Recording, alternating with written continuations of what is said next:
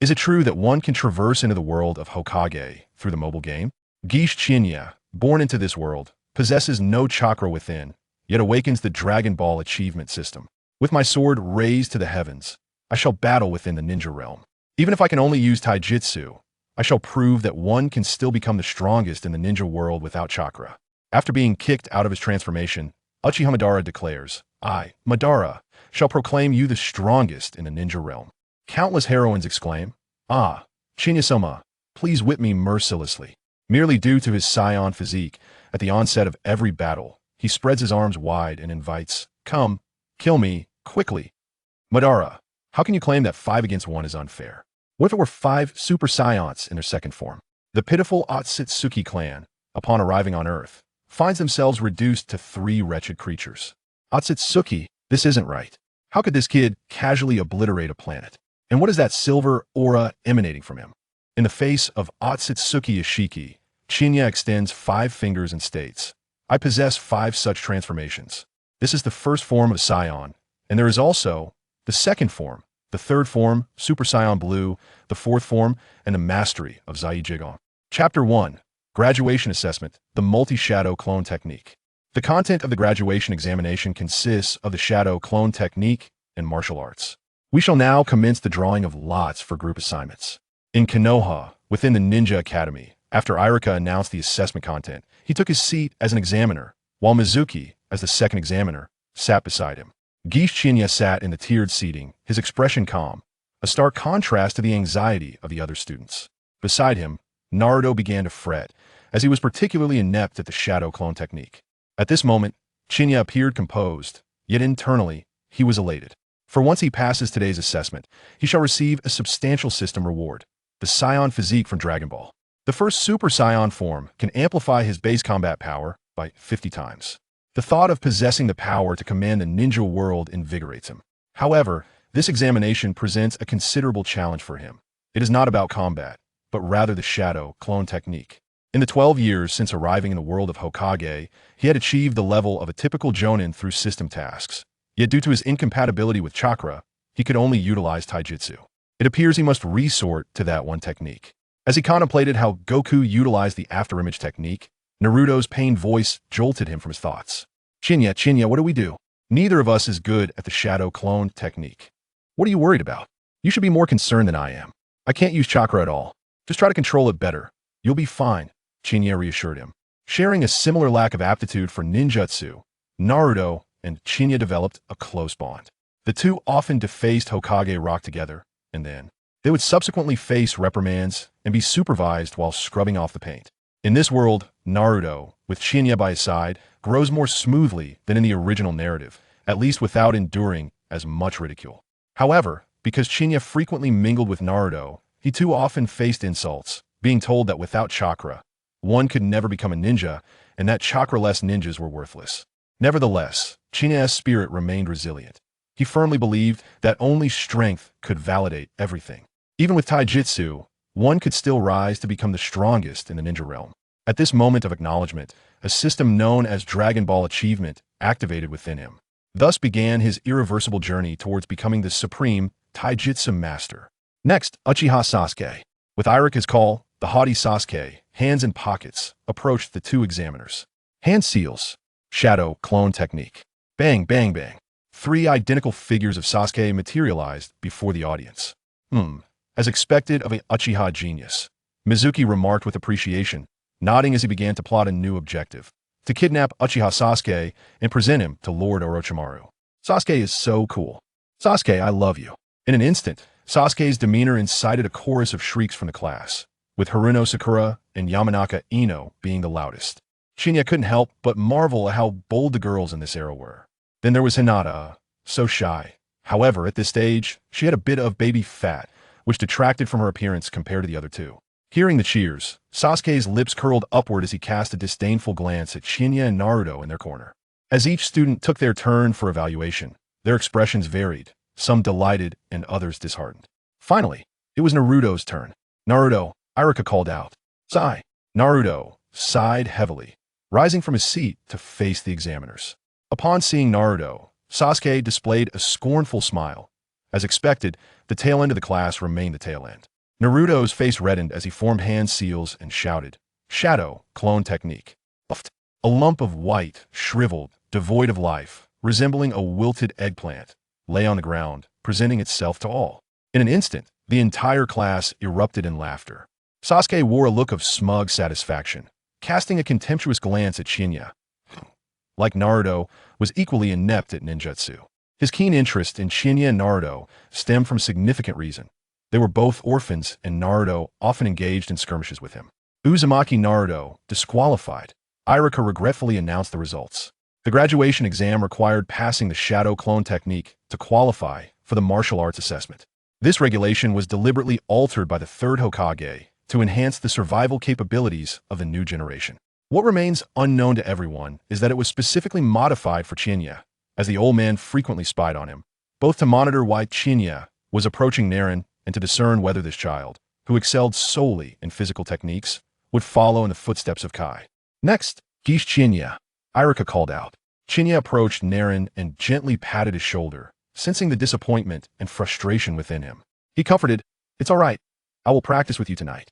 Naren nodded slightly, returning to his seat to observe Qianye's assessment.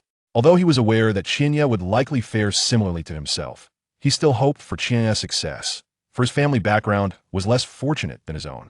He had the support of the third Hokage for living expenses, while Qianye had to rely on odd jobs for his sustenance. It was precisely because he had endured the rain that he wished to shield others with an umbrella. Thus, he often treated Qianye to instant noodles. "Qianye, are you ready?" Iruka inquired. "Ready," Qianye replied, but just as he spoke, laughter erupted in the classroom. "Teacher, are you kidding? You're letting a failure at ninjutsu take the exam? Are you really elevating him this much?"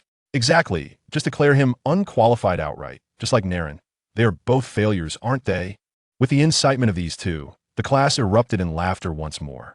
Naren suddenly believed that this ridicule was a consequence of his own shortcomings, leading to Qianye being mocked as well. "What do you want, fat tiger?" he exclaimed, rising from his seat, angrily pointing at the loudest of the mockers. "What? Am I wrong?" The pudgy boy in a yellow hoodie also stood up. The two locked eyes in a fierce glare, as if they might engage in a brawl at any moment. "Silence.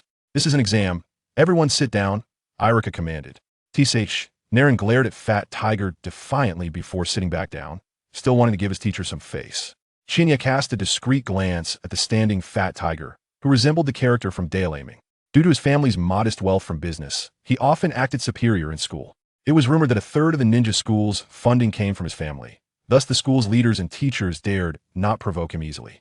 Fat Tiger stuck his tongue out at Naren before taking a seat. Once the class settled down, Qianye commenced his performance, determined to slap the faces of those mocking him. Wasn't it merely the body replacement technique? Who couldn't do that? He casually clenched his fist and placed it at his waist.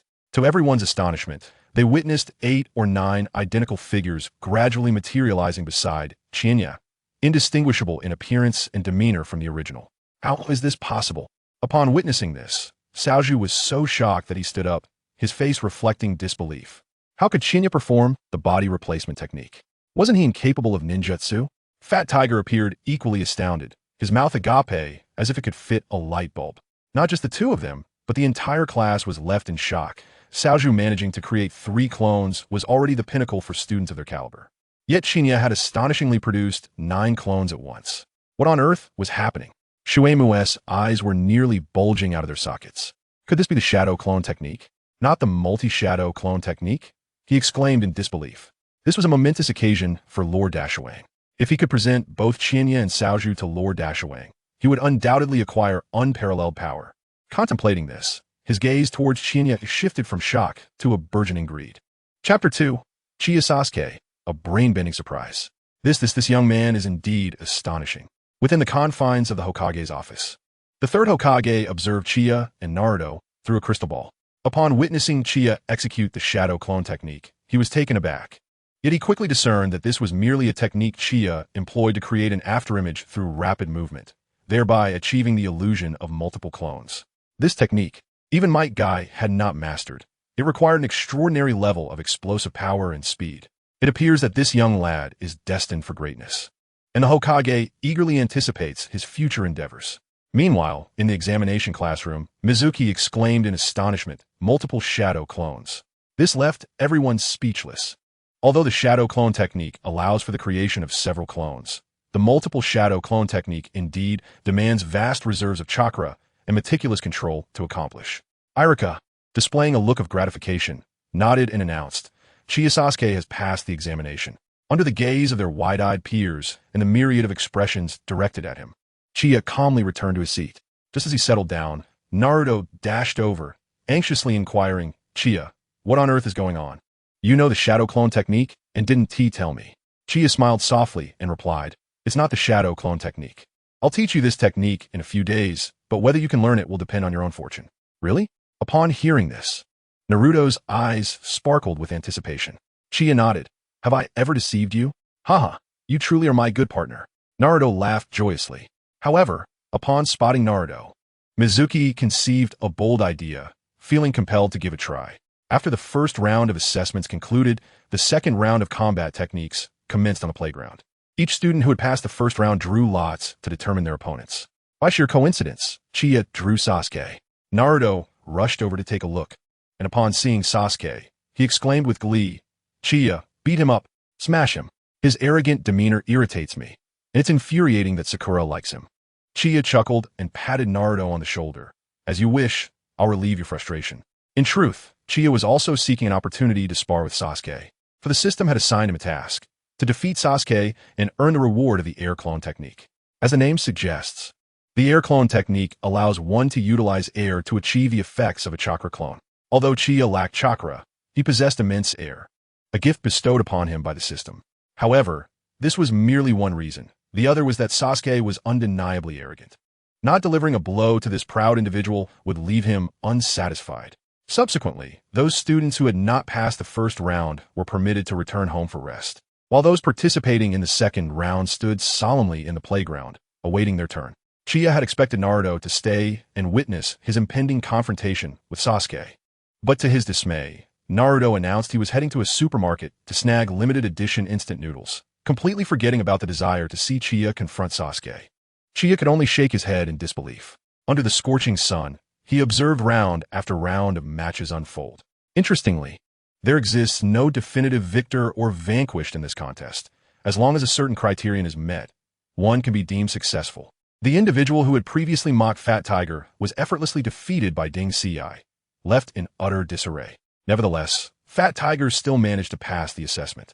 In the next group, Qianye and Sasuke raised their hands, calling out. Upon stepping onto the arena, Qianye was surprised to discover that Mizuki was absent from Irika's side, replaced by someone unfamiliar to him. Irika-sensei, where is Mizuki-sensei?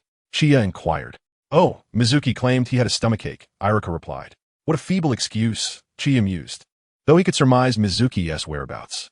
According to the unfolding narrative, these days coincided with Naruto's endeavor to steal the Book of Seals. Among the tasks assigned by the system, one required him to assist Naruto in this theft, with the reward being quite enticing, a Kamehameha wave. Thus, it was evident that Mizuki had gone to comfort Naruto. All right, prepare to begin, Irika announced, and Qianye noticed Sasuke approaching with his usual haughty demeanor, hands tucked in his pockets. Sakura and Ino remained in the crowd, cheering him on, while Fat Tiger shouted for Qianye's defeat. How childish, Qianye thought, exasperated. Upon noticing Qianye's impassive gaze, Sasuke felt a surge of amusement. Could this underachiever really think he stood a chance against him? It would be better to conclude this farce swiftly. The battle commenced with Irika's command. Sasuke was the first to launch an attack. In this match, non-lethal ninjutsu, such as the Great Fireball Technique, Shuriken, and Kunai were permitted. Yet, in his arrogance, Sasuke chose not to employ any of these tools, charging forward, believing he need not resort to such tactics against an opponent he deemed inferior. To Qianye, however, Sasuke's movements appeared as sluggish as those of a duck. As Sasuke lunged towards him, Qianye merely sidestepped, evading the strike effortlessly. Momentarily taken aback, Sasuke was astonished at his failure to land a hit. Turning to look, he found Qianye's fist aimed directly at his face. Startled, he executed several backward somersaults to distance himself from Qianye. It was only upon halting that he realized he was drenched in cold sweat. Meanwhile, Qianye appeared as though he hadn't moved an inch. What on earth was this? Sasuke was perplexed. What is wrong with Sasuke? Why has he suddenly distanced himself? Sakura asked. I don't know, it's quite strange. Wasn't he attacking? Ino shook her head. Not only they, but the entire audience, including both examiners, failed to discern Qia's actions. After all, his movements were exceptionally swift and subtle, truth be told. Even a special jonin, without keen observation, would struggle to perceive Qia's maneuvers. "Hey, are you still going to fight? Are you afraid of me?" Qianye called out, aiming to provoke Sasuke. Indeed, Sasuke was incited and charged at Qianye once more. Truly, he was the embodiment of the stubborn second pillar. Qianye chuckled inwardly. However, this time, Sasuke refrained from recklessly rushing in. Instead, he began weaving hand signs while running. He then declared, "Fire style, great fireball technique." Suddenly, a scarlet flame erupted from Sasuke's mouth, hurtling towards Qianye. This scene astonished the onlookers, as they had never anticipated that Sasuke would employ such a formidable jutsu, the great fireball technique. Typically, such techniques are not taught in ninja academies. They are reserved for those who have graduated and trained under a mentor. Thus, in the earlier skirmish, aside from Choji's momentary use of the multiplication technique, the others had relied solely on shurikens and kunai in battle. However, to Qianye, Sasuke's great fireball appeared as a mere flicker from a lighter, easily extinguishable at his discretion. Yet he chose not to do so. Instead, he leaped beyond the fireball's reach, bracing himself for Sasuke's subsequent onslaught. As expected, the moment Qianye halted, 3 shurikens hurled by Sasuke soared toward him with precision. Qianye executed a backflip to evade the shurikens, and upon landing, he found Sasuke already before him, remarkably swift. With kunai in hand, Sasuke lunged towards Chia's abdomen. Irika, believing Sasuke was about to deliver a lethal blow, rushed to intervene, only to witness Sasuke, seemingly struck by an unseen force, sent flying backward. What transpired? This spectacle left everyone in utter disbelief, their minds grappling with the inexplicable. On the ground, Sasuke clutched his forehead, glaring fiercely at Qianye, eager to continue the fight, yet overwhelmed by dizziness, unable to rise. Nevertheless, the moment was etched deeply in his memory. Although none of the spectators comprehended it, he could not have missed it, for in that instant of impact, he activated his Sharingan. Just before his kunai could pierce Chia's abdomen, Qianye had inexplicably crouched down, a feat that seemed impossible given his recent landing. Yet, he had accomplished it with astonishing speed, raising his right hand to deliver a swift flick to his forehead. Chia's speed was such that Sasuke's body could not keep pace, resulting in him being propelled away. Sasuke pounded the ground in frustration, unable to fathom how someone he deemed inferior could possess such strength. Meanwhile, Qianye stood still, glancing his right hand's middle finger, pondering whether he had struck too hard. Would this fool become even more foolish? Although Irika was equally perplexed, upon witnessing Sasuke's loss of combat capability, he declared Qianye the victor, simultaneously granting Sasuke his graduation qualification. A notification chimed. Reward obtained. Shadow Clone Technique. Chapter 3. Assisting Naruto in the theft of the Sealing Scroll. Unbeknownst to Qianye, his actions and performance had captured the attention of the higher echelons of Konoha, particularly that of the third Hokage and Danzo, in pursuit of superior root members. Danzo had strategically placed several root operatives within the Ninja Academy to identify promising students and recruit them for his purposes. This time was no different. Danzo had already learned of Chia's impressive display during the match against Sasuke and was preparing to seek him out for recruitment. Such a talent as Kichiro Qianye must not languish in the Ninja Academy. He requires personal tutelage. The graduation assessment has concluded, and only 3 individuals in Irika's class have failed, with Naruto being one of them. He is aware that he would not pass, as he is eager to witness the battle between Qianye and Sasuke. However, he secretly yearns to be the one to fight Sasuke himself. Although Qianye is formidable, it still leaves a twinge of dissatisfaction in his heart. After purchasing limited edition instant noodles, he trudges home, dejectedly carrying the bag. At that moment, a large hand firmly rests upon his shoulder. Startled, Naruto turns to see Mizuki, surprised to find him there. "Mizuki-sensei, how did you come to be here?" It is indeed Mizuki. He has come to enact his plan, and seeking out Naruto is the first and most crucial step. "Naruto, I have a method for you to graduate. Would you like to know?" Upon hearing Mizuki's words, Naruto's eyes light up with excitement, eagerly nodding yes. "What is it, Mizuki-sensei?" Seeing Naruto's expression, Mizuki realizes the plan is feasible. He feigns an air of gravity and states, to put it simply, graduation is about determining who can survive in future battles. As long as one possesses formidable strength, it suffices. In the Hokage's office storage room, there exists a scroll known as the Book of Seals, which contains numerous powerful jutsu. If you learn these, you will surely graduate. Book of Seals, Naruto repeats thoughtfully, the term being new to him. Just don't tell anyone it was I who informed you, Mizuki adds before departing, with his head bowed in contemplation. Naruto recalls Sasuke's derision, the disdain of his peers, Irika Sensei's disappointment, and the fact that Uchiha has already graduated while he has been held back for 3 years. He cannot continue down this path. He must grow stronger. Only by becoming stronger can he catch up to Uchiha and one day become Hokage. Resolute, he decides to steal the Book of Seals that very night. Meanwhile, as Uchiha exits the gates of the Ninja Academy, he spots Mizuki hurrying towards him, a triumphant expression on his face. Quickly, he hides behind a wall to avoid a direct encounter.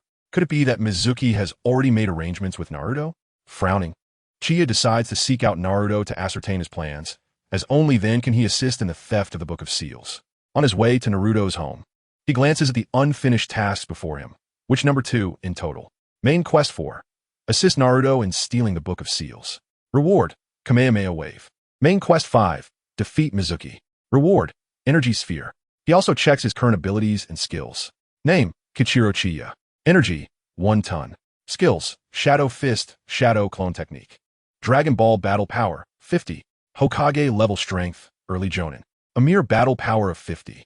Although Qianye was uncertain whether a power level of 50 in Dragon Ball corresponded to the early stage of a Jonin in Naruto, he was well aware that when Master Roshi possessed a power level of 200, he could obliterate the moon with a charged Kamehameha Wave. In contrast, a single strike from Guitche Ōtsutsuki in her Rinne Sharingan form could cleave the moon in two. Thus, it could be inferred that the Sage of Six Paths likely operated at a power level of approximately 200. Therefore, a power level of 50 might indeed align with the early Jonin stage, which seemed plausible enough. After all, both anime series exhibited significant power inflation in their later arcs. Before long, he arrived at Naruto's home and knocked on the door. "Who is it?" Naruto's voice called from within, indicating he had not yet left. "It's me, Qianye." The door creaked open. Upon seeing Qianye, Naruto's eyes sparkled with excitement, and before Qianye could react, he was pulled inside with a sudden yank. "What are you doing?" Qianye exclaimed, caught off guard by the forceful gesture. "Qianye, let me tell you, I have a way to graduate," Naruto said exuberantly. In this world, he trusted only 3 individuals, Qianye, Irika, and the 3rd Hokage. Thus, upon learning of the existence of the Book of Seals, his first instinct was to share this delightful news with Qianye. Although he understood that such matters should not be casually disclosed to others, he regarded Qianye as special. Qianye was momentarily taken aback, impressed by how effortlessly this information had come to him. He knew what Naruto was referring to but feigned curiosity, asking, "Really? Do tell. Are you familiar with the Book of Seals? I've heard it contains numerous formidable ninjutsu techniques. If I can master the techniques within, I will graduate." "The Book of Seals?" Qianye feigned confusion, inquiring further, "Who informed you about this? I had no idea it existed." "Oh, that is not something you need to worry about. I'm planning to sneak into the Hokage's office tonight to steal the book. Are you coming with me?" Naruto proposed. While graduating would indeed be a splendid outcome. "Do you know where the book is located?" Qianye asked. "It's in the storage room of the Hokage's office. Tonight, you'll help me create a diversion," Naruto explained. Qianye scratched his head, pretending to be troubled, before nodding in agreement. "All right, as long as it leads to your graduation, I'll assist you. I knew you would help me." "You truly are a great partner," Naruto exclaimed, retrieving 2 buckets of instant noodles from the cabinet, their pristine white packaging suggesting a premium quality, despite being mere instant noodles. "This is my most prized possession, a limited edition platinum instant noodle. I've been reluctant to eat it until now, but today I'll share it with you. Wait a moment while I prepare it," he said with enthusiasm. Qianye smiled quietly, taken aback by the significance he seemed to hold in Naruto's life. Initially, he had only approached Naruto to complete a task related to signing in, having activated a system that required him to check in with Naruto as his first mission, which would reward him with the Dragon Ball energy attribute. This allowed him to associate with Naruto, despite being shadowed by Umbu operatives and having his home investigated multiple times. Fortunately, no serious incidents had occurred. However, at that moment, he observed Naruto's diligent demeanor and suddenly felt that this fellow was indeed benevolent. Despite being scorned by the villagers throughout his life, he bore no resentment. Is this what it means to be the protagonist of a Hokage? Simultaneously, within the Hokage's office, the 3rd Hokage was engaged in conversation with Kakashi Hitaki. "Kakashi, are you aware of Chiya's performance at school today?" the 3rd Hokage inquired, his expression grave as he regarded Kakashi. Kakashi nodded. "I have heard, Lord Hokage. To hold his own against a prodigy from the Uchiha clan is indeed impressive. Yet, as soon as he spoke, he noticed the third Hokage shake his head. Not quite. That Uchiha child is no match for Qianye. This young lad, much like Guy, is inherently devoid of chakra, yet possesses remarkable talent in taijutsu. You, who know Guy best, are aware of his commendable skills in this area.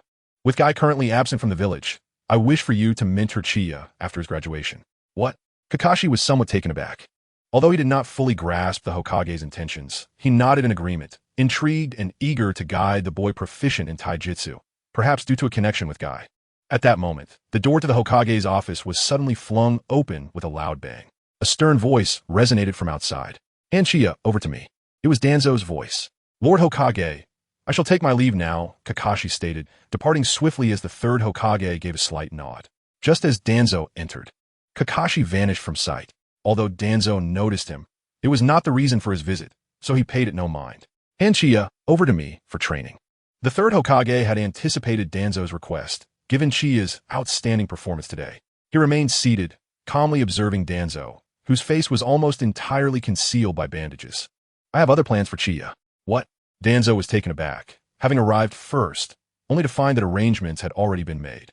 "Have you entrusted him to Kakashi?" Danzo queried, having indeed seen Kakashi moments before. The third Hokage nodded precisely. "It is prudent to entrust exceptional individuals to equally exceptional mentors. Is there a problem with that?" "No." Danzo slammed his cane against the ground in frustration, exclaiming, "A talent like Qianye must be trained under my direct supervision for optimal development. It is not impossible for him to become a weapon for Konoha, akin to the Nine Tails." Witnessing Danzo's anger, the third Hokage would not relent. He stood, his expression stern and slightly irate. "Qianye is a ninja of Konoha and belongs to Konoha. I will not relinquish him to you." "You," Danzo seethed. "Do not forget that I am the Hokage." Danzo was momentarily taken aback, his eyes filling with rage as he realized the third Hokage was leveraging his authority against him, a position he believed should rightfully belong to him. Infuriated, he chose to say no more and turned to leave, muttering as he exited, "You will come to regret this." With that, the door slammed shut. The third Hokage gazed at the firmly shut door, letting out a gentle sigh. It was the only way he could protect Qianye, as there was no chance he could hand him over to Danzo. Just as he lit his pipe, preparing to indulge in its comforting embrace, a shadow from the Umbu suddenly materialized within his office. "Lord Hokage, trouble has arisen. Naruto has stolen the Book of Seals." "What?" The third Hokage nearly choked on the smoke. Overwhelmed by the incessant stream of calamities, this reckless boy, Naruto, was proving to be a constant source of concern. Meanwhile, having successfully pilfered the Book of Seals, Naruto and Qianye leapt through the trees, fleeing the confines of Konoha, acutely aware that a horde of pursuers would soon be on their trail. "Qianye, thank you. Without you, I might not have even found the storage room." Naruto exclaimed.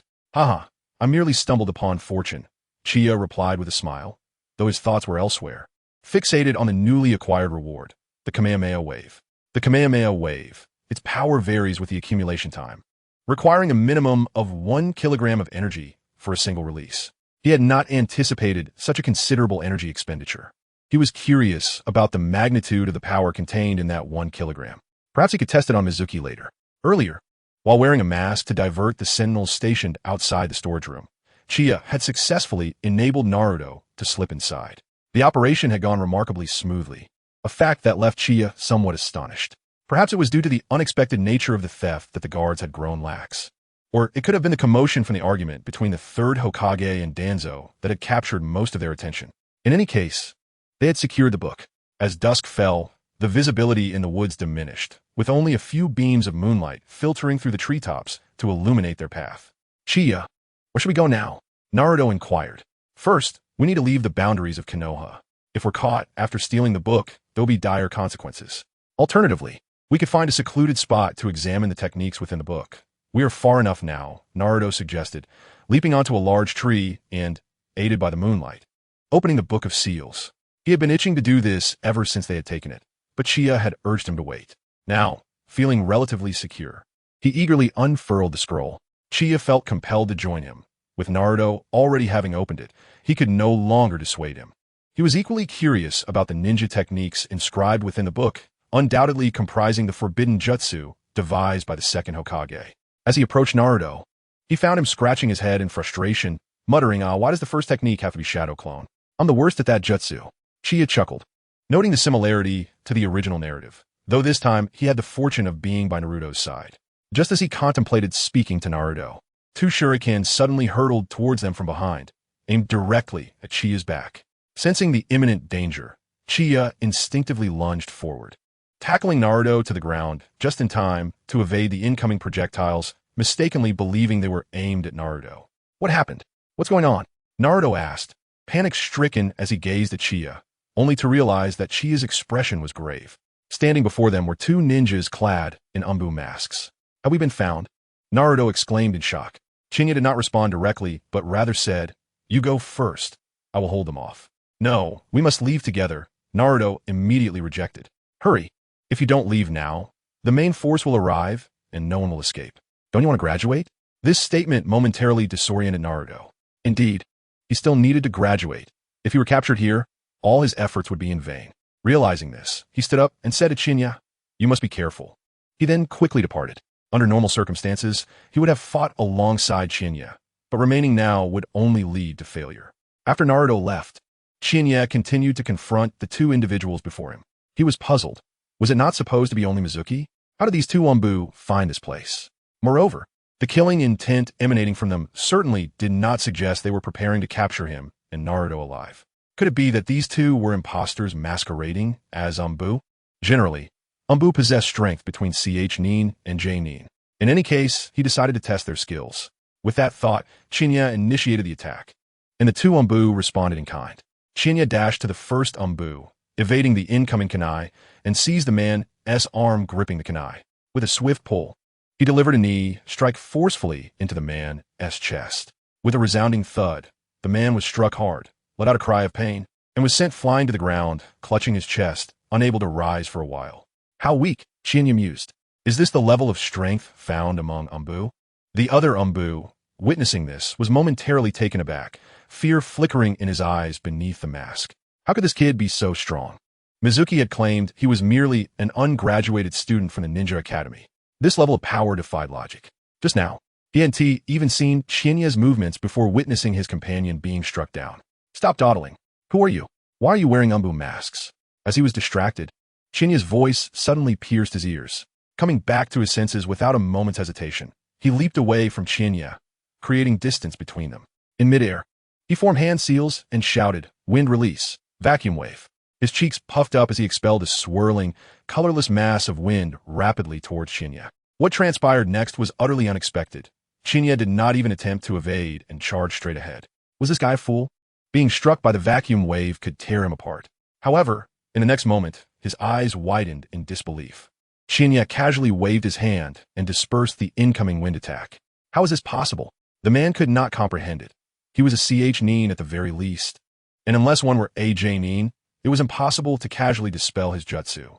Could it be that this kid's power had reached such heights? While he was still in shock, Qianye had already closed the distance between them. Can't you at least use a proper jutsu? A vacuum continuous wave would suffice. Qianye's voice carried a hint of exasperation. The other man was astonished. How could I possibly? But before he could finish his exclamation, his voice was abruptly cut off. Qianye delivered a powerful punch to his abdomen, the force sufficient to send him into unconsciousness. Considering Naruto's situation, Qianye did not linger. After swiftly incapacitating the previous Anbu ninja with a kick, he departed from the scene. A vague sense of unease enveloped him. It felt as though the narrative had shifted, and matters had grown increasingly complex. Where, indeed, had Mizuki vanished to? Had he anticipated that Qianye would align himself with Naruto? Chapter 5. You lot think you can abduct me? Let me go. Within the Uchiha household, Sasuke lay bound upon the ground, struggling fervently against his restraints. Flanking him were two Anbu ninjas, their faces concealed by masks. How could a supposed genius of the Uchiha clan be so feeble? One of them mocked as he approached Sasuke, crouching down to seize his hair and hoist him up, gazing into Sasuke's crimson eyes with a derisive laugh. Is this the Sharingan? I was under the impression that the Sharingan possessed 3 tomo. Why does this one only have 1? At this taunt, Sasuke's face flushed with indignation. This I was acquired at the cost of his entire clan's lives. He could not abide such humiliation. Who are you? Let me go, and let us settle this face to face. In response to Sasuke's furious outburst, The mocker delivered a swift kick to Sasuke's abdomen, sneering. A mere child who isn't even a genin dares to challenge me? Let us not forget, I might accidentally kill you in my effort to restrain you. With that, he burst into laughter. Damn it, let me go. Sasuke howled. Enough. The situation over there should be resolved shortly. Take him away, said another Umbu. Following this, the first Umbu delivered a blow that rendered the still howling Sasuke unconscious, hoisting him onto his shoulder before both departed. Meanwhile, Uchiha had arrived at Naruto's location. He perched upon a tree, surveying the unfolding scene below, which appeared dire. The storyline here mirrored the main narrative closely. Iruka had found Naruto, but was severely injured by Mizuki, slumped against a tree, barely clinging to life. In a desperate attempt to protect Iruka, Naruto summoned countless shadow clones to combat Mizuki. However, the plot took an unexpected turn. Naruto did not triumph over Mizuki. Instead, he succumbed to exhaustion. His physical strength and chakra depleted. Uchiha furrowed his brow, a mix of surprise and confusion washing over him. This was not how the story was supposed to unfold. What was happening? Could it be that his presence had altered the course of events? Just as Mizuki prepared to eliminate both Naruto and Iruka, Uchiha intended to intervene. At that moment, two dark figures suddenly appeared before Mizuki. Upon recognizing these individuals, Uchiha's eyes widened in shock. Sasuke. Why was Sasuke here? Who were these two? Their attire mirrored that of the earlier assailants who had attacked him. Could it be that these four were Mizuki's hired help? What was transpiring? Such deviations from the original narrative left Uchiha bewildered. He resolved to observe the situation and uncover Mizuki's intentions. Sasuke, why are you here? What are you all planning? Upon catching sight of Sasuke, Naruto regained consciousness, summoning every ounce of strength to rise from the ground, gasping for breath. His body was in tatters, his face bruised and battered, yet he stood, trembling slightly. To be honest, merely standing required all his energy. Taking a single step felt as daunting as climbing to the heavens. The person carrying Sasuke glanced at Naruto and gestured to Mizuki. Hey, you couldn't even handle a straggler. Mizuki, you're truly pathetic. Mizuki, flustered, retorted, enough of your nonsense. He had indeed been startled by Naruto moments ago, feeling utterly humiliated as both Naruto and Iruka witnessed his disarray. Just when he believed he had subdued Naruto, these two had arrived. It felt akin to anticipating a visitor only for someone to suddenly burst through the door, and then it was all gone. Mizuki surveyed the unconscious Sasuke and inquired. No one discovered us, right? Rest assured, this fellow lives alone and has been cursing for quite some time. It's merely a display of inept rage, came the reply. That's reassuring. I'll wrap things up here, and we can head to find Lord Orochimaru. As Mizuki spoke, a thought struck him, by the way. Have you found any trace of Kichiro Uchiha? The other person shook his head. No, we have no idea where that little brat has gone. Do you think our activities might be exposed? Mizuki responded with a shake of his head. Impossible. We are all loyal to Lord Orochimaru. It seems we must guard his home. That boy is a genius. Should we present him to Lord Orochimaru, we would undoubtedly gain even greater power. However, just as Mizuki finished speaking, a sharp voice suddenly echoed from above. You lot think you can abduct me? The three were startled, glancing around in the dimly lit forest filled with many gaps. The voice reverberated through the woods, as if it were accompanied by an echo. No way. You want to capture me, yet you cannot discern my voice? It's that little brat Uchiha. Show yourself. Mizuki was the first to react, astonished that Uchiha had appeared here. As soon as he shouted, a gray shadow swooped down, lifting Naruto and landing next to Iruka. How can this kid be so fast? Mizuki was taken aback, having failed to catch Uchiha's movement. The same was true for the two others nearby. Uchiha, you're still alive? Naruto exclaimed, pleasantly surprised, having thought Uchiha had perished while attempting to save him. What? You don't actually believe those two clods could kill me, do you? I'm Uchiha after all, he chuckled, placing Naruto beside Iruka. Uchiha, you must leave this place. These three are more powerful than you. You cannot face them alone. Hurry, go find reinforcements. Iruka urged, panic in his voice. Fear not, teacher Iruka. Now that I'm here, I shall ensure we all escape together. I will never abandon my comrades. That is my ninja way, Uchiha declared, displaying a confident smile, then turning to face the approaching Mizuki and his companions. No, you must flee. I will hold them off. Iruka strained to his feet, drawing a kunai from his pouch, positioning himself in front of Uchiha, his gaze fixed resolutely on Mizuki, despite his body being unable to sustain further combat. Teacher Iruka, Naruto expressed his concern. As an educator, it is his solemn duty to safeguard his students. Iruka, having spoken, charged towards Mizuki and his companions, determined to buy time for Qianye and Naruto to escape, even if it meant sacrificing his own life. Qianye, you must take Naruto and flee. How foolish. Since you've come here, you shall all remain, Mizuki sneered, advancing with his two accomplices towards Irika. Just as the four were about to clash, a shadowy figure appeared beside Irika. With a series of thunderous impacts, 3 resounding thuds echoed through the air. In disbelief, Irika witnessed Qianye, with a flurry of punches and a kick, send Mizuki and his cohort sprawling. Teacher, if you're injured, rest well. Don't worry, I am fine, Qianye assured, launching himself into the fray, determined to defeat the 3 adversaries. You thought to abduct me? You should assess your capabilities first. Irika stood frozen, watching Qianye engage in a fierce battle against 3ch Nin, holding his own impressively in hand-to-hand combat. Qianye's prowess was astounding. Was this truly the Qianye he knew? It seemed the boy had concealed his abilities well. Indeed, both he and Naruto possessed remarkable potential. Naruto, equally astonished, realized that Qianye was capable of taking on 3 opponents simultaneously, while he himself struggled to match Qianye's strength. He vowed to catch up to Qianye. Chapter 6. How infuriating. Is this boy truly of genin caliber? The one who had mocked Sasuke staggered back several paces after receiving a punch to the abdomen from Qianye, realizing that Qianye's strength was far beyond that of a mere genin. It was impossible for a genin to handle 3ch Nin with such ease, unless he were 8j Nin. However, how could a mere child possess J Nin level power? It was utterly absurd. Zhongxing, why are you dawdling? There are 3 of us, and he is but 1. We must end this quickly before reinforcements arrive. Mizuki called out while engaging Qianye. Oh, indeed, there are 3 of you, Qianye responded, recalling the newly acquired skill of shadow clone technique. According to the system skill description, this technique allowed him to create shadow clones with equal strength to his own, albeit with a time limitation. Currently, he could maintain them for only 3 minutes. Each clone required 1 kilogram of chakra, a considerable amount, allowing him to produce a maximum of 9 clones. However, each shadow clone also contained only 1 kilogram of chakra. As Mizuki and his companions prepared to launch another assault, Qianye suddenly leaped backward, evading the battle. Mizuki, misinterpreting the move as a sign of cowardice, scoffed. What's the matter? Afraid? You were just boasting. Come on. Let us continue. We 3 will see this through to the end. Qianye was somewhat exasperated, noting their pride in ganging up on a single opponent. You 3 against me? And you think you have the upper hand? What are you so proud of? Please understand, you are 3ch Nin, while I have yet to officially become a genin. Did you purchase your ch Nin status? How can you bear to exist in this world, so weak as you are? Do not be so arrogant, Shui Mu exclaimed, his anger palpable, while the others, stung by Qianye's scorn, turned crimson with rage. The 3 charged once more at Qianye, determined to reduce the insolent boy to mere fragments. Yet, as they neared him, mere meters away, they abruptly halted, their expressions transformed into sheer astonishment. To their disbelief, 2 identical Qianyes appear beside him. Shui Mu, did you not claim this brat couldn't perform ninjutsu?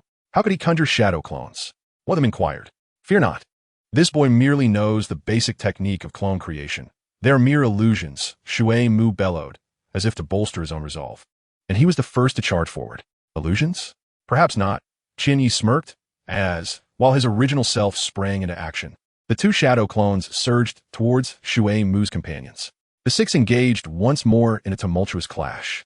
However, as the 3 had previously struggled against a single opponent, how could they hope to contend with Qianye in a one-on-one match? It was not long before the 2 aides fell, unable to withstand even 2 minutes against Qianye's shadow clones. Witnessing this, Shui Mu's face contorted in disbelief, demanding of Qianye, how can you perform shadow clones? Did you not claim to be incapable of ninjutsu? Qianye laughed softly. Indeed, I do not possess ninjutsu skills, for this is not ninjutsu. Not ninjutsu? Do you take me for a fool? Is it not?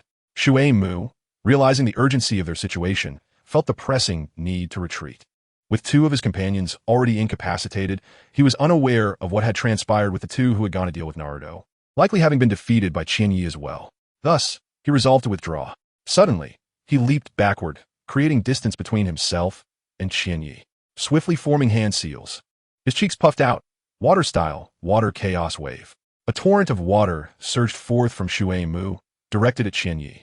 Qianye discerned that the power of this jutsu was not formidable and chose not to evade. It was an opportune moment to test a new skill. Xianye, quickly dodge. Irika shouted in alarm. Yet, Qianye merely shook his head, lowering his body into a crouch, his fingers coming together, palms facing each other, forming a blossom shape before resting at his right waist. He felt the energy within him flowing, rapidly converging toward his palms. As a pale blue orb of light materialized beside him, the air around him shifted, as if the very winds were drawn into his aura. Irika, intent on pushing Qianye out of the way, was struck with astonishment at the sight. What is this? Even without chakra, he could sense the immense energy contained within the orb, and it was growing. Naruto, too, stood agape, fully aware that this was no ninjutsu. As the energy reached its zenith, Qianye proclaimed with commanding force, "Now!" At the culmination of his declaration, he thrust his hands forward with tremendous vigor. In an instant, a blinding beam of light shot forth from his palms, colliding with the rushing water. In that moment, Shui Mu's torrent shattered upon impact with the radiant wave, splintering like an egg struck by a stone. How is this possible? As Shui Mu stared in disbelief, he could only watch as the massive beam sped toward his forehead, too swift for him to evade. As the intense light waves struck Shui Mu, he felt a searing pain throughout his body, as if his skin were being torn apart, prompting an involuntary scream of anguish. The blinding light pierced through dozens of towering trees, colliding with a massive boulder. When the radiance finally dissipated, Shui Mu was deeply embedded within the stone, unconscious and his garments in tatters. With a sigh of relief, Qianye acknowledged the end of the battle. The power of 30 had indeed proven exhausting. This single assault had consumed 3 kilograms of his energy. Were it not for Shui Mu's potential usefulness, he might have unleashed his full power and unleashed a 1-ton Kamehameha upon him. Victory was theirs. Irika, astonished, exclaimed that Qianye had truly triumphed. Naruto, exhilarated, shouted in excitement. Indeed, they had won, and Irika beamed with pride, convinced that this young man would achieve remarkable feats in the future. At that moment, numerous Umbu and Konoha ninjas, drawn by the blinding light, arrived on the scene, their expressions frozen in disbelief at the grim spectacle. No one could fathom that all of this had been orchestrated by Qianye. However, both Qianye and Naruto were taken away for interrogation. The third Hokage, having witnessed the entire event, stood wide-eyed, still reeling from the shock. This was neither ninjutsu nor the pressure akin to Gai's techniques. What could it possibly be? As a proficient ninja instructor well-versed in nearly all forms of ninjutsu, he found himself unable to identify such a skill. Qianye, it seemed, was indeed an astonishing anomaly. Once he regained his composure, he realized he must ensure the safety of these 2 troublesome youths. As for the origins of this incident, he would let Danzo and Shui Mu bear the brunt of it. At that moment, Qianye received a notification from the system. Main Quest 5 completed. Reward: Energy Sphere. Congratulations to the host for graduating from the Ninja Academy, achieving the rank of Genin, and receiving the reward, Saiyan Physique. Chapter 7. Value ensures security. Just as the third Hokage had anticipated, the higher-ups of Konoha initially sought to impose severe punishment on Qianye and Naruto. However, under the third's protection, the matter was quietly swept under the rug, with strict orders to keep it confidential. Any breach would result in expulsion from Konoha. Shui Mu and his accomplices were apprehended. Yet no one anticipated that Shui Mu's testimony would be under Danzo's directive. This entire affair was orchestrated by the third Hokage. He cared not for Shui Mu's motivations in attempting to use Naruto to steal the sealing scroll, as long as Qianye and Naruto remained unharmed. As for Danzo, he had already borne enough blame. Taking on additional responsibility was merely a burden added to his load. Danzo, feeling stifled, was acutely aware that this was all part of Hiruzen's cunning strategy. As he was not the Hokage, he had no recourse for vindication and could only channel his frustrations toward Shui Mu, seeking an opportunity to eliminate him. The following day, all students who passed the graduation assessment were to undergo one-on-one registration with the Hokage, officially becoming Genin of the Hidden Leaf Village. After Qianye completed his registration and exited the classroom, Naruto entered. He was the last of their graduating class. Once Naruto settled into his seat, the third Hokage opened the ninja registration book and was met with an immediate wave of exasperation. Naruto's identification photo turned out to be quite the spectacle, featuring an oversized face and a rather silly expression. Naruto, what on earth happened? Didn't Qianye inform you of the standards for such photos? He managed to take his without a hitch. So how did you end up with this? Upon hearing the third Hokage's inquiry, Naruto sheepishly scratched his head, exclaiming, I thought that was far too dull. I pondered for quite some time before settling on this. Silence enveloped the room. Even Qianye, who was waiting outside for Naruto, felt a sense of helplessness. Despite his numerous admonitions that morning, this fellow still managed to produce that ghastly image. At that moment, he spotted a small figure swiftly darting around the corner of the hallway. It was Konohamaru, the young version of him. Indeed, according to the storyline, this was the moment when Konohamaru challenged Naruto to a duel. Uchiha chose to observe quietly, as he had matters concerning Mizuki to discuss with the third, urging him to remain wary of Orochimaru. Having arrived at the Hokage's office, it was certainly time to rectify past regrets. As long as he drew breath, he would do his utmost to prevent the sacrifices of the third, Jiraiya, Neji, and the senseless demise of Itachi. Furthermore, he was curious to see what the ninja world would resemble had those individuals survived. It would surely be fascinating. Regrettably, he lacked the power to traverse back in time, or else he might have been able to save Rin and Minato, among others. The unfolding events mirrored the original narrative perfectly. The third was ultimately bested by Naruto's harem technique. After Naruto's departure, Konohamaru, using a rather shoddy transformation technique, stealthily trailed after him, much to Naruto's annoyance, who felt an overwhelming urge to deliver a good thrashing to the boy.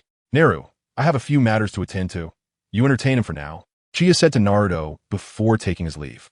Naruto was left speechless, glaring at Uchiha and cursing. "Damn it, Uchiha, you just left me hanging." However, with no other alternatives at hand, he decided to indulge this so-called grandson of the third Hokage for a while. Uchiha returned to the Ninja Academy and, upon discovering that the third had yet to depart from his office, he knocked on the door. "Enter," came the voice from within. Uchiha pushed the door open and announced, "Lord Hokage, it is I, Uchiha." "Oh, it's you, Uchiha. Why aren't you home? What brings you here?" The third Hokage, seated at his desk, removed his pipe and regarded Uchiha with a gentle expression. "Lord Hokage, it concerns Mizuki." Go on," he replied. Once assured that no one was eavesdropping, Uchiha began. "In truth, Mizuki's theft of the Forbidden Scroll and our abduction were intended as a tribute to Orochimaru in pursuit of immense power. This individual harbors grand ambitions and could provide vital intelligence regarding Orochimaru." Initially, the third wore a smile, but upon hearing Orochimaru's name, his expression turned serious. Orochimaru, a notorious S-rank criminal sought by the Leaf, had details about him and his whereabouts shrouded in secrecy. Any mention of him warranted utmost seriousness. "How did you come by this information?" The third inquired sternly, realizing that he had underestimated the situation, never expecting a link to Orochimaru. "I overheard it during their conversation." Uchiha fabricated, knowing that such a narrative was the only plausible explanation. "I see," the third mused, contemplating the implications. The third Hokage nodded slightly and continued to inquire. "Is there any further intelligence?" They reported that there was a temporary base of Orochimaru near the Hidden Leaf Village, and that they had been in contact with him there. That was all I knew. Before I could finish, they discovered me. Upon hearing what Uchiha had relayed, the third furrowed his brow in contemplation and remarked, "I understand. I will keep a close watch on this matter. You have worked hard, and it is imperative that you say nothing to anyone about this, as it is for your safety." "Understood," I replied. "Very well, return home now. We have the graduation class assignment ceremony tomorrow, so prepare accordingly." Thus, Uchiha departed. He shared this information with the third, not only to safeguard him, but also to assert his own worth, ensuring that the third would recognize his utility. Only then would he possess genuine protection. His conviction stemmed largely from the fact that the third was indeed a good man. The day passed swiftly. Uchiha strolled about aimlessly for a while before returning home, only to find Naruto waiting at his doorstep. "What brings you here?" Uchiha inquired, puzzled. "Uchiha, you have no idea. That kid has been pestering me for ages, insisting that I teach him how to defeat the third Hokage's ninjutsu. I had no choice but to take him to the bookstore for study, and later to the bathhouse, among other places, and I was thoroughly worn out. I finally managed to shake him off, but worried he'd come looking for me again tonight. I sought you out, only to find you absent." Naruto rambled on. Listening to Naruto's incessant chatter, Uchiha finally opened the door and stepped inside. Seeing Uchiha, Naruto urgently asked, "Did you hear me at all?" Yes, I did," Uchiha replied. This storyline was so cliché it made him feel nauseated. It was essentially the content of the second episode of the anime. "Good. What are we having for dinner?" "I want to eat the fried rice you make." Once inside, Naruto made himself at home, lying down on the bed without a second thought. "Get off my bed. Go take a shower first, or I'll have to wash the sheets." Uchiha rushed over to push Naruto off, feeling distressed. Everything in his home was earned through hard work, unlike Naruto, who had everything arranged by the third. All right, Naruto relented and obediently went to shower. That evening, after they finished dinner, Chiya went to bathe while Naruto had already fallen asleep on the bed. Just as Chiya emerged from the bathroom, a new task was sent by the system. Main Quest 6. Ring the bell. There is no need to actually ring it. Simply demonstrate your true strength in front of Kakashi. Quest Reward Sensory Perception. Chapter 8. Setting a precedent is not without merit. Naruto, hurry up. We're going to be late for school. Today marked the day of the graduation class assignment ceremony, officially termed the graduation briefing. Every graduating student would form a team of 3, with a Jonin as the leader, primarily responsible for training and assigning missions. Chiya rose early, unable to sleep the previous night due to excitement over the quest reward of sensory perception and the anticipation of which class he would be assigned to. The concept of chi perception, as the name suggests, is a power from Dragon Ball that allows one to discern the strength and location of others through the energy they emit. In the realm of Naruto, this ability is elevated. It not only enables the sensing of chi, but also allows for the detection of chakra and natural energy, as well as foresight into the skills and actions an opponent is about to employ, though the latter requires extensive training to master. This bears resemblance to a fusion of the observation haki from One Piece and the chi perception from Dragon Ball. Thus, within the Naruto universe, I can wield the powers of both One Piece and Dragon Ball. How exhilarating is that? Moreover, the task summary reveals that the forthcoming mission involves demonstrating one's strength in a bell-stealing exercise. This particular segment is unique to Kakashi, having been inherited from Minato. Consequently, it implies that Kakashi will become my mentor. However, with this comes a dilemma. A team comprises only 4 members, and in the original narrative, Kakashi's squad consisted initially of Naruto, Sasuke, and Sakura, later transitioning to Naruto, Sakura, and Sai. Yet, if I were to join Kakashi's team, who would be displaced? Would it be Sasuke or Sakura? In Shinya's mind, Sakura is not held in high regard. She often relies on others when in need, and leans on Sasuke during calmer times.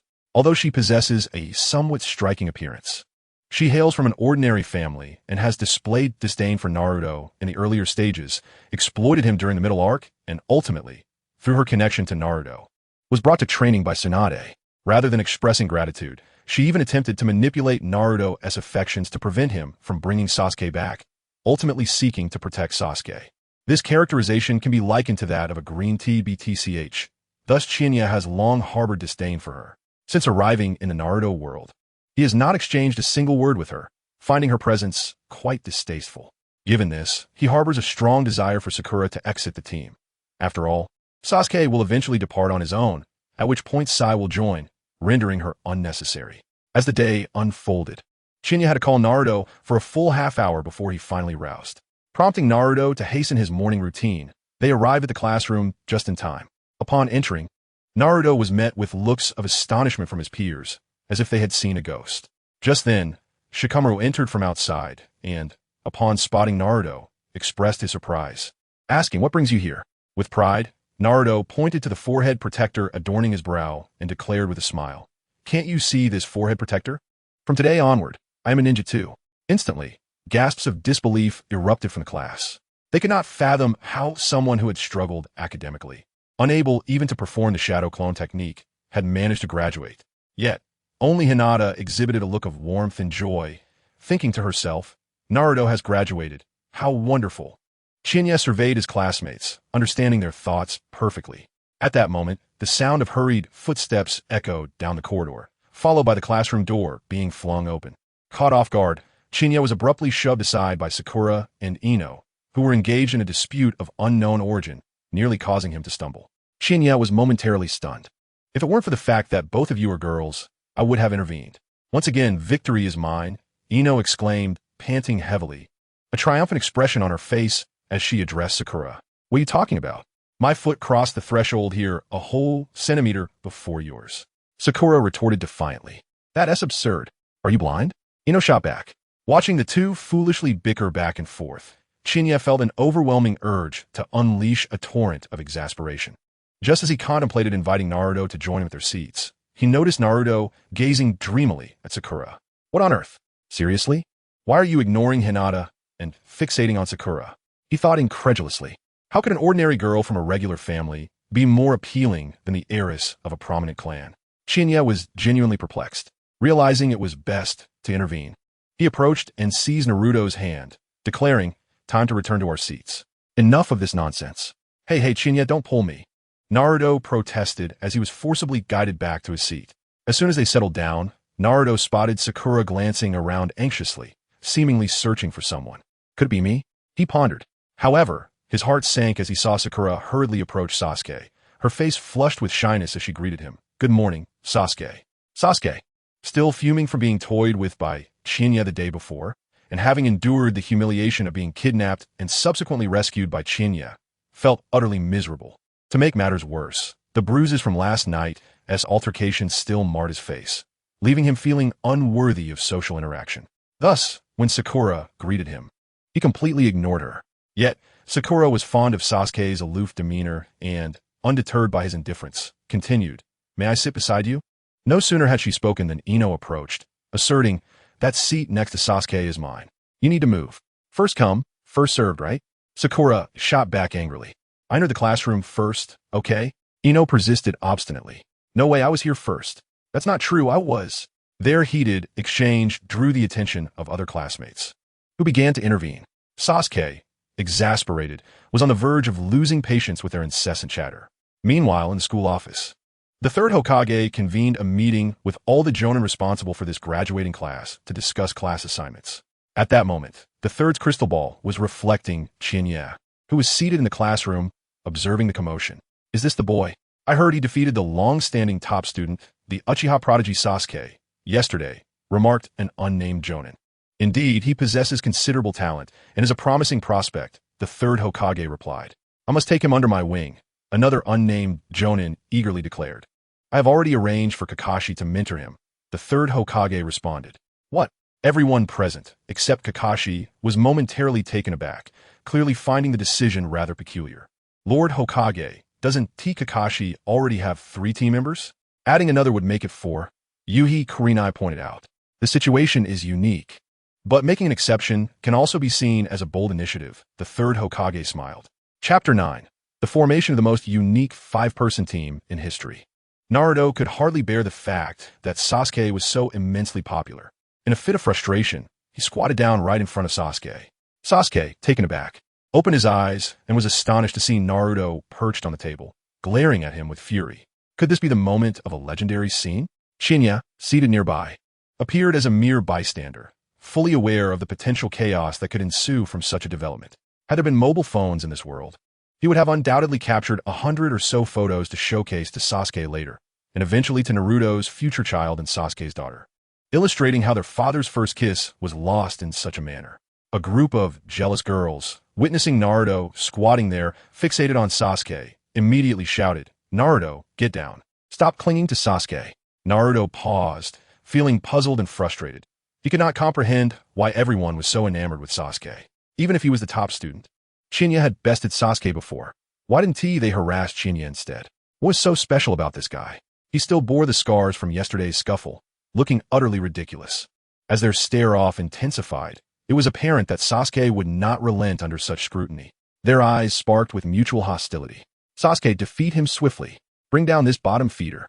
The agitated girls clamored, eager to witness Sasuke overpower Naruto. Qianye sighed in resignation.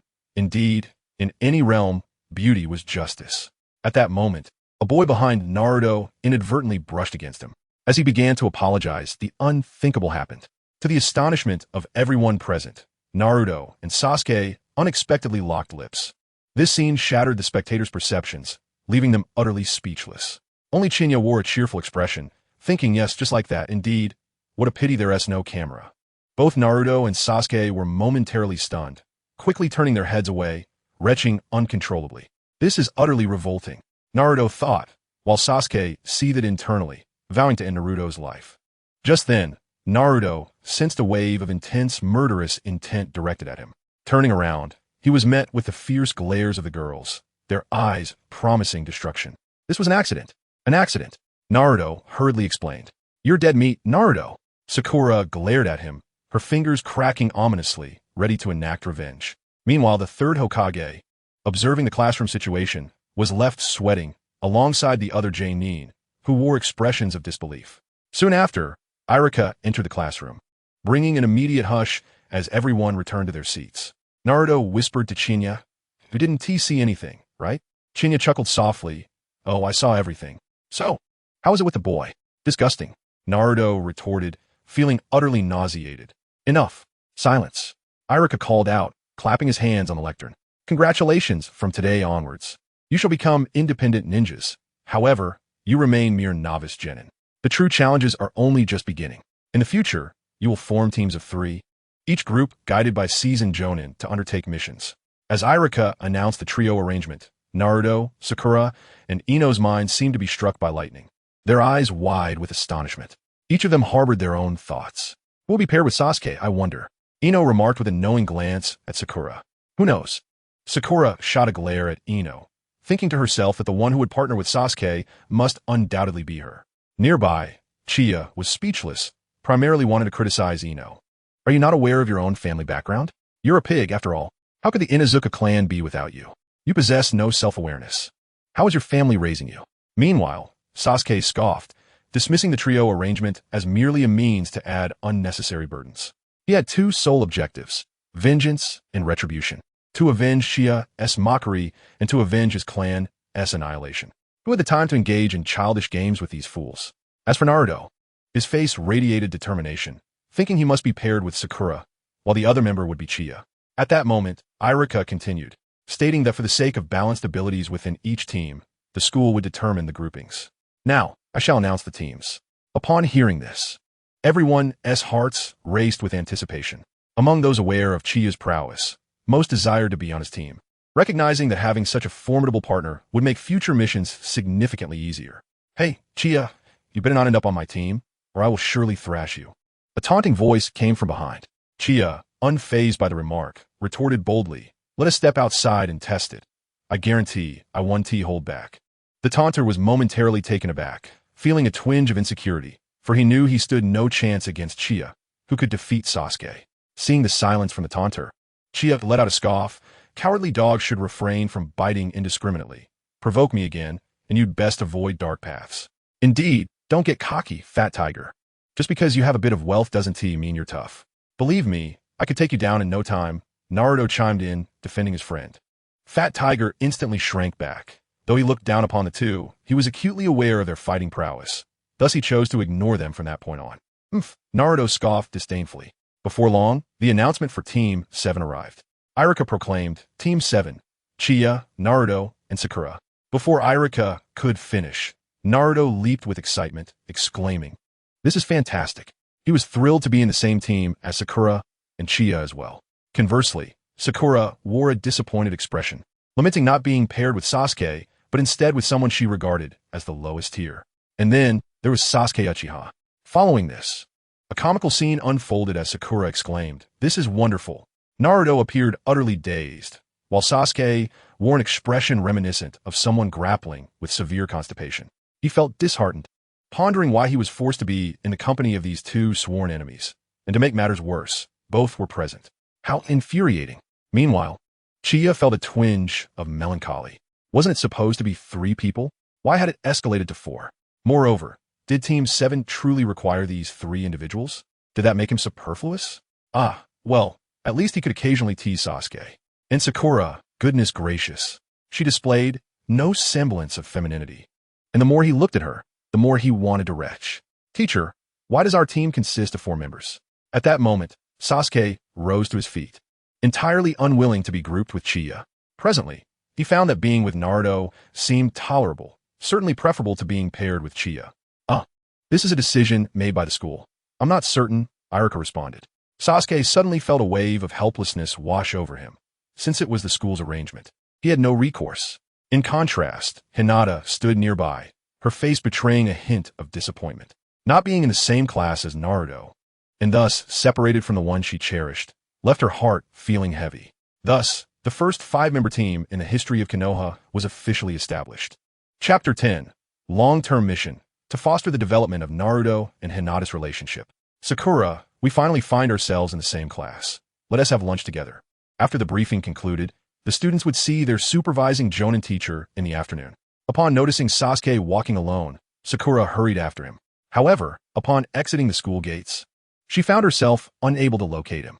She had intended to share a meal with Sasuke, but now he was nowhere to be found. Just then, Naruto caught up and invited Sakura to lunch. You are so annoying. Sakura exclaimed upon recognizing Naruto's voice, her impatience evident as she responded with a distinctly unfriendly tone. Why would I want to have lunch with you? Naruto replied meekly, but it's such a rare opportunity for us to be in the same class. How bothersome. Sakura retorted before turning away, calling out Sasuke's name as she left. Naruto felt a wave of disappointment wash over him. He could not comprehend why Sakura treated him this way, especially when he believed himself to be quite exceptional. At that moment, a warm hand landed on his shoulder, accompanied by Chia's voice. Let go. Her heart belongs solely to Sasuke.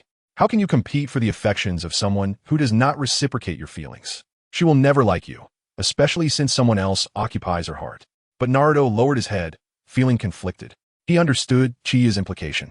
Yet he could not easily relinquish his feelings for Sakura, having cherished them for many years.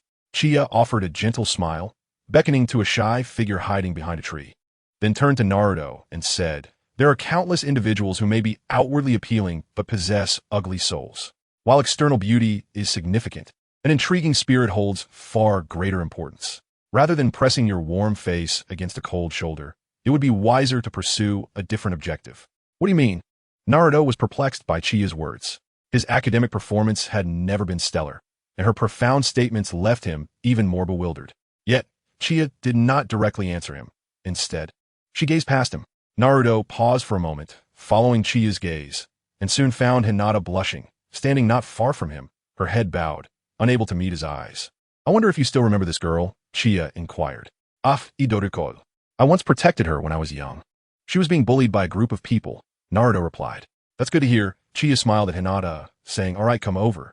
Hinata lingered in place for a while, ultimately summoning considerable courage to take small steps towards Naruto, though there remained a distance of over a meter between them. Huh? Hinata, what's the matter? Is there something you need?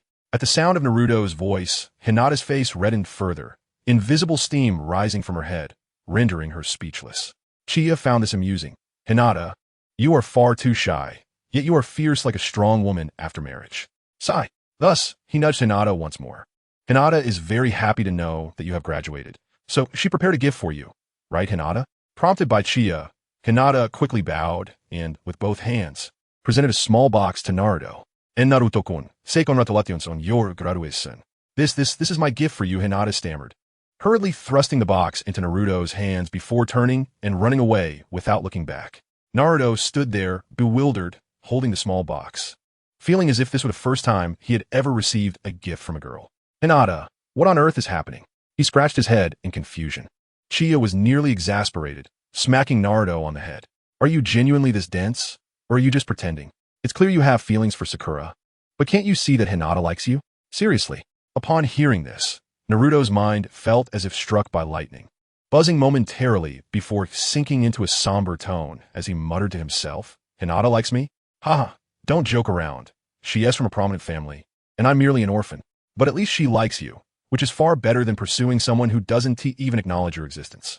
Besides, you have no idea how poorly you are perceived in Sakura's eyes. Impossible, Naruto immediately rebutted. She simply hasn't recognized my strengths. Chia, not wanting to delve further into the subject, suggested, why not give it a try? Naruto, puzzled, asked, what do you mean? Let us kidnap Sasuke, and then you can impersonate him to inquire how you are regarded in Sakura's eyes. Only then I believe you will come to terms with reality, Chia proposed. Naruto fell silent, perhaps due to his pride, yet he agreed to give it a try, unwilling to accept that he was perceived poorly by Sakura. Subsequently, the two located Sasuke in an attic, where he was enjoying a rice ball all alone, seemingly relishing it. Following their plan, Chia and Naruto approached Sasuke and gave him a good beating, after which Naruto transformed into Sasuke's likeness to seek out Sakura. Sasuke was bound to the ground by the 5 great shinobi nations, struggling helplessly, his eyes blindfolded and his mouth muffled with ragged cloth, utterly oblivious to the turn of events. Suddenly, he was struck down, caught off guard and unable to perceive anything. He was engulfed in despair, pondering the recent days and wondering what sins he had committed to be ensnared daily. Qianye stood atop a building, observing Naruto's movements. His decision to assist Hinata in winning Naruto's affection stemmed from a recent long-term mission issued by the system. The mission was twofold: to foster the emotional bond between Naruto and Hinata until Hinata truly confessed her feelings for him. The reward for this task was 50 celestial beings and the activation of a special breakthrough mission for the Super Saiyan first tier. Upon exiting the classroom, Qianye was nearly overwhelmed with excitement. He had previously fretted over the possibility of failing to reach a battle power of 200, a benchmark equivalent to the Six Paths. However, this long-term mission alleviated that concern entirely. Moreover, it revolved around the Naruto-Hinata storyline, and it was known that, without interference, Hinata would confess her feelings to Naruto during the pain invasion. This indicated that, even if he took no action, the mission would progress on its own. Nonetheless, the task required him to take some initiative to further enhance their relationship.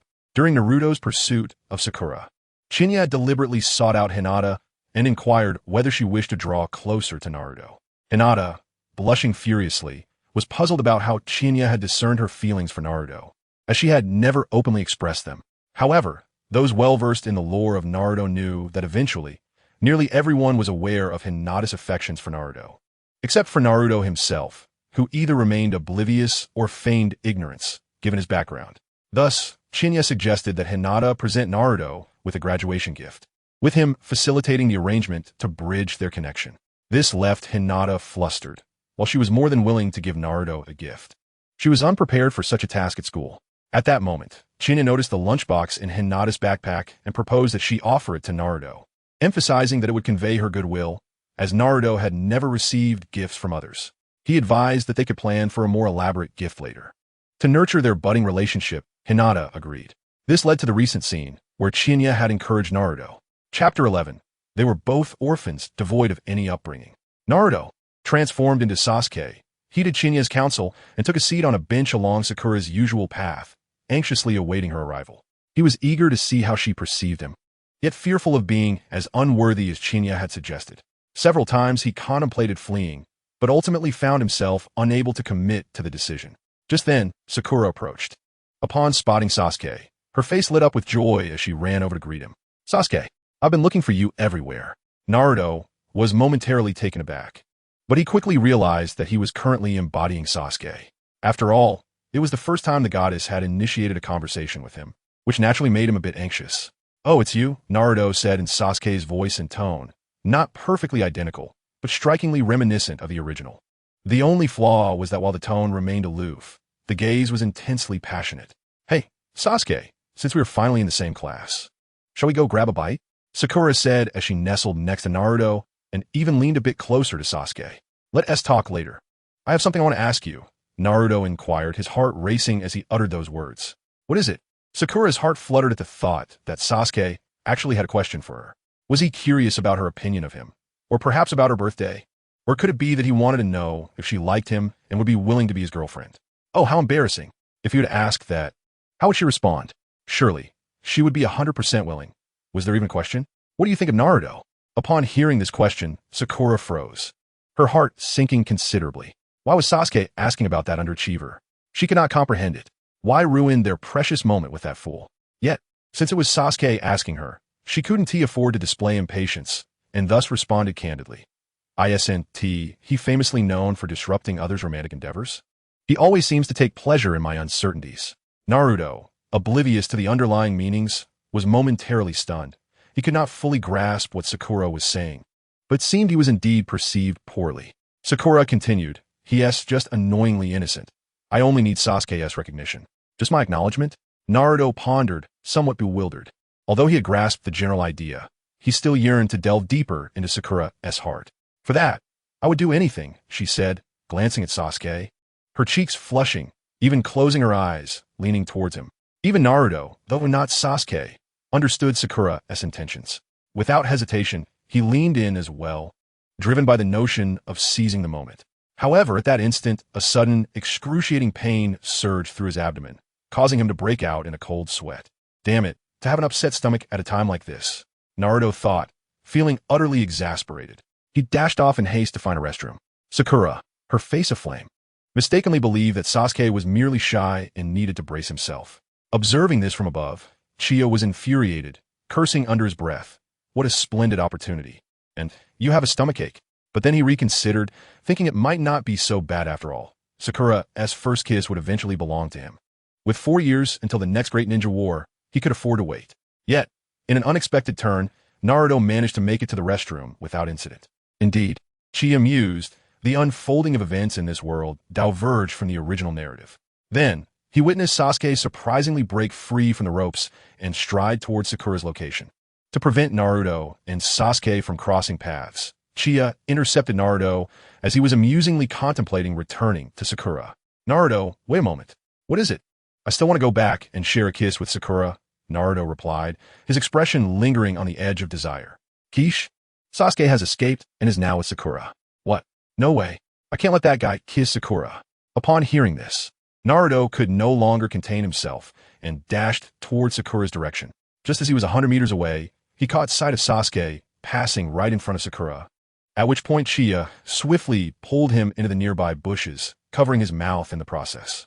Stay still and listen carefully to what Sakura is about to say, Qianye instructed. Huh? Naruto blinked in confusion, but eventually settled down. As they observed, when Sasuke passed by Sakura, she called out to him. Are you mentally prepared? Sakura asked eagerly, evidently wanting to continue from where they left off. I am prepared, Sakura replied shyly. However, Sasuke disregarded her completely, walking past her without a word. Currently, Sasuke was solely focused on exacting revenge on those who had bound him. He was utterly irritated, not expecting to encounter such a bothersome girl here. Nevertheless, he had narrowed down his suspects to either Naruto or Qianye, as only these two harbored animosity towards him. Yet, he pondered that since Qianye had rescued him, he likely would not be so petty. Thus, it was highly probable that it was Naruto. Naruto, I must kill you, he seethed. Wait, Sasuke. Sakura, noticing Sasuke's indifference, hurriedly called out to him. What is it? Sasuke replied with a displeased expression, startling Sakura, who had no idea how she had offended him. In nothing. Let us continue what we were talking about, Sakura stammered, fidgeting with her fingers. Sasuke ignored her remarks and directly asked, Have you seen Naruto? Oh, let us not worry about that guy right now. Sakura pouted, continuing with dissatisfaction. He always clings to you, doesn't he? Clearly, no one has taught him properly. And that Qianye, he is just as bad. Both of them are without parents and have no manners whatsoever. Those two act on whims and frequently cause trouble. Sakura continued. If I were to act like that, my parents would definitely be upset. Hearing Sakura's words and her arrogant tone, Sasuke's expression suddenly turned serious, his gaze towards her growing colder. Yet, Sakura remained oblivious to Sasuke's changing demeanor, continuing her tirade. Both of them are orphans and have never known parental care, which is why they're so willful. I'm almost fed up with them. Loneliness. At that moment, Sasuke interrupted Sakura's incessant chatter. Sakura was taken aback, finally realizing the fury etched on Sasuke's face, his eyes fierce and frightening. What's wrong with you all of a sudden? She asked in confusion. Sasuke turned his head, his icy gaze piercing through Sakura Haruno as he irritably remarked, You're quite bothersome. In that fleeting moment, Sakura's pupils constricted sharply, as if the sky had fallen. The world around her faded into a monochrome haze. She stood there, frozen, as though her soul had departed, watching Sasuke gradually recede into the distance. This farce had finally come to an end. Qianye glanced at Naruto beside him, who had finally regained his composure. From Naruto's eyes, Qianye discerned a palpable disappointment directed towards Sakura, intertwined with a sense of loss. It was evident that Naruto's heart was in turmoil. Nevertheless, it was a necessary realization for him, sparing him from being exploited by Sakura in the future. Let us proceed to school, Qianye uttered softly. Naruto merely nodded in agreement, refraining from uttering another word. Chapter 12.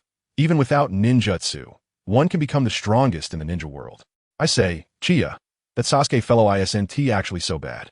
On their way to school, Naruto abruptly remarked. How shall I put it? Qianye pondered for a moment, his nature isn't malevolent, though he has a penchant for posturing. Upon hearing this, Naruto burst into laughter. Indeed, I cannot abide his pretentiousness. However, after a few chuckles, he continued. I never anticipated that Sasuke would become irate due to what Sakura said about me. It seems we ought to treat him better moving forward. Indeed, it is not entirely due to you. We are both akin in our circumstances, orphans without parents. The only distinction is that while we have each other, he is alone. Naruto appeared to have an epiphany, suddenly brimming with excitement. He turned to Qianye and proposed, in the future, let us include him in our endeavors.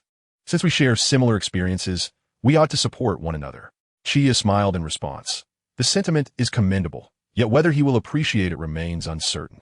Nonetheless, since we're in the same class, we might as well give it a try. Agreed.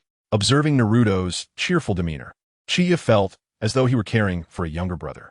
In reality, he was merely in his 20s, only a decade older than Naruto. Yet he fancifully considered himself an elder brother. Unforeseen circumstances arose that afternoon. Uchiha had waited in the classroom for a considerable duration, while Naruto, growing increasingly impatient, fidgeted restlessly. Their J-nin instructor had yet to arrive, and Naruto was unable to remain still, now peering out the door, now perched on his desk. Sasuke remained in his seat, resting his head on his hands, seemingly deep in thought. He pondered whether it was indeed Uchiha and Naruto who had conspired against him, but lacking evidence. He kept his silence. Sakura leaned against her desk, exhibiting a demeanor of anxiety and uncertainty, occasionally glancing at Sasuke, her heart racing. Her thoughts were consumed by him, perplexed as to how she had offended him. Uchiha, understanding Kakashi all too well, reclined in his chair and succumbed to slumber. He knew that Kakashi had developed a habit of tardiness in remembrance of Obito. Rather than wait idly, he deemed it more prudent to take a nap. Finally, Sakura could no longer tolerate Naruto's restlessness and exclaimed, "Naruto, can you please sit still? Why is our teacher always so late?" Naruto expressed his frustration. All the other classes have gone off with the new teachers. Even Irika-sensei has returned. If you ask me, whom should I ask? Sakura Haruno replied impatiently. It was then that Sasuke and Sakura observed Naruto had cleverly wedged the eraser in the sliding door, ensuring that when the teacher entered, he would undoubtedly be struck by it. "Hey!" Sakura exclaimed, "Don't do that.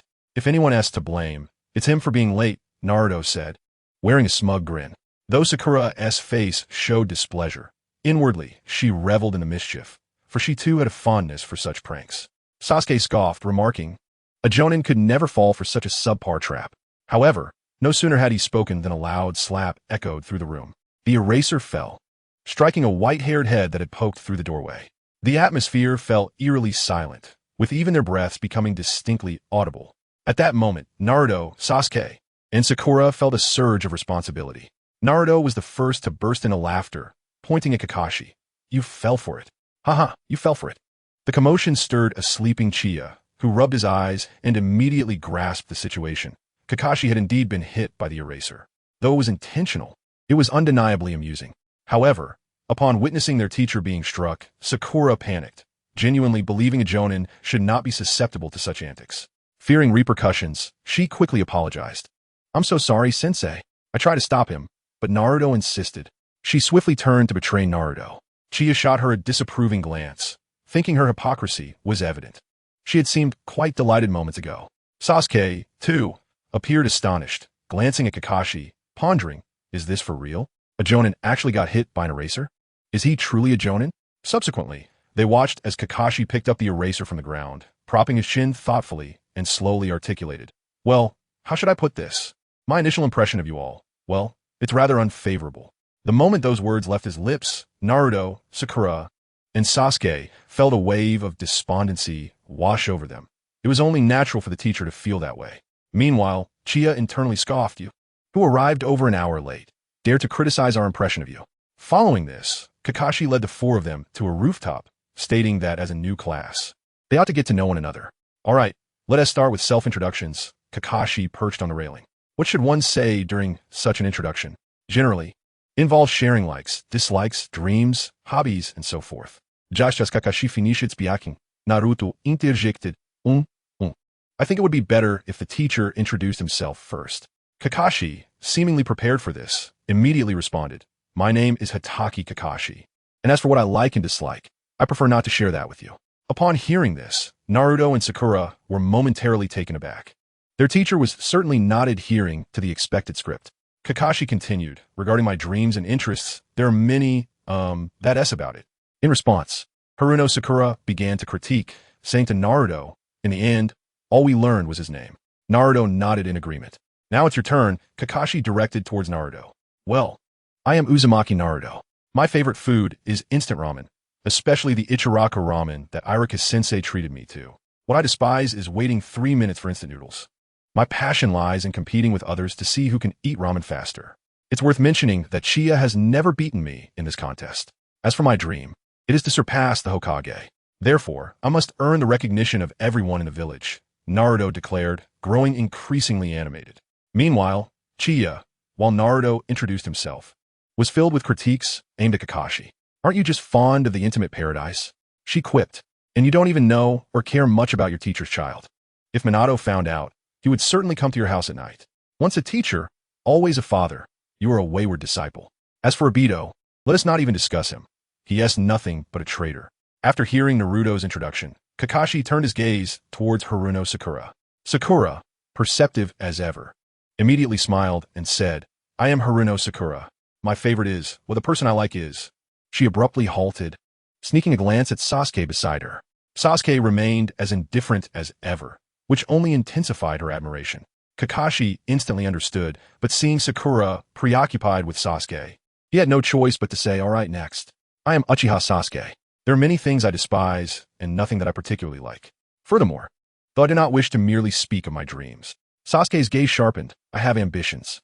I will restore our clan, and without fail, I will personally eliminate that man. Both Chiya and Kakashi were well aware of what Sasuke meant, yet Naruto mistakenly believed Sasuke intended to eliminate him, despite wanting to get along with him. This was impossible now. Indeed, this guy deserved a beating. All right, the last one. Kakashi then turned his attention to Chiya. To be honest, he had the highest expectations for this student and was quite curious. I am Guitche Qianye, a pure taijutsu ninja. I cannot perform ninjutsu, and I wish to prove to everyone that one can become the strongest in the ninja world even without ninjutsu. Listening to Chiya, Kakashi momentarily saw a reflection of Guy in her. After all, they were both incapable of ninjutsu. He thought that perhaps it would be better for Guy to take charge of Chiya. He couldn't fathom why the third Hokage had assigned her to him. Chapter 13. A wealth beyond measure, enough to nearly purchase half of Konoha. Finally, everyone had finished their introductions. Kakashi then revealed the plans for the future. However, his lackadaisical demeanor and apparent lack of energy genuinely made Sasuke question the reliability of this individual. Team 7 is officially established from today onward. Starting tomorrow, we will commence our missions. Just as Kakashi was about to continue, he was interrupted by Naruto's exuberant voice. What kind of task is it? Naruto inquired. Let us commence with a mission that only the 5 of us can undertake, Kakashi replied. At that moment, Chiya pondered what kind of significant mission could necessitate the assassination of a national leader.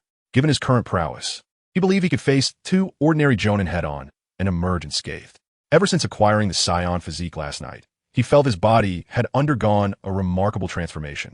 It is notable that, during the first part, even bullets were ineffective against Goku, whose body would simply crush them as if they were mere clay against stone. Thus, he was confident that he could withstand bullets, and had no doubt about resisting lower-grade ninjutsu unleashed by Chunin. Kakashi, at the pinnacle of Jonin strength, had navigated through the later stages of the ninja world war with ease. One must wonder which team could boast such a formidable configuration. However, he was merely a genin at this point. What? What is it? Naruto asked curiously. A live exercise, Kakashi said, slightly opening his eyes.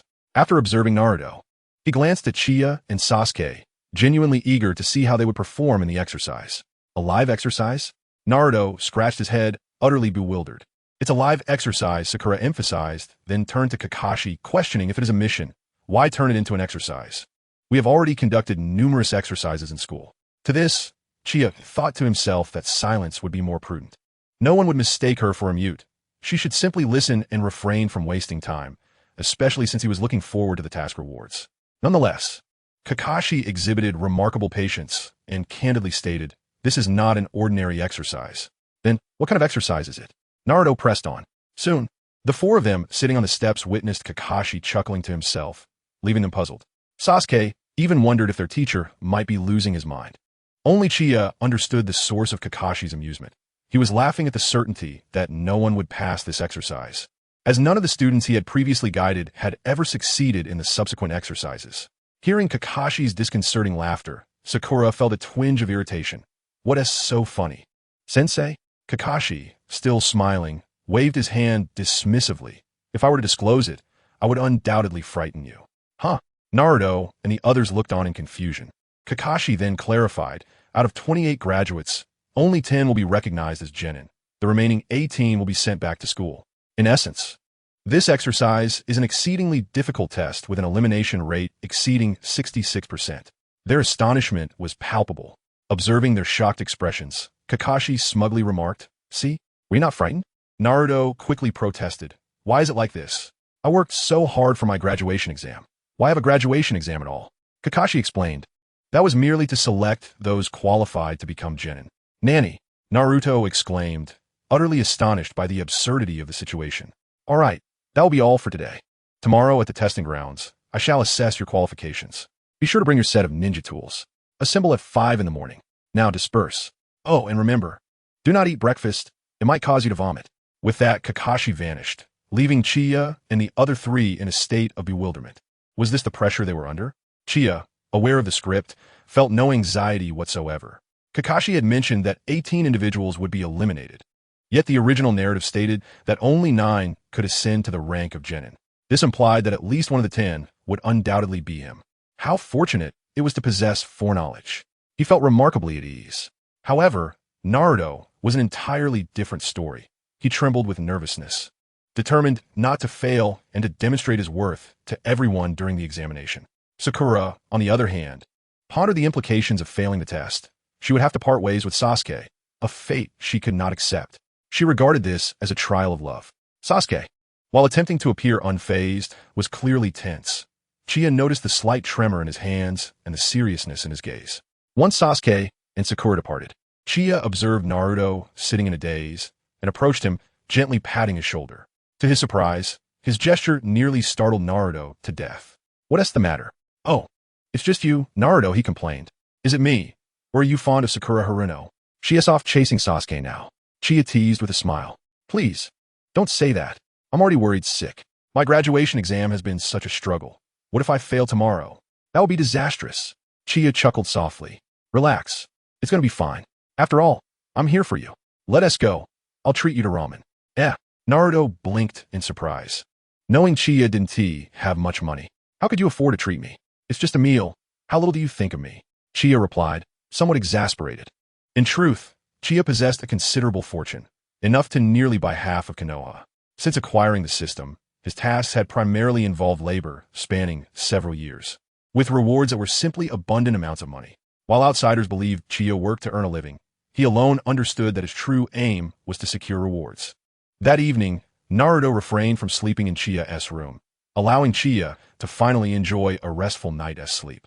At 4 o'clock the next morning, Chiya arose, washed up, and had a light breakfast to prepare himself. He then set out to find Naruto, concerned he might oversleep.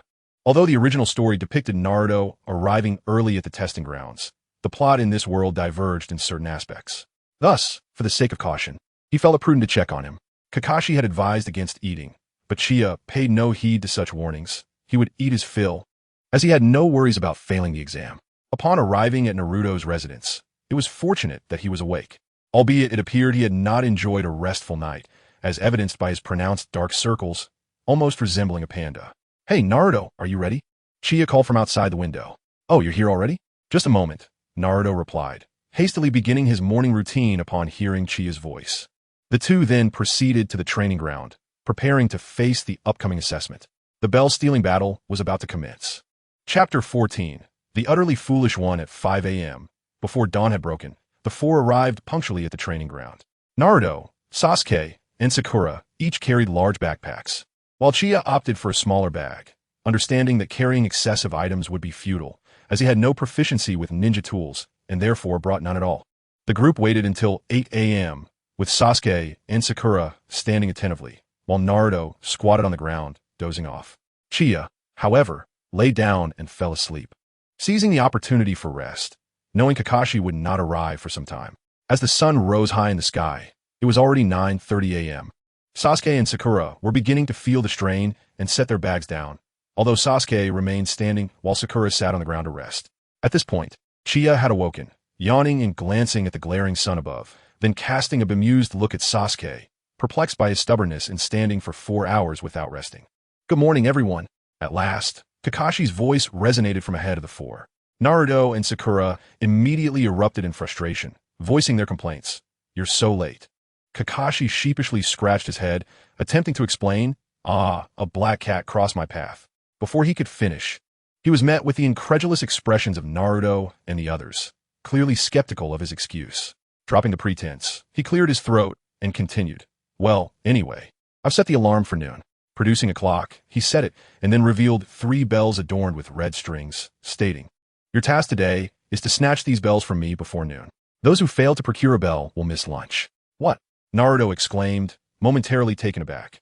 Kakashi continued, moreover, the unsuccessful individual will be tied to the log where the alarm is placed, forced to watch me enjoy my bento. It dawned on Naruto and the others that Kakashi's withholding of breakfast was for this very reason, and their stomachs were already growling in protest.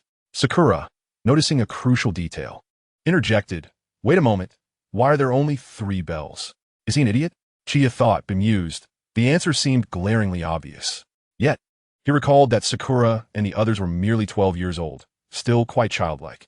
Kakashi, however, responded gently with a smile, there are only 3 bells, meaning at least one person will be tied to the log due to failing the task, thus disqualifying them and sending them back to the academy. At least one might fail, or it could be all of you. You can use shurikens, but without a determined mindset to succeed, you cannot hope to claim the bells. And thus, the pressure intensified. It was evident to Chia that Naruto and his companions were quite anxious. But this is too dangerous, Sakura expressed her concern. Indeed, Naruto nodded in agreement. We can't even dodge a chakra racer. Chia felt a sense of embarrassment. How much did they truly underestimate the elite Jonin? Even if I held the bell, they would be unable to seize it from me. Yet they were worried about Kakashi. This time, Kakashi did not smile, but spoke to them seriously. In this world, those who are least capable are often the loudest. Well, let's not concern ourselves with the stragglers for now. It was evident that this statement was directed at Naruto. He froze for a moment. Even he, in his naivety, understood that Kakashi was speaking about him. Straggler, straggler, straggler. How infuriating to be looked down upon like this. I must seize that bell, Naruto thought. However, only Chia recognized that this was merely a tactic to provoke them. All right, when I say ready, set, go. Just as Kakashi was speaking, Naruto pulled out a kunai from his pocket and charged forward. Yet, after only a few steps, Kakashi suddenly appeared behind him, pressing down on the back of his head with one hand, while twisting Naruto's kunai-wielding arm behind his neck, the blade hovering perilously close to his skin. In an instant, Naruto was subdued. No need to rush, Kakashi remarked casually, I haven't said go yet. He then released Naruto. Sakura, in shock, took a few steps back, while Sasuke's expression became serious, realizing he had also failed to perceive Kakashi's movements. Is this what it means to be a Jonin? He pondered, recognizing that they had underestimated Kakashi's abilities. However, to Chia, Kakashi's movements appeared neither swift nor particularly impressive. He was able to keep pace with them, both with his eyes and body. But he understood that Kakashi was not taking the situation seriously. He eagerly anticipated the battle with Kakashi. Kakashi then assessed, but it seems you have intentions to kill me. What should I do? I might actually be starting to like you all. With that, Kakashi's demeanor turned serious. It's about to begin. Ready, set, go. As soon as the word go escaped Kakashi's lips, Chia and the others leapt into action, dispersing and concealing themselves. However, Chia had no intention of joining the fray just yet. He would allow Naruto and the others to tire themselves out before making his appearance, showcasing his prowess. The essence of being a ninja lies in the ability to conceal one's presence. Yet, this was merely a rudimentary understanding. With sufficient strength, one could sense others through chakra. Chia, possessing the ability to perceive energy, could clearly discern Naruto's location. Sasuke was in a tree, Sakura was hidden in the bushes, and as for Naruto, just as Kakashi was admiring how well everyone had concealed themselves, he spotted Naruto standing with his arms crossed, exuding an air of confidence. Come on, let us settle this fairly. What an idiot, both Chia and Sasuke thought in unison. Kakashi was left speechless. Could there truly be someone so foolish? Not inheriting the esteemed traditions of his teacher in the slightest, Naruto found himself questioning, are you, perhaps, experiencing some issues? Kakashi, in a state of exasperation, could only respond with a resigned remark. To this, Naruto retorted, ISNT at your taste in hair that is truly questionable? With that, he charged forward, intent on avenging Kakashi's earlier disdain. However, as he approached, the sight of Kakashi reaching into his ninja tool pouch caused him to falter. Halting his advance and eyeing Kakashi warily, Kakashi then proclaimed, Ninja tactical insights, starting with physical techniques. I shall teach you. Naruto paused, contemplating that physical techniques implied direct attacks. Yet he had intended to employ weapons. Then, an astonishing turn of events unfolded. Kakashi withdrew a book from his pouch, an adult novel titled Intimate Paradise. Stunned, Naruto could hardly fathom such an unexpected revelation. Why are you holding a book? Naruto queried. Kakashi replied nonchalantly, because what follows is of utmost concern. With that, he opened the book and immersed himself in its pages, completely disregarding Naruto. This blatant dismissal ignited Naruto's indignation, prompting him to bellow, "I will surely pummel you." In a flurry of punches and kicks, Naruto launched himself at Kakashi, who effortlessly parried each attack. Just as Naruto aimed to kick, a pivotal scene in ninja history transpired. Kakashi suddenly appeared behind Naruto, forming the tiger seal with his hands. Sakura, believing Kakashi was about to unleash a jutsu upon Naruto, hastily shouted, "Naruto, flee!" Caught off guard, Naruto was bewildered by the unfolding chaos. At that moment, Kakashi declared too late, and forcefully poked Naruto in the rear. The secret ninja technique, 1,000 Years of Pain, was unleashed. Naruto emitted a heart-wrenching scream as he was catapulted forward, splashing into the river with a resounding plop. Sasuke and Sakura, momentarily stunned, were left embarrassed, having genuinely feared for Naruto's safety. Only Uchiha blushed profusely, barely containing his laughter, for indeed, this scene was endlessly entertaining. He recalled a similar incident from middle school, where he had attempted the same technique on a classmate, only to find himself nursing sore fingers for days, while his target remained unscathed. The ensuing events unfolded much like the original narrative. Naruto utilized shadow clone technique to ensnare Kakashi, who adeptly evaded using the body replacement technique. Mistakenly believing Kakashi had transformed into a clone of himself, Naruto engaged in a chaotic brawl with his own shadows. Upon the dispelling of the clones, he found himself battered and bruised, while Kakashi had mysteriously vanished. In that moment, Naruto spotted a bell beneath a tree, mistakenly assuming it to be Kakashi's abandoned possession, and joyfully rushed to retrieve it. But then, he was ensnared by a rope and hoisted into the air. Sasuke, witnessing this, could only roll his eyes in disbelief. It was astounding that such an obvious trap could ensnare someone so remarkably foolish.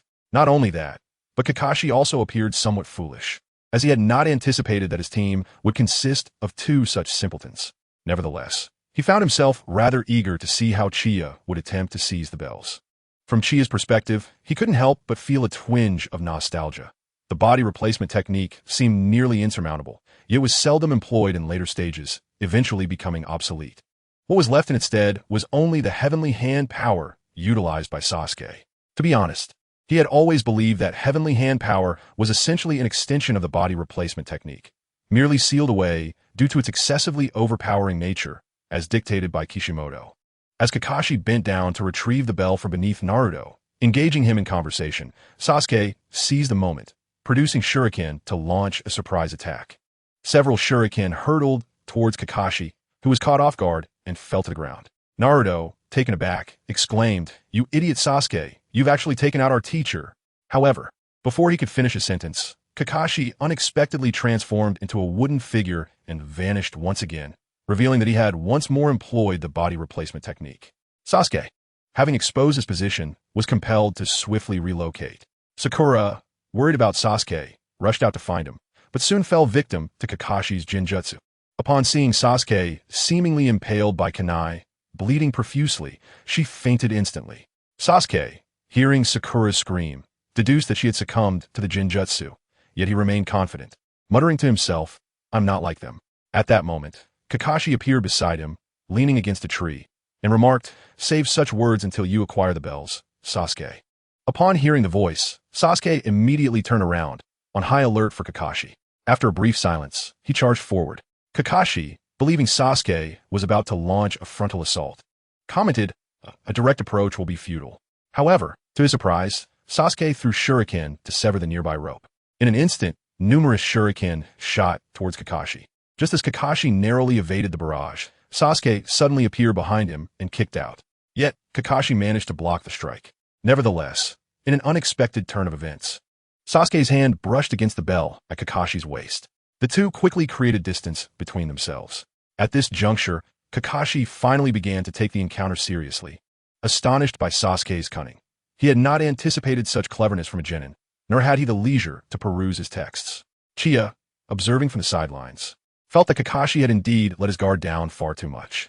After all, he was an elite jonin, a half-step from the level of a Kage, yet had been caught off guard by a mere genin. To be frank, he felt a modicum of disappointment. Just then, he heard Sakura's voice calling out from the other side, "Sasuke, don't leave me. Where are you? Chia was a loss for words, thinking, come on.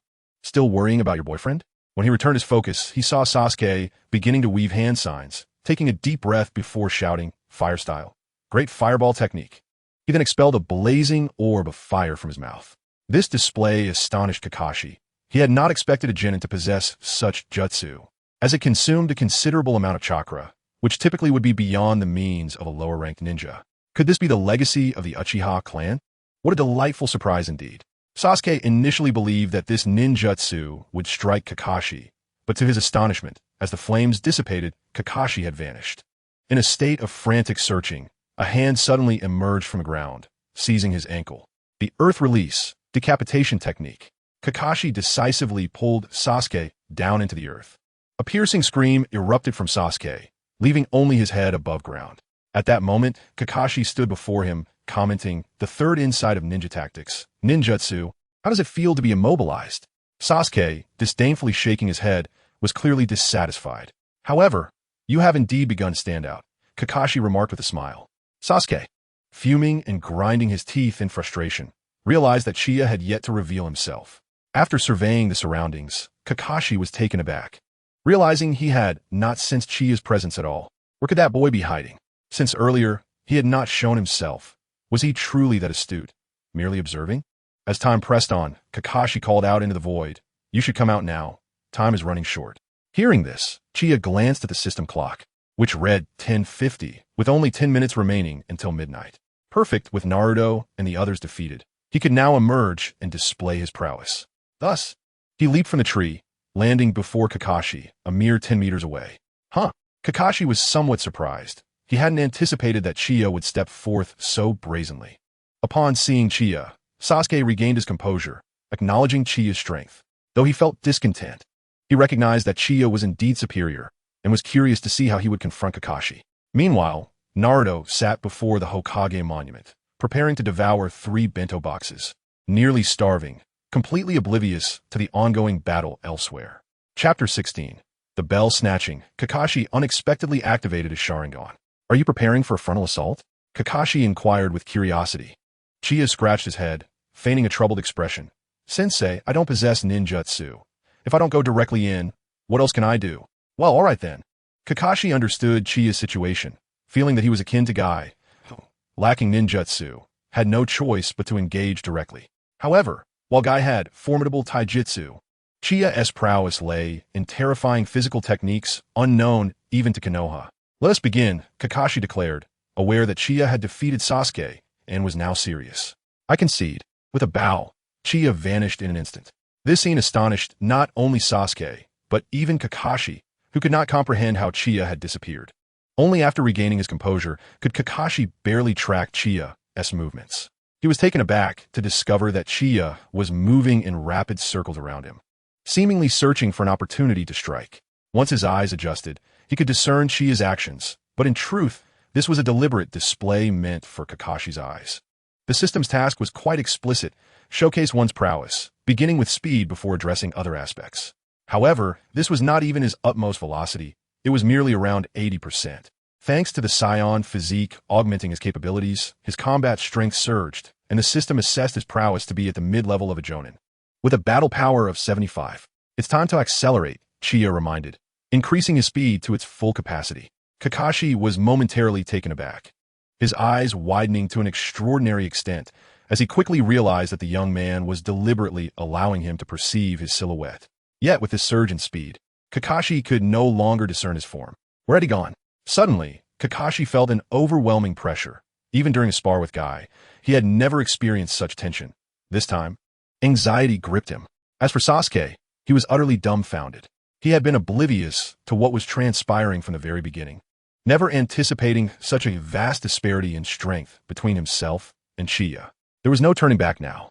Kakashi genuinely felt the need to train, as he could not even see his opponent's figure. Although he could not see him, he understood that this speed was comparable to Guy's 6th gate. Thus, he adjusted his Leaf Village forehead protector, positioning it on his forehead to reveal his left eye, adorned with the blood-red 3-tomo Sharingan. He had become completely serious, finally able to discern Chia's movements. Sasuke, on the other hand, was left in shock. He had not expected that Kakashi possessed a Sharingan. just like him. How could this be? The Sharingan was a unique ocular technique belonging to the Uchiha clan. Kakashi was not an Uchiha. How could he have it? Did Kakashi perhaps acquire the eyes of his kin? This thought ignited a tempest of rage within him, prompting him to question, Kakashi, how do you possess a Sharingan? Kakashi paused, recalling Sasuke's lineage, and explained, it was a gift from my dear friend before he passed away. He, like you, was also an Uchiha. Sasuke was taken aback. This revelation was beyond his expectations. However, upon further reflection, if Kakashi had indeed obtained a Sharingan through illicit means, he would have been apprehended by Konoha long ago, and it would be inconceivable for him to serve as a teacher. At that moment, Chia's voice unexpectedly reached Sasuke's ears.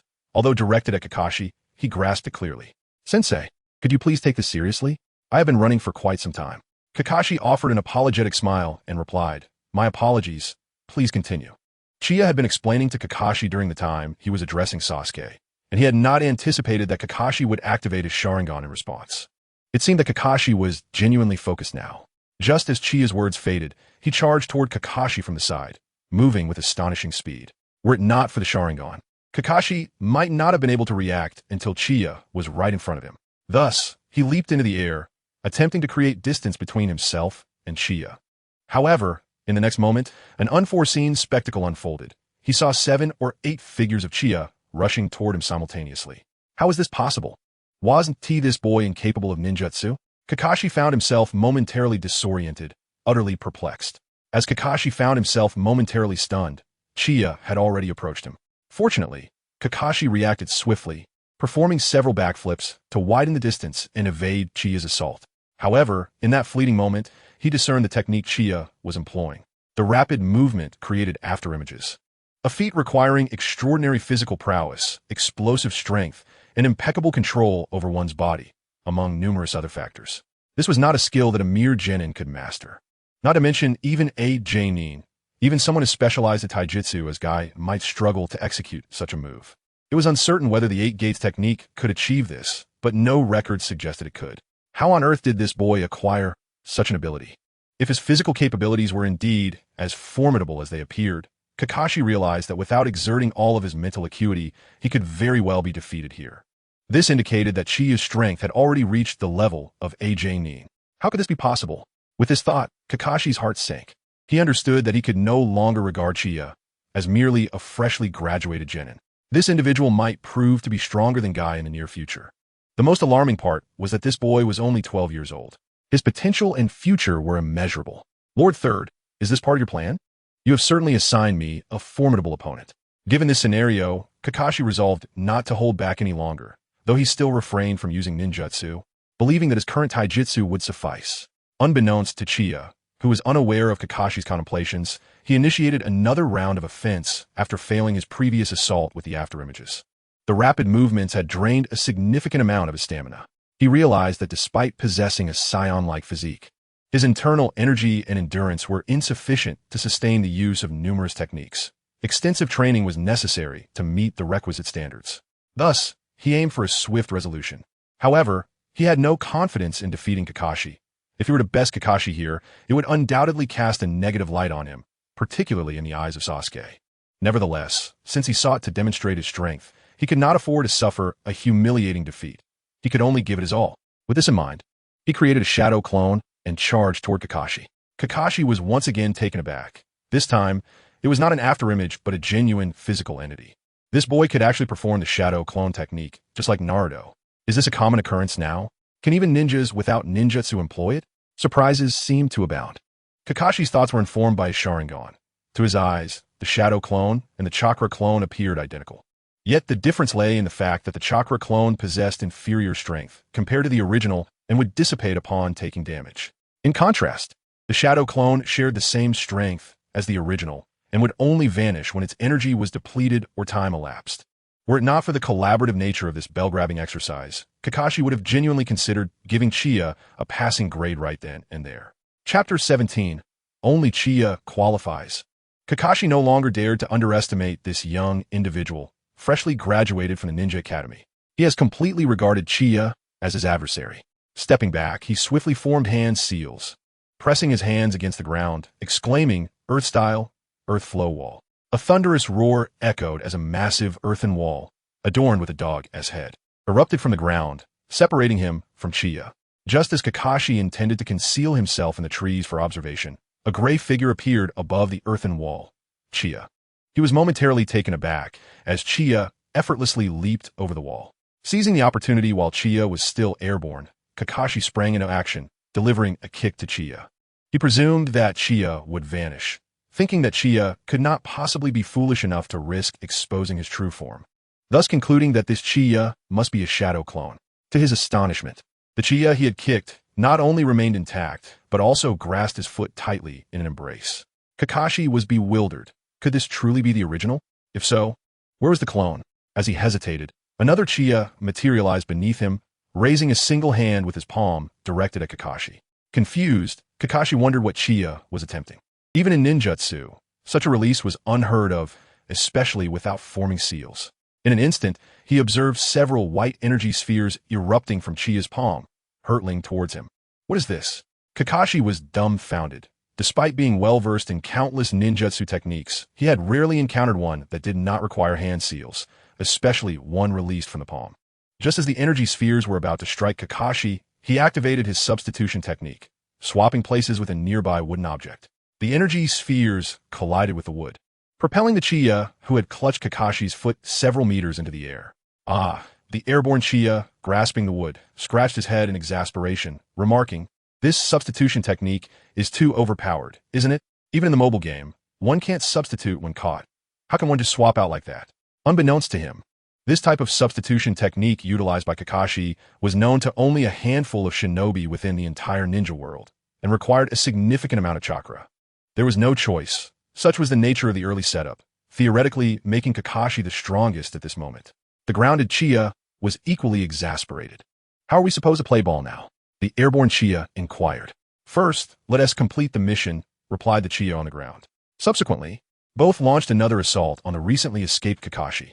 Kakashi was drenched in cold sweat, acutely aware of the vast information gap. However, he now discerned which was the substitution and which was the original.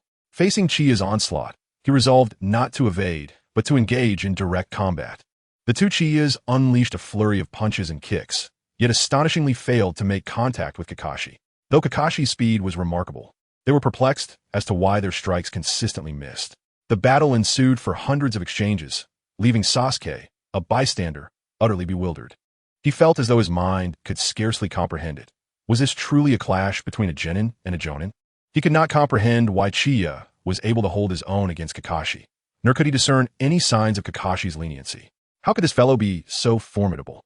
He was merely a laggard, lacking mastery in ninjutsu, and yet, despite being of the same age, the disparity in their abilities was staggering. How could he possibly seek vengeance under such circumstances? He felt an urgent need to prove his worth. He could not bear to witness Chiya's solitary display of prowess. With these thoughts swirling in his mind, his anger intensified. He emerged from the ground and charged headlong into the fray between Chiya and Kakashi. Both Chiya and Kakashi momentarily paused, bewildered by his sudden intrusion. "Are you here to offer your life?" Chiya inquired. "Umph." Sasuke paid him no heed as he swung a punch at Kakashi.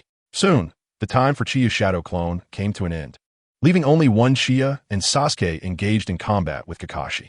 Kakashi, puzzled, noted that he had not heard of shadow clones dissipating without having been struck or released. What was happening? "Chiya, my boy, you truly astonish me." However, it was evident that both Chiya and Sasuke had reached a point of competence, beginning to work in tandem. Chiya, being the stronger, took the lead in offense, while Sasuke, though weaker, sought opportunities to seize the bell. Yet, Kakashi's aim was not merely to ensure the competence of two, but to elevate all four. If only two succeeded, it would be strange indeed if their teacher, Minato, did not come to check on him that evening. Taking advantage of the moment, he distanced himself, instructing Sasuke to focus on Chiya. "Sasuke, flank him with shuriken support while I distract Chiya," he called out as he pressed forward. "Don't order me around," Sasuke retorted, though he still produced several shuriken, launching them toward Kakashi from his side. As the shuriken flew toward Kakashi, Chiya also approached him. In that instant, an unexpected turn of events unfolded. Sasuke suddenly cried out in agony, prompting Chiya to glance over in surprise. He witnessed Sasuke being once again pulled into the earth by Kakashi. "Damn it, Sasuke, You've fallen for the same trap twice. Moreover, when did Kakashi create a shadow clone? How did I not notice? Lost in thought, Chia was abruptly kicked away by Kakashi. Unable to react in time, he crashed heavily to the ground, sliding several meters. Just as he contemplated rising to continue the fight, Kakashi materialized before him, swiftly pinning him down. He struggled with all his might, yet Kakashi's strength was overwhelming, rendering him immobile. Eventually, he ceased his resistance, murmuring, "A teacher is indeed a teacher. Truly impressive." Kakashi chuckled softly, remarking, "You will undoubtedly achieve greater heights in the future. Your explosive speed and reflexes are remarkable, but do you understand why you lost? Why you were unable to land a hit on me during the previous battle?" At these words, Chia was struck dumb, having pondered this very question moments before. Due to your inadequate combat skills and lack of experience, coupled with a singular attack pattern that makes you easily predictable, you are merely relying on speed and strength, while your application of martial techniques is woefully poor. If you were to elevate your technical prowess, even I might find myself at a disadvantage. Upon hearing Kakashi's words, Chia experienced a moment of enlightenment. So this was the crux of the matter. Throughout his life, he had never trained in martial arts, relying solely on instinct in his battles. Reflecting on Goku's training in Dragon Ball, he recalled learning from Master Roshi and later from Bulma, both of whom exemplified the pinnacle of physical prowess. It was precisely because of their tutelage that he had awakened the advanced technique of Ultra Instinct in later stages. However, just as Kakashi believed the battle had concluded, an unexpected chill coursed through him from behind. He paused, turning to investigate, only to be astonished yet again. Who would have thought that Chia had positioned himself behind him, striking a pose whose intent was unclear, for which a pale blue orb of light began to materialize between his palms. "Chia, you!" A sense of impending danger enveloped Kakashi as he realized that the Chia he had been controlling was merely a shadow clone. Just as he contemplated evading, the Chia below him unexpectedly grasped his thigh with a firm hold. "Chia, let go! Let go!" Kakashi exclaimed in desperation. "I cannot relinquish my grip until I secure the bell," Chia replied resolutely. "I'll give it to you, just release me," Kakashi pleaded. "Then hand it over, and I shall comply," Chia retorted. Kakashi found himself at an impasse. Had it not been a mere exercise, he would have resorted to more drastic measures. Yet, as it stood, he begrudgingly surrendered one of the bells to Chia. Elated with his acquisition, Chia waved the bell triumphantly at his counterpart, exclaiming, "I got it! I got it!" However, at that moment, it was already too late. The other Chia had already shouted the final declaration. "Hey, wait, I have the bell," he shouted urgently, but the sound of the Kamehameha wave was too deafening for the other Chia to hear him. As the radiant wave surged forth, Chia hastily released Kakashi, and both rolled to the sides. The Kamehameha narrowly grazed their bodies as it flew past. When they finally stood up, they beheld the enormous crater left in the wake of the beam's impact on the forest. Kakashi, startled, wore a grim expression. "Chia, do you truly wish to eliminate me? I confess, I did indeed encourage you all to seize the bells with the intent to vanquish me, but this is utterly preposterous." Before this Chia could respond, the one who had unleashed the Kamehameha approached, offering an awkward smile. "My apologies, Sensei. Once this technique is unleashed, I am unable to retract it." Meanwhile, Sasuke gazed in astonishment at the vast, profound crater, realizing just how gravely he had underestimated this individual. Although he was uncertain of the nature of the technique, he understood that should it strike him, his demise would be assured. The bell-snatching escapade thus reached its conclusion, with only Chia deemed competent among the 4 students. As announced by Kakashi himself. Chapter 18. Silence does not render one mute. The main quest 6 has been completed, and a reward of chi sensation has been bestowed. At the moment of acquiring this newfound ability, Qianye distinctly perceived an enhancement in his awareness of the surroundings. However, he could only discern the general location and approximate strength of individuals, without the capacity to identify them.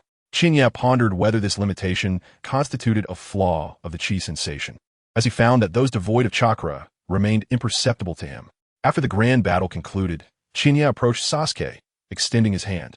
Sasuke, still embedded in the ground, turned his head upon noticing Qianye's gesture and huffed dismissively. "No need." He then extricated himself from the earth and declared to Qianye, "I acknowledge your strength, but one day I shall surpass you, for I seek vengeance."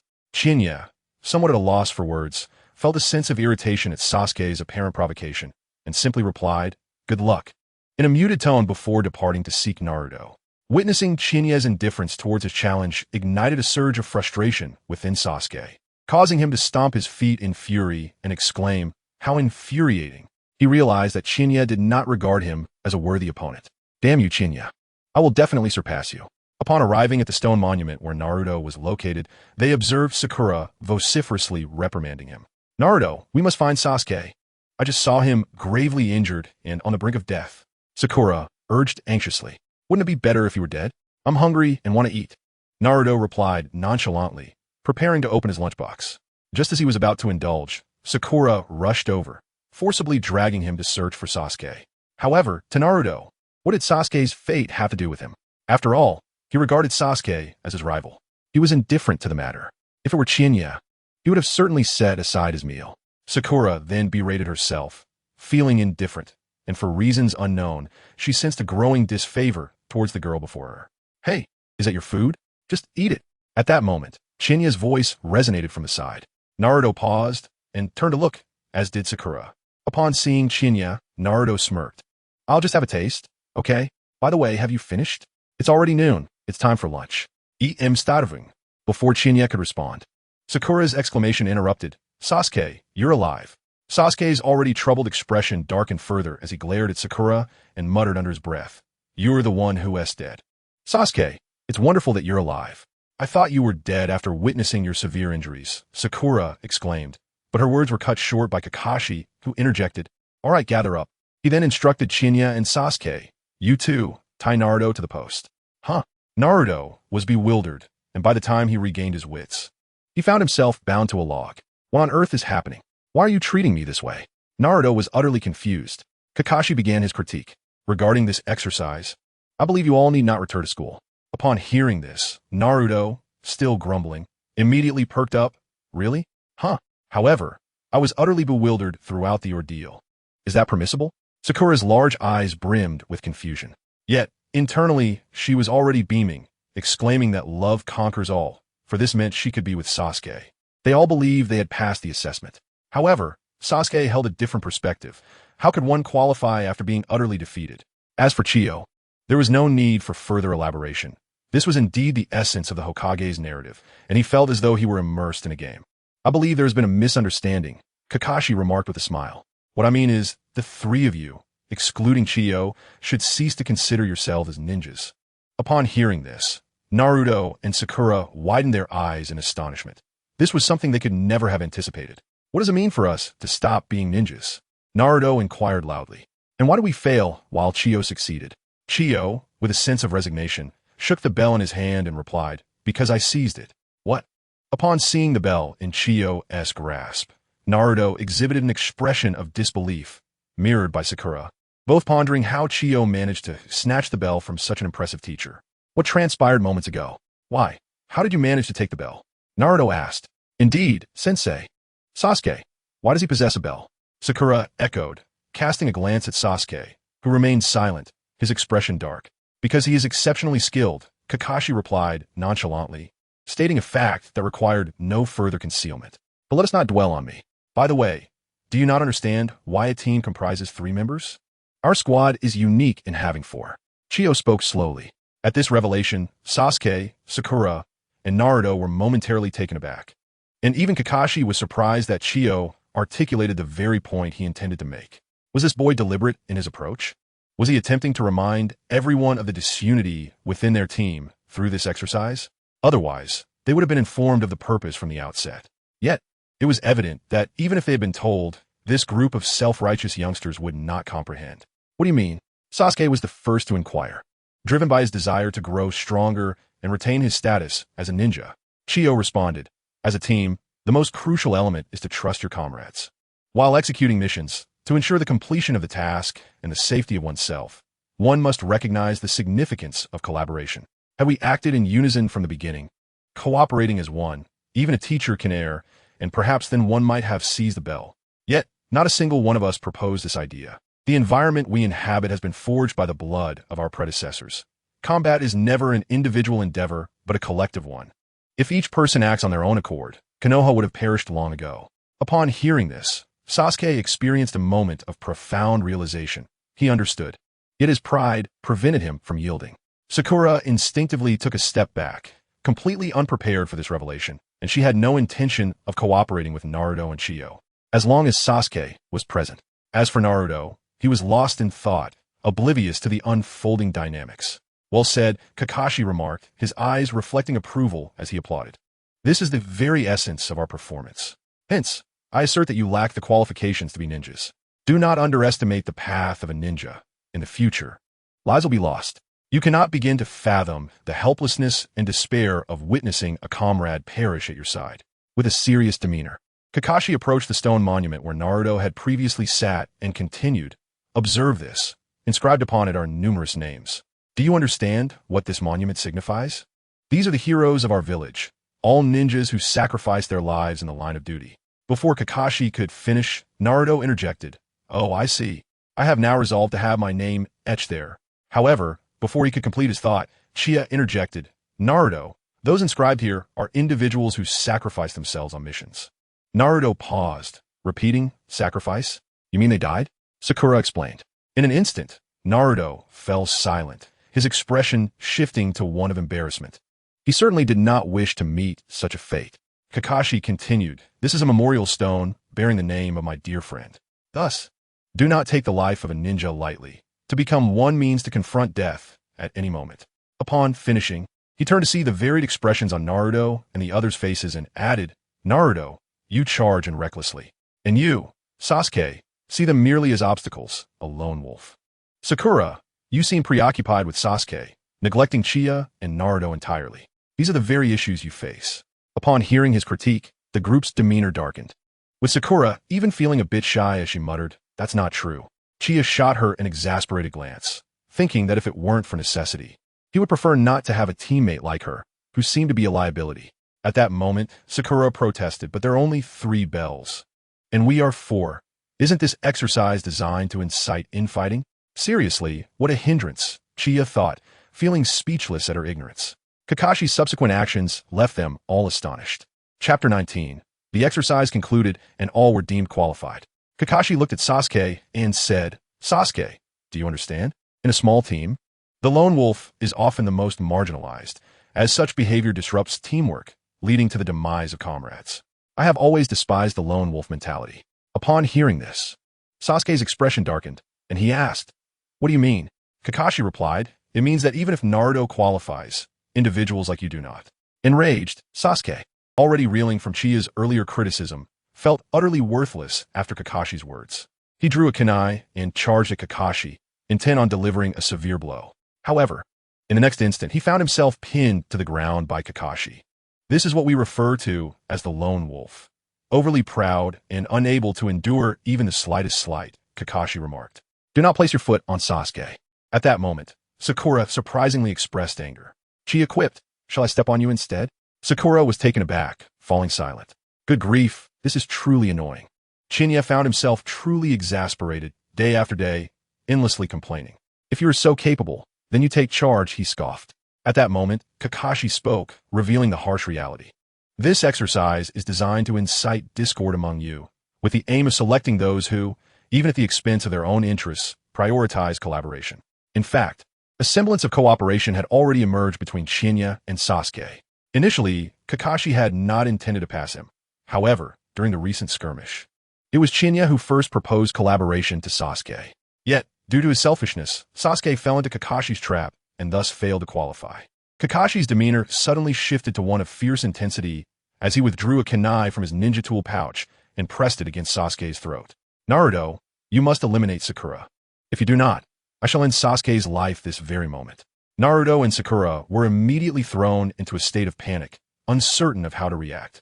Kakashi then rose from his position beside Sasuke, retracting the kunai. This is the essence of the lone wolf, often leading teammates into peril, harming both themselves and others. "Now, I shall grant you one final opportunity." Upon hearing Kakashi's words, a glimmer of hope sparkled in Naruto's eyes. The afternoon would bring an even grimmer test, the battle for the bells. Naturally, Qianye would not be required to participate, for the others wishing to challenge. They were allowed to enjoy their bento boxes, but Naruto was expressly forbidden from eating. "Why am I not allowed to eat?" he shouted in protest. "This is your punishment for violating the rules and attempting to hoard for yourself." "Qianye, you are similarly prohibited from feeding him. If any of you share your food with him, you shall be deemed unqualified immediately. Qianye, you two are bound by this decree. Here, I am a law. Do you understand? With that, Kakashi vanished. Sasuke and Sakura exchanged troubled glances, unable to decipher Kakashi's intentions. Only Qianye comprehended Kakashi's purpose. Ah, having a script is quite advantageous. He mused. With a plan in mind, one can remain as steadfast as a seasoned veteran. However, he knew he could not reveal this insight. He must ensure that Naruto and the others genuinely grasped the significance of unity. Furthermore, this was part of the mission's objective. At the moment Kakashi declared him qualified, Qianye received a new task from a system. Mainline Task 7. Assist Team 7 in establishing trust and friendship. Task reward: 1 ton of energy. Upon viewing the reward, Qianye was momentarily stunned. Good heavens, a full ton. He had trained for 12 years to accumulate merely a ton, and now it was being doubled in an instant. With this newfound energy, he could harness an array of additional skills. In truth, after unleashing the Kamehameha, he had been left with less than 500 grams of energy.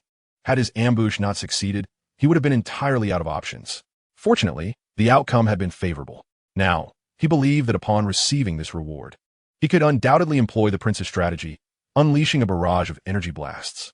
Each energy blast required a minimum of 100 to 300 grams of energy, with varying power levels demanding different amounts. The blast he had directed at Kakashi had utilized merely 100 grams of energy. Now, Kakashi has departed from his place. Yet Qianye is aware that Kakashi has not truly left, as he observes them from behind a tree. Sasuke and Sakura have already opened their lunchboxes and begun to eat. Both are resolute in their determination to retain their status as ninjas, and they must participate in the afternoon assessment. Naruto, bound to a log, endures the pangs of hunger, his stomach growling thunderously. Even if I don't eat, it's fine, Naruto declares, though he feels a twinge of embarrassment. Just as he finishes speaking, his stomach growls once more. Sasuke glances at Naruto, pensive, recalling Kakashi's earlier words. What constitutes teamwork? Even if Naruto desires to eat alone, would he truly risk harming Sakura should a crisis arise? Contemplating this, Sasuke concludes that he should offer Naruto some food. After all, they are a team and should look out for one another. He then extends his lunchbox. Here.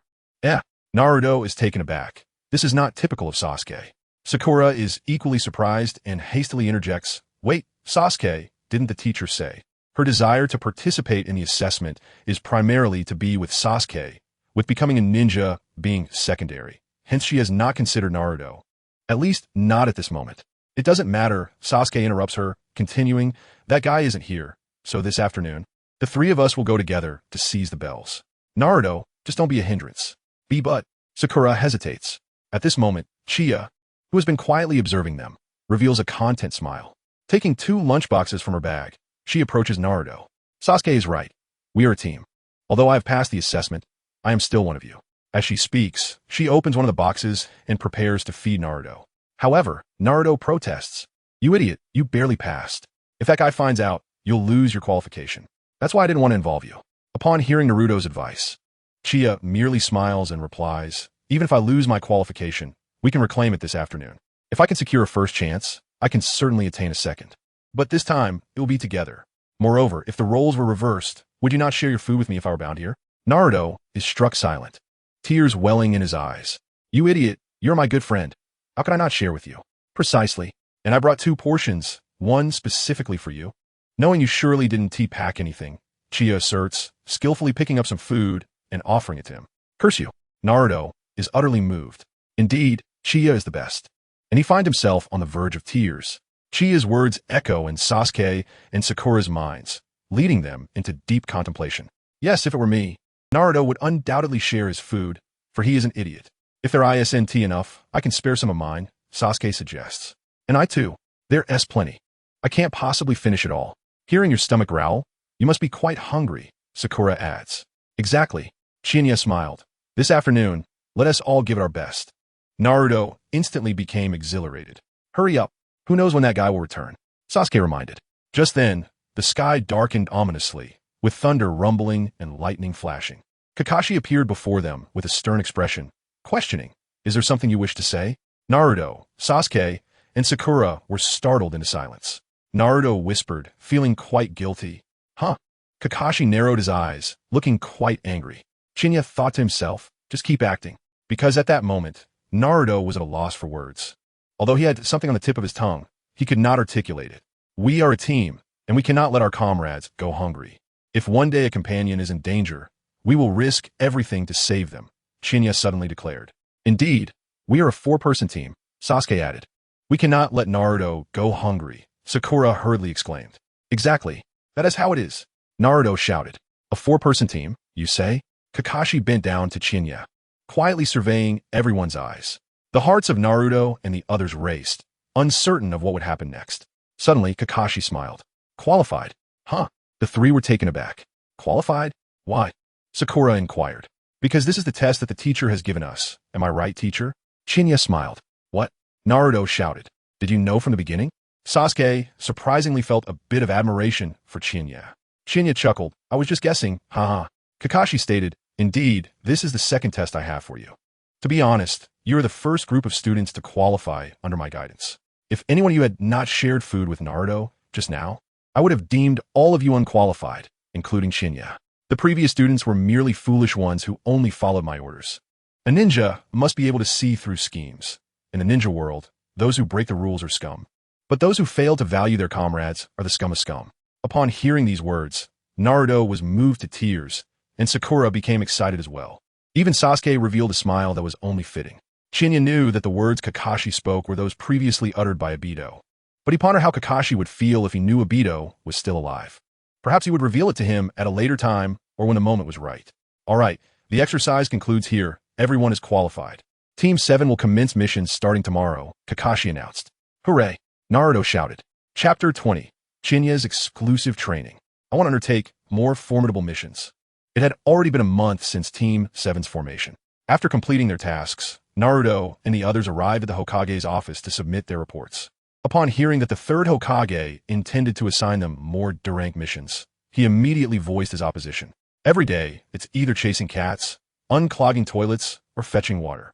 After more than a month of such tasks, what kind of ninja does this? Sasuke deeply resonated with this sentiment. Sakura continued to lament Naruto's capriciousness.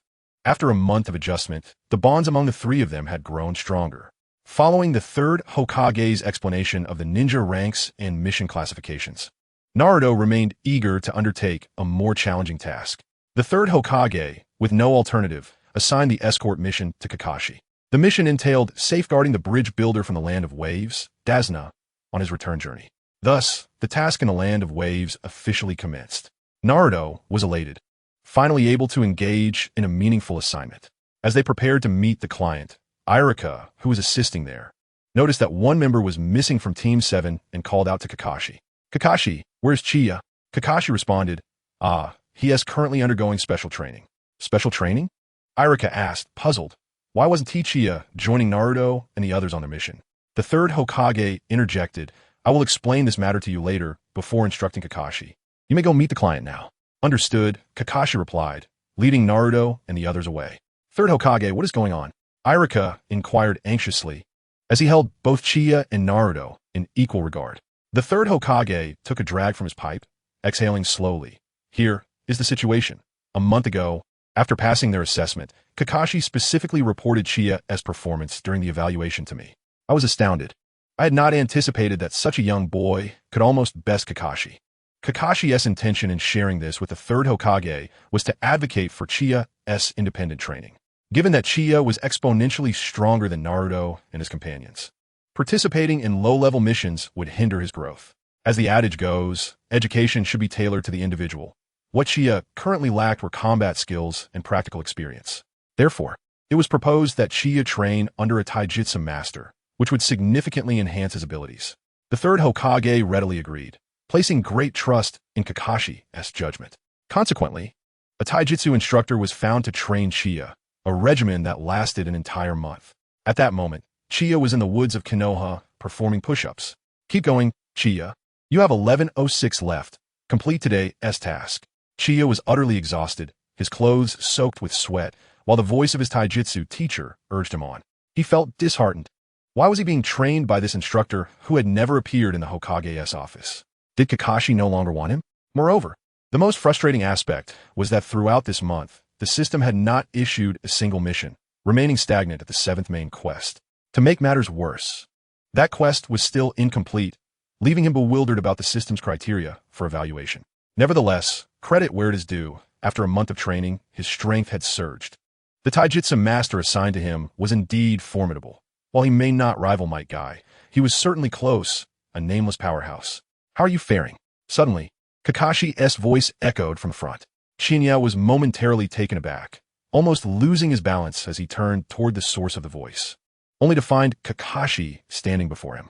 Kakashi-sensei, you finally came to find me. I thought you had forgotten about me. How could that be? Your abilities surpass those of Naruto and the others. I can't manage both you and them simultaneously, and they require time to refine their fundamentals and teamwork. Your situation is distinctly different, Kakashi explained with a smile. I knew it, Qianye thought, fully aware of these nuances. However, he could discern that Kakashi had come to him for a specific purpose, as the man had not visited him in the past month. Since he was here now, it was evident that there was a matter at hand. Consequently, he quickened his pace, contemplating that there must be a mission requiring his involvement. He also wished to showcase the fruits of his training to Naruto and Sasuke, eager to demonstrate the caliber of his combat prowess. The system had assessed his strength to be at the level of a third-tier jonin. When the system reached this conclusion a few days prior, he was astonished, as he had never encountered such a tier before. After reviewing the level descriptions, he discovered that due to adjustments in the narrative of the Hokage storyline, the system had established a new framework. All combat power levels were now classified into tiers. The jonin rank is divided into 5 tiers, and he currently resided in the 3rd tier, while Kakashi was approximately at the 5th tier. Above jonin, there existed the ranks of Kage, Strong Kage, Super Kage, and 6 paths, each of these 6 levels having 3 distinct tiers. However, the system did not provide further specifics, only displaying Kakashi's current strength, likely a conclusion drawn after their sparring sessions. His instructor was at the 4th tier of jonin. To be honest, in terms of physical prowess, the difference between the 3rd and 4th tiers was not substantial. Thus, Qianye believed that once his combat power reached 95, he would undoubtedly ascend to the 4th tier. This kid's progress is remarkable. I can barely keep up with him now, as we often find ourselves evenly matched, remarked the physical training instructor, pride radiating from his countenance. What? Evenly matched with you? Kakashi was taken aback, considering that just a month prior, Qianye's physical techniques resembled childish play. Now he had received such high praise. Indeed, among all the students I have taught, Qianye possesses the greatest potential and excellence. Kakashi, even you should be wary. For a moment's inattention could lead to your downfall, the instructor continued. Oh, now, I'm quite intrigued, Kakashi replied nonchalantly, though he was acutely aware of Qianye's capabilities. A month ago, he had come quite close to defeat. With the passage of time, it was highly probable that a moment's distraction could leave him injured, especially considering Qianye had acquired skills he had never seen before, abilities that even the Sharingan could not decipher or replicate. In his research over the past weeks, he had found no documentation of such techniques, leading him to believe that Qianye's abilities were not of this world. Such originality was indeed formidable. Why not test him shortly? His training will conclude soon, suggested the physical training instructor. Let us discuss this later. I'm here to take him away for a new mission that requires his participation, Kakashi replied. So it is, I understand now. I eagerly anticipate the growth of this lad. He may very well become the next Hokage, for he possesses a keen intellect. The two watched as Qianye, still striving to complete his push-ups on the ground, exchanged knowing smiles. Chapter 21. The Mission of the Land of Waves, the Dilemma of Life and Death. Kakashi-sensei, are you saying that I can join Naruto and the others on a mission? After bidding farewell to his taijutsu instructor, Kakashi took Qianye to the hot springs in Konoha. From Chiya's physique alone, Kakashi could discern the strength and explosive power that his muscles embodied. Indeed, this marks our team's inaugural venture outside Konoha. And it is also your first mission alongside Naruto and the others, Kakashi remarked. Outside Konoha, Qianye paused briefly, recalling that Naruto's first mission was. Upon this realization, he understood that their task was an escort mission to the Land of Waves. It was a D-rank mission, yet its difficulty level had escalated to that of a B rank. This mission involved 2 formidable adversaries, Zabuza Momochi and Haku. When he first encountered this plot, he was deeply moved by the bond between Zabuza and Haku, shedding tears for their tragic fates.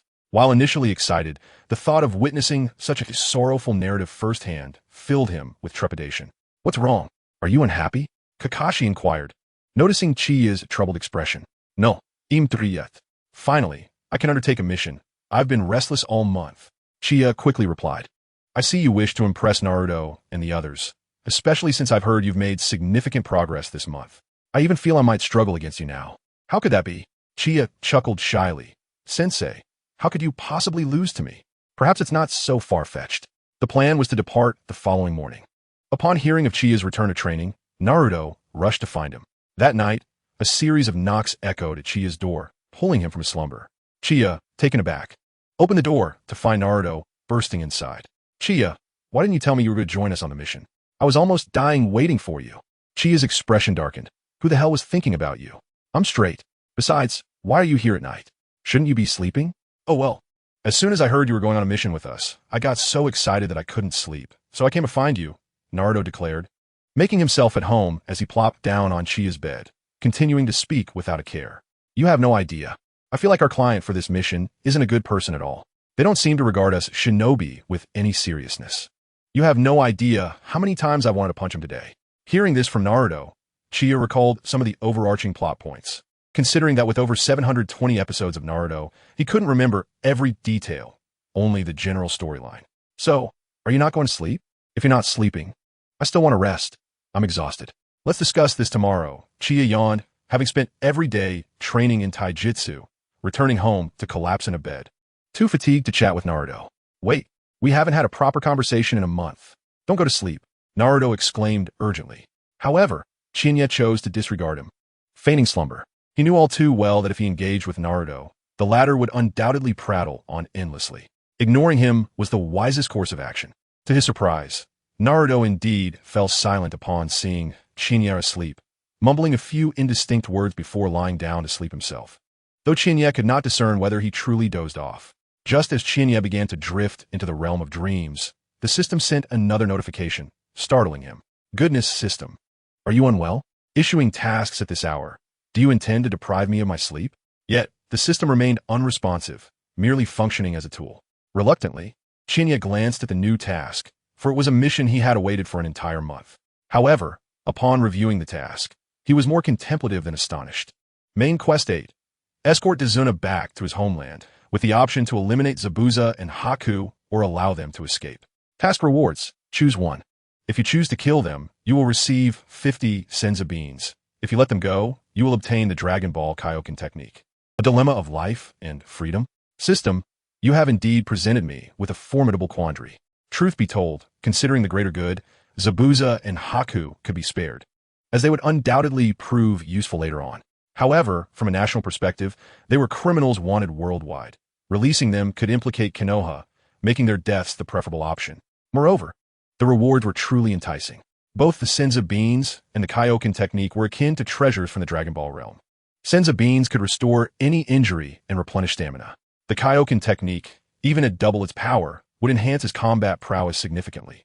Currently, his strength stood at 90. Doubling it would elevate him to 180, reaching the realm of the Six Paths. The Six Paths, undoubtedly an invincible force in the current world of Naruto. Though he might struggle against Genjutsu, especially the potent illusions wielded by Uchiha Itachi, which were truly unsolvable. As for Genjutsu, he had yet to ascertain how to counter it or whether he could utilize Dragon Balls to dispel it, having never tested that theory. To be frank, he desired both rewards, yet the system only bestowed upon him a singular choice. However, upon reflection, it seemed logical, life or freedom. He could only select one. How should he proceed? This conundrum plagued Qianye throughout the night, robbing him of restful slumber. Upon rising in the morning, he bore the telltale signs of sleeplessness. Resembling a panda, Naruto was perplexed, having seen Qianye retire later than himself. Why did he possess dark circles under his eyes? Qianye, what is the matter with your eyes? Is it not permissible for someone with fair skin to have such features? Qianye retorted, suppressing the urge to reveal that he had spent the night in distress. Indeed, you are rather pale, Naruto replied, a statement Qianye wished he had not heard from a boy. Qianye felt he was on the verge of madness. It seemed that despite his jest, Naruto took it to heart. When Qianye and Naruto arrived at the gates of Konoha, Kakashi and the others were already waiting. It appeared that Kakashi approached formal missions with seriousness. At least he was not late. Apologies for the delay, he said. Qianye smiled. Had it not been for Naruto's delay, he would have arrived much earlier. Finally here. Well, let us depart, Kakashi declared. Upon spotting Qianye, Sasuke was momentarily taken aback. He sensed a profound transformation in Qianye's aura. Though he could not articulate what had changed, he merely felt that this individual had grown stronger. To be candid, he harbored dissatisfaction regarding Kakashi's rigorous training regimen for Qianye, yet he was acutely aware of the disparity in their strengths, acknowledging that Kakashi's approach was justified. For the sake of surpassing Qianye and seeking vengeance, he had dedicated himself to relentless training over the past month. He believed that his current abilities would at least be on par with Qianye's, and he would no longer appear as powerless as he had before. Upon arrival, Qianye quickly gauged the strengths of Sasuke and Sakura through his sensory perception. Sasuke had indeed grown stronger, albeit marginally, while Sakura exhibited only slight changes. However, Naruto had made significant advancements, though Qianye understood that his progress was somewhat hindered by the nine tails within him. Thus, their journey towards the land of waves commenced. Chapter 22. The Attack of the Mist-Hidden Rogue Ninja. The group, bustling with excitement, set out from Konoha towards the land of waves. The ruckus was primarily instigated by Naruto, who, having never left the village in 12 years, was brimming with exhilaration. Yet, their escort, a middle-aged man named Tazuna, maintained an air of arrogance, frequently engaging in disputes with Naruto, which added a touch of amusement to their expedition. However, after only a few miles, Qianye detected the presence of 3 ninjas trailing them. He recognized that they were sent by Zabuza to assassinate Tazuna.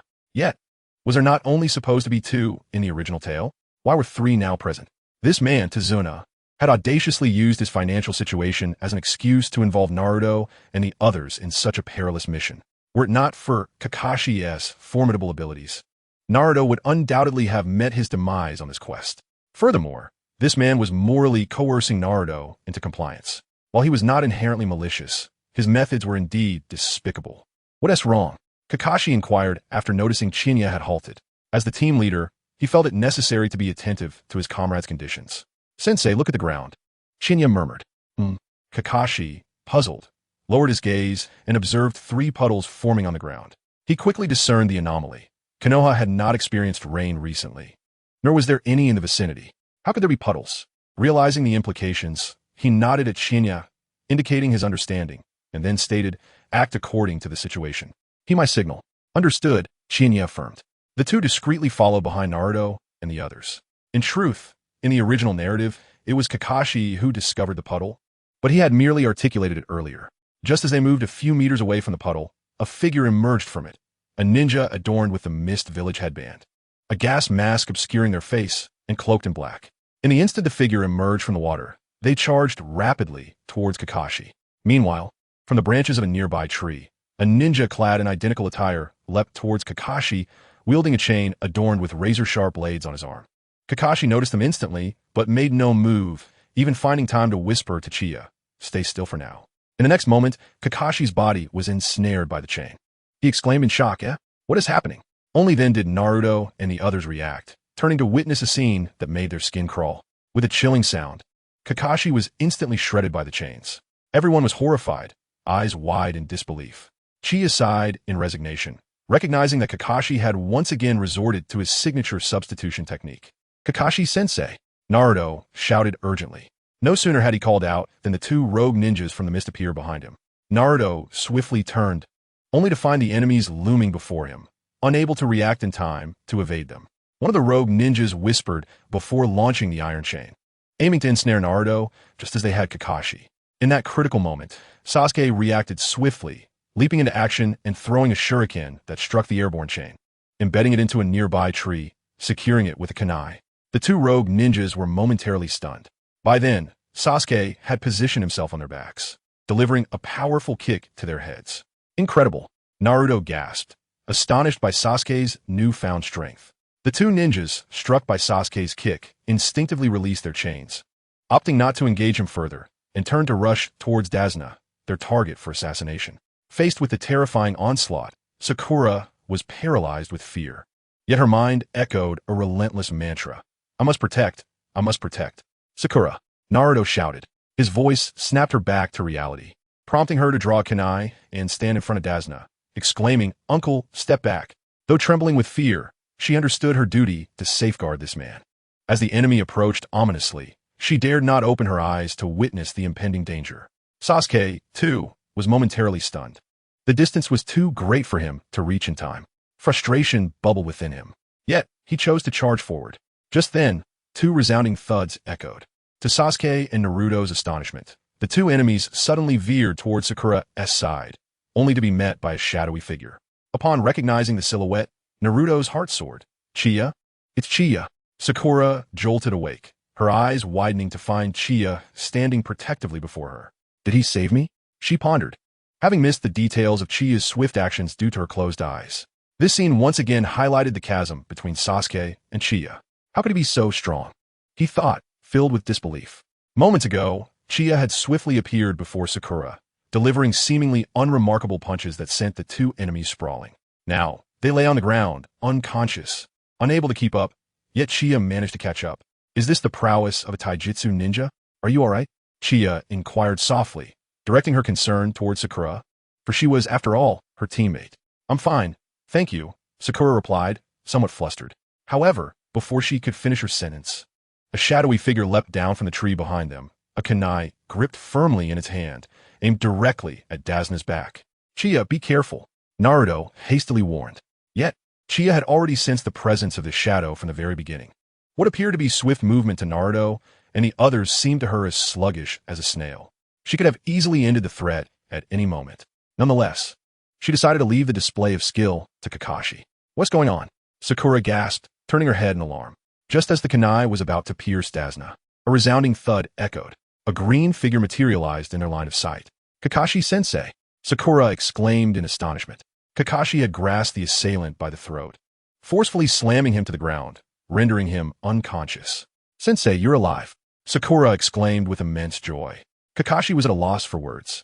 After witnessing so many instances of the body replacement technique, how could these ninjas not recognize it?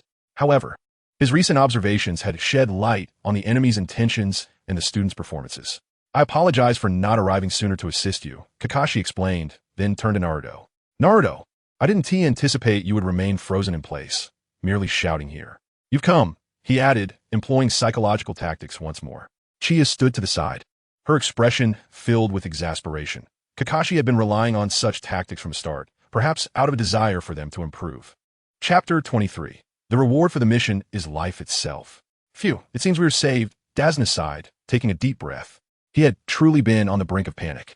Chie, Sasuke, both of you performed admirably, demonstrating quick reflexes and decisive actions. Sakura, you too, Kakashi praised. Hearing these words, Naruto was momentarily stunned, his pupils trembling. He glanced at Sasuke, who, despite it being their first actual battle, displayed no fear. His demeanor remained calm, and his clothes were unscathed. Naruto hesitated to compare himself to Chie, as she was his dear friend, and he felt genuine happiness at her commendation. However, he regarded Sasuke as a rival, and seeing his excellence made Naruto reflect on his own shortcomings, realizing he had accomplished nothing. At that moment, Sasuke flashed a confident smile at Naruto, saying, Coward, is your wound all right? Although he had been somewhat astonished by Chie's prowess earlier, he thought to himself that had he not saved Naruto, he could have reached the scene in time, considering Chie's speed was not extraordinary. He believed their abilities were quite comparable. What? Naruto shouted in frustration, ready to charge at Sasuke. Enough with the futile rage, Naruto. You should check your wound instead. Kakashi intervened.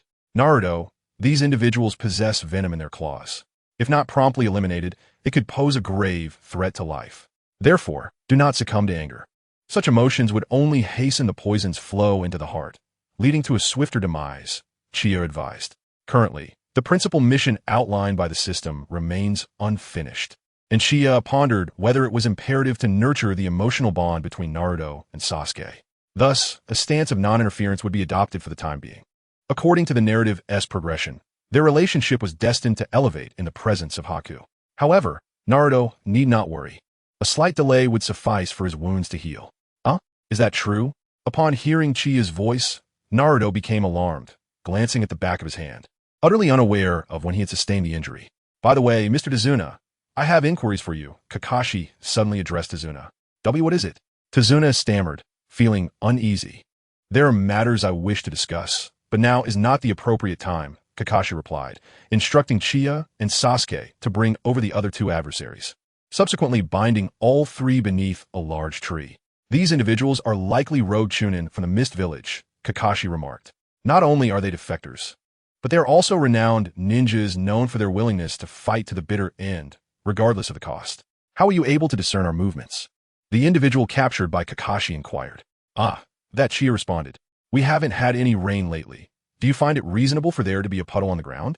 Upon hearing this, Sasuke was momentarily taken aback, astonished. Could it be that from the very beginning, Chia had foreseen all of this? How unexpected. The disparity is indeed vast. Precisely, Kakashi nodded. You were fully aware. Tazuna glared at Kakashi and asked, why allow children to engage? If I wished, these individuals could be dispatched at any moment. However, one matter remains unclear. Who are their targets? You or someone among us? Now, I comprehend, Kakashi stated, casting a sidelong glance at Tazuna. Yet Tazuna feigned ignorance, countering. What do you mean? Previously, we were unaware that you were being targeted by ninjas. The assaults from these armed groups constitute a mission of A rank or higher. You merely claimed responsibility for your protection until the bridge was completed. Had the enemy been ninjas, we would have undoubtedly classified this as a high-value mission without hesitation. Listening to Kakashi's earnest words, Tazuna felt a pang of guilt, lowering his gaze. However, Kakashi was not aggressive. He continued, you seem to harbor unspoken troubles, yet a false commission is equally burdensome for us. What lies ahead is beyond the scope of our assignment. At that moment, Sakura interjected. This mission is too premature for us. Let us halt it. With a sigh, she concluded. Indeed, A-rank missions are typically overseen by Jonin and Chunin. How could we, mere newly appointed genin, possibly undertake such tasks? In this regard, Chia concurred, for missions of a rank and above demand utmost caution, as a moment's negligence could result in death. This is a matter of life and death. In essence, the reward for the mission is tantamount to the price of one's life. Naruto sustained injuries that necessitated the drainage of his toxic blood, requiring anesthesia and a return to the village for medical attention. Sakura continued to speak, while Kakashi cast a resigned glance at Naruto, muttering to himself. Now the burden has truly fallen upon us. We must tend to Naruto's wounds and return to the village. Kakashi's intentions were benevolent, yet to Naruto, those words pierced his heart like a venomous arrow. He harbored no desire to be a burden to the team, nor to jeopardize the hard-won mission due to his own shortcomings. He recognized that the fault lay squarely with him, had he been more diligent. This predicament could have been avoided. Was it merely a matter of bloodletting? With that thought, he raised his kunai, poised to pierce the back of his hand. When a powerful hand seized his own, there is no need for such drastic measures. Do you truly wish to injure yourself further? Chia's voice resounded beside him. Naruto's actions startled everyone present. Chia, release me, Naruto exclaimed. I cannot be a liability to the team. I have been striving diligently, training every single day. All right. I understand your situation better than anyone, but there's no need to endure unnecessary suffering. This is quite simple, Chia replied as he took the kunai from Naruto's grasp. Extend your hand. Although Naruto felt some discontent, he complied. Chia, please don't. If anything goes awry, Naruto's life could be at stake. Sakura interjected urgently. Yet Chia paid her no heed, turning to Naruto and encouraging, bear with it. It will be over swiftly. He then gently pressed the kunai's sharp edge into Naruto's hand, making a precise incision, and skillfully extracted the toxic blood with his mouth, subsequently bandaging the wound. The entire process was seamless and efficient, leaving Kakashi and the others momentarily stunned. Chia, I never expected you to possess such skills, Kakashi remarked in astonishment. Naruto had braced himself for excruciating pain, only to find it concluded almost instantaneously. You see, when I was young, I lived alone without the means or food, often hunting in the woods and getting injured daily. I became accustomed to treating such wounds. Chia's words, though casually spoken, evoked a bittersweet sentiment among the listeners, particularly Kakashi, Naruto, and Sasuke, all of whom shared the experience of being orphans. Sasuke felt a flicker of empathy, musing that, despite his disdain for Chia, he was, in fact, quite admirable. Chia, you. Naruto's eyes welled with tears, deeply moved. Meanwhile, Sakura's expression grew somber. She recognized that, within the team, her family background was the most privileged. Yet she felt she had contributed little and had even looked down upon Chia and Naruto. At that moment, Naruto suddenly declared, Kakashi-sensei, I can no longer wait for others to save me. I will not falter, nor will I shrink back. I shall not hold the team back. I refuse to be outdone by Chia or Sasuke. So please, let us continue with the mission. I will surely prove myself. Chapter 24, Moral Coercion. Is it amusing? Perhaps we should say that Kakashi is concerned for Naruto. It was this impulsive declaration from Naruto that compelled him to decide to proceed with the mission. As Kakashi acquiesced, Chia could see the corners of Dazna's mouth nearly curling into a smile. This was precisely the outcome he desired. They had chartered a vessel at the border of the Land of Fire, with Dazna being acquainted with the boatmen, both hailing from the Land of Waves. Due to the circumstances surrounding the Land of Water, the area was shrouded in thick fog. The five of them set sail, navigating the mist to arrive beneath an unfinished bridge in the Land of Waves. Naruto appeared somewhat queasy from the boat ride, and, feeling rather bored, kept silent, as they needed to evade the watchful eyes of the wrongdoers in the Land of Waves. As the boat glided through the water, the silhouette of the incomplete bridge gradually emerged from a mist. Naruto's excitement peaked upon seeing the bridge. "It's enormous," he exclaimed. "Shoo," the boatman warned. "I only managed to bring this vessel out due to the fog. I've turned off the engine and am paddling. Do you wish to endanger us all?" Startled, Naruto quickly covered his mouth, having momentarily forgotten the precariousness of their situation. At this juncture, Kakashi felt compelled to pose some inquiries to Dazna, as their subsequent actions hinged on the answers. If the mission were merely to escort Dazna to shore, their task would be complete. However, if there were additional matters at play, clarity was essential.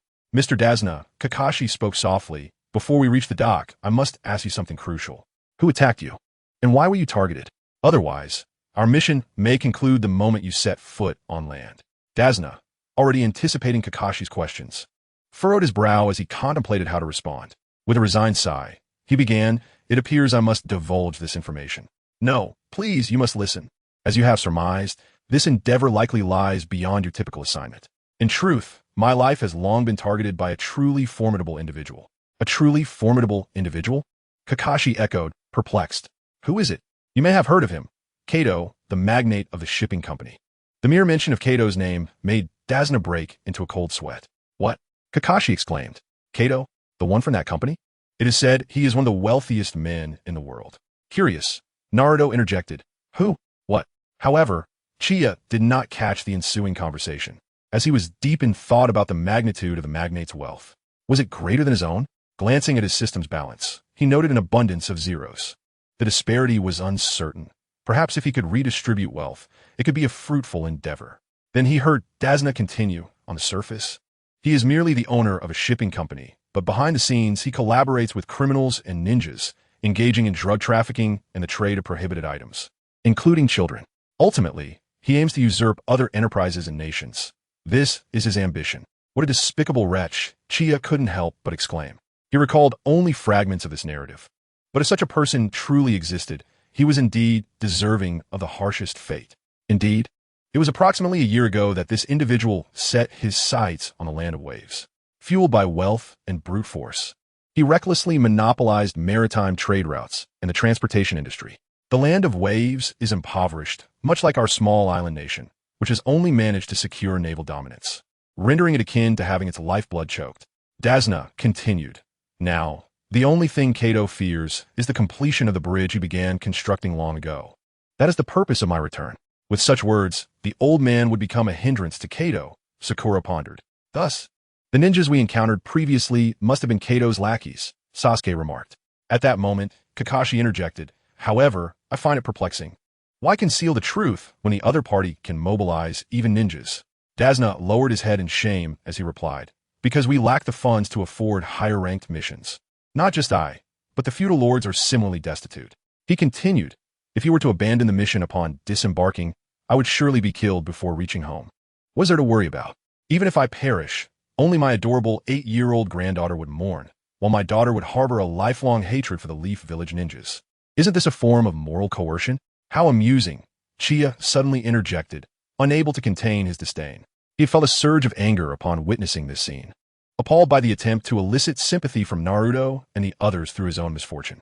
Such moral manipulation was truly revolting. The others, including Kakashi, momentarily taken aback by Chia's unexpected outburst, had not anticipated that he, usually reticent, would voice such sentiments. As Naruto opened his mouth to call out to him, he noticed Kakashi raising a hand to silence him, implying that Chia's words were necessary. It was essential for someone to play the role of the antagonist for their own benefit. "What do you mean?" Dazna inquired, somewhat taken aback. Chia scoffed derisively. We will naturally conclude the mission once we reach land. Your demise is no concern of ours, and as for your granddaughter, that is a matter you ought to ponder. What of your daughter? Given your character, one can only imagine her disposition. We are indifferent. Having brought you this far, we have already shown considerable mercy. I advise you not to overreach. Chia, you have gone too far. Sakura could no longer remain silent, and even stood up. Chia cast her a bemused glance and replied coolly, "Let me ask you this. Did he ever consider our feelings while concealing the truth? Did he ever care for our lives? We are ninjas, indeed mercenaries, but we are also living beings with warmth in our veins. Had it not been for Kakashi-sensei, for me, or for Sasuke, you alone would have surely fallen victim to the assassins. Naruto is already injured. Are you blind? Have you considered Naruto? Or are you solely focused on your Sasuke? It is not merely a matter of finances. There are indeed myriad ways to address this situation. The circumstances of the Land of Waves should be communicated to the higher echelons of Konoha. I believe that the third Hokage would not remain indifferent. This presents a splendid opportunity for diplomatic relations between the Land of Fire and the Land of Waves. Would it not be a more prudent resolution if we could foster development for both nations by resolving this matter? As an adult, employing moral coercion to elicit our sympathy is disingenuous. Has he ever considered our feelings? Who knows what kind of adversaries may arise next? Furthermore, if it were not for Kakashi-sensei's formidable strength, another team might have suffered the loss of a comrade during this mission. These are our allies. Chia expressed her thoughts candidly, leaving no room for Dasna to counter or for Sakura to respond favorably. This is simply the truth. And it is certainly not because his parents perished in a line of duty that we should feel any differently. It is merely an objective situation. After hearing Chia's words, everyone fell into contemplation. Sakura ceased her speech, lowering her head, as she had not considered these perspectives. However, Chia recognized that it was unfair to blame her. After all, her psychological maturity is that of an adult, while Sakura is merely 12. Naruto understood well. He was aware of Chia's parent sacrifice during a mission and empathized with her feelings. Sasuke felt similarly, agreeing that this was the first time he believed Chia was correct. Kakashi too recalled Obito. With a slow sigh, he acknowledged Chia's words before turning to the silent Dasna, stating, "Well, the facts are as such. However, out of humanitarian concern, I believe we shall not spare this scoundrel. As my student rightly pointed out, this is an opportunity for diplomatic engagement between our nations. Is it not, Chia?" Kakashi glanced at Chia, who nodded in agreement, prioritizing the greater good. Chapter 25, The Demon Zabuza approaches.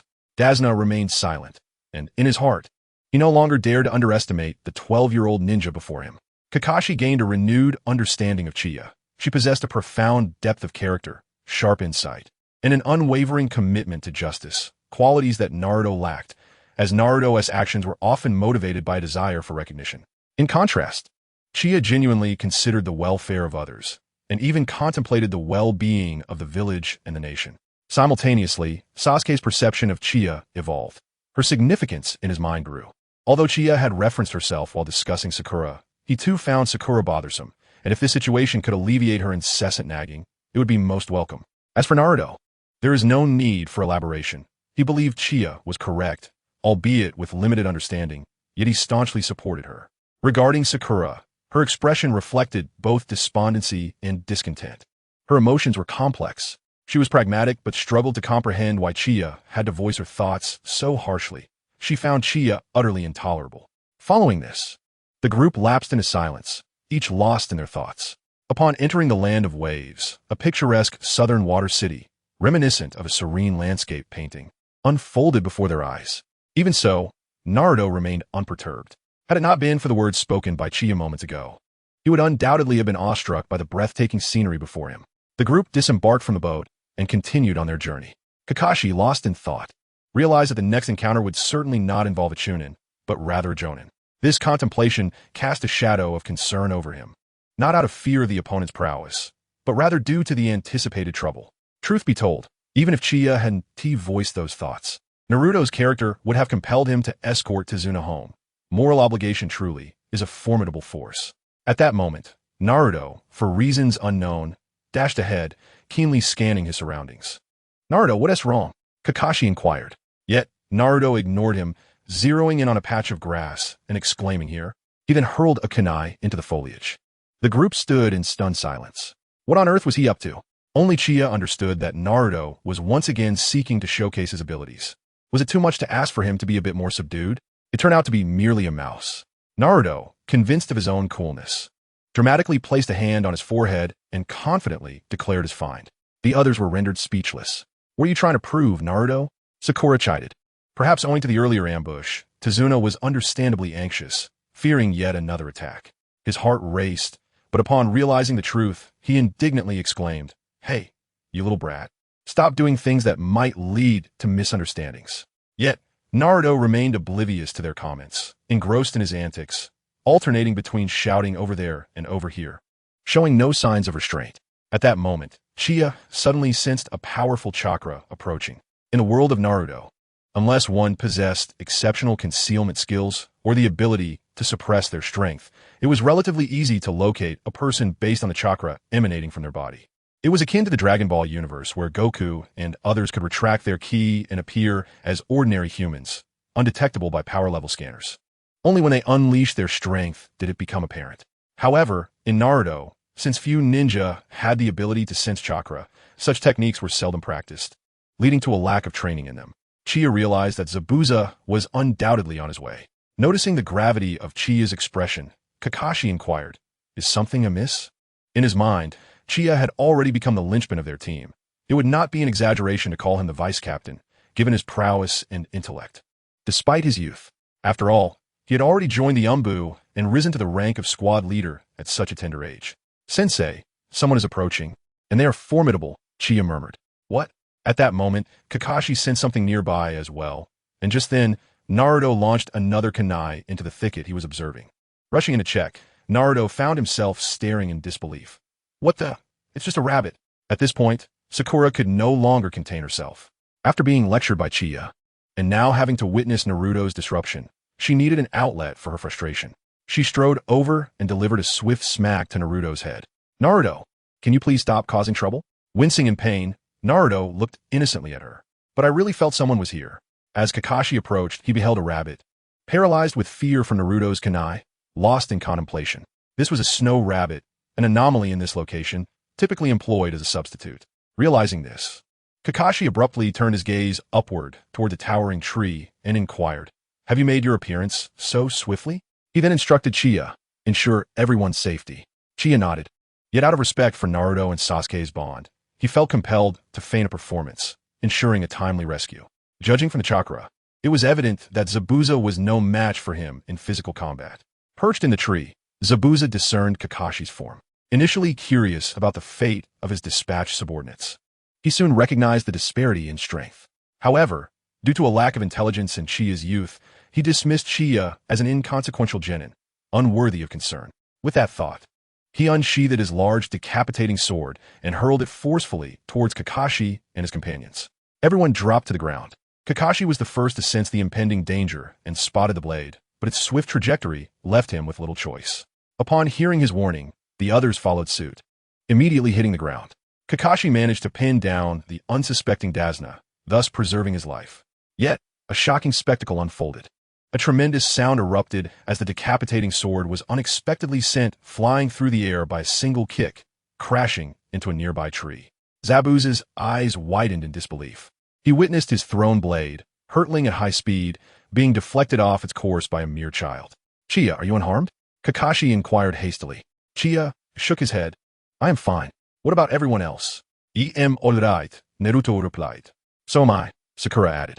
Sasuke, however, regarded Chia with a flicker of curiosity, pondering just how much stronger he had become. After all, he himself would not dare to confront that swiftly approaching blade. Yet this child had managed to send it flying with a single kick. At that moment, adhering to the principle of ostentation, Zabuza leapt onto the blade. His back turned to Chia and the others, coldly remarking, "The Konoha brat possesses a modicum of intrigue." Kakashi paused momentarily upon recognizing Zabuza, instantly recalling who he was. Naruto, gazing at the exposed back of their adversary, clad in cow-patterned sleeves, felt a surge of anxiety. Having previously allowed Chia and Sasuke to take the spotlight, he knew it was his turn to showcase his prowess.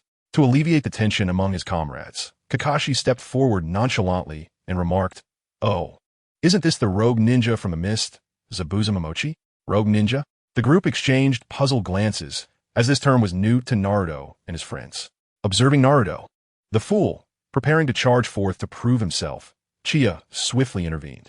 Do not approach. He is exceedingly strong. If you engage, you will surely perish. Far more formidable than those you encountered earlier.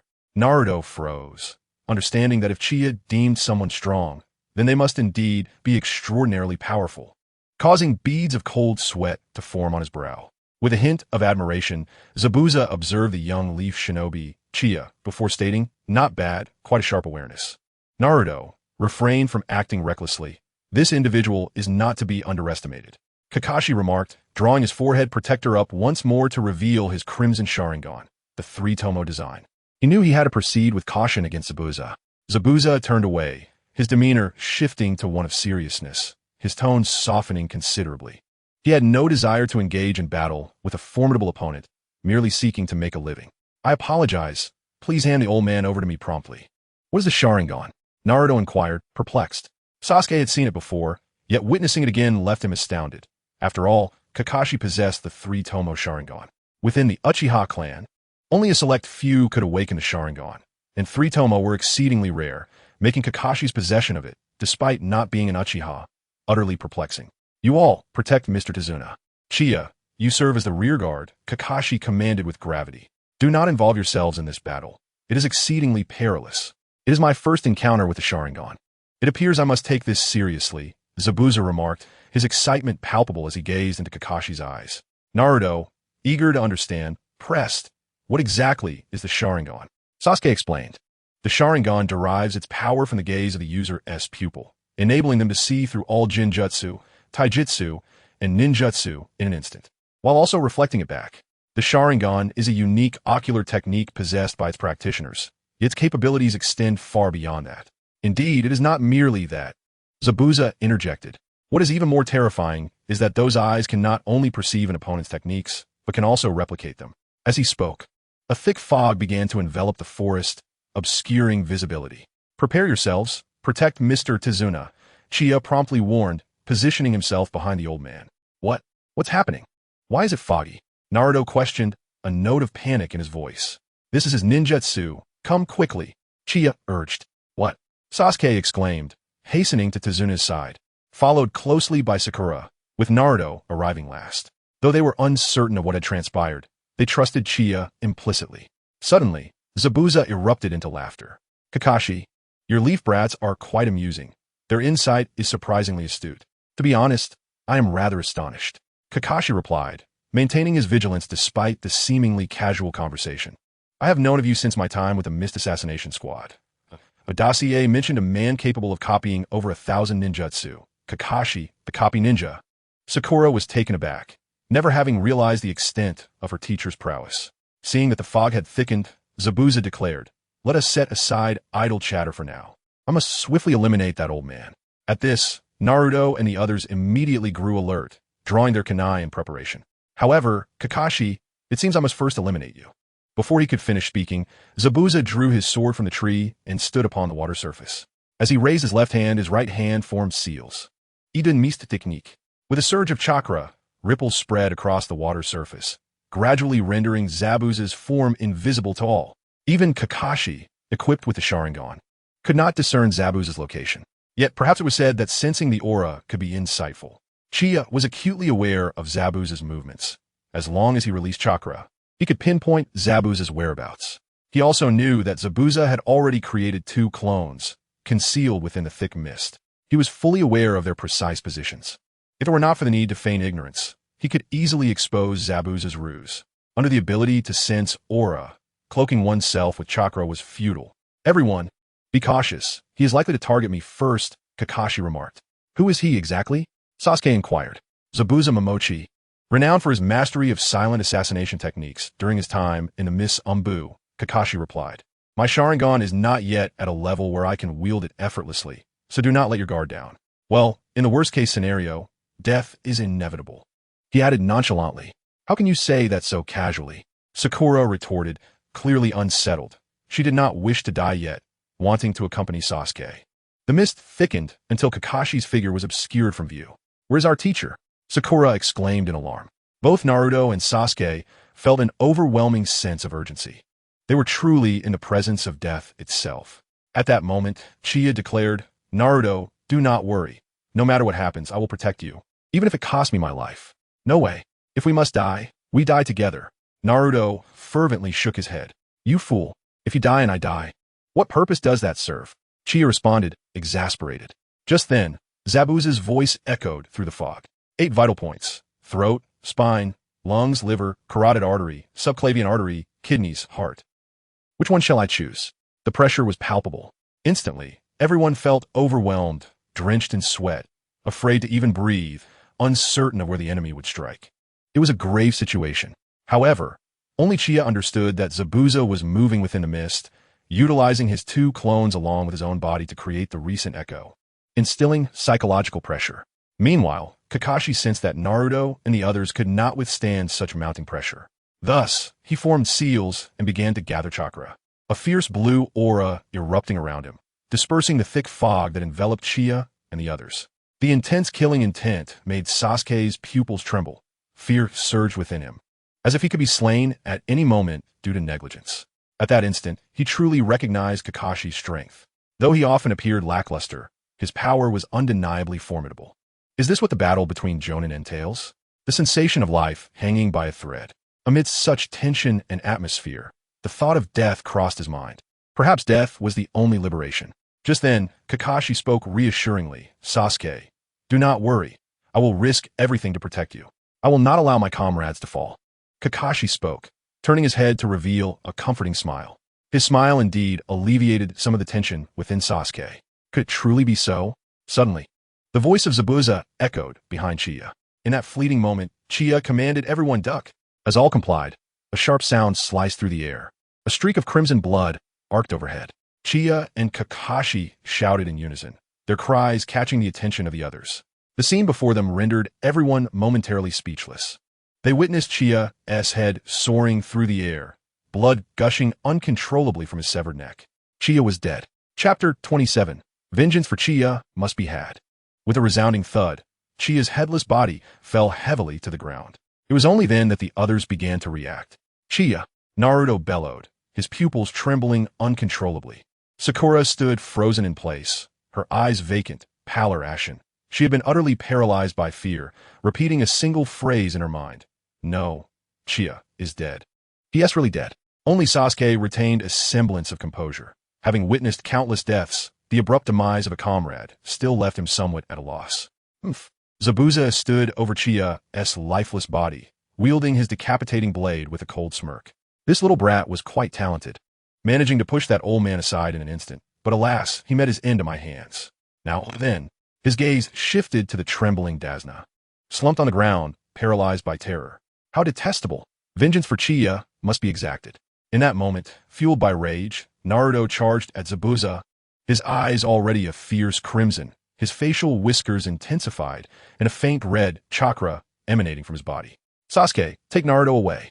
Kakashi shouted sternly, his Sharingan momentarily focusing on Zabuza before he lunged at him with remarkable speed.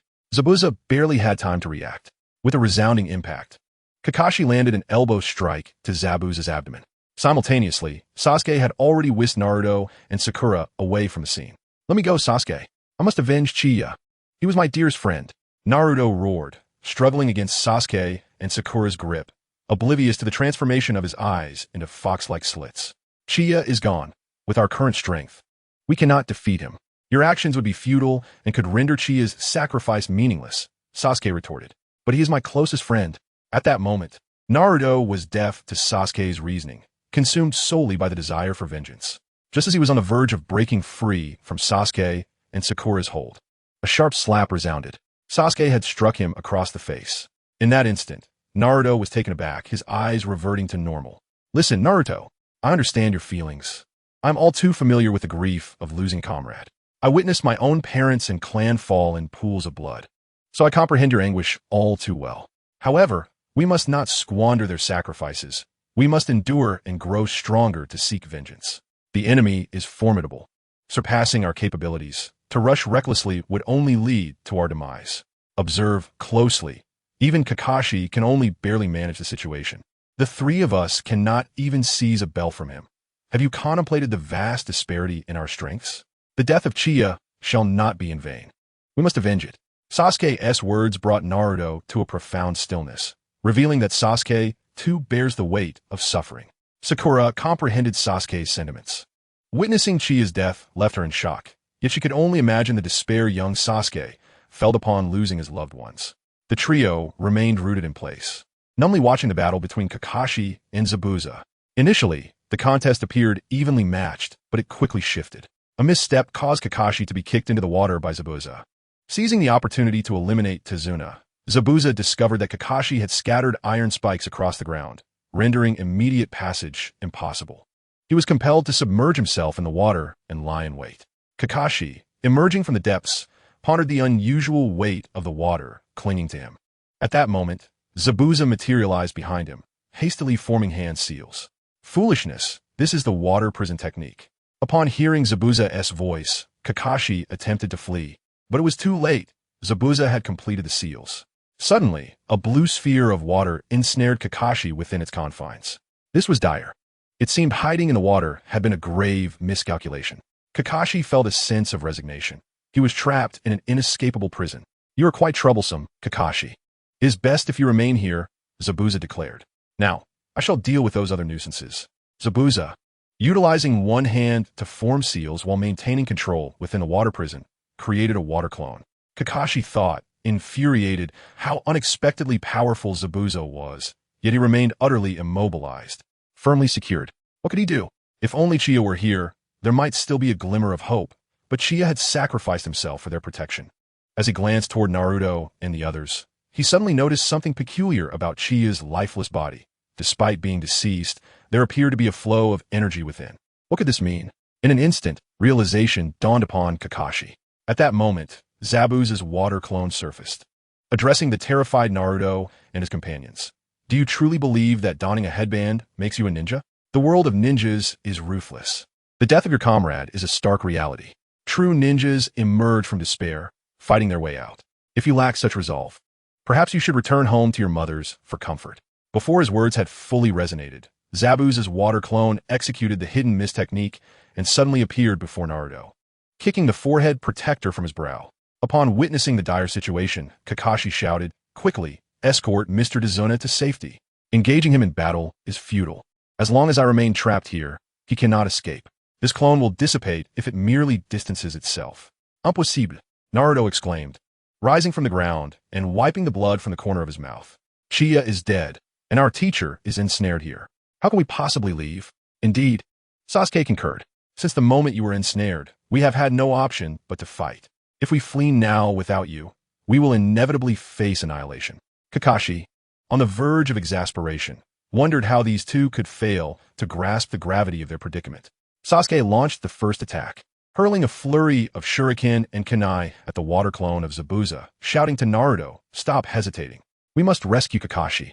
As long as he is here, we have a chance to avenge Chiya."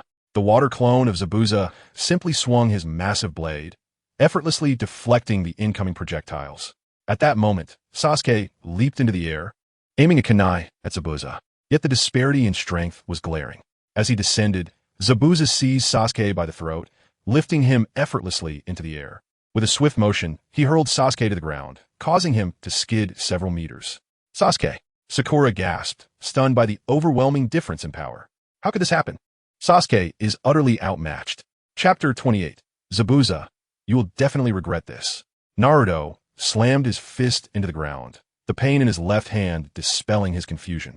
Gazing at the ground beneath Zabuza's feet, he saw his Leaf Village forehead protector and was reminded of Iruka-sensei, Chiya, and Kakashi-sensei. He recalled everything that had transpired. He could not betray their trust. He knew he had to save Kakashi-sensei and avenge Chiya. With this resolve, he rose with fervor, charging towards the water clone of Zabuza. This scene left everyone in shock. "Fool!" Kakashi bellowed. "Naruto, don't!" Sakura cried out. But Naruto had already made up his mind. In the next instant, he was struck down by the water clone of Zabuza, blood splattering. "What were you thinking, rushing in alone?"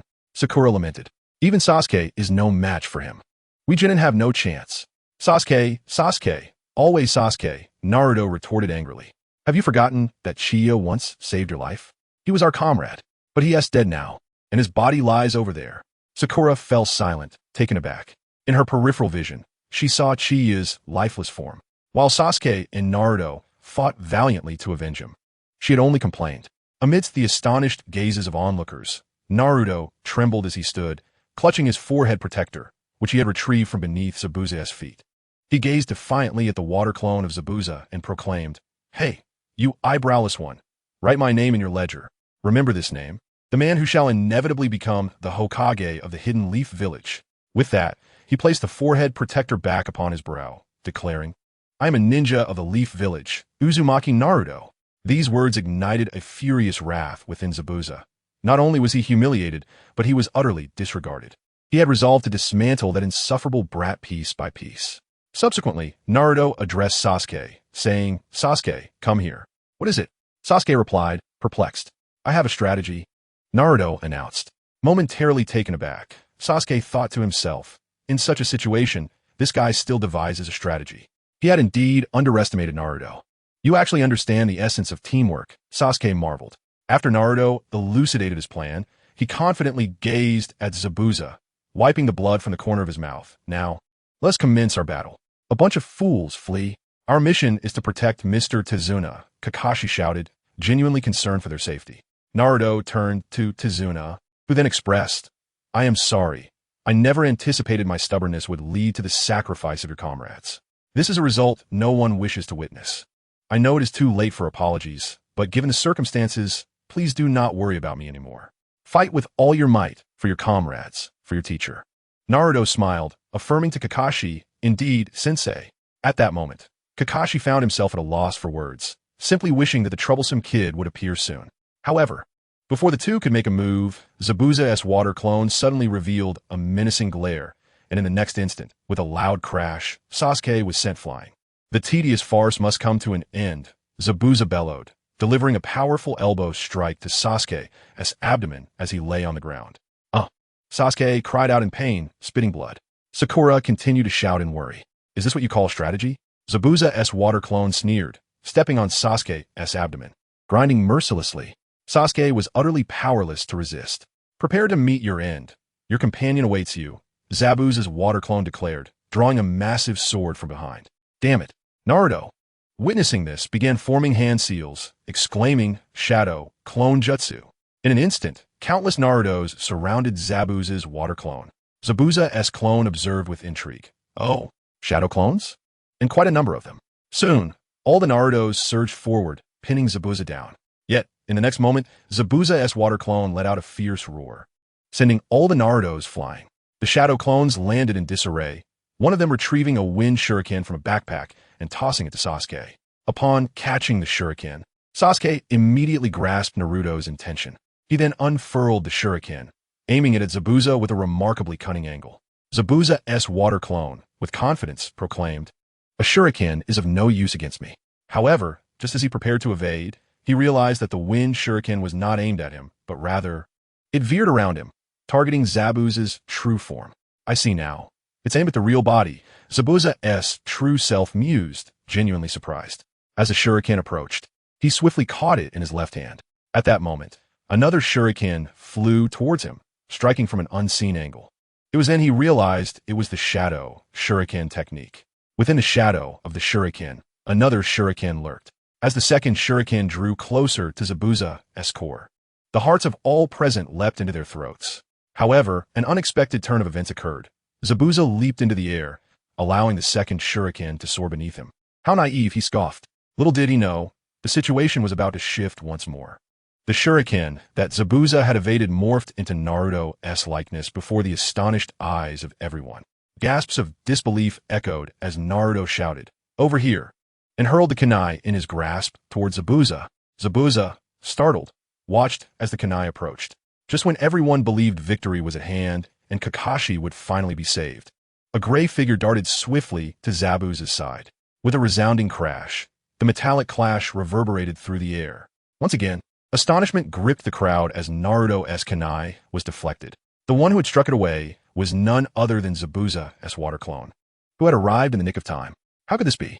Sakura despaired, collapsing to the ground, lamenting, indeed, defeating him is an impossible feat soon. A blood-curdling scream pierced the air. She quickly raised her head, only to be struck dumb by the scene before her. Naruto was ensnared by Zabuza's water clone, one hand gripping his head while the other rained down blows upon his abdomen. Naruto's cries of agony echoed as blood seeped from the corners of his mouth. "Naruto!" Sakura shouted in desperation. "Let him go." Seeing this, Sasuke leaped into the water, swimming towards Naruto. They were unable to walk on water as they had yet to master chakra footing. "How amusing! You are far more entertaining than any of the lower ninjas I have encountered." Zabuza's water clone cackled, hurling Naruto towards Sasuke, who was swimming closer. "Naruto!" They both cried out. With a splash, Naruto collided into Sasuke, and both sank beneath the surface. "It is all over, Kakashi. Watching your students perish one after another before your very eyes must be quite the spectacle," Zabuza stated. "You will surely regret this, Kakashi," he added, as Kakashi found himself powerless, having exhausted all means to escape the water prison. "Regret? Wait until I have slain that old man and your last student. Then you will truly understand what regret feels like," Zabuza's water clone retorted, stepping onto the shore and advancing towards Tazuna. "Stay away," Tazuna stammered, utterly paralyzed with fear as he stumbled backward. At that moment, Sakura had lost her will to fight, her eyes filled with terror, silently watching as Zabuza's water clone approached her. "What are you doing? Come protect me," Tazuna shouted in panic. Yet Sakura remained unmoved, knowing that should she intervene, her fate would mirror that of Chiyo. With a clear decision, Zabuza's water clone commended Sakura, slowly drawing forth a massive blade from behind. Casting a cold gaze upon Tazuna, Tazuna, terrified, fell to the ground, facing this demon in despair. "It is over." With a thunderous shout, Zabuza's water clone swung its massive blade towards Dazna. The blade sliced through the air with an audible whoosh. Terrified, Dazna shut his eyes, resigned to his fate. At that moment, a startled exclamation erupted from Zabuza's water clone, accompanied by the sound of metal clashing. "Bang! You, how could you be here? Didn't you die? Hey, who said I was dead? As a Jonin, you should know that was merely a shadow clone." How pathetic. It was the voice of Chiya. Chapter 29. I am Ghostly Chiya, remember that name. Chiya. Sakura displayed an expression of disbelief, only to be taken aback when she glanced at Chiya's headless corpse. It had vanished. Kakashi wore a knowing look, having suspected all along that Chiya was biding his time, and due to his and Naruto's and Sasuke's inadequacies, Chiya had to intervene. Although this approach was somewhat inappropriate, it was undeniably unexpected. Zabuza's true self, controlling the water clone, was equally astonished, utterly bewildered by the unfolding events. "You little brat." Before Zabuza's water clone could fully process the surprise, Chiya delivered a swift kick, forcing him to leap back several meters to create distance. "Kid, weren't you dead?" Dazna exclaimed in shock. "Indeed. Thanks to you, I've already died once. Do you comprehend?" Chiya's expression was cold, for he deemed Dazna unworthy of kindness. Dazna fell silent, acutely aware that all of this was his doing. "Chiya, you." Sakura began to speak, but was interrupted by Zabuza's water clone. "A shadow clone, is it? Fascinating. However, shouldn't a shadow clone disappear when attacked? It is quite normal for there to be things beyond one's comprehension in this world. Just like how you cannot grasp my movements." Before Chiya's words had fully faded, he suddenly vanished from sight. "What?" Zabuza's water clone paused, sensing an overwhelming killing intent from behind, prompting him to roll away. Mid-roll, he glimpsed Chiya appearing instantly behind him, launching a powerful punch. The force was immense, dispersing a vast expanse of mist. How is this possible? So fast. Everyone was stunned. They had believed Zabuza's speed to be unparalleled. Yet now they witnessed Chiya's swiftness overshadowing that of Zabuza. The moment Zabuza's water clone regained its footing, a foot appeared before him, delivering a direct kick. The clone hastily raised its blade to defend. Clang! The sound of the blade striking reverberated through the mist-laden domain, causing a violent tremor that nearly obliterated Zabuza's water clone. "How could you possess such formidable power?" The water clone questioned, bewildered. "Formidable? Your water clone merely represents half your strength. It is not surprising that you cannot perceive me." Chiya's voice echoed from all directions, rendering Zabuza's water clone incapable of pinpointing its source. It became clear that confronting an unseen adversary was indeed a profoundly terrifying experience. At this moment, he had no time to consider Dazna. Facing an opponent whose actions were unpredictable, he had to muster all his focus. Just then, two shadows of Qianye emerged from the mist, engaging in a fierce melee with Zabuza's water clone. This scene utterly shattered Sakura's worldview. Qianye was surprisingly holding his own against the water clone, even managing to suppress it momentarily, despite the fact that even Sasuke was no match for it. Little did she know, this was merely a water clone that Qianye could disperse at any moment, but he was waiting for Naruto and Sasuke to surface. Finally, after hundreds of exchanges, Naruto and Sasuke emerged from the water surface. They thought everything was over until they caught sight of Qianye battling Zabuza. Both were momentarily struck dumb, their faces etched with shock. "Qianye, you're alive. You're truly alive," Naruto exclaimed. "Stop with the chatter. I'm struggling to keep him at bay. Hurry and rescue the teacher." Qianye was at a loss for words. This was precisely what he had been waiting for. Upon hearing Chinya's voice, Naruto and Sasuke immediately understood his intent and began attacking Zabuza's real body. Unable to act normally, Zabuza's true form, while evading Sasuke's strikes, was forced to retreat, lest he sustain injuries. After all, there would be ample opportunities for assassination, but to be injured by these kids would be quite a loss. "Who are you anyway?" Zabuza's water clone seethed with rage upon seeing Kakashi rescued, feeling humiliated that he, a Jonin renowned in the ninja world as the demon, was bested by these mere children. "Since you asked so sincerely, I shall graciously enlighten you," came Chinya's voice from an unexpected direction. It was then that everyone realized that the one battling Zabuza's water clone was, in fact, Chinya's shadow clone. "I am the ghostly Qianye, a pure taijutsu ninja. Remember that well." No sooner had he spoken than a brilliant blue light burst forth from the fog. "What is this?" Sasuke recognized the light immediately. Having witnessed this technique during Chinya's earlier battle with Kakashi, a terrifying skill capable of obliterating vast stretches of forest in an instant. As Chinya's voice resonated through the mist, Zabuza's water clone found itself ensnared by Chinya's two shadow clones, while Kakashi blocked his true body. Although they were unaware of the nature of this impending threat, an overwhelming sense of danger swiftly engulfed their souls. "What is this?" Zabuza's true form inquired of Kakashi. "Who knows?" Kakashi replied with a resigned smile, genuinely at a loss. Just as Chinya's voice faded, Sasuke urgently shouted, "Sakura, quickly take that old man away from there." Reeling from shock, Sakura snapped back to reality and hurriedly pulled Dazno away. The moment she exited the range of the light wave, a pale blue beam nearly grazed her body. Boom! A powerful gust of wind instantly dispersed all the mist. Zabuza's water clone, witnessing the light wave approaching, realized it was utterly unable to escape. In a moment when struck by the Kamehameha, it disintegrated instantly, including both of Chiya's shadow clones. Subsequently, wherever the light wave touched the forest, it was obliterated in an instant, extending over several hundred meters. What? This scene completely shattered everyone's understanding. The power displayed was comparable to that of the tailed beasts. How impressive!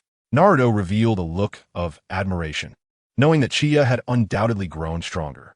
"Damn it, this guy's become so much stronger," Sasuke thought, feeling increasingly discontented, yet the reality was undeniable. When Zabuza witnessed the forest destruction, his mind momentarily faltered. He wondered if this young boy truly possessed the strength of a genin. How could he feel stronger than himself? How does Konoha cultivate its ninjas? The disparity in strength is exceedingly apparent. At that moment, he realized he could no longer afford to linger in battle, as the situation was unfavorable for him. Seizing the opportunity, he swung his blade towards Kakashi, who swiftly retreated. Zabuza instantly submerged into the water, disappearing from sight. "Sensei, what about the enemy?" Naruto inquired, puzzled. "He must have fled. The odds were against him," Kakashi replied. "I see." Naruto nodded, then became exhilarated. "That's fantastic. We've won. Chiya is amazing." Chapter 30, Rejected by Someone You Admire. Just when everyone thought everything had concluded, Chiya suddenly glanced toward a tree and casually hurled a ki blast in that direction. "Chiya, what's wrong?" Naruto asked. However, Chiya did not respond, merely fixating on the direction where he had thrown the ki blast. At that moment, Kakashi and Sasuke also took note of the area. Although the ki blast was deflected, they all saw a figure standing there, clad in a mask and kimono, with long hair. "Who are you?" Kakashi stepped forward to inquire, but upon getting a closer look at the mask, his brow furrowed slightly. "This mask is..." He then connected the dots. "You're from the Mist Pursuit unit?" At that moment, the figure finally spoke. "I apologize for my tardiness." The voice, uncertain whether intentionally modulated, carried a blend of femininity intertwined with masculinity, but leaned predominantly towards the feminine. "Who are you?" Naruto asked curiously. "Naruto, you don't even know the Pursuit ninjas?" Sakura interjected, exasperated. "We studied them in school." Naruto was taken aback. Indeed, He had no idea, as he had never bothered to study. The reason he was labeled the tail end was precisely because he excelled in academics the least. As for Uchiha, he had intentionally lowered his own grades to accompany Naruto. Had he truly applied himself, he would undoubtedly have ranked first. The so-called pursuit ninjas are responsible for tracking down rogue ninjas like Zabuza, who, for various reasons, turn against their own ninja villages. Sakura explained, they're specialized assassins tasked with preventing the revelation of their village's secrets. It's common knowledge, isn't it? You should devote more effort to your studies. Sakura continued to tease him. In response, Uchiha remained oblivious to Naruto's thoughts. He genuinely found Sakura quite bothersome. During the battle earlier, what had she been doing? Merely shouting without contributing? Now, she stood there feeling superior, unable to contain himself. He confronted her directly. Do you truly believe Naruto is easy to bully? What were you doing during the battle? Sakura was rendered speechless. Her cheeks flushed with embarrassment as she lowered her gaze, acutely aware of her own inaction. Uchiha, I am fine. I have grown accustomed to it. However, I shall prove my worth, Naruto remarked with a smile. You have already proven yourself, Sasuke interjected, seemingly irritated with Sakura, his words clearly directed at her, implying that Naruto was commendable and she ought to refrain from speaking out of turn. This only intensified Sakura's feelings of shame and despondency. Being scorned by the one she admired spurred her determination to validate herself. Indeed, my mission is to hunt down rogue ninjas. I am from the pursuit team of the Hidden Mist, although it appears I have arrived too late, as he has already fled, spoke the masked individual. At that moment, only Uchiha recognized him as Bai. According to the original storyline, after Zabuza was defeated by Kakashi, Bai was supposed to feign killing Zabuza, but his true intention was to facilitate Zabuza's escape. Additionally, Bai was male, despite his voice sounding feminine. Kakashi analyzed the situation, deducing that the voice suggested a person of similar age to Uchiha and the others, while there was a possibility of talent. He understood that a pursuit team would never dispatch just one individual. However, considering numerous possibilities, he chose not to voice his thoughts. Should it indeed be the pursuit team from the Hidden Mist, his suspicions could adversely affect the village. Then, I shall take my leave, Bai stated before departing, reassured now that Zabuza had escaped. Once everything had settled, after a brief period of regrouping, Kakashi announced, very well, we must set off. We need to ensure Mr. Dazna's safe return home. At that moment, Dazna burst into laughter, perhaps to lighten the atmosphere, exclaiming, I sincerely apologize, everyone. Why don't you all come to my home and relax? Uchiha and Sasuke exchanged glances, incredulous at his ability to laugh. Kakashi, unsure of how to respond, simply said, let's muster our spirits and proceed. Upon arriving at Dazna's residence, after a brief respite, Uchiha and the others convened for a small meeting. Once Naruto had quieted down, Kakashi said, we are uncertain of what may transpire next, but since Zabuza has escaped, he will undoubtedly return with vengeance. Therefore, we must prepare ourselves before a crisis arises. Prepare? What shall we do? Naruto inquired. You all need to train diligently. As you have observed, the enemy is formidable. Even Zabuza, against whom I struggled, would have posed a grave threat had it not been for Uchiha's cleverness in hiding and catching Zabuza off guard. None of us can fathom the potential dangers that could have unfolded, Kakashi explained. Speaking of which, Uchiha, weren't you supposed to be dead? Where did you disappear to? Naruto asked with curiosity. Not only he, but Sasuke also perked up his ears, eager to understand Uchiha's thoughts, believing it might benefit his own growth. As for Sakura, her dissatisfaction with Uchiha lingered, yet she recognized that had it not been for Uchiha, she might have met her demise in that encounter. Uchiha pondered, realizing he could not simply admit, I was just trying to show off, could he? He spoke slowly, saying that a conceited person tends to become quite careless. Aware of the formidable strength of Zabuza, I realized I must discern his weaknesses. Initially, I contemplated feigning death to observe his combat flaws, but ultimately, as you all know, if I did not reveal myself, it would have spelled genuine peril. Nevertheless, it was indeed a clever strategy. However, Uchiha, you must prepare us mentally in the future. We were nearly frightened to death, Kakashi remarked helplessly. There was little choice in such circumstances. Time was of the essence. Naruto interjected. Indeed, Sasuke nodded in agreement. Kakashi, at a loss for words, fell silent. Ultimately, what mattered was the favorable outcome. Now let us discuss the training matters, which is the purpose of this meeting aimed at enhancing your strength. Kakashi then steered the conversation to the main topic. First, let us analyze the recent battle. Without Chia's input, I could clearly sense that you all have made progress. However, Naruto has advanced the most rapidly. In a moment of crisis, he devised a combat strategy, albeit slightly underestimating the enemy's strength. Yet such initiative is commendable. Upon hearing this, Naruto's lips curled upward uncontrollably. He knew he must become stronger. Sakura also noted that Naruto had indeed grown significantly more powerful than before.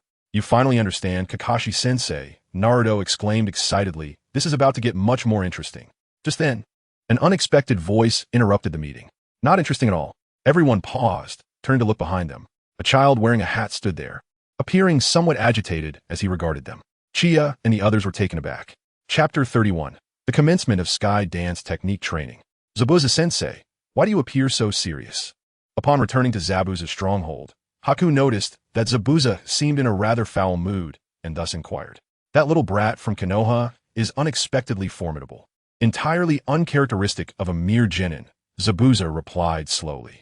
Haku was momentarily taken aback. Could the child capable of earning such praise from Zabuza-sensei be the one clad in black, known as Chia? Zabuza nodded, stating, "Haku, that child as current strength may well rival my own. He is certainly a future force to be reckoned with, especially with that ninja Kakashi by his side. It appears that our mission will not be easily accomplished." Haku remained silent, deep in thought.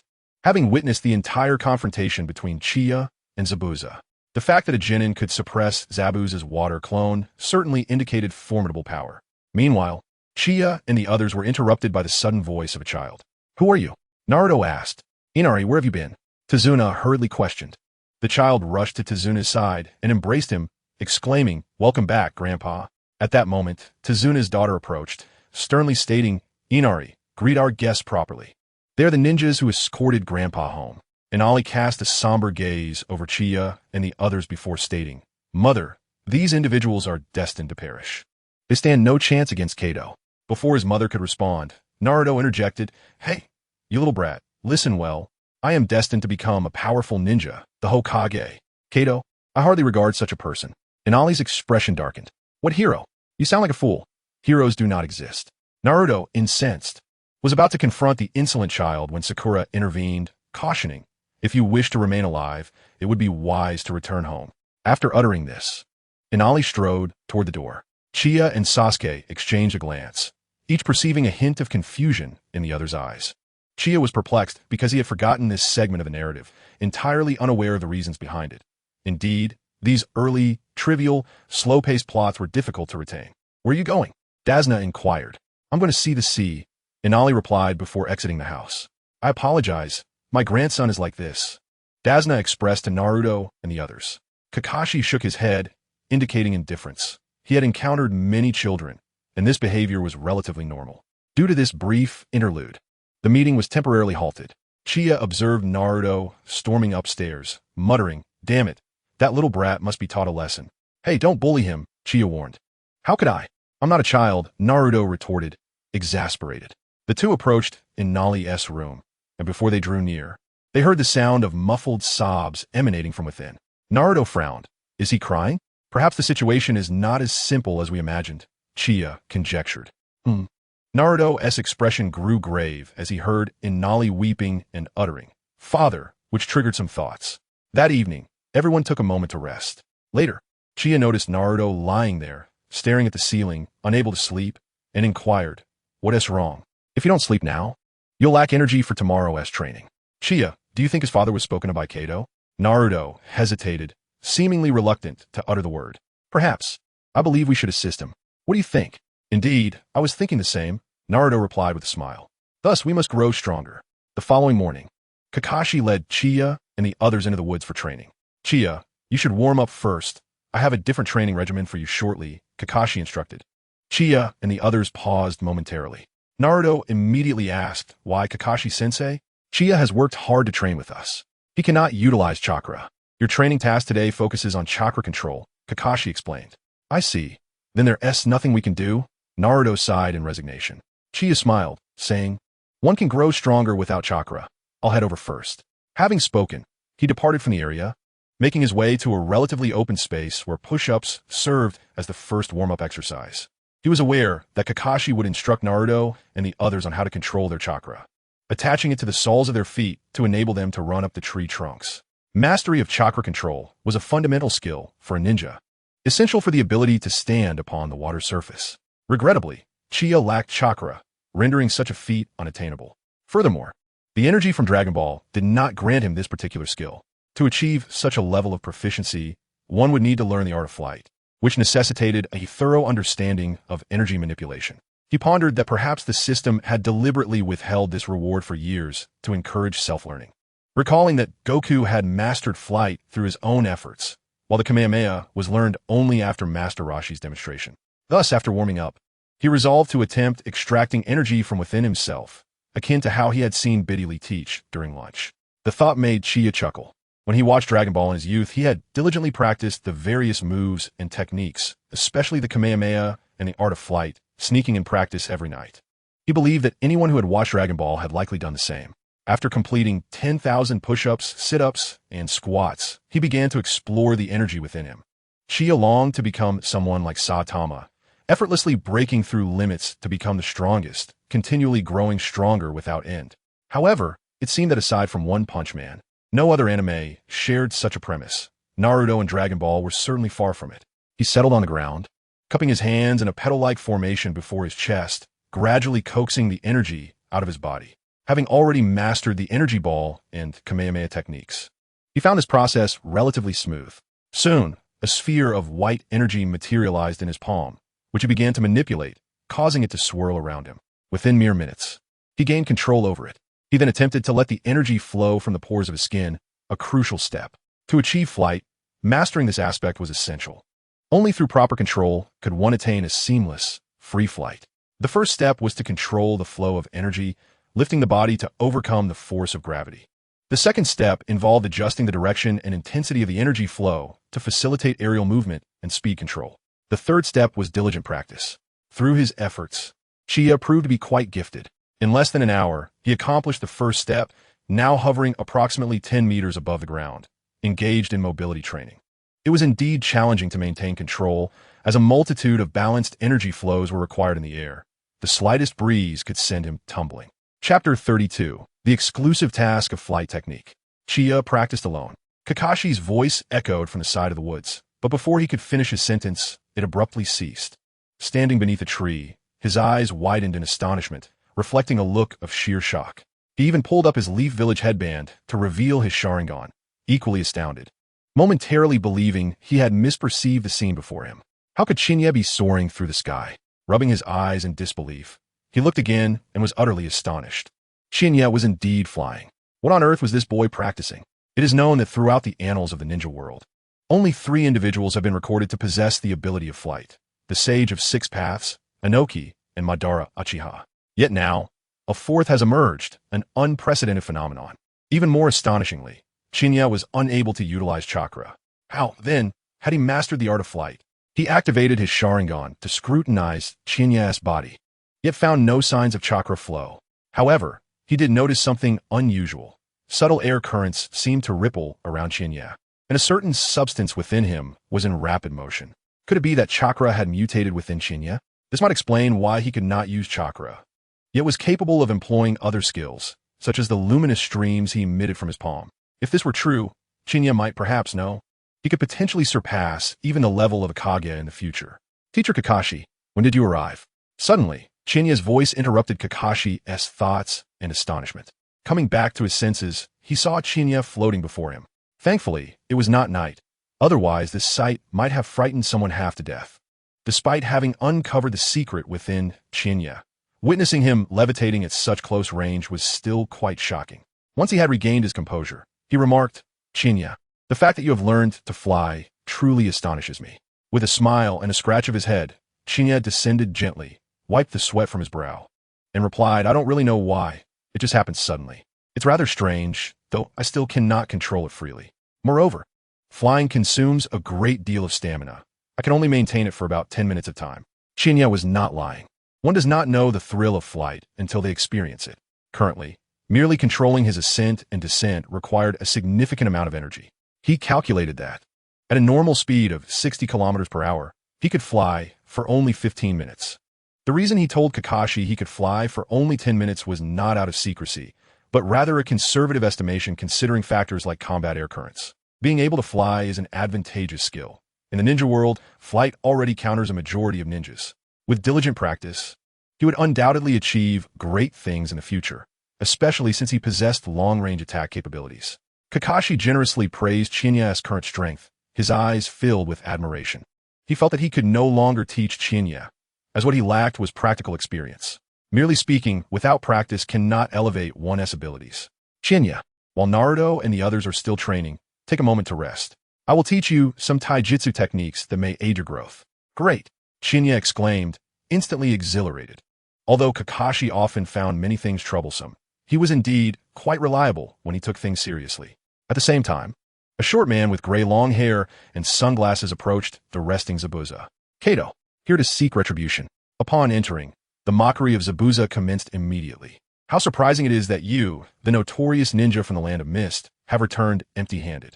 You are utterly inept, unable even to manage the aftermath left by your subordinates. The words you utter are nothing short of absurd, rendering you a subject of ridicule. Zabuza, however, remained unresponsive. In contrast, Haku, brimming with youthful fervor, rose from his seat and inquired, "Are we to engage in combat?"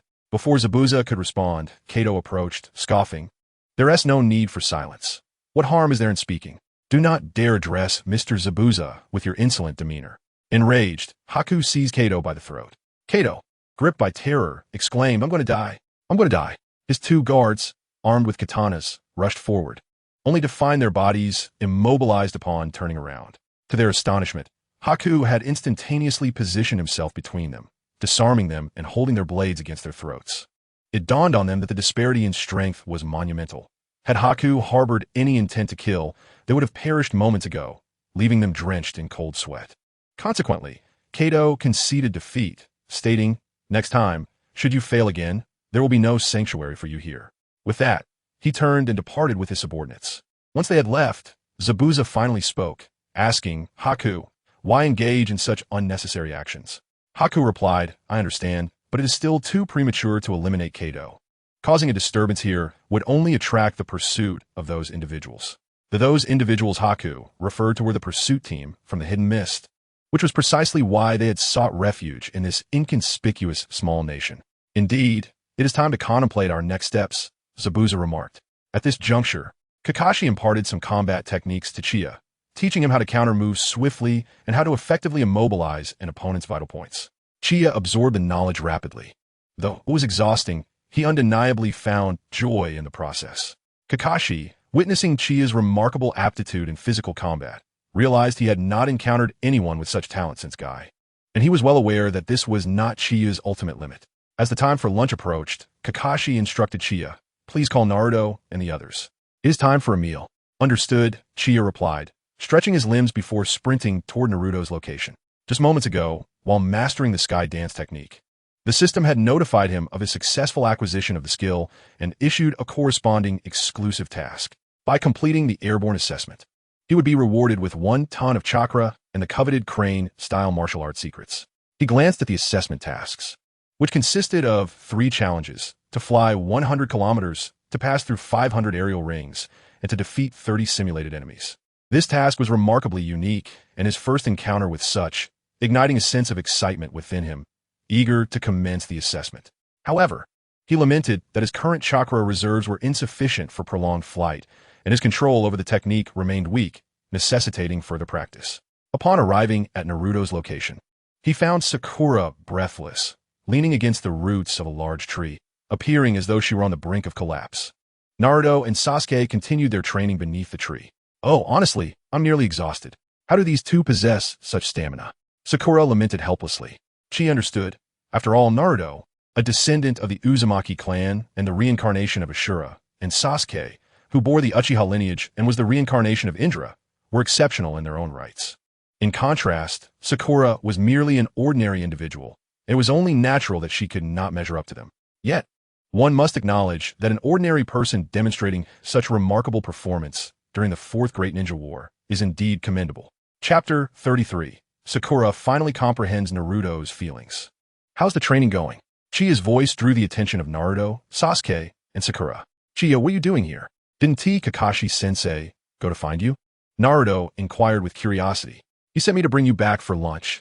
We can continue training in the afternoon, Uchiha replied. As he spoke, he cast a glance at the tree before Naruto and Sasuke, which bore numerous marks from shurikens, with Sasuke's marks evidently higher than Naruto's. Is it already noon? Naruto asked. Yes, that's enough for now. Let us eat. You'll need energy to resume training afterward, Uchiha smiled. Right, that makes sense, Sasuke agreed, feeling hungry as he stood up from the ground. I suppose we have no choice. Sakura also rose to her feet. On their way back, Naruto suddenly approached Sakura, asking, could you share your secret with me?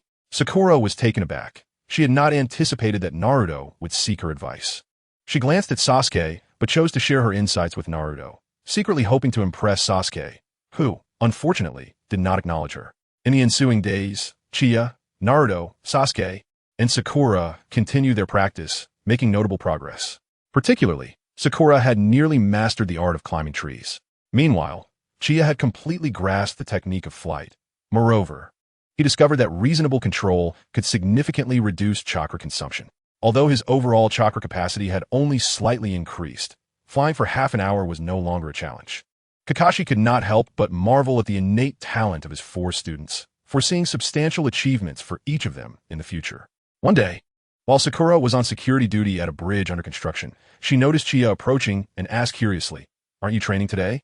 To this day, she and Naruto, along with Sasuke, remained unaware of Chia's training regimen, as Kakashi had not mentioned it, nor had Uchiha.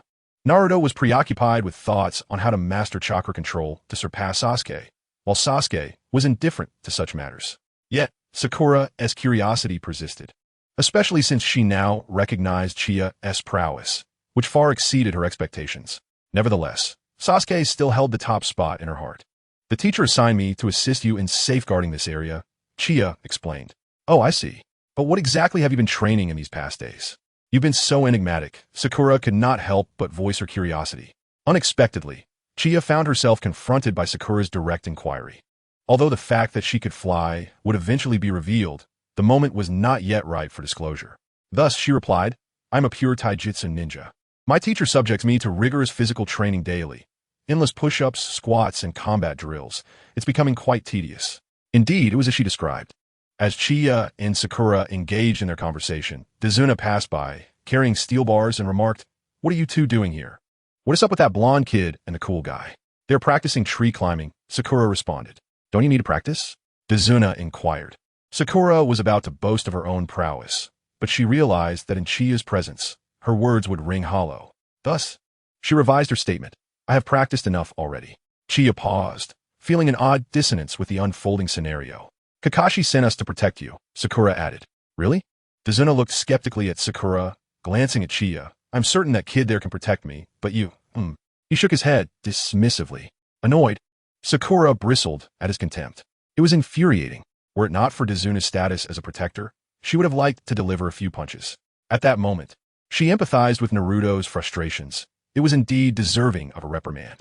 Just then, a worker approached Dazuna, an apologetic expression on his face. Dazuna, I've thought long and hard about this, but I wish to withdraw from the bridge construction. Dazuna was taken aback. What? You two? Dazuna, we have been friends for years. I want to assist you, but if things spiral out of control, we might attract the ire of Gado. If you're to fall, it would all be for naught. Let us halt the bridge construction here. The worker's words were met with immediate disapproval from Dazuna. No, this bridge belongs to all of us. We believe that it can provide essential logistics and transportation to the impoverished land of waves, which is why the entire town is committed to its construction. But if it leads to death, the worker began but then fell silent. Deep down, he understood everything, yet he was torn within. Noon has arrived. Let's conclude for today, Dazuna stated before departing, burdened with his own considerations. The worker called after him. Dazuna, I must say, you needn't come by again. Thank you for your hard work during this time. With that, he left. Chia and Sakura observed their exchange in silence, acutely aware that this matter was beyond their current capacity to influence or resolve. Even if Chia felt compelled to eliminate Gado, her identity prohibited any reckless actions. Following Dazuna, their task was to ensure his safety, and with his departure, they naturally trailed behind. Where are you headed? Sakura asked, keenly observing.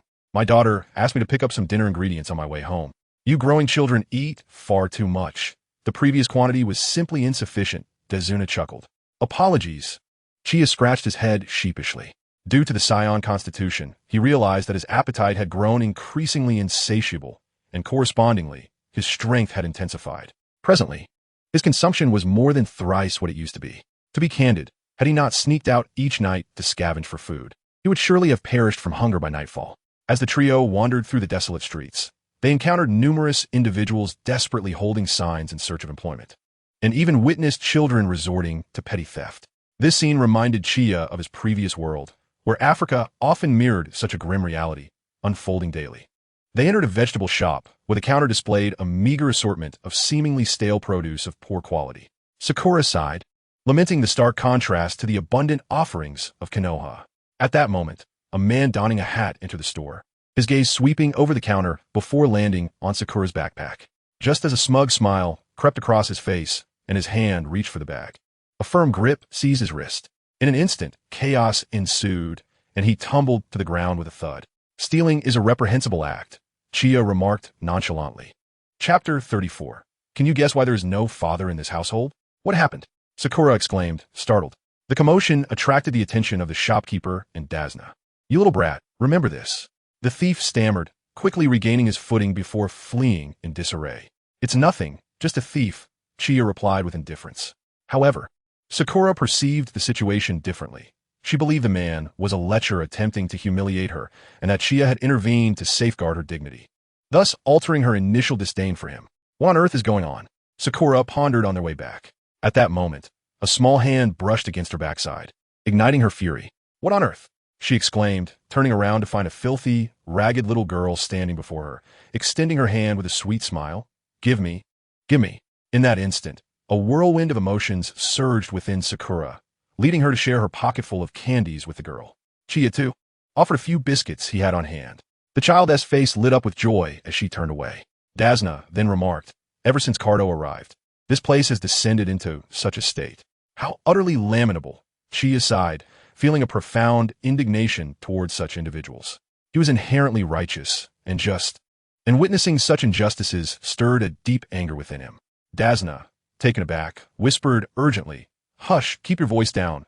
The local ruffians are mostly his informants. Sakura felt a pang of sympathy for the children in that place, tears welling up in her eyes. After all, she was merely a 12-year-old girl. Don't the adults here do anything to help? She inquired. Who dares? It was akin to the scene at noon on the bridge. The adults had grown increasingly timid, none wishing to risk their lives. Dazuna replied, thus this bridge is indispensable. He spoke earnestly, it symbolizes courage. As long as the bridge stands, as long as we can successfully construct it, the town will return to its former glory, and everyone will come back. I comprehend your resolve. Chia suddenly interjected. We shall lend our assistance and prevent Cardo from harming you any further. Sakura was taken aback, feeling as though these words were more akin to Naruto's than Chia's. Do you have any thoughts on this? Sakura inquired again. After a moment of contemplation, Chia responded, let us return and discuss this with our teacher. In the interest of protecting Dazuna's family, Kakashi typically remained at home, safeguarding while also instructing Naruto and Sasuke. The trio made their way back to Dazuna's residence, where Chia approached Kakashi to express his thoughts. Kakashi was taken aback. He had not anticipated that Chia would wish to confront Cardo directly. No, absolutely not. We have no idea how many subordinates Cardo commands. Acting recklessly would be far too perilous. Our task is simply to protect Dazuna's family. Kakashi firmly declined. Teacher, have you considered that this would grant us the initiative? No one knows Cardo's next move, and I do not intend to kill him, but rather to monitor him. This way, we can anticipate his intentions and prepare accordingly. I fear that even stronger ninjas may come next. Chia's words plunged Kakashi into deep contemplation. Indeed, Chia's reasoning held merit. Moreover, while we are tasked with safeguarding Dazuna's family, merely remaining here is insufficient. A lack of intelligence would render us highly passive, Chia continued. Kakashi fell silent, and after careful deliberation, he said, very well. I understand. Tomorrow, you will be responsible for monitoring Cardo. However, remember that your safety is paramount. If you are discovered, you must flee without hesitation. I acknowledge your strength, but remember, there are always those stronger than you. Chia nodded. Understand, sensei. That evening, Naruto and Sasuke returned earlier than in previous days, having trained until late into the night before. At the dining table, Dazuna looked around at the full gathering and joyfully remarked, Ah, how delightful. It has been ages since I shared a meal with so many. Yet Naruto and Sasuke paid little heed, engrossed solely in their food, devouring it as if they had been starved for days. Uchiha, Sasuke, and Naruto. Why does this feel somewhat peculiar? Sakura asked timidly. What do you think fuels their stamina? Without ample sustenance, how could they possibly train? Uchiha chuckled lightly. Before his words could fade, both Naruto and Sasuke simultaneously extended their empty bowls, declaring in unison, "One more bowl, please." The two exchanged hostile glances, then abruptly turned and retched. Sakura was left speechless, rising from the table in exasperation. "If you're going to be sick, then stop eating." "No, I want to eat," Sasuke replied, wiping his mouth. "Even if one must endure, sustenance is essential," Naruto expressed, his tears welling up. The crowd fell silent, utterly perplexed by the quarrel between the two. "I must become stronger soon," Naruto declared with fervor. At that moment, Kakashi nodded in agreement, indeed. But if one were to regurgitate their meal, that would not be right. After the meal, everyone took a moment to rest. Sakura approached a dusty photo frame hanging in the living room and paused, inquiring, "Why is a torn photograph displayed here?" Upon her words, Uchiha sensed an immediate heaviness in the expressions of Dasna and Inari. He felt helpless, wanting to tell Sakura that, truly, if she had nothing constructive to say, she ought to remain silent. She was constantly stepping on landmines, and it was evident that her thoughts lacked consideration. Yet despite this, she remained among the top 5 in her grade, which only highlighted her lack of worldly experience. Just as Sakura was about to continue, she added, "Earlier, while Inari was eating, he kept staring at this photograph." The torn section appears as if someone deliberately removed a person from the image. Seeing that Sakura was poised to elaborate further, Uchiha could no longer contain himself and interjected, "Can you guess why this household has a grandfather, a mother, and a child, but no father? Could you perhaps think before you speak in the future? You're truly reopening old wounds." Uchiha's words caused Naruto, Sasuke, and Sakura's pupils to tremble. They began to grasp the underlying implications. Sakura instantly recognized her misstep and hastily apologized. "I'm sorry. It was thoughtless of me." "It's all right. What Uchiha said is correct. That person was my husband," Dasna's daughter remarked while washing the dishes. Dasna understood that this matter could not be sidestepped if he wished for Kakashi and the others to assist him. So he resolved to disclose the truth. In the past, in the town, the man once hailed as a hero. Chapter 35. Obtaining a flight license, an exhausting endeavor. Over the next hour, Dasna recounted the story of Inari's father to Uchiha and the others. As Dasna began his tale, Inari dashed out of the house. His mother pursued him, grumbling about Dasna discussing his father in front of the child, despite having previously agreed not to. Witnessing this, Sakura felt a pang of guilt, realizing once more the detrimental nature of her loose tongue. To summarize the story of Inari's father was not his biological parent, but a stepfather. However, their bond was remarkably strong, akin to that of a natural father and son. Initially, Inari was a child who seldom smiled, but after his father's passing, he became withdrawn. 3 years prior, Inari was pushed into the water by a group of children and nearly drowned. It was his father who saved him and taught those bullies a lesson. His father comforted him and imparted vital lessons for survival. His father, Kaisha, was a fisherman from another land. Following that event, Inari spent much time with Kaisha, their relationship deepening, perhaps due to the absence of paternal love. Gradually, Kaisha became a member of the family and married Dasna's daughter. Yet, the good times were fleeting. A torrential downpour obliterated the river's dam. In a bid to save the town from devastation, Kaisha, risking his life, plunged into the raging waters. After an arduous struggle lasting an hour, he managed to repair the dam. From that moment forth, Kaisha was hailed as the hero of the town, a source of pride for Inari. However, this period of glory was ephemeral. Kato arrived, seizing Kaisha and brutally displaying him, battered and bruised, on a cross in the town square.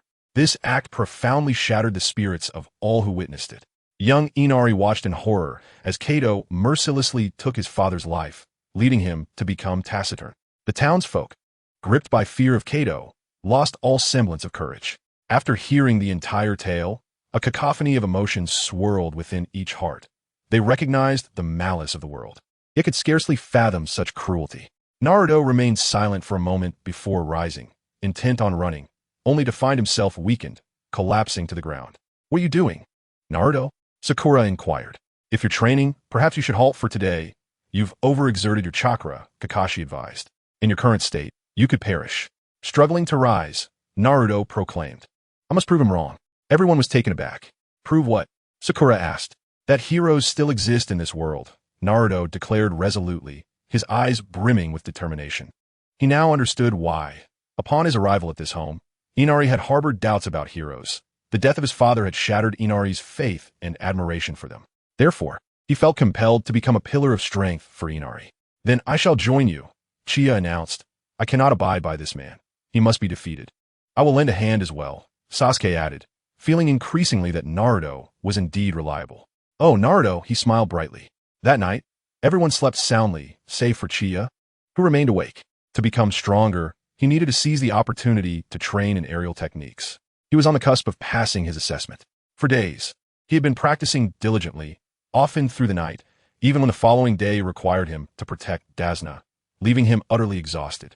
Yet, he understood that he must grow stronger. His Saiyan physiology ensured he could recover from fatigue and injuries after only a few hours of rest. After days of relentless training, Uchiha had flown a distance of 99 kilometers. Upon completing 100 kilometers, he could advance to the next phase, traversing the light rings, which would test his agility. Beneath the silvery moonlight, Uchiha soared freely through the sky. The cool ocean breeze enveloped him. Now, he could ascend to heights of 10 kilometers above the ground without fear of detection by the denizens of this world. The aerial techniques were astoundingly advanced, akin to possessing extraordinary capabilities. While many realms boasted flying abilities, in the world of Dragon Ball, a failure to fly rendered one inept. Finally, he achieved his goal of 100 kilometers, and the system sent a notification. Whether to commence the second task assessment. Without a moment's hesitation, Qianye made his choice. Begin. The words echoed in the air, and countless golden rings materialized before his eyes, interspersed with a few purple and blue circles. This immediately gave Qianye the impression that the system had perhaps borrowed too liberally from the original game, as it bore an uncanny resemblance to the flight assessments within. What in the world is this four-pointed star-shaped stone floating in the air? System, have you outright copied this? Despite not being a seasoned player, Qianye found himself compelled to engage. He first passed through the initial blue circle. The system then displayed a countdown. Complete 500 targets within 10 minutes to finish the second assessment. 10 minutes seemed ample, Qianye mused. However, within just 2 minutes, he realized he had underestimated the challenge. The initial 100 targets were manageable, navigable through swift turns. Yet, when he reached the 200th target, the rings began to move on their own. Fortunately, their pace was not overly rapid. Progressing swiftly, he soon encountered the 300th target. By this point, over 4 minutes had elapsed. From the 300th target onwards, the difficulty escalated dramatically. The moving rings now traveled at more than triple the previous speed. What began as linear motion transformed into rotations, accompanied by various sharp turns. Qianye nearly found himself ensnared, but thanks to his agility, he managed to evade disaster. Nonetheless, it took him 3 attempts to conquer this stage. Fortunately, the assessment allowed for unlimited retries, alleviating some of his concerns. Upon reaching the 400th target, Qianye was confronted with a dizzying array of golden circles, intermingled with purple ones, which left him deep in thought. The golden circles could be traversed, while contact with the purple ones would reset his progress. Moreover, the speed of their movement and rotation was beyond his visual capacity, akin to madness. To complicate matters, there were several invisible rings and those that would appear abruptly, alongside the purple circles that pursued him relentlessly. Should he pause, they would surely make contact. It was utterly exasperating. System, could you exhibit some humanity? It seemed as though you were deliberately obstructing my passage. Fortunately, the unlimited attempts meant that Qianye had perished no less than 1,000 times, taking breaks at least 10 times. Finally, as the first light of dawn broke on the horizon, he successfully navigated the second step. Upon reaching the end point, he discovered the purpose of the stone. It was a means to restore stamina. To his astonishment, upon contact, all his fatigue, energy, and vitality were replenished. A glance at the system clock revealed it was just past 6. Thanks to the stone, he felt neither tired nor drowsy, and a sense of excitement bubbled within him. For he was on the verge of obtaining the ultimate reward. What sort of game demands such relentless effort for a mere flight license, stretching into the night? Had this been in the past, such a game would surely have faced scathing criticism. Alas, his system was merely a cold, unfeeling program, offering no solace. When prompted by the system, would you like to commence the final assessment? Qianye, without a shred of hesitation, declared, begin. Chapter 36, Aerial Battle, Dragon Ball Simulation of Enemies. As the system initiated the countdown and elucidated the rules of engagement, the stipulations were as follows. There would be 4 rounds of combat. In the first round, 15 adversaries would emerge in 3 waves, each possessing an average combat power of 50. The second round would feature 10 foes, divided into 2 waves, each with an average power of 80. The third round would present 4 enemies, engaging simultaneously, boasting an average combat strength of 100. The final round would consist of a solitary opponent, wielding a formidable power of 120. A 10-minute respite would ensue between each round, during which stamina, energy, and spirit would be restored.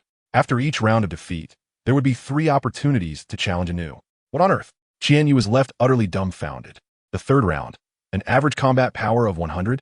System, are you jesting with me? My power level has only just reached 100, let alone the final round. You clearly do not intend for me to pass the third round at all. Do you truly not regard me as a person? Yet the system afforded him no time for contemplation as the countdown commenced. 3, 2, 1.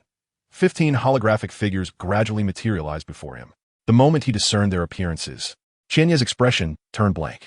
Goodness, 15 identical dumplings. Indeed, if combat power were to be calculated, dumplings could very well match a power of 50. 15 dumplings, each with an average power of 50, posed no significant threat to Qianye at this juncture.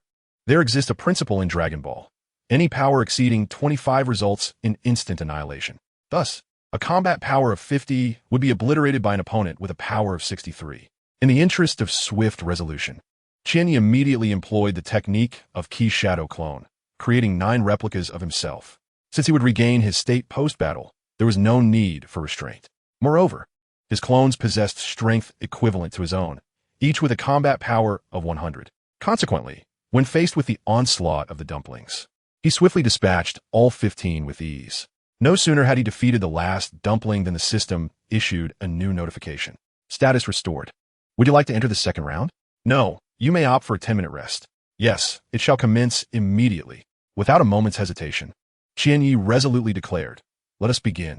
Still basking in the euphoria of victory, the thrill of instant annihilation was indeed exhilarating. He was curious to experience the sensation of obliterating 6 paths Madara and Kagaya after transforming into a Super Saiyan. It would surely be even more exhilarating. As soon as he finished speaking, 10 holographic figures appeared once more before him. Although Qianye had prepared himself mentally, he was still somewhat taken aback. It was Tien Shinhan. Indeed, the reward for mastering the Crane School techniques was to encounter its most esteemed disciple. Faced with 10 Tien Shinhan, each possessing a combat power of 80, Qianye felt a twinge of pressure. Surpassing 25 meant he was evenly matched at a power level of 100. Tien Shinhan's combat skills undoubtedly surpassed his own by a considerable margin. It seemed he would need to approach this with utmost seriousness. With that thought, Qianye summoned 3 key clones, theoretically capable of swiftly defeating Tien Shinhan.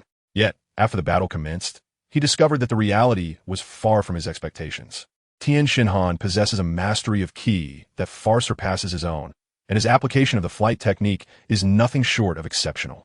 He is capable of utilizing ki blasts and the Dodon Ray while airborne, much to Chia's dismay, as he has been struck by them on numerous occasions.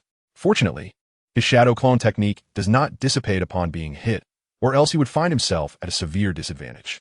Nonetheless, Tien's presence has significantly enhanced his proficiency in aerial combat. Within merely 2 minutes of creating a second shadow clone, he managed to defeat Tien Shinhan.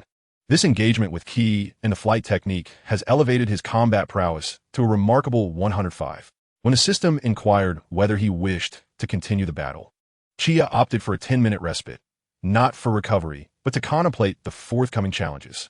As he had previously mused, even against Tien Shinhan, who possesses a combat power of 80, he found himself struggling. Now, he was to face 4 opponents, each boasting a combat power of 100. Although his own strength had risen to 105, he recognized that he would undoubtedly be outclassed by opponents of such caliber. In terms of ki and combat skills, he was trailing considerably behind. Moreover, looming ahead was the ultimate round against a foe with a staggering combat power of 120.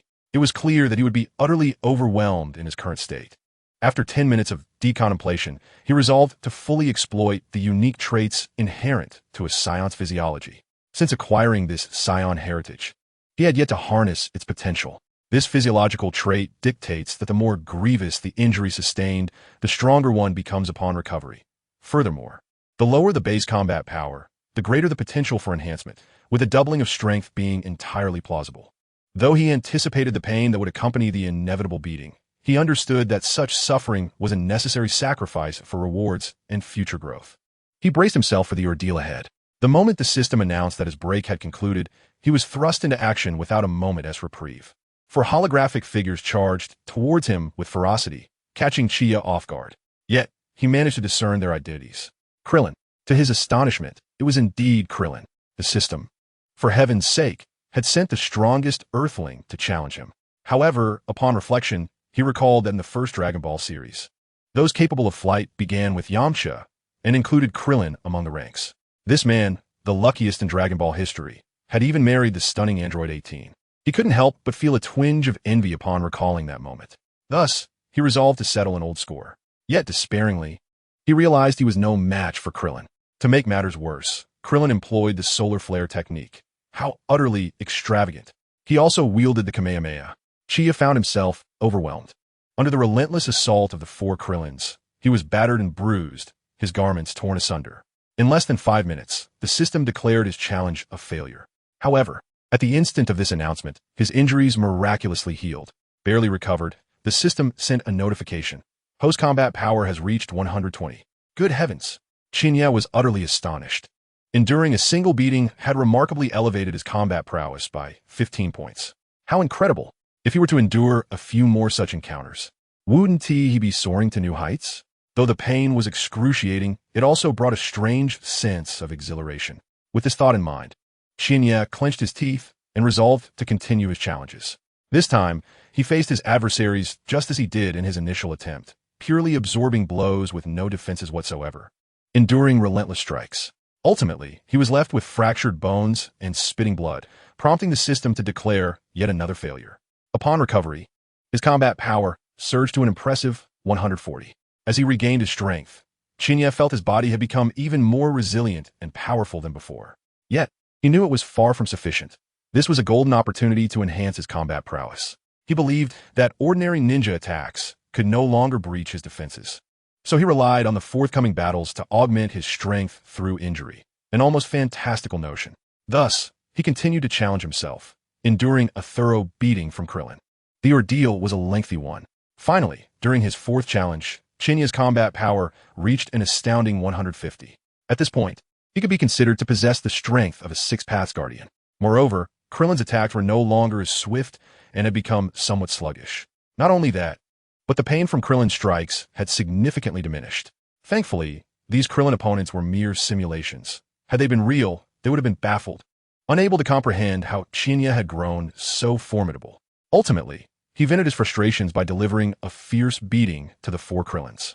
He then advanced to the final round, where he was to face an opponent boasting a combat power of 120. The moment his adversary emerged, Qianye's eyes nearly bulged in disbelief. He was utterly astonished to find himself contending with none other than Master Roshi. This version of Roshi was not the bald sage, but rather donned the guise of a dragon to train Goku. Dressed in a traditional martial arts uniform adorned with Chinese characteristics and sporting a gray wig. To the untrained eye, one might assume this elderly figure, hunched and occasionally rubbing his back, was an ordinary, frail old man. However, Qianye, well-versed in the lore of Dragon Ball, knew all too well that this individual possessed the power to obliterate the moon with a single strike, representing the pinnacle of strength from the original series. Thus, despite his own combat power being 150, 25 points higher than Roshi's, he dared not underestimate him. It was crucial to remember that Master Roshi could activate his cellular potential, significantly boosting his strength, and with a charged attack, he could indeed shatter the moon. As a martial arts master, Roshi's combat techniques far surpassed those of Krillin. When he had faced Krillin, who had a lower combat power, Qianye had found himself utterly defenseless. Now, facing Master Roshi, he was certain he would experience the same fate. The thought of this old man suddenly unleashing his full power and delivering a barrage of blows was unsettling. Just then, to Qianye's astonishment, Master Roshi spoke, leaving him momentarily speechless. Why on earth was a hologram capable of speech? Just now, there was no conversation at all. How astonishing. Moreover, it was the original soundtrack of Master Roshi from Dragon Ball. "I am utterly exhausted." In response to Master Roshi's inquiry, Qianye respectfully clasped his fists in salute and said, "Master, I am in your debt." After uttering these words, he soared away. However, within 3 minutes he was knocked down, his face bruised and battered, nearly suffering from multiple fractures throughout his body. The pain caused Qianye to faint several times, only to be jolted awake again by the agony. Indeed, he had gained speed and strength, but his technique was lacking and required further training. During his last moment of unconsciousness, Master Roshi offered a somewhat candid assessment of his performance. The next moment, Qianye jolted awake, drenched in sweat. All his injuries had miraculously healed. The system interface displayed whether to continue the challenge, indicating 3 attempts remaining. Reflecting on the brutal battle that had just transpired, Qianye decided against immediate challenge, opting instead to utilize the 10-minute rest to contemplate his combat strategy. He glanced at his attribute panel, astonished to see his battle power had surged to 180. The injuries he had sustained had remarkably elevated his battle power by 30 points. Within the context of the Naruto universe, this would place him in the realm of the Sage of 6 Paths. However, in the Dragon Ball universe, such a level was hardly impressive. Recalling his encounter with Master Roshi, he noted how the master executed movements with precision and power, anticipating his actions as if possessing a form of foresight akin to the observation haki of a pirate, seemingly aware of Qianye's next moves.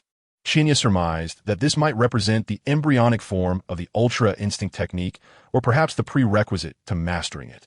Although Master Roshi was inferior to him in strength and speed, his wealth of experience and skill, coupled with his ability to frequently alter his combat style, rendered Qianye incapable of capitalizing on any openings in Master Roshi's movements. After devising a strategy, Qianye resolved to continue the challenge. It was now 7 a.m., and he needed to return before 7:30. "Here we go again," Master Roshi remarked as he appeared, leaving Qianye momentarily speechless. Was there truly a memory involved? This seemed rather extraordinary. Yet he wasted no time and spoke up, "Master, I am in your debt." This time, he opted not to pursue an aggressive strategy, but rather to meticulously observe Master Roshi's movements and any changes in his demeanor, including the timing of his energy blasts and various skills. It seemed Master Roshi understood Qianye's intent and deliberately allowed him reaction time. This time, Qianye lasted 10 minutes. Although he was once again rendered unconscious, he felt he had gleaned valuable insights. Upon recovering from his injuries, he chose to continue the challenge. At this point, his battle power had risen to 190. With this increase, Master Roshi's movements appeared progressively slower to him, allowing for adequate reaction. He began to attempt counterattacks. The two engaged in a fierce aerial duel, yet Master Roshi still landed more hits. However, Qianye's pain was becoming more bearable. It was not until he seized an opportunity and landed a punch squarely on Master Roshi's face that the tide began to turn. The turtle sage paused momentarily, then stepped back a few meters, wiping the blood from the corner of his mouth with his palm. He chuckled, "Not bad, you made significant progress. But this should not be your limit." Upon hearing this, Qianye was suddenly gripped by an ominous premonition. He then witnessed the turtle sage clench his fist at his waist, and with a series of fierce roars, a faint white aura began to envelop his body. Qianye could distinctly feel the turtle sage's energy surging. "No, you mustn't." Before Qianye could finish his warning, the turtle sage unleashed a thunderous shout. Boom! His garments exploded, revealing his robust and well-defined muscles, with prominent veins bulging. Qianye understood that the sage was about to activate his full power. Through his senses, he realized that the turtle sage's combat prowess now matched his own. It was coming. Just as the turtle sage whispered a word, Qianye barely had time to react before a powerful strike landed on his abdomen. Instantly, he spat out a mouthful of bitter liquid, his face contorted in anguish. The force was overwhelming, an entirely different caliber from before, and the speed was astonishing. He showed no signs of slowing despite his increased bulk. Qianye could not even discern the sage's movements. The intense pain shot through his bones, leaving every part of him aching. He found himself utterly defenseless against the turtle sage's onslaught. All his attempts to evade and counter were effortlessly sidestepped. It was too formidable. He could even hear the sound of his own bones fracturing within him. "What is the matter? Are you conceding so easily?" The turtle sage's voice stirred the fighting spirit deep within Qianye's soul, awakening the primal combat instincts of a Saiyan. No longer hesitating, he bore the excruciating pain that pierced through his very core and began to search for an opportunity to retaliate. He understood that losing this time would mean only a single chance at challenge. Thus, he had to thoroughly grasp the turtle sage's techniques, learning his battle moves and strategies. As Chia initiated his counterattack, a flicker of admiration appeared on the turtle sage's face, yet his relentless assault continued, even intensifying in frequency. Chia was uncertain how long he had endured. The pain dulled his senses, blurring his consciousness. Suddenly, a spark ignited in his mind. He suddenly comprehended the turtle sage's tactics. But at that moment, the sage's foot struck him on the head, and he teetered on the brink of unconsciousness. In the next instant, he awoke on the ground, exuberantly exclaiming, "I found it! I finally found it! Next time, I will definitely defeat you. Congratulations, host. Combat power has reached 200. The Super Saiyan first level upgrade task awaits activation. Activation condition: become a Konoha Chunin. Upon activation, an upgrade task will be issued. Chapter 38, from now on. Invincible in the ninja world. Wow. Upon hearing the system's notification, Chia sprang up from the ground. How could I have forgotten about this? He suddenly recalled the task left behind by the system, which required a battle power of merely 200 to initiate the advancement mission. Upon successfully leveling up, he would transform into a Super Saiyan level 1, resulting in an astonishing 50-fold increase in his battle power. With a base strength of 200, this would elevate his power to a staggering 10,000. Goodness, a battle power of 10,000. What could possibly stand against that in the ninja world? They might as well surrender upon seeing me. Even a dozen six-paths combined might struggle to breach my defenses. How remarkable! This meant that once I became a Chunin and completed the upgrade task, I would be invincible in the ninja realm. How delightful! However, a serious concern suddenly dawned on him. The system had previously assigned a long-term task centered around the romantic relationship between Naruto and Hinata, with a reward of 50 senzu beans and a specialized breakthrough task for Super Saiyan level 1. If he were to prematurely ascend to Super Saiyan level 1, wouldn't that contradict the task? He fell into deep contemplation, accessing the task panel to scrutinize the descriptions. The first long-term task was to foster the romantic development between Naruto and Hinata until Hinata genuinely confessed her feelings to Naruto. Task reward: 50 senzu beans and activation of the specialized breakthrough task for Super Saiyan level 1. As he read, enlightenment struck him. The so-called specialized breakthrough task for Super Saiyan level 1 actually referred to the advancement to Super Saiyan level 2. The true breakthrough occurs from level 1 to level 2. Ah, so is that way? System, you clever entity, how subtly you concealed this. I almost fell victim to your wordplay.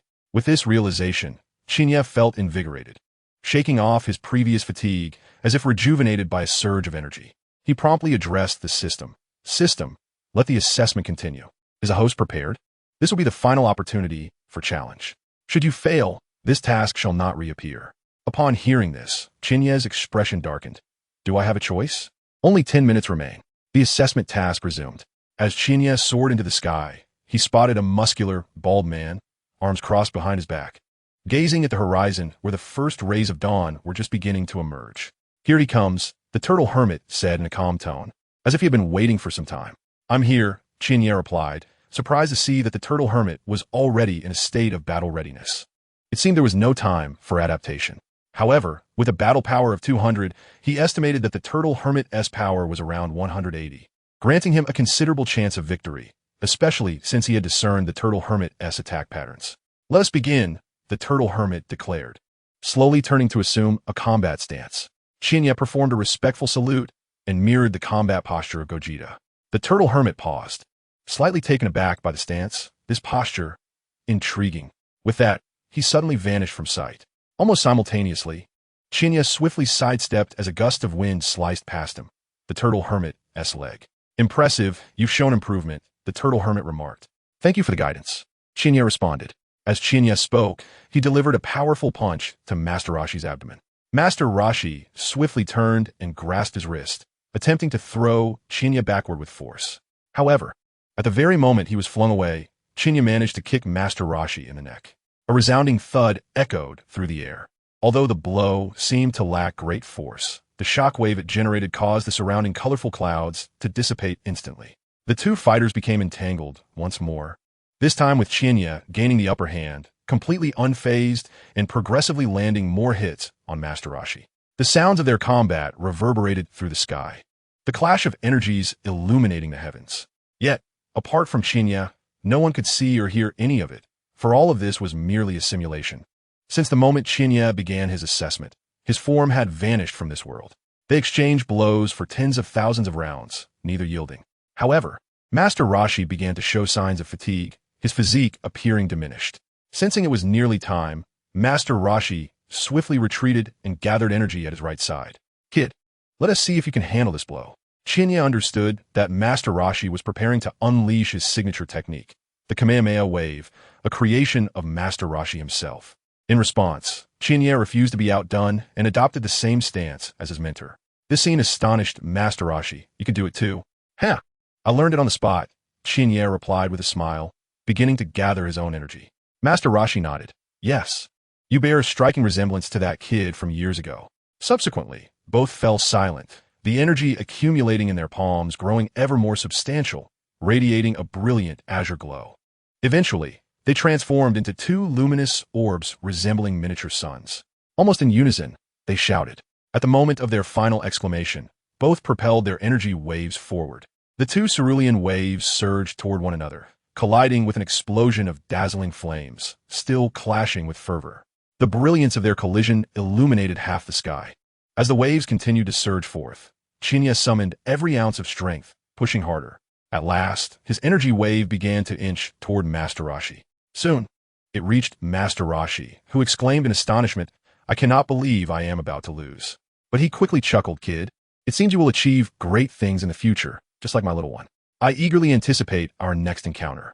No sooner had he spoken than the energy wave engulfed his entire being, gradually dissolving in the radiance until he vanished completely. Qianye's energy wave soared into the sky, disappearing into the atmosphere. The battle had concluded. Qianye, having reached his limits and utterly exhausted, solemnly bowed deeply in the direction where Master Roshi had stood. He understood that Master Roshi had taught him a great deal during this encounter, intentionally holding back in many of their fights to educate him. His gratitude toward Master Roshi was profound, recognizing him as a true master of martial arts. Congratulations, host, for completing the exclusive task of Sky Dance Technique. You have been rewarded with an energy boost of 1 ton and the secret martial arts of the Kamehameha. What? Huh. Qianye was bewildered. This reward was entirely different from what he had anticipated. Thus, he inquired, System, have you mistakenly awarded me? As the host had acquired the Turtle School martial arts through his battle with Master Roshi, and since the Turtle School martial arts superseded the Crane School, the reward was amended to reflect this. I see now, Qianye chuckled, realizing that the system could not substitute a superior rank with an inferior one. Hence it conferred upon him the Turtle School instead. This arrangement was quite satisfactory. Upon receiving the reward, his body was restored to its complete state. Glancing at the time, he noted it was already 7:35.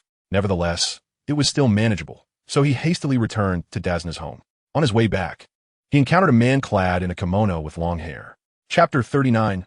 White. Unexpectedly a girl. It was White. This young lad, though evidently male, insisted on donning a women's kimono and sporting shoulder-length hair. What was more, his voice was distinctly feminine.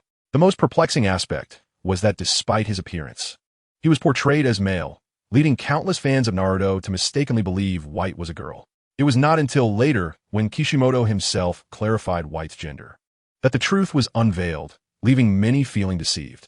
Rumor had it that several otaku had even attempted to confront White on multiple occasions. Following Kishimoto's revelation, there were even reports of groups planning to assassinate him, though nothing transpired. Soon after, he observed White moving towards Naruto's location. Qianye was well aware that Naruto had stealthily ventured out during the night. He had only exited after Naruto had slipped away. This fellow seemed to have trained throughout the night, now lying on the ground in slumber. Qianye was acutely aware of Naruto's circumstances due to the 9 tails. Naruto's chakra pathways were obstructed, hindering his ability to utilize chakra and ninjutsu effectively. Conversely, Naruto possessed remarkable healing capabilities, as long as he sustained no fatal injuries. He could recover rapidly, including his stamina, unlike himself, who had the system as a magical aid to restore his condition post-training. Naruto's only advantage was the 9 tails, though if one considered the Uzumaki lineage, that could be deemed another asset. Qianye initially presumed that White would approach Naruto in accordance with the original narrative. Despite recognizing Naruto as a leaf ninja and having previously encountered him, White would not harbor any ill intent. However, the unfolding events revealed a stark deviation from the expected plot. To his astonishment, White unexpectedly retrieved a silver needle from his sleeve, intending to pierce Naruto's neck. In an instant, Chia appeared beside Naruto, gripping White's wrist with great intensity, and sternly demanded, "What do you intend to do?" Startled, White was taken aback, unable to comprehend Chia's sudden appearance. He attempted to extricate himself from Chia's grasp, but what seemed like a feeble hand was akin to a powerful vice, rendering him incapable of escaping.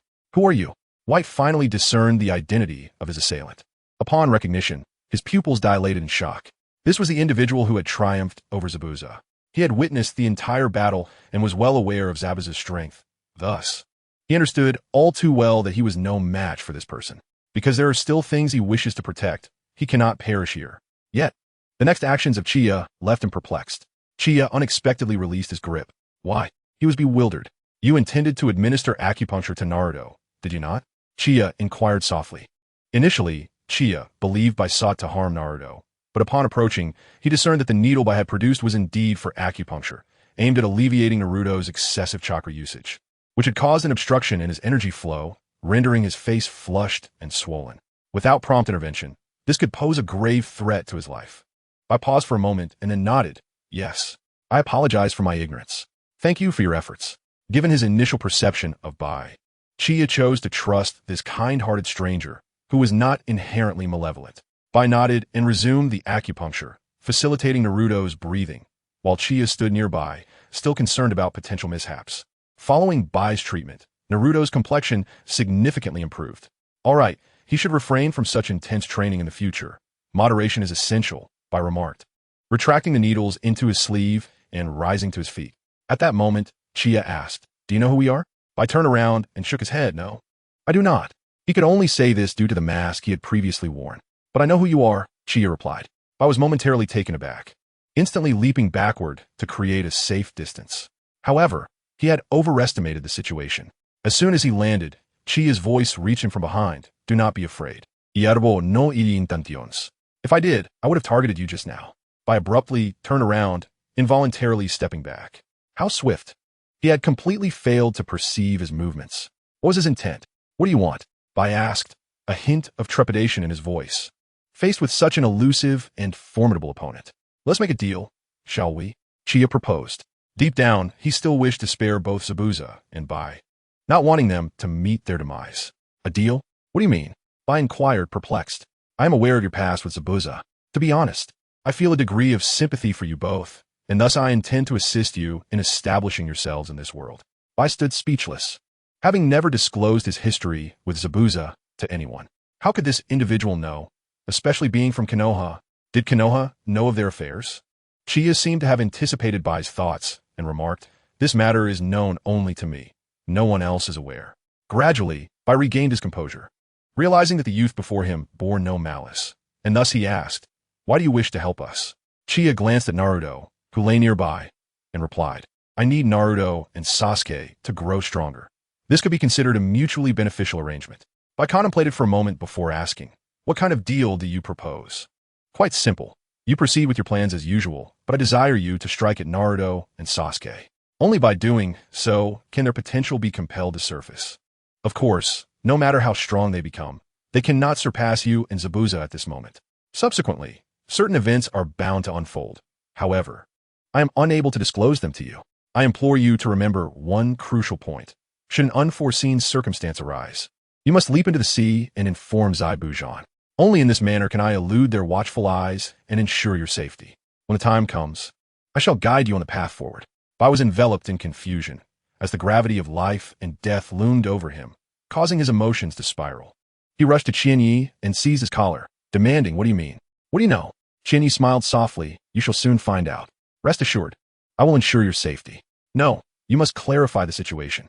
If you fail to do so, I shall not allow you to leave this place. Do you believe you can enforce that?" Qianye's eyes narrowed slightly, and an aura radiated from him. In an instant, Bai was propelled several meters away, crashing heavily to the ground. At that moment, Qianye's eyes widened in shock, his face a canvas of disbelief. "No, it cannot be. You. How could you be a girl? I thought you were a boy."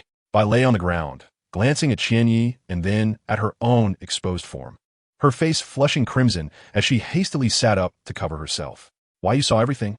Her voice, delicate as a whisper, confirmed Qianye's suspicions.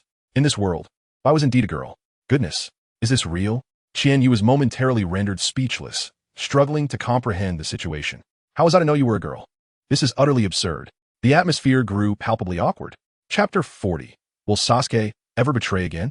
Oh no, she wouldn't expect me to take responsibility, would she?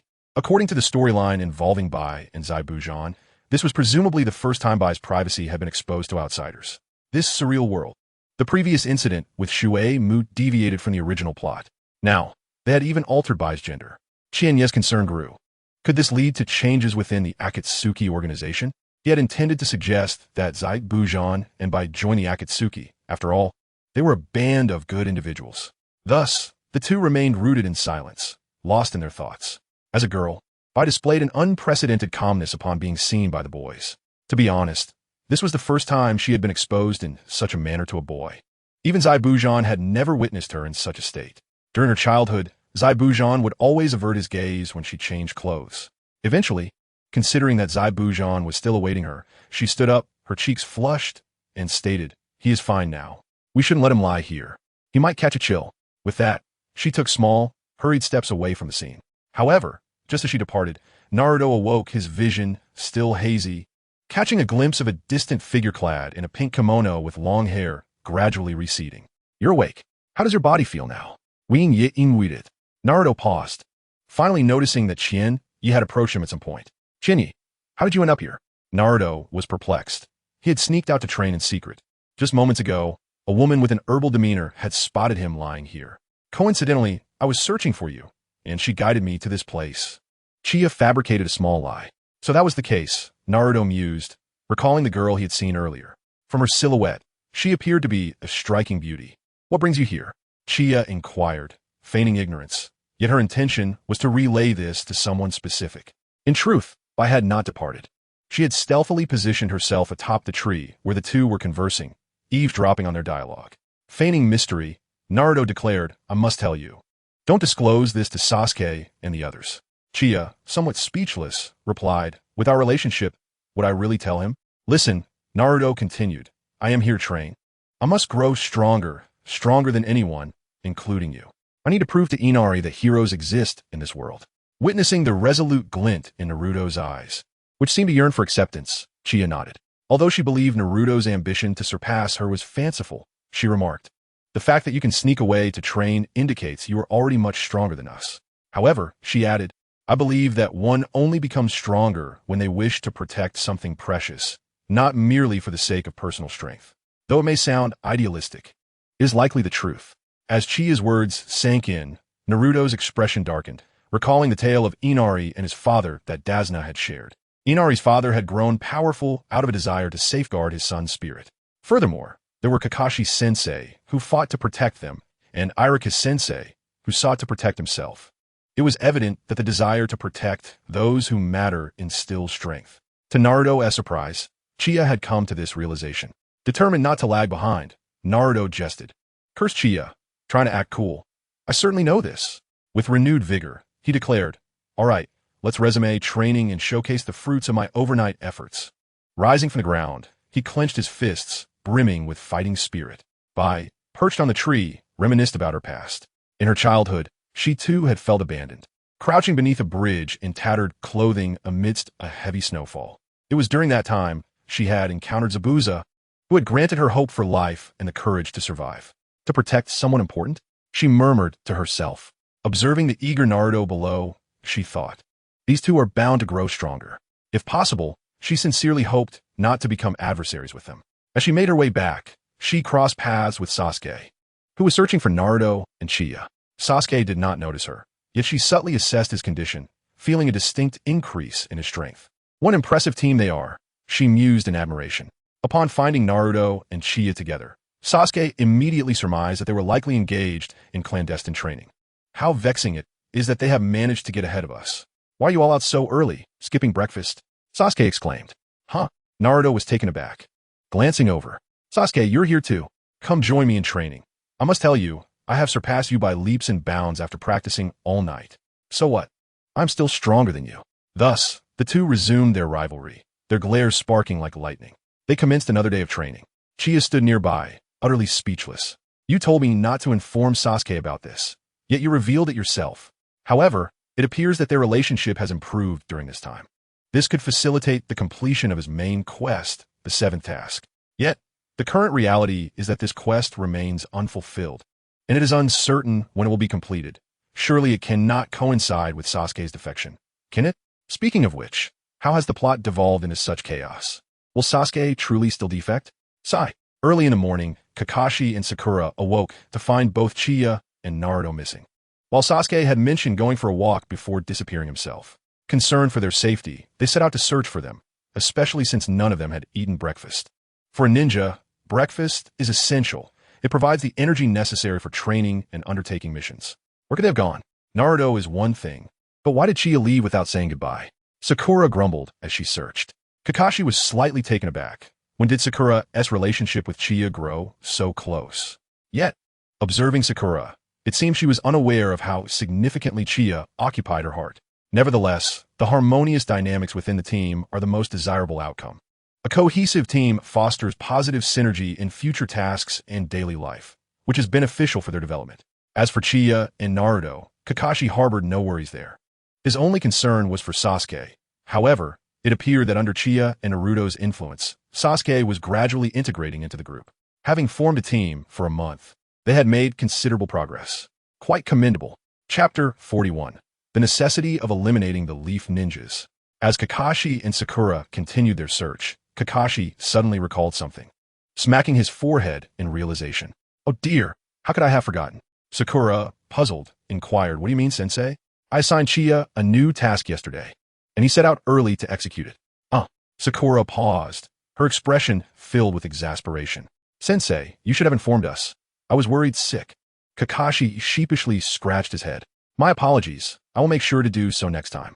As they ventured several hundred meters deeper into the forest, they suddenly heard a distinct chuckling from above them. They looked up in astonishment. To their surprise, Naruto was perched on a branch of a large tree, grinning down at them. Is this a trick? Has Naruto truly climbed to such heights? Sakura was astonished, although Kakashi felt a hint of surprise. In comparison to the previous astonishments brought by Chie, he now regarded this as trivial. If he were aware that Chie could fly, it would not be a surprise, but rather a shock. Just then, they heard Naruto exclaim, "Kakashi-sensei, Sakura, am I impressive? I can reach such heights now." Oh, and Chie mentioned a mission and just left here. However, the law of diminishing returns in showmanship held true. As Naruto stood up on the branch, he lost his balance and fell from the tree. Kakashi and Sakura were startled, and just as Kakashi intended to save him, they saw Naruto performing a handstand on the branch, laughing. "Just kidding, you all fell for it." "You fool, Naruto," Sakura gasped, truly frightened. It was a mere false alarm. Kakashi took a deep breath, equally shaken. However, in his overzealousness, Naruto lost control of his chakra and truly fell from the branch this time. At that moment, a blue figure dashed up the adjacent tree trunk and swiftly grabbed Naruto's ankle. "You absolute buffoon." It was Sasuke, who looked exasperated, clearly. Naruto could not pull off being cool and insisted on showing off. Naruto paused, thinking, damn it, Sasuke has another chance to shine. Upon seeing Sasuke, Sakura exclaimed, "Wow." As expected of Sasuke, so impressive. Kakashi observed the rapid growth of his students over just a few days, feeling quite pleased, thinking to himself, these kids have made significant progress. Meanwhile, at Zabuza's base, Haku had returned and relayed all that Chie had said to Zabuza. After listening, Zabuza's face was etched with confusion, utterly bewildered as to why this clearly adversarial individual would assist them and seemed so well acquainted with their past. Who exactly was this little brat? He had never heard of such a character. Nevertheless, it was fortunate that this fellow was inclined to assist them and even urged them to eliminate Kakashi and the others. But why? Were they not comrades? Or had internal strife begun? Regardless, the commission he had received must be fulfilled, yet from Haku's account, he sensed that this boy named Chie was certainly not to be trifled with. Elsewhere, Chie had arrived at the estate of Kato, a grand mansion, guarded both inside and out by sword-wielding samurai. He stealthily infiltrated Kato's inner sanctum and found the diminutive Kato lounging with his legs crossed, smoking a cigarette on an opulent couch. Beside Kato stood two personal guards. One wore a hoodie and was slightly leaner, while the other was bare-chested, looking quite sturdy, sporting a classic samurai haircut. Just then, a person rushed in from outside, flustered. Boss. Kato removed the cigarette from his mouth and, somewhat impatiently, said, "Calm yourself and think before you speak." The man stood before Kato, exhaling deeply before speaking. Boss, it's not good. That old man is collaborating with the ninjas from Konoha to expedite the bridge's construction. If we don't find a way to stop them soon, it may be too late. Kato was instantly incensed, rising abruptly from the sofa. Those Konoha scoundrels, it seems we must eliminate them without fail. Summon Zabuza, he commanded. Before long, Zabuza and Haku were summoned by Kato's subordinates. As Zabuza approached, Kato immediately interrogated him. Zabuza, when do you intend to take action? The Konoha ninjas have already begun to protect that old man. Tomorrow, Zabuza replied coolly, having already devised a strategic plan with Haku. Tomorrow? Why not now? Kato pressed sternly. I did not hire you for charity. To eliminate the Konoha ninjas, we must act discreetly. If we kill them openly, both they and I will be relentlessly pursued, hunted to the ends of the earth. We can only strike tomorrow, when they're on the bridge. You will position men at the bridge's head. This will ensure their deaths go unseen. Afterward, simply toss their bodies into the sea. Zabuza conveyed his thoughts to Kato. Kato was acutely aware of Konoha's reputation. As one of the strongest ninja villages in the world, offending them would surely invite their wrath. Recognizing the validity of Zabuza's analysis, Kato composed himself and began to formulate another plan. He nodded. Very well, tomorrow will be your final deadline. Now go. Zabuza offered no further response and turned away with Haku. Once they had departed, Kato instructed his hooded guard, have over 100 men stationed at the bridge's head. Regardless of whether Zabuza succeeds in killing the Konoha ninjas, there will surely be casualties on both sides. You must ensure the Konoha ninjas are eliminated. The man acknowledged this. Then inquired, Boss, what about Zabuza and that boy? Kato sneered. Such matters must remain confidential. The guard understood immediately, nodding in agreement. I comprehend. Hidden in the shadows, Uchiha had overheard the entire exchange. He realized Kato would not spare Zabuza.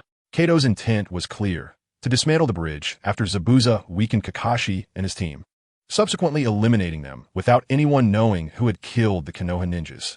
It was likely that Kato's own subordinates, particularly those who were not trusted, would also be disposed of afterward. The scoundrel. Uchiha felt an overwhelming urge to crush Kato then and there. However, he refrained, knowing he must complete his system task and elevate the bond between Naruto and Sasuke. Thus, he would compel Haku to take lethal action. Only then could Naruto and Sasuke work in tandem. According to the original narrative, Sasuke would be injured while protecting Naruto, causing Naruto to unleash the Nine-Tails chakra in a frenzy. After waiting for a considerable time, without any further developments from Kato's side, Uchiha decided to temporarily leave the scene. After consulting numerous individuals, he found the most renowned physician in the Land of Waves. Chapter 42. Zabuza strikes again. Early the next morning, Kakashi anticipated that Uchiha would return with valuable intelligence. Yet as the departure time for Dazna approached, Uchiha remained absent. Frankly speaking, as a mentor, Kakashi harbored considerable concern for Uchiha's safety, even questioning whether it was a grave mistake to send Uchiha on that errand in the first place. Naruto, having practiced late into the night, was still deep in slumber. Kakashi thought to himself that Uchiha's delay might indicate that there would be no immediate activity from Kato, and he resolved not to rouse Naruto, allowing him to rest peacefully. Time pressed on, and there was no further delay. He had no choice but to escort Dazna to the bridge alongside Sasuke and Sakura, intending to assist in any way they could. Upon their arrival at the bridge, they were met with a shocking scene. All the workers lay unconscious, incapacitated by an unknown assailant. What on earth had transpired? Dazna exclaimed, "What has happened?" Witnessing this, a bead of sweat trickled down Kakashi's forehead as he pondered. Could it be that person? At that moment, a thick fog enveloped them, shrouding Kakashi and his companions in its depths. Kakashi quickly reacted, turning around to shout, "Sasuke, Sakura, incoming." The four, having experienced similar situations before, immediately recognized the gravity of the circumstances and swiftly assumed a defensive stance. Kakashi felt an overwhelming weariness wash over him, coupled with an unsettling worry for Uchiha. Zabuza had arrived, yet Uchiha remained unaccounted for. Could something have happened? Nevertheless, Kakashi was well aware of Uchiha's capabilities. Even in peril, Uchiha could soar to safety, so something must have delayed his return. Regardless, this was not the moment for contemplation, for Zabuza was upon them. Kakashi-sensei, this must be that man's hidden miss technique, Sakura inquired. The brief stalemate, though fleeting, was agonizing for Sasuke and Sakura, who were already drenched in sweat, uncertain of what sort of attack the enemy might unleash.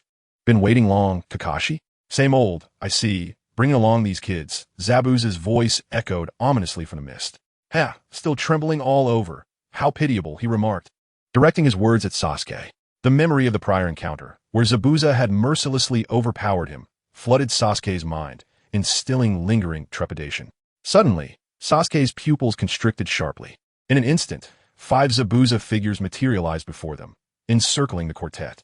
Yet, Sasuke manifested a keen gaze, fixing his stare upon the Zabuza before him and declaring, "This is merely the tremor of excitement before battle. Let us engage, Sasuke," Kakashi commanded.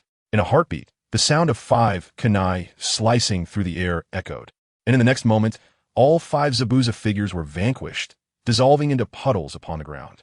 "Oh, you can see through the water clones." A voice tinged with surprise emanated from the fog. "That little brat seems to have made considerable progress." With this, Zabuza and Haku emerged from the mist. Although the water clone just now represented merely a fraction of its true strength, it is evident that Sasuke has indeed grown significantly stronger during this period. "Your opponent has appeared, Haku," Zabuza remarked. Haku, masked, regarded Sasuke while surveying the surroundings. The absence of Naruto relieved her. She preferred not to confront someone with a similar resolve. Thankfully, Chia was also absent, which could be deemed the best scenario. Had Chia been present, they would likely have faced defeat. Yet, this was to be expected, given Chia's agreement to annihilate Team Kakashi with full force. "It seems my conjecture was correct." Kakashi suddenly interjected. "What conjecture?" Sakura inquired, puzzled. "That masked individual," Sasuke stated. "The notion that he is a pursuing ninja from the mist is nothing but a grand deception. I shall confront him." Aware of his own capabilities, Sasuke resolved to leave Zabuza for Kakashi while Sakura would protect Tazuna. Thus, it was incumbent upon him to face this masked adversary alone. "What?" Sakura expressed concern. "I detest pretentious brats like him," Sasuke remarked, a hint of disdain crossing his features.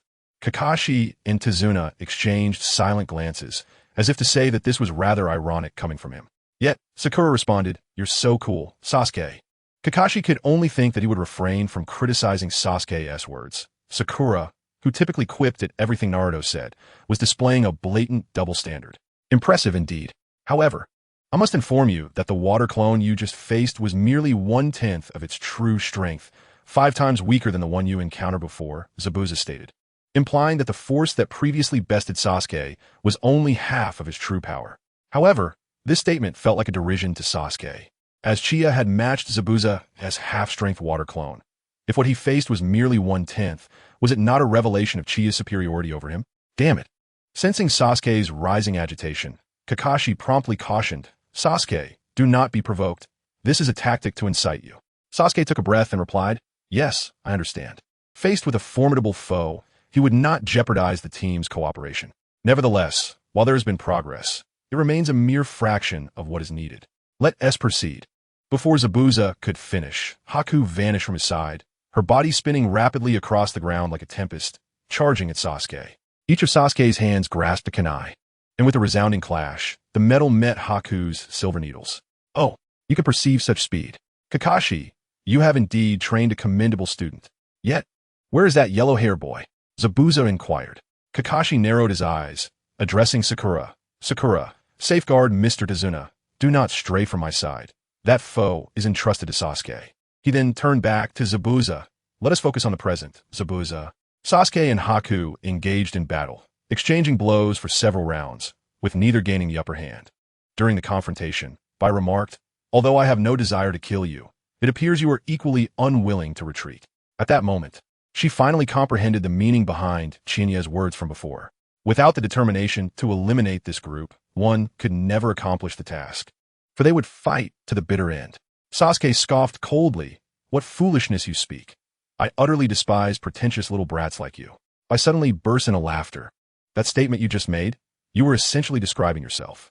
However, I must inform you that you will soon find it impossible to keep pace with my speed. I have already secured 2 advantages, sufficient to ensure your demise." Chapter 43, A Legend in the Ninja World, unmatched by anyone. 2 advantages? Sasuke was somewhat perplexed, believing his strength to be on par with this child, suspecting her of merely bluffing. "Firstly, the water surrounding you," Bai stated slowly and patiently. "Secondly, I have immobilized one of your hands, thus you can only defend against my attacks." Qianye, who had been observing the situation from above, wore a look of disbelief on his face. No, my dear. Engage in battle, but do not disclose your advantages to your opponent. This approach will lead to a most unfortunate end. Though undeniably beautiful, it would be a shame for her to meet such a fate. He had only just arrived and had meticulously arranged matters. Recently, he had notified Naruto to hasten home to rescue Inari. At present, Qianye resembled a master strategist, bustling about. Upon confirming Naruto's timely arrival, he positioned himself here to prevent any unforeseen circumstances. After all, the storyline in this world had undergone significant alterations. He genuinely feared the emergence of bizarre incidents. Unexpectedly, Bai had transformed into a girl, a turn of events he had never anticipated. Nonetheless, it somewhat fulfilled the fantasies of certain fans. Earlier, Qianye had accompanied Kato's 2 personal guards to Dazna's residence. Upon discerning their purpose, he sought out Naruto first. In this world, Naruto had not noticed the beast that these 2 guards had carelessly slain along the way. Qianye penned a note and tossed it to Naruto with a shuriken. Initially, Naruto suspected it to be an enemy attack and remained on high alert until he realized no one was present. Opening the note, he found a message written within. Although puzzled about its sender, he prudently decided to return to Dazna's house. Upon arrival, he witnessed Kato's 2 guards abducting Inari's mother, prompting Inari to courageously attempt a rescue. Just as Inari was gravely injured by a knife, Naruto successfully saved both him and his mother. The guards had initially looked down upon Naruto, but ordinary people were insignificant before a ninja. Within moments, Naruto had incapacitated them. This time, he had finally realized his heroic dream, showcasing his abilities dramatically. One cannot express the extent of Naruto's excitement. Furthermore, this incident fostered a newfound trust between Inari and Naruto, significantly strengthening their bond. After confirming that no unforeseen events had transpired, Qianye promptly soared to the bridge where a fierce battle was underway, keenly observing the situation. Upon arrival, he noticed Bai incessantly chattering to Sasuke. Historically, those of ill intent often meet their demise through excessive verbosity. Despite the bloody lessons of history, some never learn. Just as Qianye was musing on this, Sasuke delivered a swift kick that sent Bai flying. That'll teach you to talk too much, Qianye thought, rendered speechless. Observing Bai at a disadvantage, Kakashi grew increasingly confident and addressed Zabuza, saying, "You always refer to us as mere children, underestimating our team, which can be quite troublesome for me. Do not be deceived. Sasuke is one of the few elite newcomers in the history of Konoha, and Sakura possesses remarkable intelligence. Then there is Naruto, who is both attention-seeking and unpredictably formidable. As for the last one, I need not elaborate. You have not gained the upper hand against him." Upon hearing this, Zabuza and Bai momentarily froze, fully aware of Kakashi's intentions in mentioning that last individual, Guitche Qianye, whose power is indeed terrifying. Although they had not officially engaged, Zabuza had learned from their last encounter not to underestimate this Konoha newcomer. However, he still regarded these 2 novices with disdain. If Guitche were present, he might think twice before acting recklessly, but they had already reached an agreement, thus alleviating any reservations.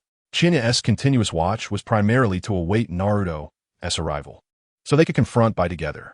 Ultimately, it boiled down to a singular notion. For him, this battle, and even the forthcoming Ninja World War, were within his capacity to avert.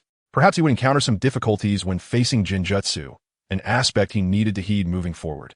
Thus, the task remained paramount. Rewards must be secured first. Initially, he had no intention of allowing Zabuza and Bai to escape, for to him, strength dictated everything. While the allure of 50 was tempting, the actual efficacy of the Kaioken was far superior. The Kaioken inherently doubles one's combat prowess. With a baseline strength of 200, doubling it yields 400. One must ponder. With a combat power of 400, twice that of the Sage of 6 Paths, one could wield unparalleled influence in the ninja world. The weight of such a decision was evident. Hence, this was the pivotal reason behind his choice to permit Zabuza and Bai to depart. At his current level, the need for allies seemed unnecessary, perhaps only gathering a few subordinates. Witnessing Bai's defeat, Zabuza did not express anger. Rather, he smirked and said, "Bai, do you realize that if this continues, you shall be vanquished?" Indeed, Bai rose from the ground, finally discarding any pretense. She and Zabuza had come to a profound understanding of why Qianye insisted on taking decisive action. It was imperative. Without the intent to eliminate their opponents, defeat was inevitable. Although Qianye's intentions were not as such, their interpretation leaned towards that conclusion. Following Bai's declaration, a visible blue aura began to surge within her. Fortunately, this is not said in the world of Dragon Ball. Had it been, Chia might have thought this to be the aura emitted by a Super Saiyan god. As Sasuke beheld the scene, beads of cold sweat formed on his brow. What is this? It seems to resemble cold air. This was the first time he had witnessed such a manifestation of chakra, yet it appeared to be something other than chakra. It felt like an icy presence. Quite absurd. Regrettably, after Bai spoke, she began to weave hand signs. Instantly, the water stains on the ground behind Sasuke began to freeze, gradually taking on a three-dimensional shape, forming a mirror of ice. Soon, countless ice mirrors surrounded Sasuke. Demonic ice crystal, Bai said nonchalantly. Oh, here it comes, the first bloodline limit from Naruto, ice release. Chia felt a surge of excitement, akin to watching an anime. To be honest, if Bai were male, this ice release might seem somewhat out of place. But she's a girl. In this light, ice release indeed suits her well. Generally speaking, girls wield ice and water, while boys manipulate fire and earth, fitting the conventions of an alternate world. Faced with this situation, even Kakashi felt a wave of tension wash over him, his expression turning grave. What technique is that? He pondered. Despite having replicated thousands of ninjutsu, he had never encountered such a technique before. This was his first encounter. Subsequently, amidst the astonished gazes of the onlookers, they witnessed Bai approach the ice mirror. In the next moment, she melded seamlessly into the mirror, her likeness appearing upon its surface, resembling a true reflection. Chapter 44. The protagonist always emerges in this manner. Soon, Bai's image appeared in succession across all the ice mirrors. What exactly are these mirrors? When confronted with the unknown, fear often arises, and Sasuke was no exception. He found himself at a loss before this incomprehensible phenomenon. This is bad. Kakashi sensed the impending danger and dashed toward Sasuke, who was heavily encircled by the ice mirrors. However, Zabuza would not grant him the opportunity, immediately blocking his path. Your opponent is me, Kakashi, Zabuza declared. If he uses that technique, there will be no saving him. What is that? Kakashi understood that without eliminating Zabuza, he would never reach Sasuke. Now, he could only hope that Sasuke could hold on, at least until Chia returned. Chia, where have you gone? That is ice release, as you know. It is a bloodline limit possessed by only a select few in this world, Zabuza replied. Nanny? Kakashi exclaimed in shock. Are you saying it's a bloodline limit? Precisely. Bai is truly unique, Zabuza affirmed. What is a bloodline limit? Sakura asked, her concern for Sasuke evident. She wished to assist him, but feared for Tezuna's safety, finding herself in a dilemma. A bloodline limit is a unique ninjutsu formed by the fusion of two different chakras. While it functions similarly to ordinary ninjutsu, it possesses extraordinary characteristics. Generally, even if a person has two or more types of chakra within them, they cannot combine them for use. However, those with a bloodline limit can do so. Moreover, the ninjutsu released through a bloodline limit cannot be replicated by the Sharingan, Kakashi elucidated. It was the first time Xiao Sakura exhibited an expression of unimaginable intensity. Though she scarcely comprehended the situation, it resonated with strength. Meanwhile, Qianye, who remained a bystander, found himself at a loss for words. Well done, Kakashi, he thought. While Sasuke is on the brink of death, you still have the leisure to explain matters here. Embodying the role of a perpetual question-answerer. Simultaneously, Bai, within the icy mirror, commenced his assault. Allow me to demonstrate my true speed, he declared. Sasuke was unable to monitor all the mirrors simultaneously, and his nerves tensed. Just as Bai's voice faded, one of the icy mirrors released a silver needle aimed directly at Sasuke. He barely managed to evade it, his sleeve shredded in the process. Yet in the next instant, his left arm was pierced by the needle. He cried out in pain. Kakashi voiced his concern, calling out to him. At that moment, Sasuke's agonized cries echoed from the icy mirrors. Countless silver needles struck him. Despite his desperate attempts to block them, it proved futile. Soon, blood flowed freely from his body, and the excruciating pain compelled him to discard the kunai in his grasp, shielding his head instead. Sasuke, Xiao Sakura exclaimed. No, Sakura. Qianye was truly exasperated. From the very beginning, she had been pleading for assistance. Kakashi is here, and without Zabuza, he cannot harm him. Why don't you go help? She consistently professed her affection for Sasuke, yet each time he was injured, she merely stood by, shouting. It baffled him how Kakashi managed to care for her so much. Perhaps merely because she was a girl? Was this the privilege of femininity? Sigh. However, it was undeniable that Sasuke's plight was indeed dire. Were it not for the demands of the narrative, Qianye would have rushed to his aid without hesitation. Fortunately, The needles were made of ice, ensuring they would not remain embedded within Sasuke's flesh. Thus, what Sasuke faced was a dual torment of pain and cold. Kakashi could not allow Sasuke to suffer unimpeded. Just as he prepared to devise a plan to save him, Zabuza interjected, "If you make any rash moves, I will eliminate those two over there." At that moment, Sakura could no longer contain herself. She refused to remain passive any longer, merely watching from the sidelines. Last time, her hesitation had nearly cost Sasuke his life, along with Naruto's and even Kakashi-sensei's. This time, she had to take action. Turning to Tazuna, she said, "I apologize, but I must step away for a moment." Tazuna understood her intent, and having endured so much together, he believed his own life mattered little at this juncture. "Go ahead. Good luck," he replied. No sooner had he finished speaking than Sakura drew her kunai and dashed toward the icy mirrors. "Sasuke, hold on." Kakashi was momentarily taken aback. Though concerned for Sakura's safety, he felt a sense of pride. He recognized her growth, her overcoming of inner fears. "That's right, it should be this way." Qianye smiled, aware of Sakura's potential for growth. Despite his previous grievances, her courageous act thrilled him. This is what love entails, is it not? Without action, how can one speak of love? Sakura was aware that Sasuke was unarmed and unable to defend himself, so she leapt into action, hurling a kunai towards him while exclaiming, "Sasuke, catch."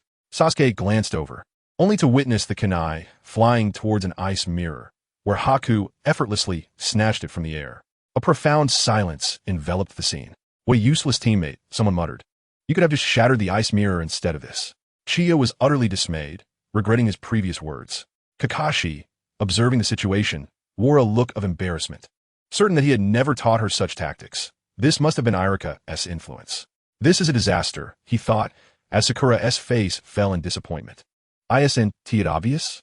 Haku is leagues stronger than you," Uchiha lamented. At that moment, a stone came hurtling through the air.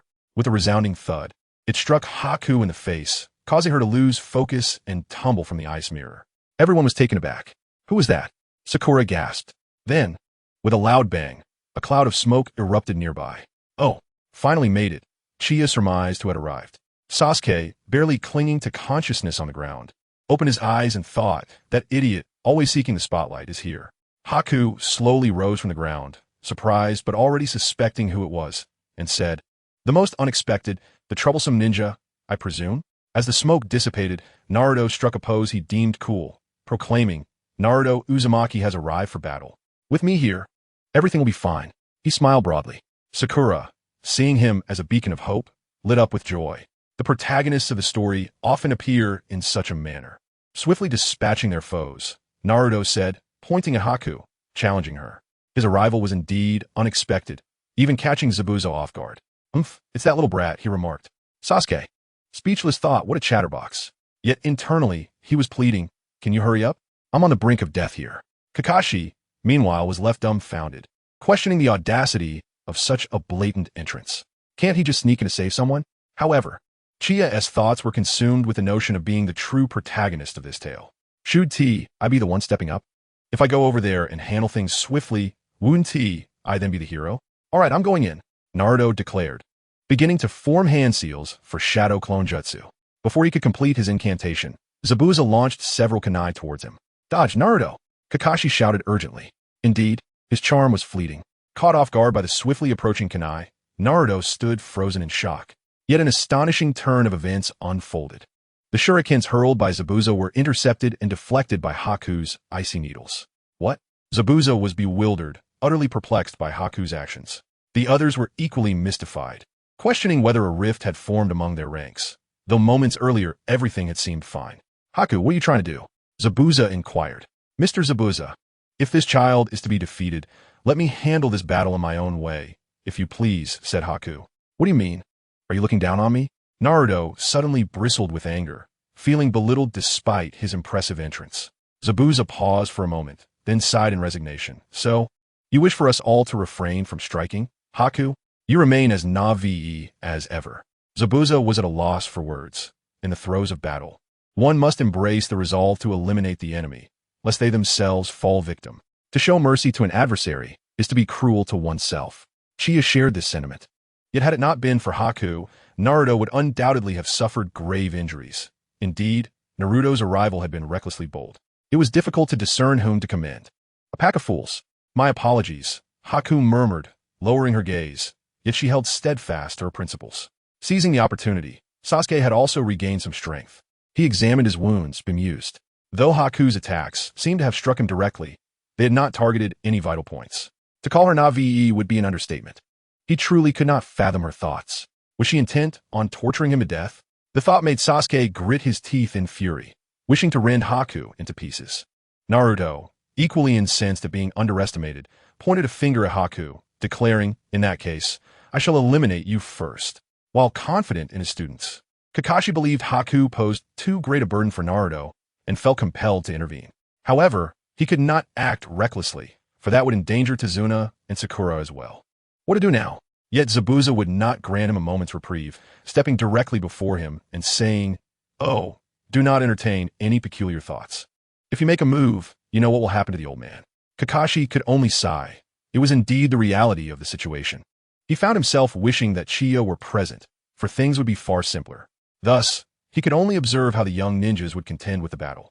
Conversely, had Kakashi known that Chiyo was watching from above, he would have been furious. You masked brat, you truly colluded with Zabuza, deceiving us. Naruto shouted in outrage. My apologies.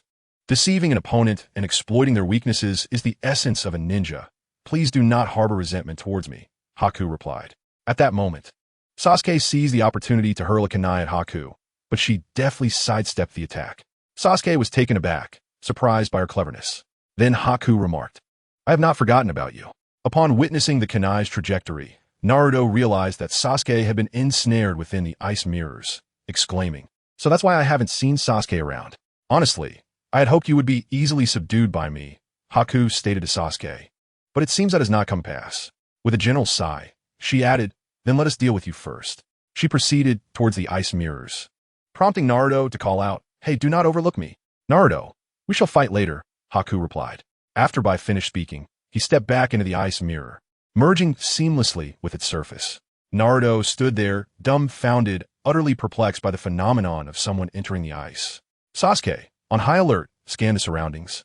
And just as he noticed Bai's silhouette appearing in another ice mirror, he instinctively reached for his shuriken to attack, only to hear Bai's voice behind him. Startled, he froze, unable to comprehend how Bai had so suddenly moved from the front to his rear, as though he had teleported.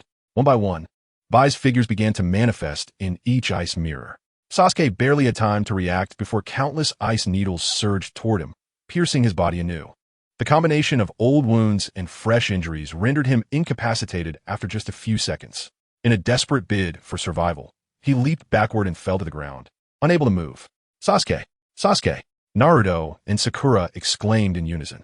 Naruto, being the closest and having witnessed the event most clearly, was bewildered. He had not seen how Sasuke had been injured, yet his body was suddenly riddled with scars.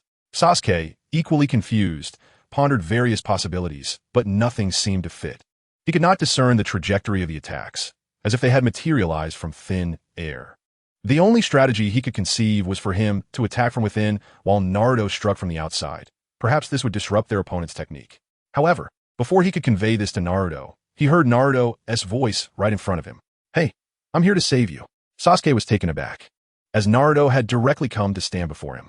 Now, both were trapped inside. How could they coordinate their efforts? Observing Sasuke's expression of dismay, Naruto questioned, What is wrong, Sasuke? The arena fell silent once more. Zabuza, unable to suppress his incredulity, remarked, Kakashi, is this truly the student you brought? They're all the same. Kakashi found himself at a loss for words. Sakura's earlier actions had nearly jeopardized Sasuke's safety, and now Naruto, that fool, had leapt into the enemy's jutsu. Sighing, he felt exhausted. You absolute imbecile.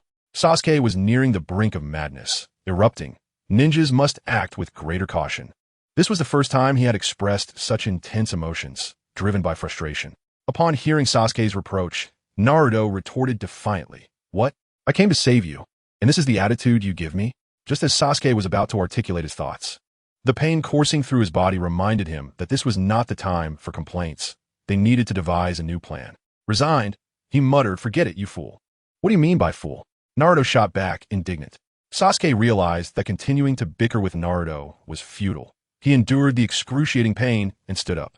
At this point, we can only attempt to destroy the mirror. He began to form seals, invoking the fire style technique. Naruto, unfamiliar with this particular hand sign, inquired. What are you going to do? Sasuke elucidated. Since this is a mirror crafted from ice, it can undoubtedly be melted by fire. Taking a deep breath, he declared, Fire style, great fireball technique. A torrent of blazing flames erupted from his mouth, directed at the ice mirror before him, as he hoped fervently that this would indeed melt the ice. However, the ice mirror showed no signs of melting. Naruto, perplexed, thought to himself, this is utterly ineffective. I began to elucidate.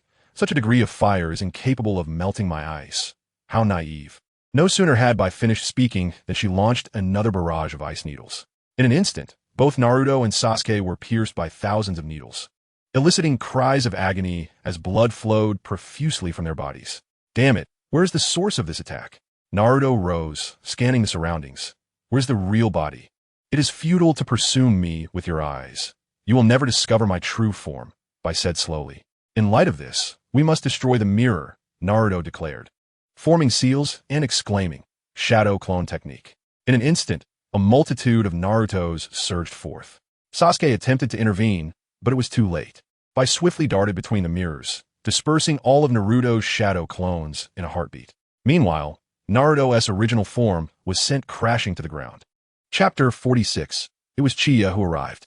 Observing Naruto continuously producing shadow clones only to have them shattered, Sasuke began to discern Bai's movements. It was uncertain how many attempts Naruto had made, but he had suffered defeat time and again. There is no way I can die here, Naruto bellowed. I have a dream, to become the Hokage, recognized by all. I absolutely cannot perish in this place. A dream, you say? Bai's calm voice echoed from above. Perhaps everyone has dreams. You have yours, and I have mine. One cannot choose their origins, but one can determine the path of their efforts. I was brought home by Zabuza, and like him, we share the same eyes. I wish to repay him. Thus, his dream has become my own. I also have someone I wish to protect, to safeguard his future, which gives me an undeniable reason not to lose. Having spoken, Bai launched another attack with ice needles. Just then, Sasuke shouted, Naruto, run outside. Without hesitation, Naruto turned and sprinted towards the perimeter of the ice mirror formation. How naive, Bai remarked, soaring from the ice mirror. Charging towards Naruto.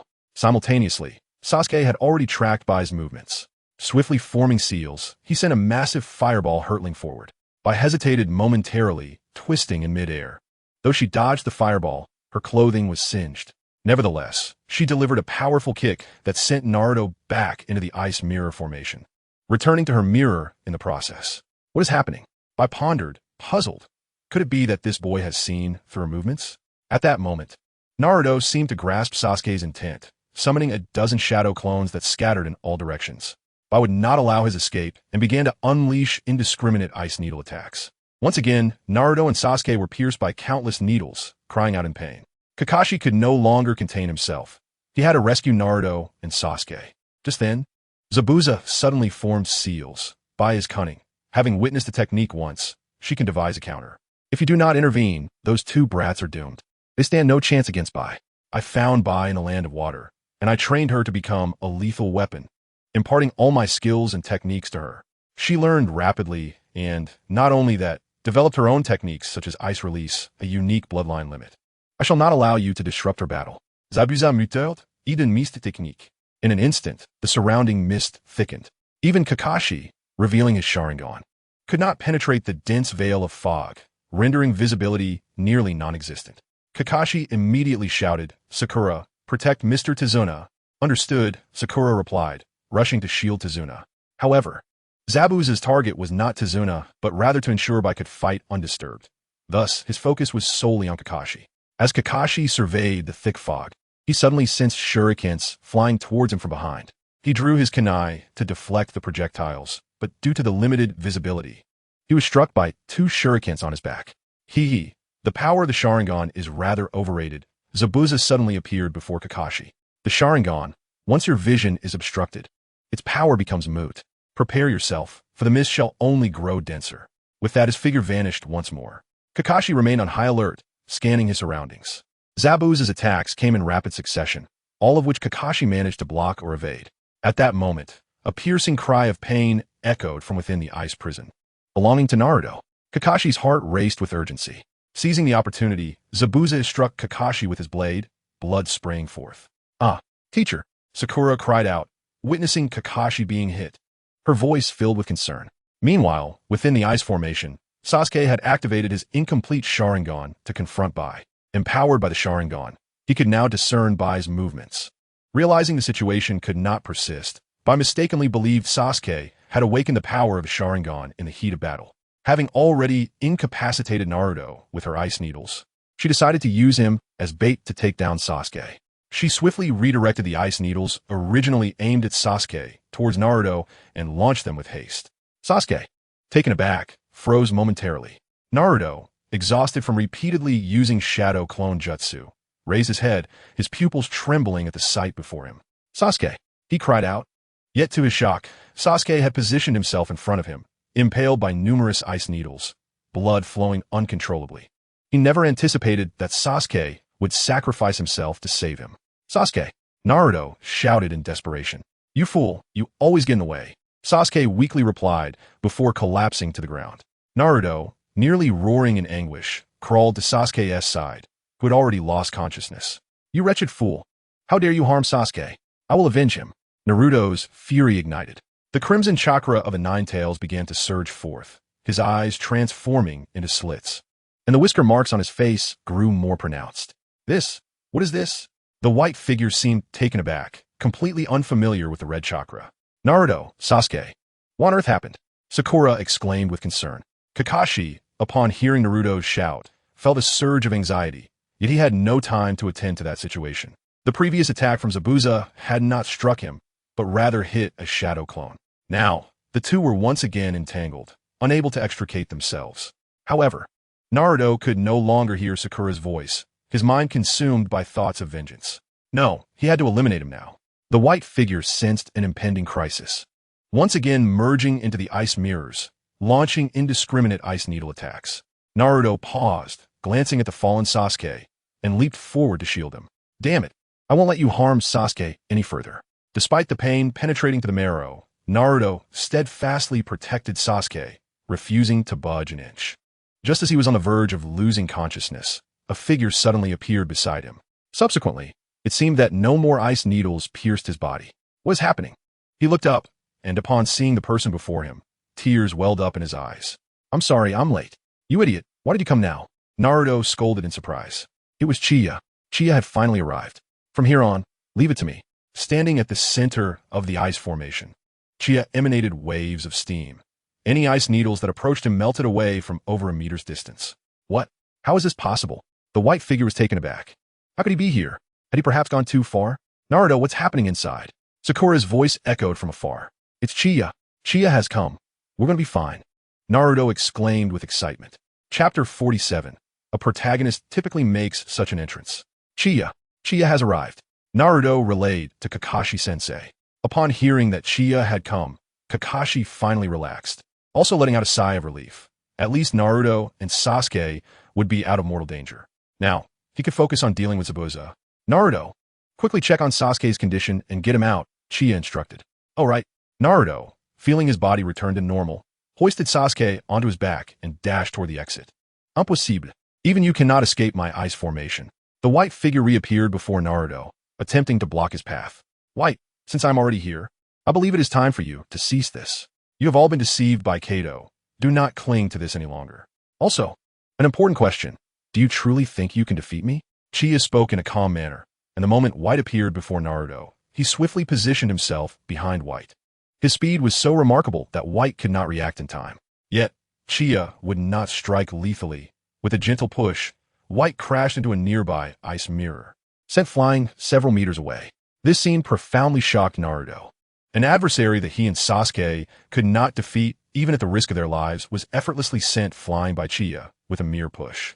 "Chiya, have you grown stronger?" Naruto inquired. "Not really, perhaps she was simply too weak. In any case, you must quickly take Sasuke to a safe place. Saving him is of utmost importance," Chiya responded. "Oh, right, Naruto agreed, setting aside his concerns. Sasuke was his priority, after all. He had sustained severe injuries while trying to save Naruto. Zabuza was equally astonished to see Haku defeated. How is this possible? He had considered that the young Chiya was formidable, but to eliminate Haku so swiftly was beyond comprehension. How could that be? Haku is someone even I cannot defeat in an instant. It seems my student may indeed be superior, Kakashi remarked. It's not over yet. Who can laugh last remains uncertain, Zabuza sneered. Moreover, with this thick fog, even he will struggle to fight effectively without visibility. The advantage still lies with us. Is that truly the case? Suddenly, Chiya's voice resonated from behind Zabuza. Startled, Zabuza immediately distanced himself from Kakashi, only to find that, at an unknown moment, Chiya had positioned herself behind him. Shadow clone? Or something else? Zabuza glanced toward Haku's location. Indeed, Chiya was not there, confirming that the figure standing before him was her true self. Teacher, is everyone all right? Chiya asked, having observed from above, but still expressing concern. We're fine. What about your side? Kakashi inquired, no longer surprised by Chiya's sudden appearance, as he was aware of her ability to fly. Chiya cast her gaze at Zabuza and said, Kato intends to betray you. Both Zabuza and Haku have been manipulated by him. Now he is waiting at the bridge, ready to eliminate everyone once we are weakened. Kakashi and Zabuza were nearly in unison in their shock. How could this be? Kakashi questioned. After all, it was merely a contractual relationship. Kato does not wish to antagonize Konoha. To silence us after our demise is the only way to prevent Konoha from seizing leverage, Chiya explained. I see. So that is how it is, Zabuza realized, understanding Kato's treacherous nature. Then, Chiya addressed Zabuza. We harbor no deep-seated animosity between us, and in fact, we may be able to offer you some assistance. There is no need to sacrifice yourselves for someone who wishes to eliminate you. Furthermore, Haku is unharmed, merely unconscious. Zabuza fell into contemplation, weighing whether to trust Chiya's words. Understanding his hesitation, Chiya added, If you doubt me, you can wait for the fog to clear and see for yourself at the bridge. Chiya, this fog may not dissipate quickly, Kakashi remarked. That is quite simple. Chiya smiled slightly, stepping back a few paces, addressing Kakashi. Teacher, please move a little further away. Kakashi was taken aback, and so was Zabuza. This thick fog would not easily dissipate. They both failed to comprehend Chiya's intentions. At this moment, Naruto, carrying Sasuke on his back, approached Kakashi. Kakashi-sensei, Sasuke has fainted, but it shouldn't be serious. That masked boy didn't injure him fatally. Kakashi hurried over, just as Sakura also arrived. The sight of Sasuke, covered in blood, startled them both. Sasuke, Sakura exclaimed with concern. Kakashi examined Sasuke's injuries and reassured Sakura. There's no need to worry. The situation hasn't reached its worst yet. However, just as he finished speaking, Chiya's actions astonished everyone present. With clenched fists at his waist, Chiya suddenly summoned a mysterious breeze that began to converge around him. In no time, a tornado-like vortex formed, dispersing the surrounding mist.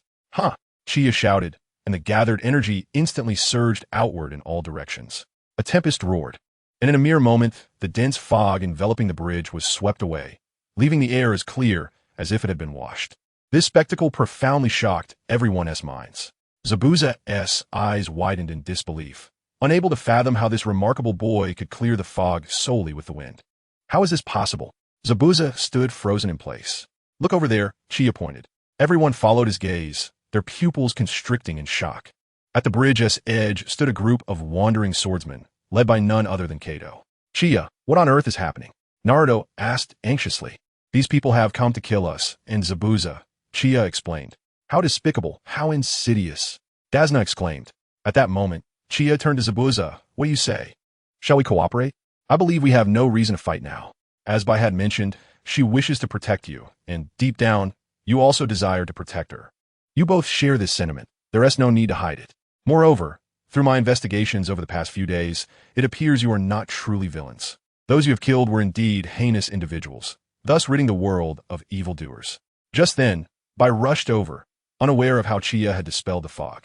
Assuming Zabuza had lifted the hidden mist technique. Mr. Zabuza, why did you lift the mist technique? Bai asked. Just as she finished her question, Naruto exclaimed, Wow, you are that big sister from before. Although Naruto hadn't truly met Bai, he recognized her immediately from her long, flowing hair and physique. Chapter 48, The Crisis of Zabuza, the Mist Village Pursuit Team Strikes. Naruto, what is happening? Sakura asked urgently. It was this sister. I fell asleep while training that night, and she told Chiya that I was here and to come find me. Naruto replied excitedly. This revelation clarified everything. Kakashi suddenly remarked, having seen her before, she was aware that Naruto is our ally, which is why she informed Chiya. Both Chiya and Bai were rendered speechless. Bai shot an accusatory glance at Chiya, her eyes brimming with unspoken sentiments, as if to say, "What rationale are you conjuring? The situation is not as you portray." Chiya, noticing this look, felt compelled to explain. In truth, she witnessed Naruto suffering from excessive training, which led to a blockage of chakra within him. If not addressed promptly, it could pose a life-threatening risk. I encountered Bai while she was administering acupuncture to Naruto, and at that moment, I mistakenly believed she intended to harm him. Upon hearing this, Naruto was momentarily taken aback, but quickly regained his composure. "Wow, Chiya, why did you deceive me? I spent so much time fighting against my savior." Chiya countered. "When it comes to personal interests, would you stand idly by even if it were your savior in peril? If Sasuke were harmed, would you not intervene?" Naruto fell silent, contemplating the truth in her words. Indeed, even a savior might not deter him from battle. In any case, it was evident that neither of them could be strictly categorized as villains, and it appeared that we lacked any reason to engage in conflict now, Kakashi stated. Zabuza sighed in resignation. "It seems that way. You're ninjas from Konoha, while we are rogue ninjas. Allow us to handle Kato and his associates. Bai, quickly take Naruto and ensure Sasuke receives treatment. I will create an exit for you," Bai suddenly interjected. Naruto chuckled. "I knew it. Big sister is definitely a good person. Can I mention that I'm only 15? Bai asked, slightly embarrassed. Naruto, astonished, exclaimed, "No way. You seem so mature. You're only 3 years older than me." At this moment, Sakura, with a hint of annoyance, remarked to Naruto, "It is quite impolite to hastily judge a young lady. Furthermore, it is perilous to delay Sasuke's treatment." "All right, I must get Sasuke to treatment," Naruto declared, hoisting the unconscious Sasuke onto his back and sprinting toward the bridge. Calling out, "Big sister, see you next time." Goodbye. Bai nodded slightly. Seeing Naruto had run off, Chiya said, "Naruto, I've summoned a doctor. They're in that house over there." With that, she swiftly appeared beside Naruto. "Where?" he asked, completely bewildered by how she had reached him so quickly. "Just over there." Chiya pointed to a small house not far to the left. "All right, let's break through," Naruto exclaimed, gathering his strength as he charged toward the bridge. Is Chiya deceiving us? How did she reach Naruto in an instant? Sakura watched in astonishment at the retreating figures of the three. Kakashi, Zabuza, and Bai began to acclimate to Chiya's display of prowess. Zabuza, with a hint of exasperation, remarked, "Kakashi, you have truly trained an extraordinary student." Kakashi sighed. "He learned most of this on his own. I hardly taught him much. I could not help but muse. It seems this ninja, named Chiya, will leave an indelible mark on the shinobi world in the future." Her mask, though cracked from being struck by Naruto's stone, had shattered further after Chiya had pushed her aside. Yet, she had not comprehended the swiftness of Chiya's movements at all. It was at that moment that she profoundly grasped the stark disparity in their strengths. Initially, she had believed that Chiya would come to eliminate Zabuza, prompting her to rush to his aid. However, Chiya's actions left her utterly astonished and taken aback. "All right, Haku, it is time for us to take action," Zabuza declared, drawing the decapitating blade from his back. He then addressed Kakashi, saying, "Our next encounter should not be adversarial, should it?" Kakashi chuckled lightly. "Perhaps we could share a drink." The atmosphere felt rather pleasant. As Zabuza's words faded, he and Haku vanished in an instant from the sight of Kakashi and the others. Upon witnessing Zabuza's departure, Tazuna finally exhaled in relief and inquired, "Is it truly over?" "Perhaps," Kakashi replied, uncertain, yet based on the intelligence provided by Chiya, it seemed to be the case. Naruto, carrying Sasuke, was cautious not to run too quickly, with Chiya trailing behind. Hey, this area is off limits." They had just arrived at the bridge's edge when Kato's subordinate, wielding a katana, approached and obstructed their path. Naruto's gaze fell upon the throng of bandits ahead, and at the forefront stood Kato, clad in a suit, sporting sunglasses, and smoking a cigar. His expression suddenly darkened, just as he prepared to speak. Haku's voice reached him from behind. "Keep moving forward. We will handle this." Naruto was taken aback, turning to find Zabuza, armed with his great sword, standing behind him alongside Haku. "Big sister," Naruto exclaimed with delight. "I am not your big sister," Haku retorted, somewhat speechless. "I am merely 3 years your senior. If anyone should be calling, it should be big sister," Chiya remarked with a hint of exasperation. "Oh, right. Hee, big sister," Naruto said, scratching his head in embarrassment. At that moment, Kato approached Zabuza, removing the cigar from his lips, flicking off the ash, and with a face full of fury, he demanded, "Hey, Zabuza, why are these people still alive? Did you truly think I was engaging in charity by paying you? Zabuza scoffed dismissively. Then let me ask you, what is your purpose here, with such a large entourage? What is my purpose? Kato sneered. It appears you have no intention of completing your task, so I shall have to request that you perish here. Indeed, cheap rogue ninjas are utterly unreliable. Hiring professional ninjas costs a fortune, which is why I chose someone like you. However, I have come to realize that professional matters should be entrusted to professionals. What do you mean? Zabuza's eyes narrowed, his expression suddenly grave. As if on cue, Kato shouted, "Come forth." In an instant, several shadowy figures surrounded Chia and Zabuza. Nanny? Nanny, nanny? Who are these people? Naruto exclaimed, frantically surveying his surroundings. Chia observed the newcomers' attire quietly, noting that they all wore distinctive masks. The pursuit squad from the Hidden Mist Village. Haku spoke slowly, her voice barely above a whisper. I did not expect you to employ ninjas from the Hidden Mist. The latter part was directed at Kato. Kato laughed heartily. Ordinary individuals are incapable of eliminating you, but should the pursuing mist ninjas be involved, the circumstances would differ.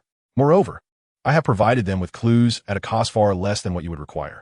Zabuza coldly chuckled, taken aback by Kato's despicable tactics. However, the predicament had indeed become troublesome. These pursuit squads possessed intimate knowledge of their own and Bai's intelligence, and their strength surpassed that of mid-level ninjas. The leader was undoubtedly an elite Jainin. Even if he could escape, Bai would certainly be unable to do so. The situation was far from optimistic. Suddenly, a member of the pursuit squad mocked, You remain so composed in our presence. Should we call you foolish or merely naive? Zabuza remained silent in the face of the pursuing ninja's provocation. He needed to devise a means to escape with Bai. The Leaf ninjas could not assist. Any aid would equate to enmity with the Mist Village. Kakashi, perceiving the dire situation, hurriedly instructed Sakura, protect Mr. Tazuna. Do not approach. Understood, Sakura promptly nodded, watching Kakashi rush to the bridge's edge. Kakashi reached Chia's side, prioritizing the protection of his students, especially since Sasuke remained unconscious and in need of medical attention. Greetings. I am Kakashi Hitaki of the Leaf Village. He introduced himself to the leader of the pursuing ninjas. The leader, after repeating Kakashi's name thoughtfully, inquired, Is the Leaf Village intending to assist the defectors of the Mist Village? Kakashi shook his head, asserting, Not at all. My student is gravely injured. Regardless of what transpires between you, I simply wish for my student to leave this place for treatment. Kakashi's tone was resolute. He would not yield on this matter. If the other party refused to allow Chia and the others to depart, he would not shy away from battle. After all, the Mist Village was inherently an adversary of the Leaf, with a significant disparity in strength. The leader was astute, aware that pursuit without cunning would lead to certain doom. He recognized that the Leaf could not be offended and understood the reputation of Kakashi Hitaki. During the Fourth Great Ninja War, the name alone was enough to instill fear throughout the ninja world. His master, the Yellow Flash of the Leaf, the fourth Hokage, Minato Namikaze, was even more formidable. Thus, he knew that concessions must be made. Very well, as long as you do not impede us, you may proceed, he conceded. Thank you, Kakashi replied, turning to speak with Naruto, only to be interrupted by Kato's furious voice. What are you doing? The money I provided was meant for you to deal with Zabuza and the Leaf ninjas. Why allow them to leave? The leader cast a cold glance at Kato, replying, Do not misinterpret our intentions. We have never accepted a commission to eliminate Leaf ninjas. Your payment is merely sufficient to ensure your protection from Zabuza's harm. Should you continue to prattle, I cannot guarantee the outcome. Kato was taken aback, beads of sweat forming on his forehead, his face betraying a palpable fear as he involuntarily stepped back, his speech faltering. Yet, he was well aware that opposing a ninja was a futile endeavor. There was no chance of victory, and he had to concede. As for Dazna, he could deal with him later. The immediate priority was Zabuza. If Zabuza became aware of his intentions, it would pose a significant threat to his safety. Qianye, you lead the way. Naruto, carry Sasuke behind you, and Sakura, escort Mr. Dazna. We must leave this place at once, Kakashi commanded. Qianye complied without hesitation. However, Kato's subordinates did not yield, blocking their path. Observing this, Kakashi inquired, Mr. Kato, what is the meaning of this? Do you still intend to kill us? Kato clicked his tongue and ordered, let them pass.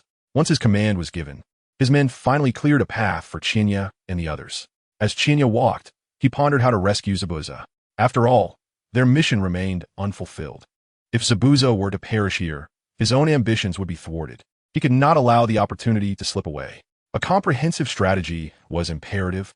especially given the sensitive nature of inter-village relations. Just a few meters from their initial position, he heard Naruto's voice behind him. Kakashi-sensei, are we really leaving like this? That big sister will die. Naruto and Sakura hastily cautioned, fearing that expressing their anxiety might provoke Kato and the pursuing mist ninjas to alter their intentions. Kakashi remained silent, walking resolutely. He harbored no desire to provoke the mist village. Konoha was not afraid of conflict, but it certainly dreaded complications. Suddenly, Naruto halted, turning to gaze at Haku, standing in the distance. He pleaded with Kakashi, Kakashi-sensei, that big sister is a good person. She saved me, and I cannot let her die here. Naruto's emotions were fervent, and Kakashi realized that he could no longer maintain his silence. He replied, Naruto, this is their fate. The fate of rogue ninjas. We cannot intervene, and moreover, this is a matter for their village. Interference would disrupt the harmony between villages. However, Naruto hung his head, struggling to comprehend the complexities of the situation. He only knew that Haku had saved him, and he could not stand idly by while his savior faced death. At that moment, the confrontation between Zabuza and Haku against the pursuing mist ninjas was on the verge of erupting. 4 of the pursuers were tasked with confronting Zabuza, while the remaining 3 focused on Haku. Zabuza, beset by the assaults of 4 pursuing ninjas, was unable to attend to Haku's predicament. Meanwhile, Haku, having exhausted a significant amount of stamina and chakra in her earlier skirmish with Naruto and Sasuke, was swiftly overwhelmed, sustaining injuries in the process. Blood stained her garments, the crimson hue soaking through. She coughed up blood and collapsed to the ground, her once pristine hair now matted with blood. She was unable to contend with 3 equally skilled ninjas simultaneously. This scene profoundly shocked Naruto, Sakura, and the others. Seeing this, Naruto could no longer contain himself.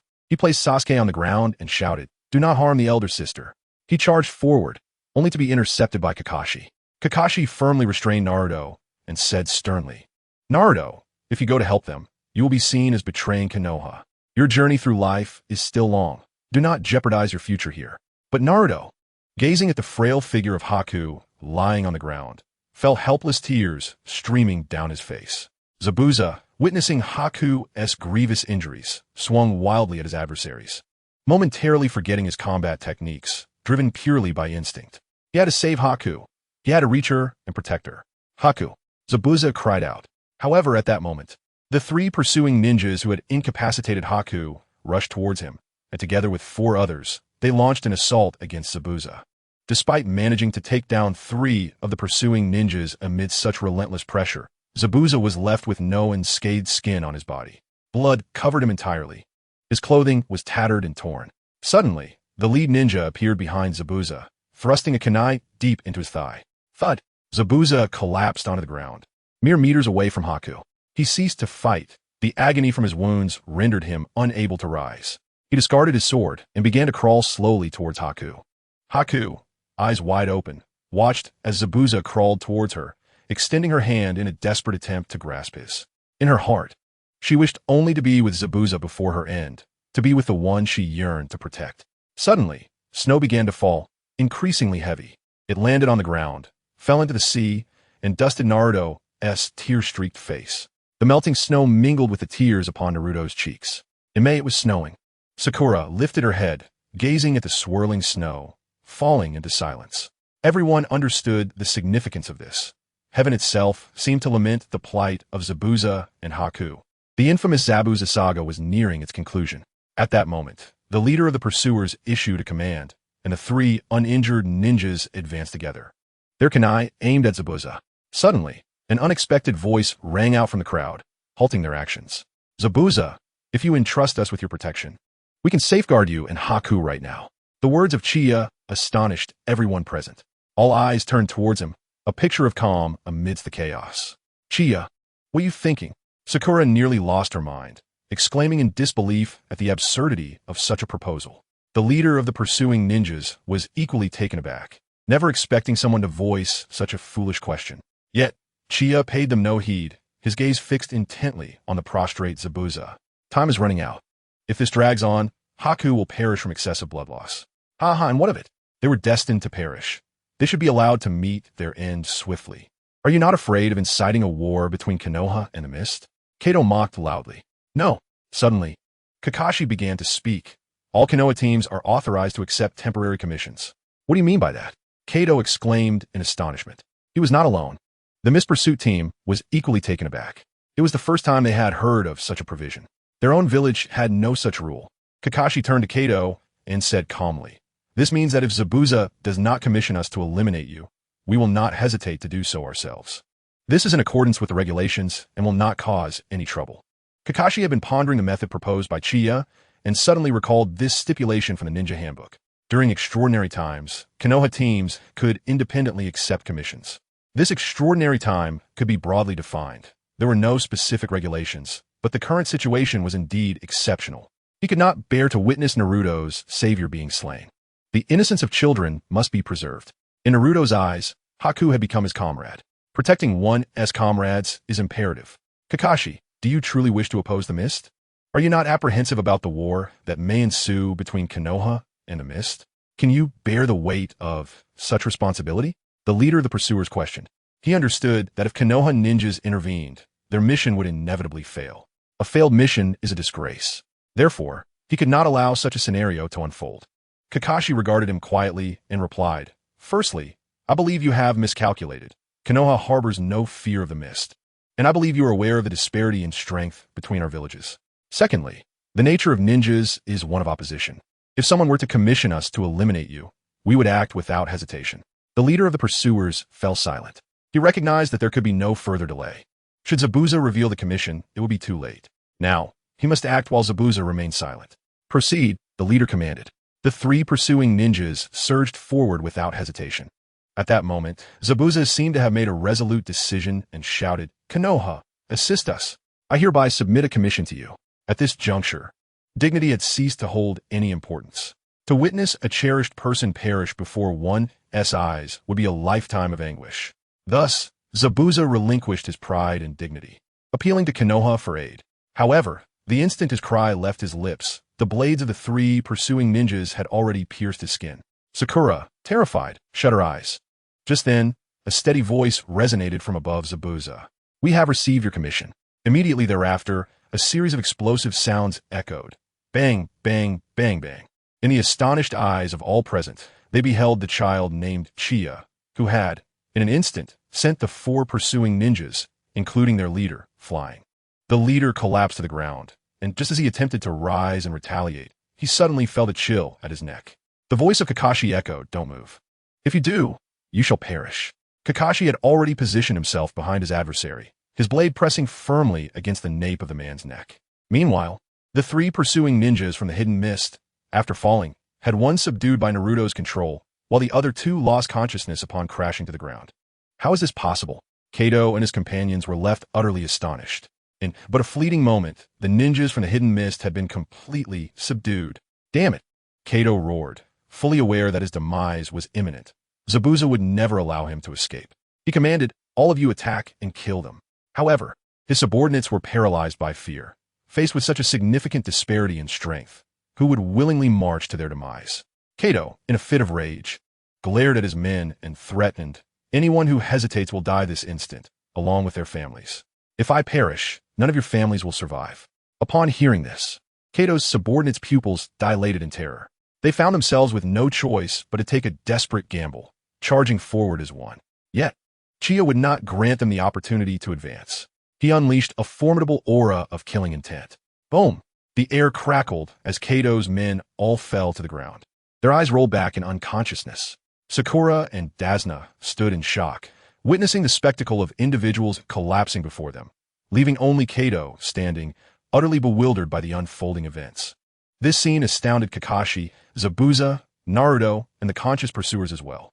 How could it be that mere killing intent rendered nearly 100 individuals unconscious? What depths of power did Chiya possess? Kakashi couldn't help but feel a twinge of curiosity, for even he could not accomplish such a feat. Zabuza, never forgetting Haku, struggled to crawl to Haku's side, intertwining his fingers with Haku's and grasping tightly. "Haku, are you all right?" Haku nodded faintly, though words failed him. At that moment, Kakashi noticed two figures approaching from bridge. One was clad in a white coat, while the other, astonishingly, was Chiya. Stunned, Kakashi inquired, "Chiya, what is happening here?" Chiya explained, I anticipated that this battle would result in injuries, so I summoned a doctor in advance. Now, Naruto, Sasuke, Zabuza, and Haku need not fear for their lives. I have procured the best physician from the Land of Waves. As he spoke, he suddenly turned to Kato, who was attempting to flee, and coldly remarked, "Thinking of escaping? We have yet to settle our accounts. The murder of a Konoha ninja is a serious offense against the law." Just then, Naruto dashed forward and kicked Kato to the ground, angrily declaring, "Don't move again, or I will end you." Thus, the immediate crisis came to a close. Kakashi's team took a respite at Dazna's home, primarily awaiting Sasuke's recovery. Naruto, sustaining only minor injuries and bolstered by the power of the Nine Tails, was fine after a day's rest. Sasuke, however, required a week to recuperate. Zabuza and Haku, having suffered the most severe injuries, needed a fortnight before they could rise and move about. As for Kato, Kakashi chose not to take the life of his adversary. Instead, he demanded that he cover the medical expenses for everyone and insisted on his departure from the Land of Waves, nothing more. His decision to spare Kato stemmed from the understanding that Zabuza would never let Kato go. Thus, it was a favor granted to Zabuza, providing him with an opportunity for vengeance.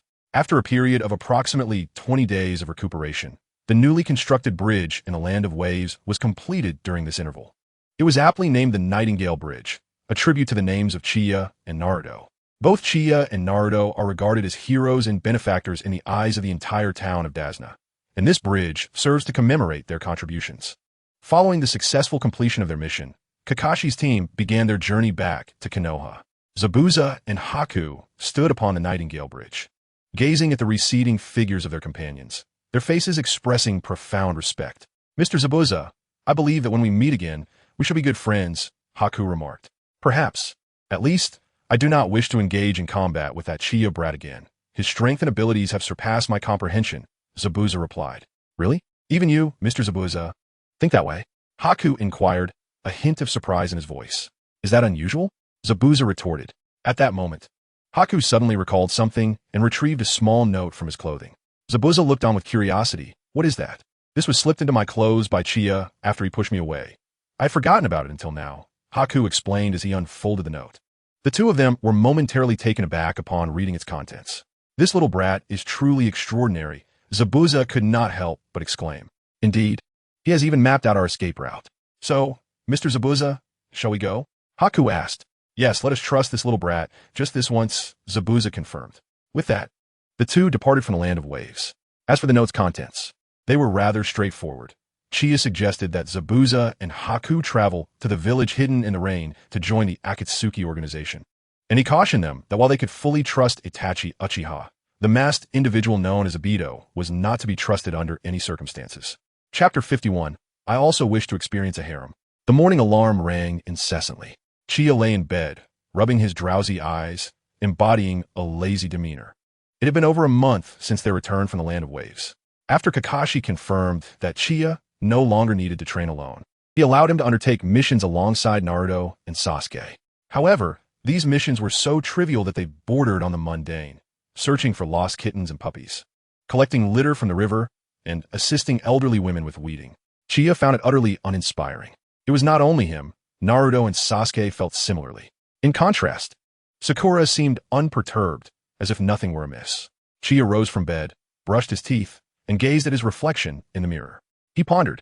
The time for the Chunin exams must be approaching, yet there is not a whisper of activity. However, during the months since his return, he has not been idle.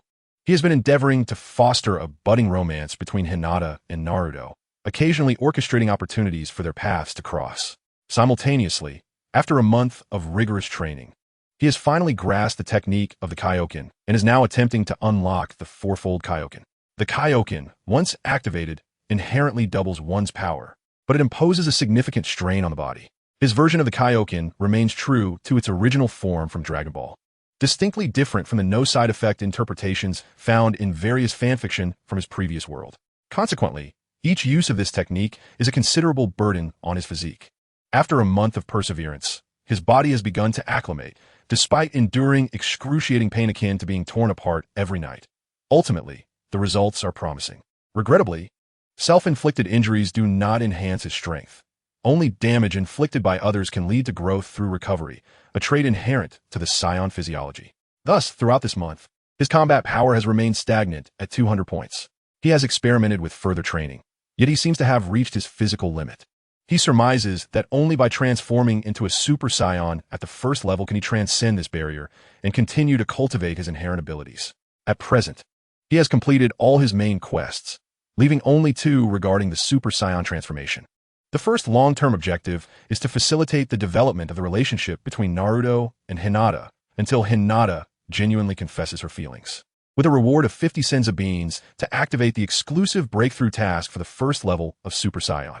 The upgrade task for the first level of Super Saiyan remains dormant, with activation contingent upon becoming a Chunin in Konoha.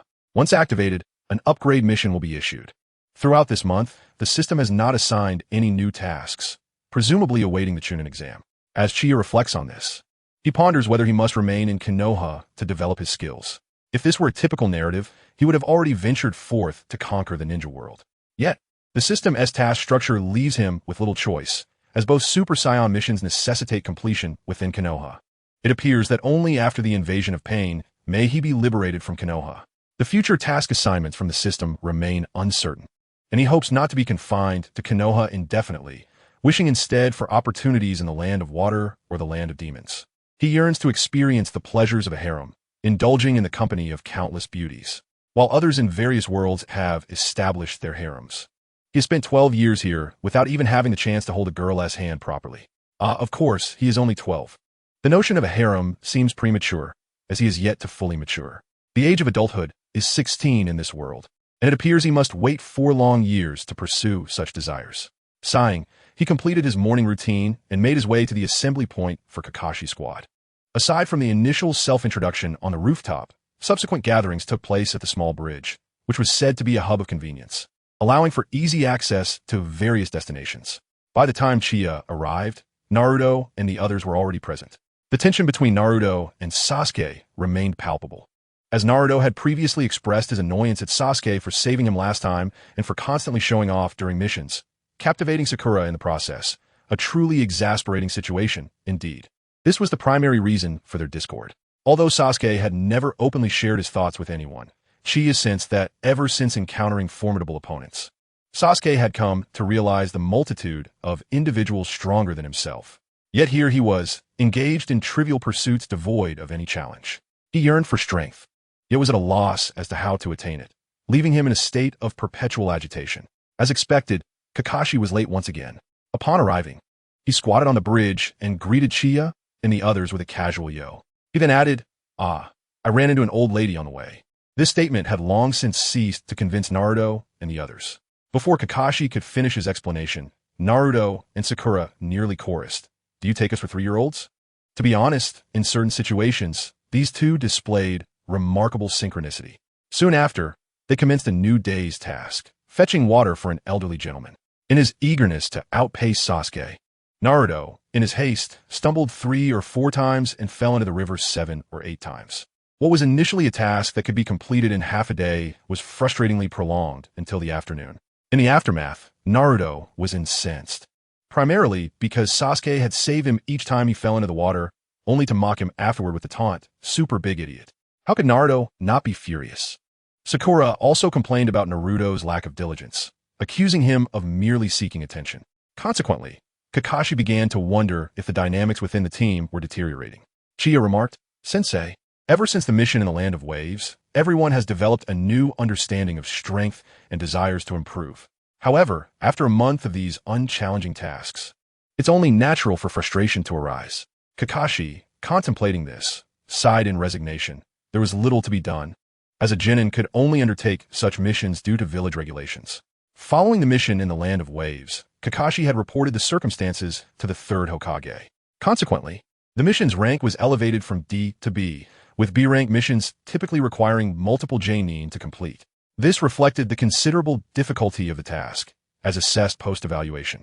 After reporting on his team's performance, the 3rd Hokage commended Chie, Naruto, and Sasuke, particularly praising Chie for his capabilities and adaptability, deeming him worthy of J-nin level proficiency.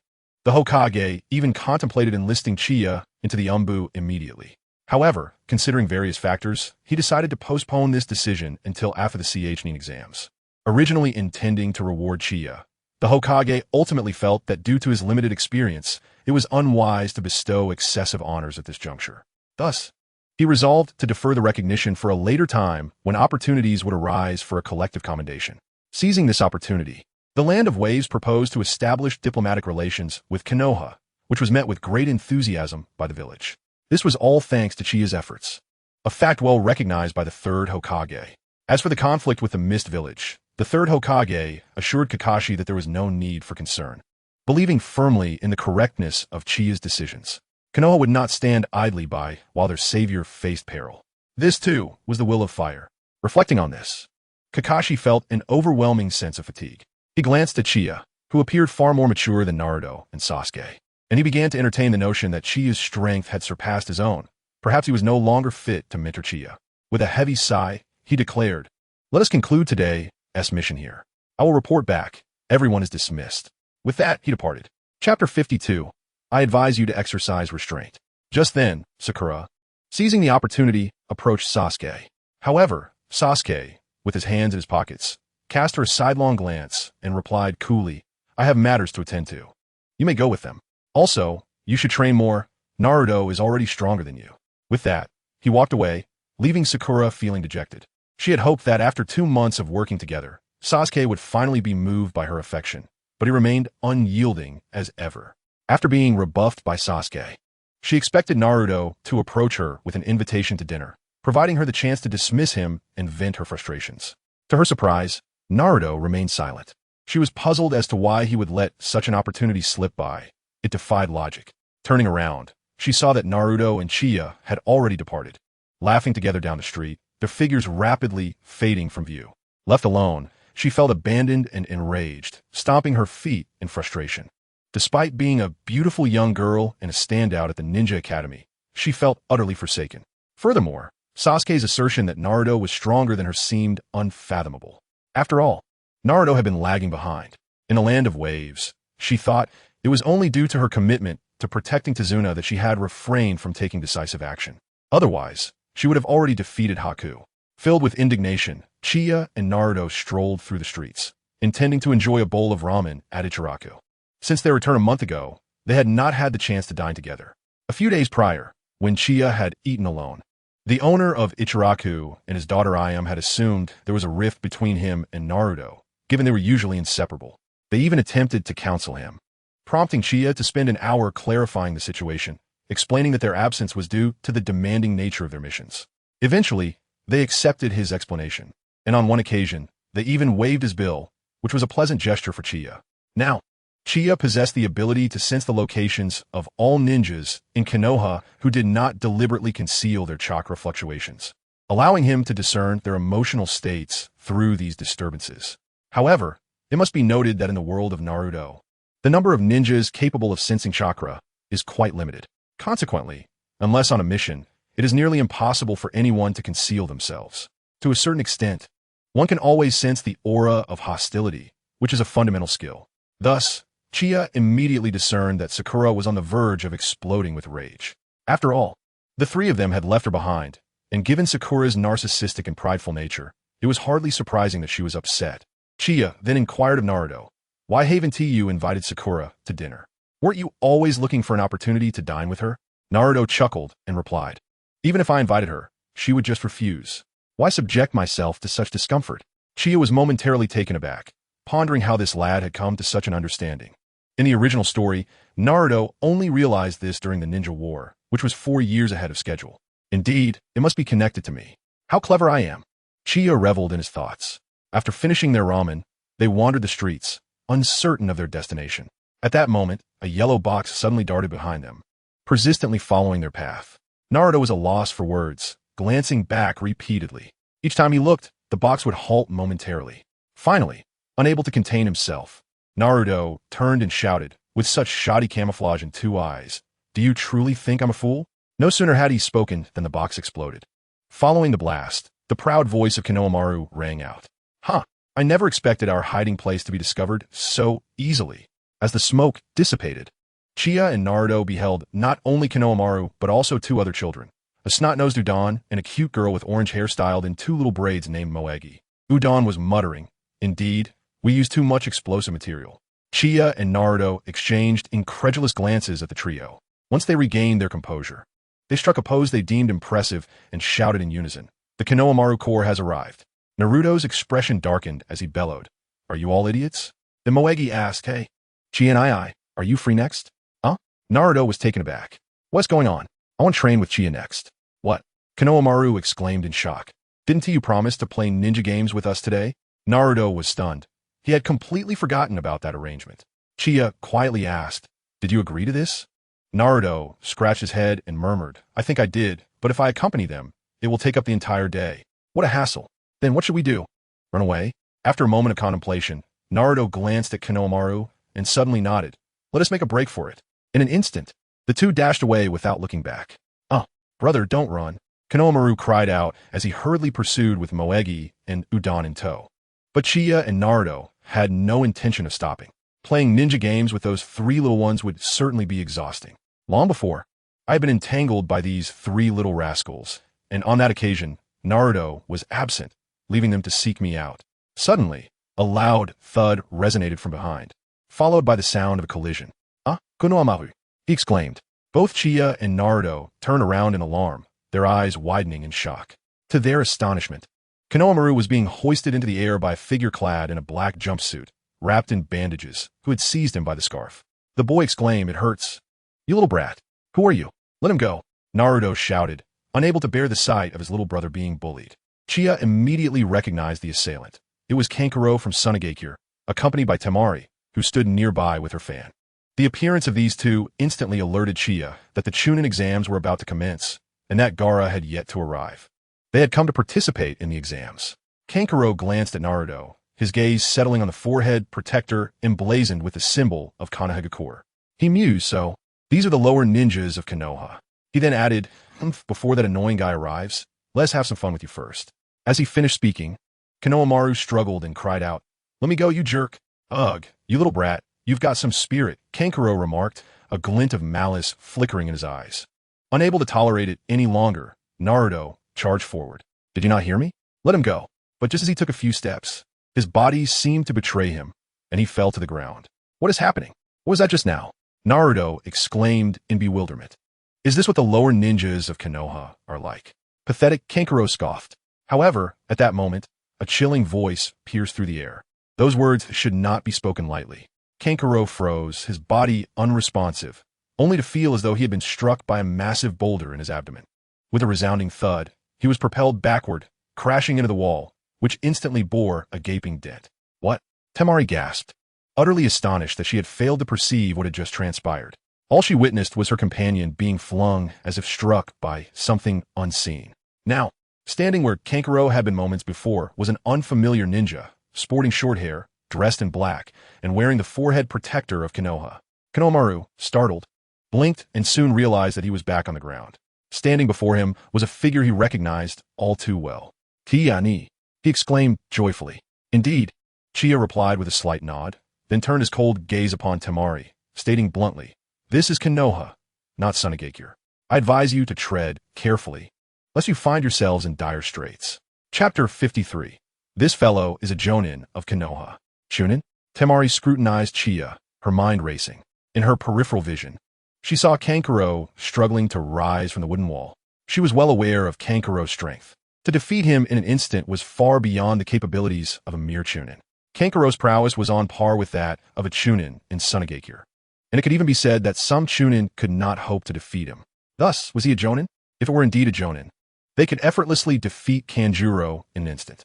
Moreover, this individual had just been beside that yellow-haired brat, and in the blink of an eye, he had appeared behind Kanjuro, casually saving that obnoxious little rascal with the scarf in the process of incapacitating Kanjuro. It is evident that he is a Jonin. Given that status, they stand no chance here. "I apologize. We have been quite presumptuous." Shigeru bowed an apology to Chie and Konohamaru, then turned to Konohamaru, expressing sincere regret. "I am truly sorry. He has a rather foul temper." "Are you hurt?" Konohamaru, with a look of bewilderment, pondered whether this group knew that his grandfather was the third Hokage, thus their sudden shift in demeanor. Indeed, they were all quite cowardly, utterly incomparable to Naruto and Chie. Reflecting on this, he felt emboldened and stepped forward, pointing at Shigeru. "I am Konohamaru, the grandson of the third Hokage. You shall not act with such impunity in our village. I will not let you off easily. Shigeru was visibly taken aback. She had never anticipated that upon her arrival in Konoha, she would encounter such formidable opposition, having inadvertently offended the Hokage's grandson. Moreover, given the brat's arrogant demeanor, it seemed he was indeed serious about not letting them go. Thus, she contemplated the necessity of eliminating this group. After all, they had another objective in Konoha, to launch an attack. Capturing the Hokage's grandson would serve as a valuable bargaining chip, compelling Konoha to comply with their demands. However, the pressing concern was, Shigeru thought, casting a wary glance at Chiya. This jonin might be the grandson's personal bodyguard, boasting considerable strength. With Kanjuro injured, she knew she would not stand a chance against him. Concluding this, Shigeru resolved that retreating would be the wisest course of action while she devised a plan. Just as she was contemplating how to appease the Hokage's grandson, she witnessed that yellow-haired boy approach and deliver a punch to the grandson's head, exclaiming, "You idiot!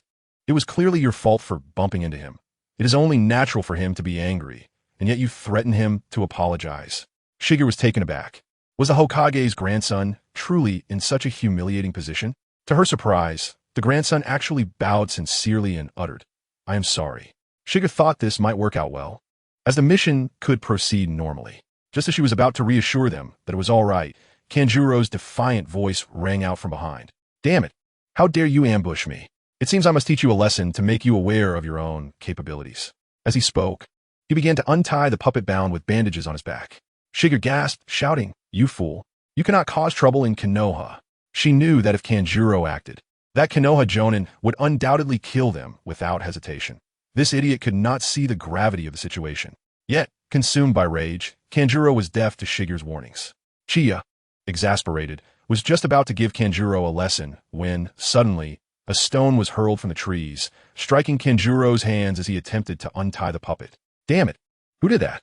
Kanjuro yelled in pain, turning to face the direction from which the stone had been thrown. At that moment, Chiya and the others turned their gaze. There sat Sasuke atop a grand tree, idly toying with the stone, questioning, "What are you doing in someone else's village?" Upon catching sight of Sasuke, Temari's face flushed slightly. He was undeniably handsome, prompting her to muse, "What a fine man." Meanwhile, the infuriating brat, Kankuro, glared furiously at Sasuke. Sasuke returned Kankuro's gaze with a cold stare, crushing the stone in his hand, and commanded, "Get lost." Naruto, on the verge of exploding with anger, internally cursed, "Damn it, Sasuke. Why must you always steal the spotlight?" Although he had just been overshadowed by Chiya, Naruto bore no ill will toward him, for their bond was strong. "Hey, come down, you brat." Kankuro shouted at Sasuke. "I detest you little punks who only know how to throw tantrums. You need to learn a lesson." As he spoke, Kankuro prepared to unravel the puppet's bindings. Chiya, exasperated, thought, "You are truly foolish. If it weren't for the fact that you have some redeeming qualities, I would genuinely want to knock you out right now. Just look at Temari. She possesses discernment." However, it seemed he would not need to intervene, for someone else had arrived. Just as Kankuro positioned the puppet before him, a chilling voice echoed from behind Sasuke. "Stop it, Kankuro." Everyone was taken aback, and Sasuke's pupils constricted. He had not sensed anyone's presence behind him, their speed rivaling that of Kakashi. Amidst the astonished gazes, a youth bearing a yellow gourd, with exceptionally fair skin and a character etched on the right side of his forehead, stood upside down on a branch beside Sasuke, arms crossed. "Yes, it's Gaara," Kankuro stammered. The moment Kankuro and Temari beheld Gaara, sweat poured down their backs. Kankuro's rage dissipated instantly. Gaara regarded Kankuro with a cold stare, his eyes devoid of anger, and remarked, "You are nothing but a disgrace to our village. Do you think we traveled all the way to Konoha for what?" Hearing Gaara speak, Kankuro appeared thoroughly intimidated, hastily explaining, his voice trembling. It was these guys who instigated the trouble. Suddenly, Gaara's expression hardened, and he coldly retorted, "Silence, or I will end you." Kankuro, sensing the gravity of the situation, quickly replied, "I understand. I'm very sorry." At that moment, Gaara turned his gaze toward Chiya, sincerely apologizing. "I'm truly sorry for you all." He then glanced at Sasuke before transforming into sand, descending from the tree to the ground, reconstituting into human form. He addressed Temari and Kankuro, stating, "Let us go. We are not here for leisure." "I understand." The three of them began to walk away slowly. Gaara's mind was racing with thoughts, having observed everything that had transpired. He was certain that the ninja clad in black who had sent Kankuro flying with a single punch was undoubtedly a Nin. for even he had failed to catch a glimpse of the person's movements. It was a seamless and rapid display of skill. The ninja dressed in a blue short-sleeved shirt, who struck Kanjuro's hand with a stone, was likely a lower-ranking ninja from Konoha. It was evident that this individual shared a close rapport with the Nin and the blonde-haired boy. Moreover, the ability to hit Kanjuro's hand so effortlessly with a stone attested to a commendable level of skill. At that moment, Sasuke leaped down from the tree, casting a glance at Gaara's silhouette, his mind recalling the contemptuous look he had received earlier, which left him feeling quite irked. Suddenly, as if a thought struck him, Sasuke inquired, "The land of fire and the land of wind are allies, yet the treaty should prohibit ninjas from freely entering each other's territories. What is your purpose for being here?" Uchiha was taken aback, pondering the inconsistency of the narrative. He distinctly remembered Sakura posing that question, not Sasuke. It then dawned on him that Sakura was not present at all. Chapter 54. The Nin exams are about to commence. "You truly know nothing?" Temari remarked in astonishment. Turning to face Sasuke, she then produced a card containing her information, stating, "This is our pass. We have all been authorized." Sasuke paused, taken aback. "We are lower-ranking ninjas from the land of wind, Sunagakure, and we are here to participate in the Nin selection exam.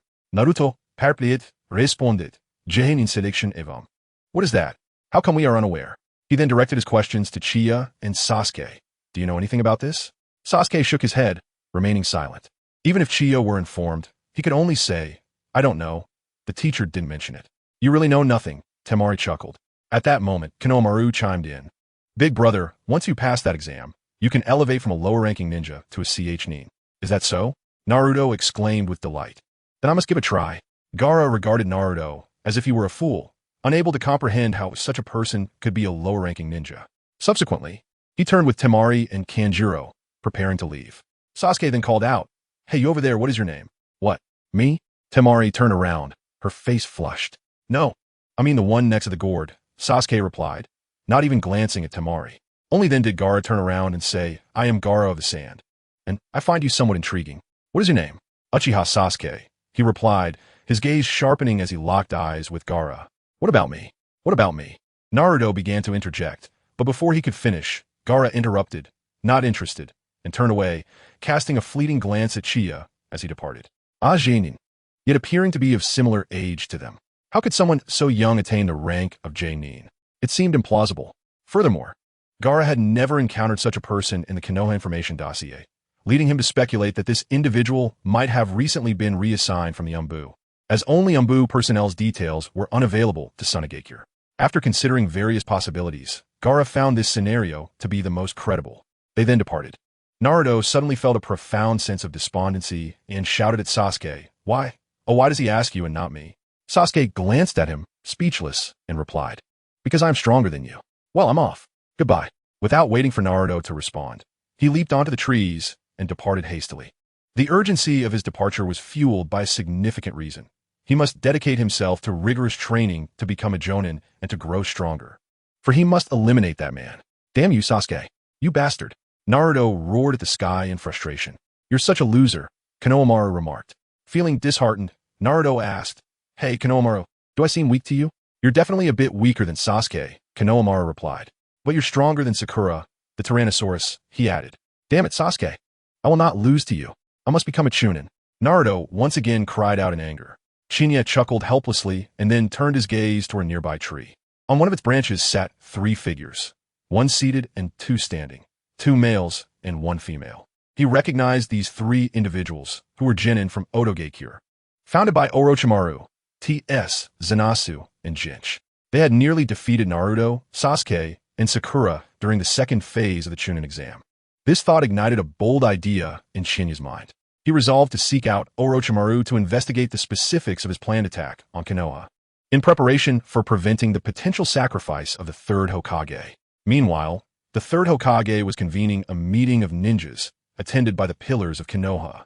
He called Kakashi, Asuma, and Kurenai to the forefront, inquiring, "Do you have any candidates for the upcoming Chunin exam?" Formally, any genin who had completed over 8 missions could participate in the exam at their discretion.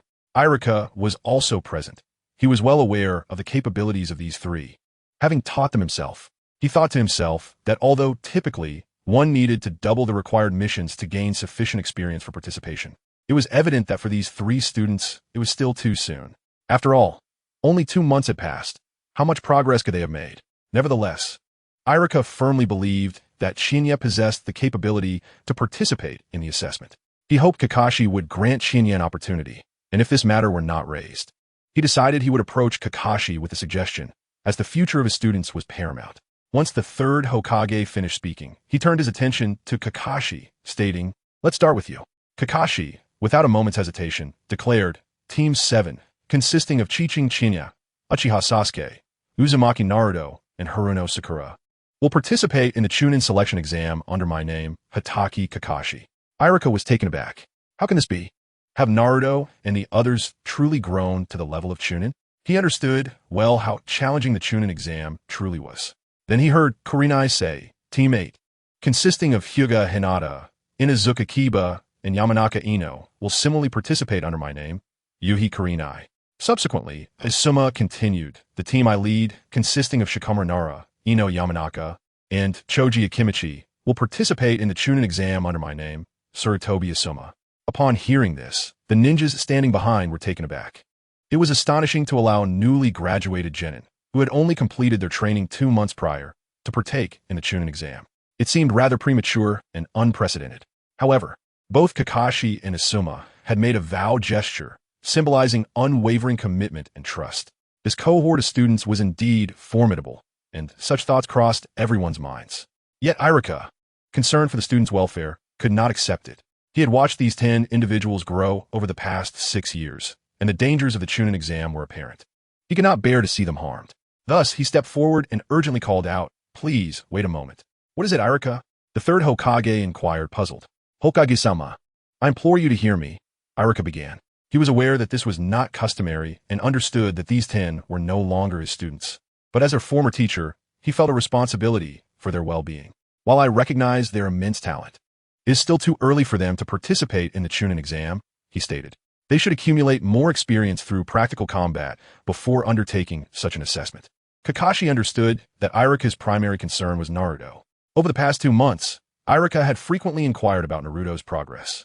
However, unbeknownst to him, Naruto had grown significantly since returning from the Land of Waves, to the point where he could potentially best Irika in a confrontation. To reassure Irika, Kakashi turned to him and remarked, "When I became a Chunin, I was 6 years younger than Naruto is now." Before he could finish, Irika interjected with a firm demeanor, "Naruto is not like you." He stepped closer, sternly questioning, "Do you wish to ruin that child?"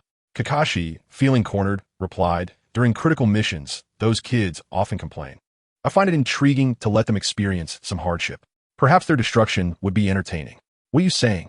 Irika was taken aback by Kakashi's apparent indifference. Kakashi, somewhat exasperated, replied, all right, that was merely a jest, Irika-sensei." As Irika opened his mouth to respond, Kakashi interrupted, continuing, "I understand your concerns. It is natural to feel anger. However, we are both teachers and must take responsibility for our students." As Kakashi spoke, Kurenai interjected, "Kakashi, please no more." Kakashi suddenly felt the weight of the situation. Were it not for his amicable relationship with Irika, he would have refrained from uttering the next statement, yet he pressed on. "It's pointless to dwell on this. Those youngsters are no longer your students. They are now my subordinates." Irika was rendered speechless. Indeed, he no longer had the authority to intervene in this matter. Asuma, standing nearby, also felt that they were quite troublesome individuals. Sigh. Such a decision must have stemmed from the belief that they had attained the level of CH Nin. However, the CH Nin exam is famously recognized. Just as Irika sought to intervene, the 3rd Hokage, who had been observing them with a gentle smile, finally spoke. "Irika, I understand your concerns. Therefore, let us prepare a special preliminary examination for the new genin." A preliminary examination? Irika was taken aback, having never heard of such a thing before. Not only he, but the 3rd Hokage's sudden decision also caught everyone present off guard. Subsequently, the 3rd Hokage laid out the specific plans for the preliminary examination. At the same time, in the same place, the same 3 were waiting for Kakashi. Uchiha was the 4th to arrive. He immediately spotted Naruto and Sakura arguing about something. It was obvious that Kakashi was late, and these 2 were there to complain. Last night, he had followed TS and his companions to Orochimaru's stronghold, and after gathering intel, he returned home only to receive Kakashi's notice to meet at 6 in the morning at the usual spot to announce something important. At that moment, Chia speculated that it must pertain to the Nin exam. However, last night, he had gleaned nothing of value from Orochimaru's base. In fact, even the Sound Village leader disguised as Orochimaru had not uttered a word. This inevitably led Chia to question whether he had chosen the wrong direction.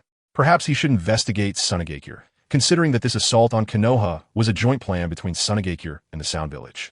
After returning home, he lay in bed pondering where to scout next when the system sent a new mission. Main Quest 9. Rescue Moonlight Gale from the hands of Sand Village S. Maki. And remember, do not kill him. Mission reward, Tiansuo Zhanyu. Chia was taken aback, his mind racing with disbelief. How could this be possible? He stared at the system task panel for a full hour before regaining his composure. Was this a joke? The Dragon Ball system, rewarding Tiansuo Zhanyu? They were practically handing over the sword of the Shinigami. Was this reward due to Moonlight Gale's proficiency in Konoha sword techniques? Ultimately, Chia accepted this reality. With the existence of a system, it seemed logical that such rewards were appropriate. Afterward, he spent an exhilarating night without sleep, finally departing for the meeting point at 5:40 a.m. There, Naruto was commiserating with Sakura about Kakashi's tardiness. Upon turning, he saw Chia, and upon noticing his deep dark circles, burst into laughter. Ha ha ha. Chia, where were you last night? Sasuke and Sakura shifted their gazes, wanting to laugh, but holding back. Chia weakly replied, I couldn't sleep last night. Don't know why, just couldn't fall asleep. Naruto approached and patted Chia's shoulder, nodding in understanding. I get it. Boys have those days too, just like girls. Qianye fell silent, pondering the peculiar thoughts of the fellow before him. Unable to contain herself, Sakura approached and delivered a sharp punch to Naruto's head, exclaiming, Naruto, what on earth have you been thinking all day? Naruto yelped, tears welling in his eyes as he shielded his head. At that moment, Kakashi appeared unexpectedly atop the Torii Gate, crouching and greeting Qianye and the others below with a casual, hello everyone, I've taken a wrong turn on the path of life today. Before he could finish, Naruto and Sakura angrily pointed at him, accusing, you're lying. Kakashi, undeterred, leaped down to their level and continued, well, things have taken a sudden turn. We held a meeting all night, and yesterday, I signed you all up for the Chunin selection exam. Here is the application form. As Kakashi spoke, he produced 4 brown application slips for the promotion from Genin to Chunin and handed them to Qianye and the others. Chunin exam? Sakura was momentarily taken aback. She had been unaware of such an event. She had only heard vague references from others, never expecting it to arrive so swiftly. Kakashi added, I must clarify that this is not mandatory. Whether you wish to participate is entirely up to you. However, I believe it is an excellent opportunity for growth. If you can, I encourage you to take part, as I have faith in your abilities. As soon as he finished speaking, Naruto, brimming with excitement, lunged at him, wrapping his arms around Kakashi and shouting, That's fantastic, Kakashi-sensei. I like you the most. Get off me, back away. Kakashi was momentarily disoriented by the embrace, spinning in surprise. Sasuke, the epitome of incredulity, could only stare in disbelief. Qianye shared a similar sentiment, wondering why Naruto, a boy, would utter such a phrase typically reserved for girls. How utterly distasteful. Once Kakashi managed to free himself from Naruto's grasp, he handed the 4 application forms to Naruto and instructed everyone, if you wish to participate, please sign the application. Meet in classroom 301 at the school at 3 p.m. in 5 days. With that, Kakashi asked Naruto to distribute the forms and dismiss them. On their way back, Naruto clutched the application tightly, murmuring to himself, Chunin exam, Chunin exam. He then turned to Qianye and said, Qianye, if we pass this exam, we'll be Chunin, just like Irika-sensei. Qianye nodded, indeed, it will be soon. However, he held little interest in advancing to Chunin, given his current strength. He believed he could easily handle even Kagaya. His primary concern was completing the mission. To prevent Maki from killing Tsukikari, he needed to ascertain the time and location. Otherwise, the mission would be unachievable. Yet, if he participated in the exam, he would lack the time to gather intelligence. He couldn't help but wish for a permanent shadow clone. Presently, his shadow clones could only last for a day, which was far from sufficient. It seemed he had no choice but to send a shadow clone daily to surveil Maki's stronghold. Chapter 56. I dare not, this kid is simply superhuman. In the ensuing 5 days, Kakashi entrusted Chia and the others to practice independently, emphasizing the importance of maintaining both mental and physical equilibrium. The Chunin exam represented their inaugural and significant trial in life, warranting their utmost seriousness. Sasuke, determined to surpass Chia and confront Gaara of the Sand, rose each dawn at 5 to train relentlessly until midnight, striving to enhance his strength within this limited time frame. Conversely, Sakura found herself engulfed in despondency. She hesitated to participate, believing herself inferior to Sasuke and Uchiha, even feeling inadequate compared to Naruto. She lamented her lack of prowess to qualify as a chunin. As for Naruto, he too was indefatigably training throughout those 5 days. Initially wishing to train alongside Uchiha, he reconsidered, fearing that his presence might hinder Uchiha's progress, thus opting for solitary practice. Uchiha, on the other hand, was occupied. From the second day, upon the arrival of the lower ninjas and their leaders from various villages for the exam, he began seeking the whereabouts of Maki and Orochimaru in Konoha. By the third day, upon discovering their location, he initiated the creation of 2 shadow clones, one to surveil Orochimaru and the other to monitor Maki. With the enhancement of his combat abilities, the shadow clones gained a new passive skill. They could now produce a subordinate clone with a power reduced by 50, possessing a combat strength of 100. Upon the dissolution of this subordinate clone, all its experiences and training results would be transmitted instantaneously and intact to the primary clone and the original body. When released, the superior clone would regain 50 points of strength. Thus, if the primary clone possessed a combat strength of 200, after creating a subordinate clone, its strength would diminish to 100, while the subordinate clone received the other 100. Upon its dissolution, 50 points would return to the primary clone, elevating its strength from 100 to 150. Theoretically, the subordinate clone could further create its own shadow clone with 50 points of strength, achieving a Jounin level. However, Uchiha, upon experimentation, discovered a mere 20% success rate, with failures resulting in the disappearance of the subordinate clone without returning any combat strength. Hence, he decided to limit himself to creating only subordinates for the time being. On the 4th day, an event unfolded that every Konoha lower ninja would inevitably encounter. While Naruto was en route to practice in the Konoha woods, he unexpectedly crossed paths with Konohamaru, Moegi, and Udon on a bridge. Upon spotting Naruto, Konohamaru promptly requested his company for some leisure. Naruto, thinking there was no harm in relaxing before the exam, acquiesced. Just then, a tall man, shrouded in a raincoat and hat, suddenly appeared behind Moegi and abducted her. Stunned, Naruto shouted, "Hey, let her go. Who are you?" The assailant, however, offered no response, seizing Moegi and fleeing. "Damn it! Quick, let's chase him. Stop right there," Naruto yelled, hastily pursuing, with Konohamaru and Udon following closely behind. On the rooftop of her home, Sakura sat in a state of despair. At that moment, Sasuke ascended to her floor, calling out to her. Startled, Sakura turned her head and, upon seeing Sasuke, her sorrow dissipated in an instant, replaced by surprise and joy. "Shall we take a stroll together?" Sasuke proposed. "Is that for real?" Sakura exclaimed, elated. "Wait for me. I'll be right there." She hurriedly prepared herself, determined to make a good impression for her first date with Sasuke. Meanwhile, the kidnapper of Mo Huang lured Naruto to the hidden leaf forest, binding Mo Huang to a tree, threatening Naruto, "Do not approach, or she will perish." Naruto inquired, "What do you intend to do?"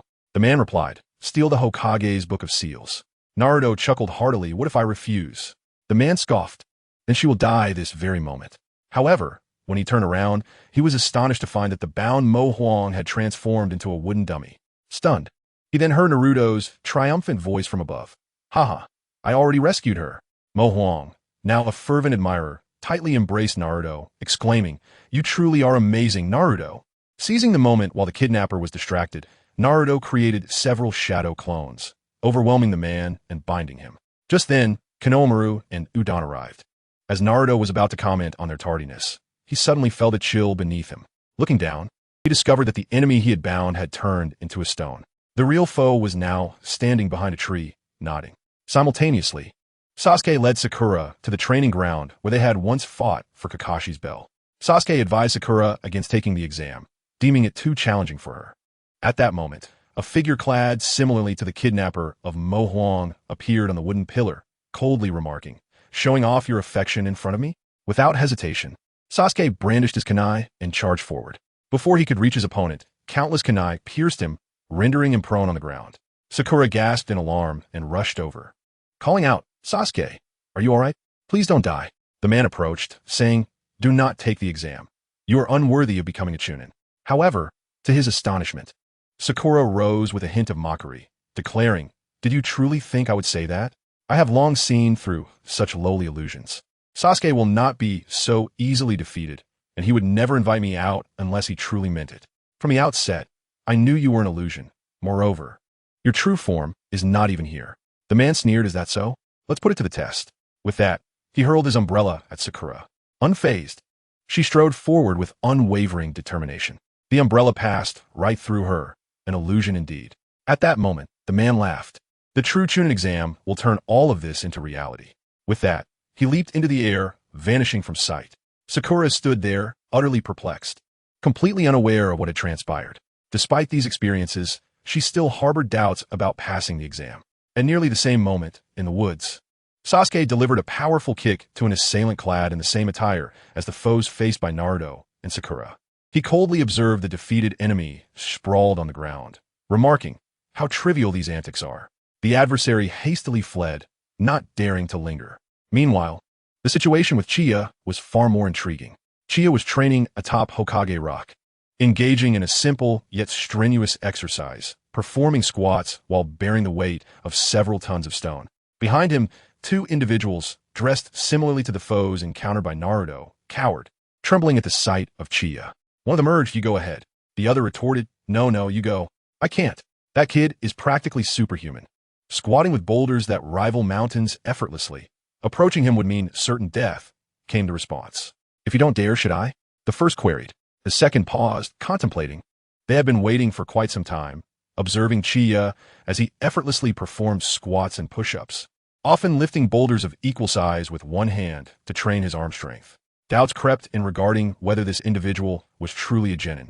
His strength surpassed that of most ninjas.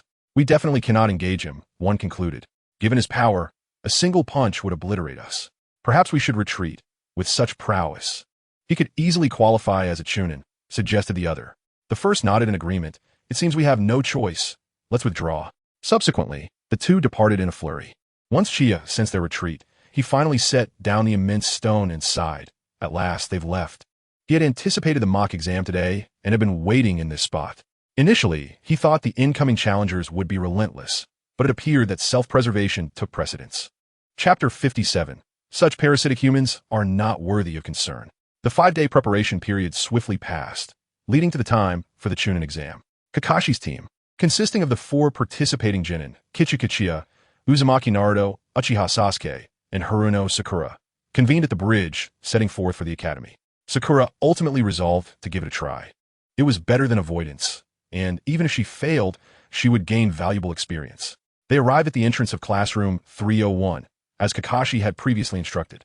However, a crowd had gathered before the door.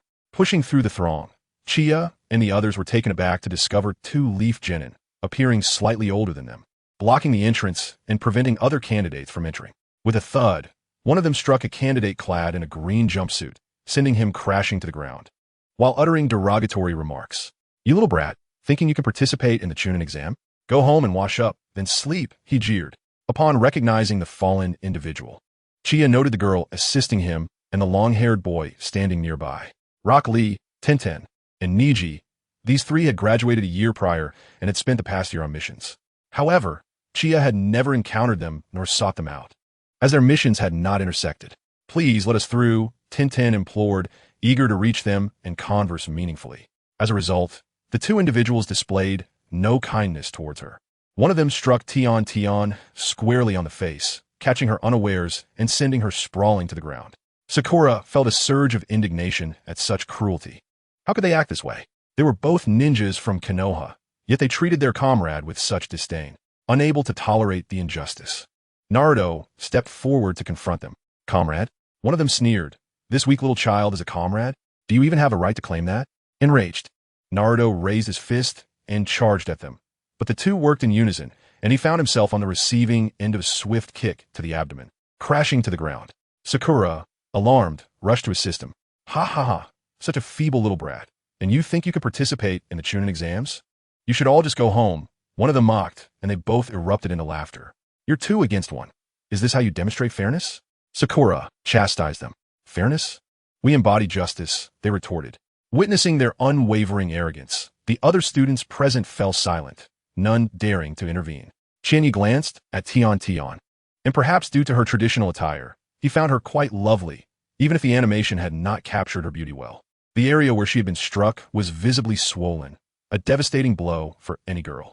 Frustrated by the silence of the onlookers, Qianye felt a deep sense of helplessness. Could they not muster a bit of courage? Were they all so fearful? If you are afraid, I shall step forward. With that thought, he stepped out from the crowd, a smile gracing his face as he began to applaud. Ah, so you think you can lord over others just because you're slightly older? Do you not realize that a girl's face is not to be struck? You claim to be comrades, yet you are unworthy of the title as ninjas of Konoha. I am embarrassed for you. Enraged at his words, one of them charged at Qianye, intent on striking him. Qianye, with a cold smile, responded, "With such a sluggish speed, are you truly aspiring to participate in the exams?" Before he could finish his sentence, the assailant's fist was already aimed at him. "Qianye, be careful," Sakura urgently warned. But in the next moment, a loud thud echoed through the air. Everyone froze in disbelief. The would-be attacker was sent flying, crashing into the wall beside them, unconscious. This shocking spectacle left the onlookers in a state of panic. They had not even seen what had transpired. In an instant, all eyes were fixed on Qianye, astonishment etched on their faces. One student recognized him and exclaimed, "ISNT that the top graduate of this year, Guitche Qianye?" What? Gasps of surprise rippled through the crowd. Guitche Qianye, a person who was thought to have no ninjutsu skills, had executed a shadow clone technique during the first round of the graduation exam. A mere practitioner of taijutsu had utterly dominated in the second round, defeating the so-called prodigy of the Uchiha clan, Isshiki Ōtsutsuki. A person not yet even a genin had saved Irika-sensei and Naruto Uzumaki from the clutches of a criminal. Each of these feats, when considered individually, was remarkable. However, if the focus is solely on one individual, it transforms from insignificance to something truly formidable. Although the third Hokage did not disclose the event of that night, when Naruto was meant to steal the Book of Seals, a considerable commotion did indeed ensue. Thus, the Hokage's office publicly declared that Naruto had been kidnapped and Irika had gone to rescue him, only to be saved by Guitche Qianye. From that moment onward, Guitche Qianye became a figure of admiration among many children and families, a reputation that somewhat redeemed the unfavorable impressions he had previously garnered. What? Guitche Qianye. The usually reticent Hyuga Neji had been observing Qianye intently. He had heard whispers of Qianye's growing renown. Initially, Neji had contemplated intervening, but as a member of the Hyuga clan, he refrained from causing discord in public. He felt a keen curiosity regarding Qianye's emergence. He had long been aware that the top graduate of this year's class was Uchiha Sasuke, while he himself had been the top of last year's cohort. Thus, he had always held a keen interest in Uchiha Sasuke's prowess. However, the rumor that Uchiha Sasuke had been defeated by a student ranked at the bottom left him incredulous. The top graduates of the Ninja Academy consistently possessed formidable strength. The notion that a low-ranking student could vanquish the top graduate seemed utterly preposterous. Neji, being a top graduate himself, understood the caliber of such excellence. Yet today, his perspective shifted. Guitche Qianye was indeed extraordinary. Neji had witnessed Qianye's hand move, albeit only briefly, before that individual was sent flying. If it were indeed Qianye's doing, the speed must have been unfathomable. It appeared that Guitche Qianye would prove to be an exceptionally powerful adversary. With this thought, Neji sighed inwardly. Beside Naruto, Sasuke felt a wave of discontent as he overheard so many acknowledging Qianye. He was acutely aware that his own failure had inadvertently granted Qianye some measure of fame. Nonetheless, he recognized the undeniable truth. Qianye's strength surpassed his own, a fact even he could not contest. However, he was resolute in his belief that one day he would undoubtedly surpass Qianye. All he needed to do was grow stronger. Unperturbed by the astonished gazes surrounding him, Qianye strode forward and gently pushed aside another individual who was still in a state of confusion, blocking the door. The person, startled by the earlier events, offered no resistance and was easily moved aside. By the time they regained their composure, they found Qianye had already opened the door. Well then, let's all make progress. Such parasitic humans are not worth our concern, Qianye remarked, commencing to push the door open. Chapter 58. The Challenge from Lee. As Qianye cracked open the door, a burst of laughter erupted from behind him. Does this fool not know that the door is an illusion? Qianye was well aware of the door's deceptive nature. It was merely a genjutsu. Thus, he chuckled softly and replied, "Do you truly believe that an illusion cast by someone as foolish as you could deceive me?" With that, he effortlessly yanked the door open. Bang! The two doors were now firmly in his grasp. Then he turned around, a malicious smile gracing his lips as he gazed at the two individuals who had just blocked the door and mocked him. "I was merely searching for two objects to pummel," he declared, slowly advancing towards them. The two instantly panicked, cold sweat trickling down their backs. And one of them hastily exclaimed, "This is a school. Aren't you afraid of facing consequences?" Qianye chuckled. "Oh, so now you recognize this place as a school? Weren't you quite arrogant just a moment ago? Come on, keep boasting. I wish to see which is sturdier, your words or this door. Do not come any closer." Qianye paid no heed to their pleas and raised the door, swinging it towards them. As the saying goes, a villain requires a more formidable adversary to be tempered. Such individuals ought to be taught a lesson in this manner. Just as the door was about to strike the two, a green figure suddenly surged through the crowd. With a resounding thud, he intercepted Qianye's swing with his arm. "All right, let us call it day, it was Lee." "No way," Sakura exclaimed in disbelief. This unassuming figure with bushy eyebrows had managed to thwart Qianye's attack in an instant. The rest of the onlookers were equally astonished. This individual donned in a green jumpsuit was entirely different from his earlier demeanor. Qianye sighed lightly. "For your sake, I shall let this matter rest." With the situation resolved, Tian led Qianye and the others aside. It was then that Sakura realized they had merely sought to avoid trouble, which was why they had shown such restraint. After being taken aside by Tian and the others, Rock Lee approached Sakura and began his introduction. "My name is Rock Lee, and you must be Sakura, right?" This fellow had been fixated on Sakura, and not only was he staring, but a hint of blush adorned his cheeks. Qianye was at a loss for words. Though he was aware of Lee's infatuation with Sakura, could he not be a tad more discreet? Furthermore, considering Lee's appearance, let us set aside the watermelon-like hairstyle and his eyebrows thicker than fingers. Even his visage was rather ordinary. Sakura was indeed someone who valued looks. This fellow seemed oblivious to the fact that apart from his appearance, he possessed nothing else of note. Did he not realize that most girls who prioritize looks could be either shallow or untrustworthy?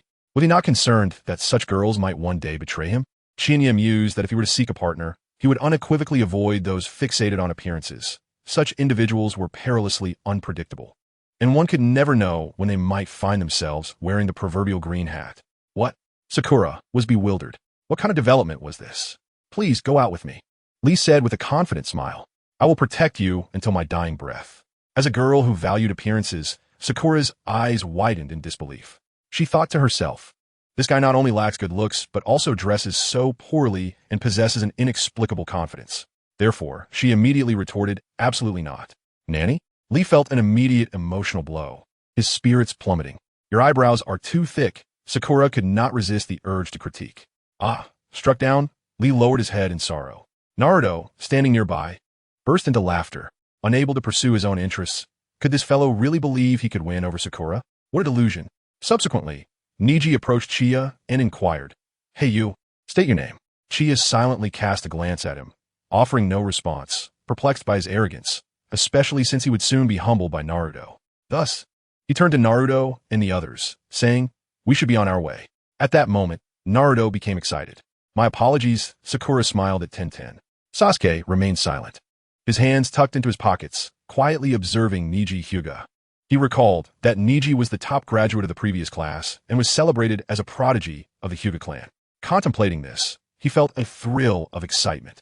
With such a gathering of skilled individuals, he believed it would be an excellent opportunity to hone his own abilities against this member of the Hyuga family. The four then made their way to the true Classroom 301.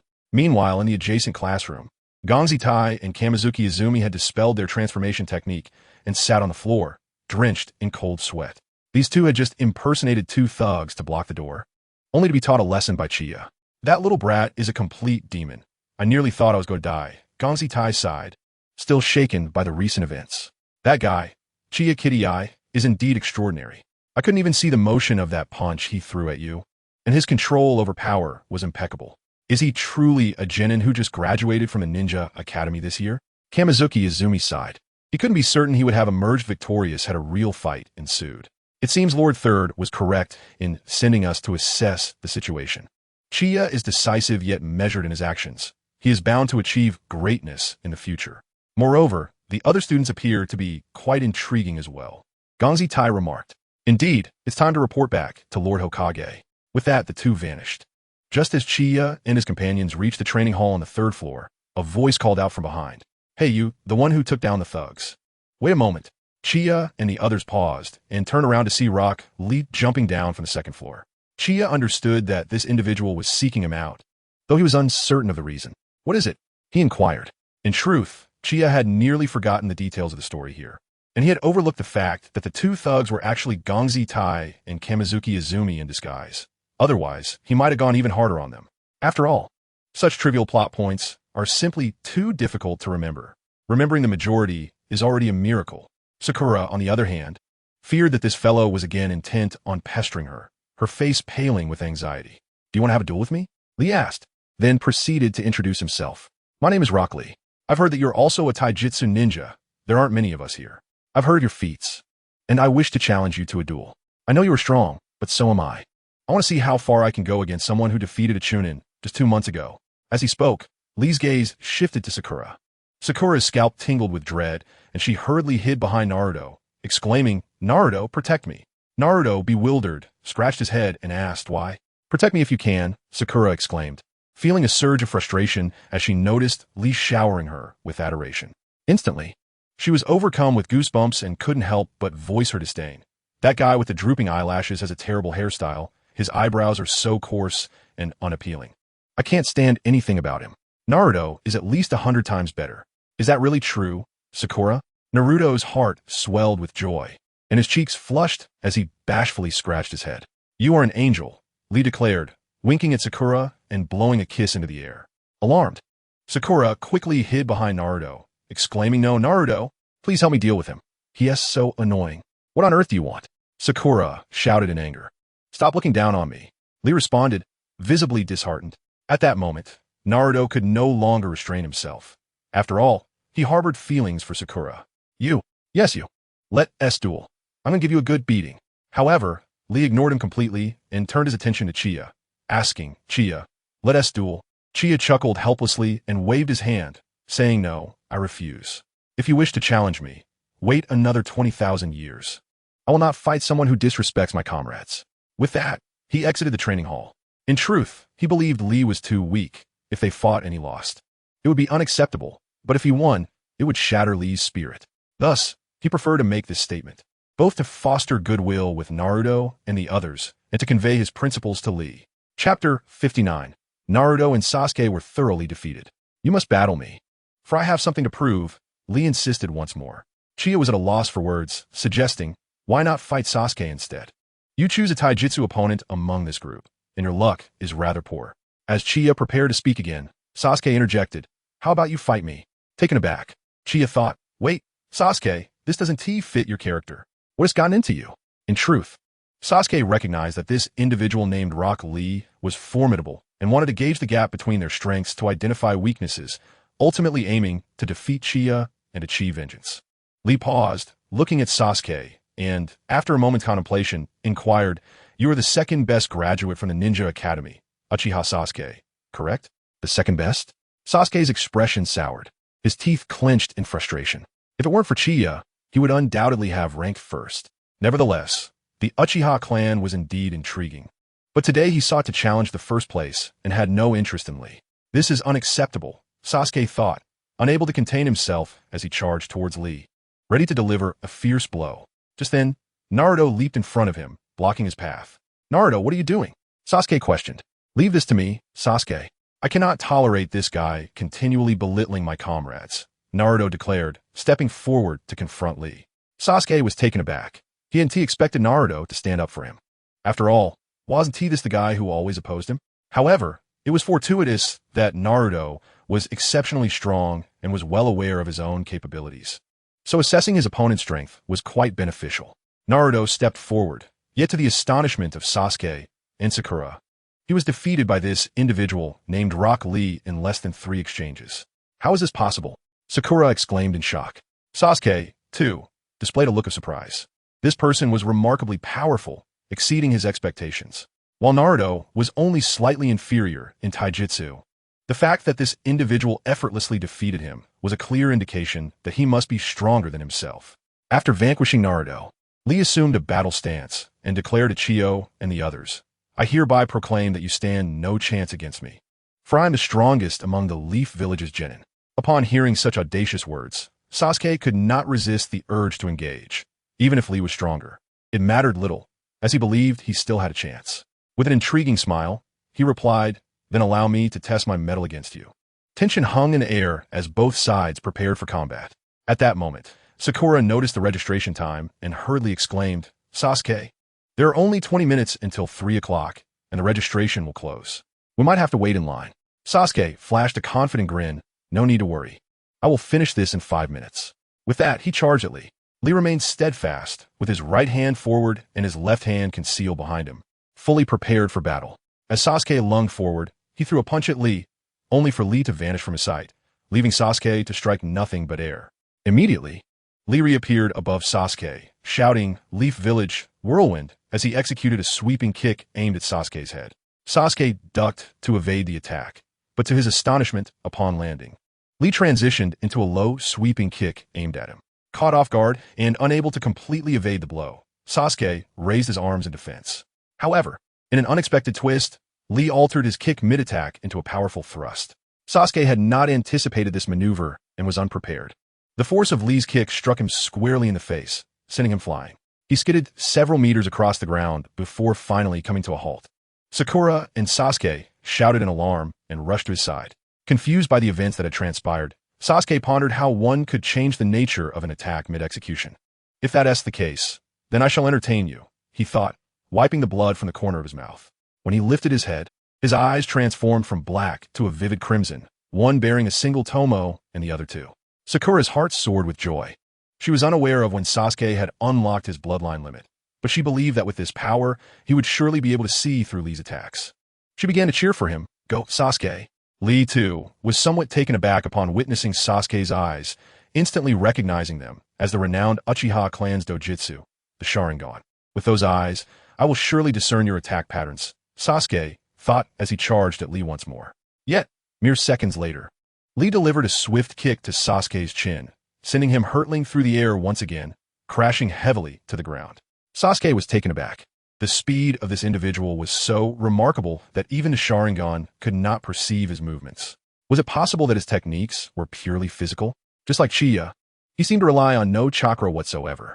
At that moment, he recalled the words that Lee had spoken to Chiya earlier, indicating that he too was a practitioner of taijutsu, which prompted him to challenge this top-ranking graduate in physical combat. "I have stated before that among the genin, I'm the strongest. I am a pure taijutsu ninja, devoid of ninjutsu. It is said that the Sharingan can unveil the intricacies of ninjutsu, genjutsu, and taijutsu. Yet I remain unconvinced. As long as one possesses sufficient strength, even the Sharingan cannot discern the truth." As Lee spoke, he charged towards the still unsteady Sasuke. The two engaged once more in battle, but Sasuke proved no match for Lee, suffering numerous blows without any means of resistance. With a resounding thud, Sasuke was sent flying, crashing to the ground. Lee began to elucidate. Taijutsu, unlike ninjutsu and genjutsu, operates differently. Even if you can perceive my movements, if your body cannot keep pace, the eyes may follow, but if the body cannot react swiftly enough, you remain defenseless. Do you understand? Those with great power can be categorized as either geniuses or diligent workers. You, like someone I know, belong to the genius category. I have heard of your reputation long before, yet I am a diligent worker. I believe that Chiya, too, as a taijutsu practitioner, falls into the category of the diligent. Taijutsu is not mastered overnight. It requires prolonged, arduous training that those like you, who are naturally gifted, cannot comprehend. If your Sharingan is a testament to the genius abilities inherited from the Uchiha clan, then I am one who solely aspires to transcend the limits of taijutsu through relentless effort. Unable to bear Lee's words any longer, Sasuke charged with a clenched fist, only to be deftly evaded by Lee. Lee continued, saying, "To be frank, your Sharingan and my ultimate taijutsu are utterly incompatible." With that, Lee initiated his assault, feigning a punch while executing a kick. Sasuke recognized the need to defend himself, yet Lee delivered a swift kick from below, striking Sasuke's chin and sending him flying once more. While Sasuke was still airborne, Lee suddenly appeared behind him. Startled, Sasuke exclaimed, "What do you intend to do?" "Shadow Dance of the Leaves. I will demonstrate that effort surpasses genius, and I shall prove myself as the strongest genin of Konoha." After declaring this, the bandages coiling around Lee's arms began to unravel. "I have triumphed." Just as Lee prepared to ensnare Sasuke with the bandages, a shadowy figure suddenly emerged beside him. Following this, Chia's voice resonated calmly. Indeed, much of what you assert is correct, but I shall not permit you to harm my comrade in such a manner. What? Li gasped in astonishment, realizing he had not detected Chia's arrival, and he was now right beside him. Before Chia could finish his statement, Sasuke's figure vanished from the air in an instant. Li was left bewildered, hearing Sakura's voice calling out, "Sasuke?" He looked down stunned, as Chia had already brought Sasuke safely to the ground. "Chia, I do not need your help," Sasuke thought despondently, pushing Chia away. However, Chia remained unfazed, replying, "From here on, I shall handle him. You may observe." "What?" Sasuke was taken aback, catching a glimpse of Chia's profound smile directed at him. In an instant, he comprehended Qianye's intention. Qianye aimed to convey that he would engage in battle with Xiao Li while he observed his techniques from the sidelines, thereby learning and progressing.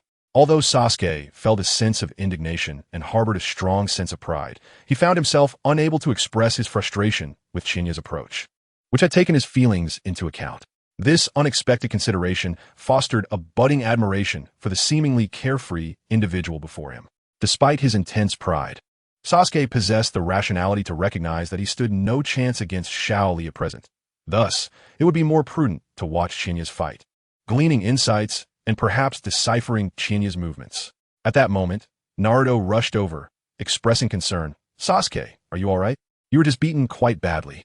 "Naruto, if you can't say anything constructive, perhaps it's best to remain silent," Sakura retorted in anger. However, Sasuke, unfazed, shook his head. "It's fine. Let's observe the duel. There's much for us to learn. And you, Sakura, if you wish to pass the Chunin exams, it would be wise to pay close attention." Chapter 60. If he is defeated, how will the game continue? Qianye watched as Xiao Li descended from the air, his dark eyes filled with astonishment. "Now, shall we engage in a contest of our respective efforts?" Xiao Li, still immersed in the memory of Qianye saving Sasuke from him moments earlier, did not oppose the suggestion. Instead, he replied, "That sounds ideal. Initially, I intended a duel with you, but I have one question. How did you appear beside me just now?" Qianye smiled faintly. "It's quite simple. I was faster than you." Xiao Li's pupils quivered slightly. "Are you implying that your speed surpasses mine? Is there any doubt?" With that, he declared, "Let us commence. I am the strongest lower ninja in Konoha's taijutsu." Xiao Li found it hard to accept Qianye's assertion that he was quicker than himself, and with that, he charged towards Qianye. Qianye observed Xiao Li's approach with calmness. While it appeared swift to Sasuke, to him, it was as slow as a snail. A combatant with less than 30 in battle prowess was insignificant before his 200. A mere millimeter could secure victory. Yet, having previously instructed Sasuke to discern Xiao Li's movements without allowing him to perceive a vast disparity in their abilities, lest his spirit be shattered, he had no choice but to feign a performance. This was akin to a high-level master returning to a novice village, surrounded by a horde of low-level monsters that could be dispatched with a mere breath. Indeed, his current strength was such that he could easily defeat anyone with a combat power below 50 with a single breath. Thus, when facing Xiao Li, he had to be exceedingly gentle. Otherwise, if he were to inadvertently kill him, how would the game proceed? As these thoughts swirled in his mind, Xiao Li closed the distance, initiating with Konoha Whirlwind. In the face of absolute numerical superiority, technique proved futile. Moreover, Qianye's current battle skills far exceeded those of Xiao Li, allowing him to effortlessly evade the incoming attack. Seeing this, Xiao Li began an uninterrupted series of assaults, hoping to exploit any potential openings in Qianye's movements. Yet, he was mistaken. Qianye exhibited no vulnerabilities. Every attack was deftly sidestepped, with not even a strand of hair or a thread of clothing touched. It was inconceivable. Xiao Li was astonished, utilizing every ounce of his skill, yet he could not land a blow on this individual. This spectacle left Naruto and the others, who were observing, utterly astounded. Xiao Li's speed was remarkable, and his attack angles were exceptionally cunning, yet every attempt was deftly evaded by Qianye.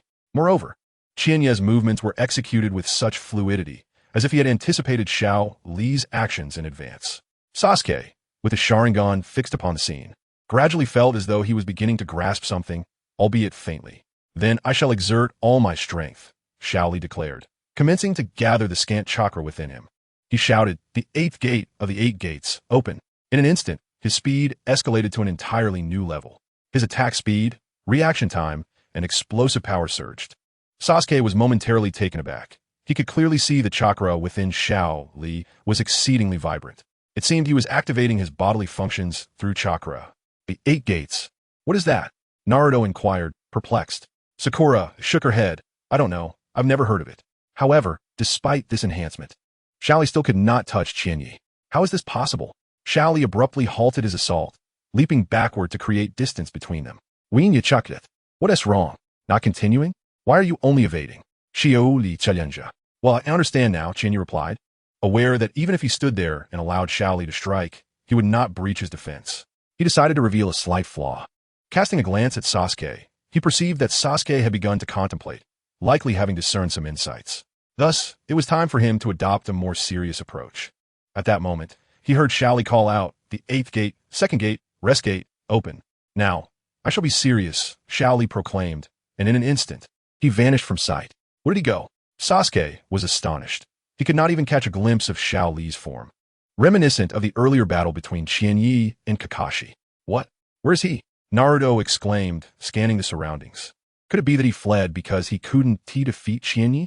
Sakura questioned, equally puzzled, shaking her head. I have no idea. He just disappeared. At that moment, they witnessed Qianye extend his right arm to block. Bang! Almost simultaneously, Xiaoli appeared beside Qianye, delivering a kick to his arm. It seems you have no time to evade, Xiaoli remarked. Indeed, I barely saw it coming, Qianye replied.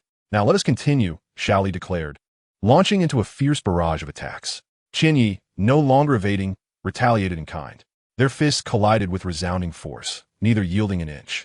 Xiaoli felt as though he might lose consciousness from the pain inflicted by Qianye's strikes, while his own blows barely registered, akin to striking a cotton ball. Soft and ineffective, even eliciting a faint chuckle from Qianye. Yet, regardless of this, Xiaoli was relentless in his assault. Just as Qianye delivered a kick to Xiaoli's ribs, sending him flying a few meters away, and was poised to continue his attack, suddenly, a paper windmill soared past his vision, embedding itself into the wall. Qianye halted his movements, directing his gaze towards the source of the windmill. As Xiaoli yearned to continue the battle, Kai's voice resonated from the side. This is where it ends, Lee. At that moment, Naruto and Sakura finally registered the sound and turned in its direction, while Sasuke had already been aware. They beheld a red turtle that had seemingly appeared out of nowhere. Upon spotting the turtle, Xiaoli dashed over and knelt on one knee, exclaiming, "Did you see that? Huh? A turtle?" Naruto and Sakura were utterly bewildered. The turtle had just spoken. Oh dear. I apologize, it was unintentional. Suddenly, the turtle's expression grew serious. Xiaoli panicked and hastily clarified, of course. I had no intention of using that. Wait, could this turtle be the teacher of the one with bushy eyebrows? Naruto scratched his head. Sakura nodded. It seems so. But why is his teacher a turtle? I have no idea. Naruto shook his head. The group watched as Xiaoli awkwardly apologized, completely at a loss. At that moment, Uchiha approached Sasuke and inquired, "How is it?" Sasuke flashed a confident smile, of course. Uchiha chuckled. Well then, phew, I'm exhausted, I nearly lost. Sasuke scoffed dismissively. I don't believe you. You didn't even exert yourself fully. If you had fought with the strength you used against Kakashi-sensei, this guy would be no match for you. There are no shadow clones, nor is that miraculous light wave effective. However, the exhaustion Uchiha expressed was due to the performance being overly taxing. He had nearly lost control of his strength, and it was still a challenge to manage it. The foolish turtle admonished, "Do you think such excuses will work here? You've already opened the 8 gates, and you claim you don't wish to use it? Do you understand what it means for a ninja to reveal their techniques? The child over there hasn't utilized any of his techniques at all. I have been watching since the beginning." Xiaoli shivered at the reprimand, lowering his head, too intimidated to offer any explanation. I trust you are prepared for what lies ahead, the turtle inquired. Yes, Xiaoli nodded, filled with trepidation. Then, Teacher Kai, I entrust this to you. No sooner had the turtle spoken than a loud bang echoed from its back, followed by a cloud of smoke. Amidst the astonished gazes of Naruto and the others, they witnessed a man clad in a green jumpsuit, sporting comically bushy eyebrows, emerge from the turtle's back. What exuberance, truly youthful you are. No way. A guy with even bushier eyebrows has shown up. Naruto exclaimed, with even bushier eyebrows and a more outrageous hairstyle. These two must either be father and son or undoubtedly teacher and student, Sakura remarked, nearly speechless. Even Sasuke was taken aback, his eyes wide with disbelief. Chapter 61. The Evaluation of Might Guy. What extraordinarily bushy eyebrows. This is my first encounter with something like this, Naruto nervously commented, his voice trembling. Xiao Li could no longer contain himself and turned to admonish, "Hey, don't mock Teacher Kai. You're so annoying," Naruto retorted defiantly, having held back his frustration earlier. Now, seizing the opportunity to express himself. These strange characters, one after another, and I don't even know how to react. Naruto bellowed. "What did you say?" Xiao Li roared inanji. At that moment, Kai casually waved his hand at Xiao Li and said, "Hey Li, don't act like that." As soon as Kai spoke, Xiao Li immediately regained his composure and respectfully replied, "Yes." Then, to the astonishment of Naruto and the others, Kai unexpectedly struck Xiao Li with a punch that sent him flying. "Idiot!" Ah! Naruto, Sasuke, and Sakura were utterly dumbfounded. What on earth is happening? Qianye had grown accustomed to such antics, yet even he felt a twitch of discomfort. After landing on the ground, Xiao Li slowly stood up. Kai then approached him, knelt on one knee, and earnestly stated, "Liu, my dear friend." "Teacher," Xiao Li responda. Tears streamed down Kai's face as he said, "Teacher, Xiao Li, agualiterful, rupa, Enough, Li, do not say another word." With a heartfelt shout, Xiao Li rushed forward and embraced Kai tightly. Naruto, Sasuke, and Sakura rolled their eyes in disbelief, utterly stunned. What on earth are these two doing? How did this unfold? It felt as though they had encountered two individuals whose sanity was in question. Sasuke was on the verge of despair. Having lost to such a person, what a disgrace. A monumental humiliation. Indeed, this is youth. Kai cried out, tears flowing. Xiao Li continued to sob. "Li, one does not grow without making mistakes in youth. Do not dwell on it," Kai advised gently. "So kind of you, teacher." Subsequently, Kai pointed outside and exclaimed, "Come on, let us run 100 laps around the training ground as the sun sets." "Yes, teacher." Qianye felt he could no longer bear to watch. It was too awkward. He interjected, "Let us go. We're going to be late. Registration closes in 5 minutes." His words jolted Sakura back to reality. Glancing at the time, she exclaimed, "Oh no, we're going to be late. Let us hurry."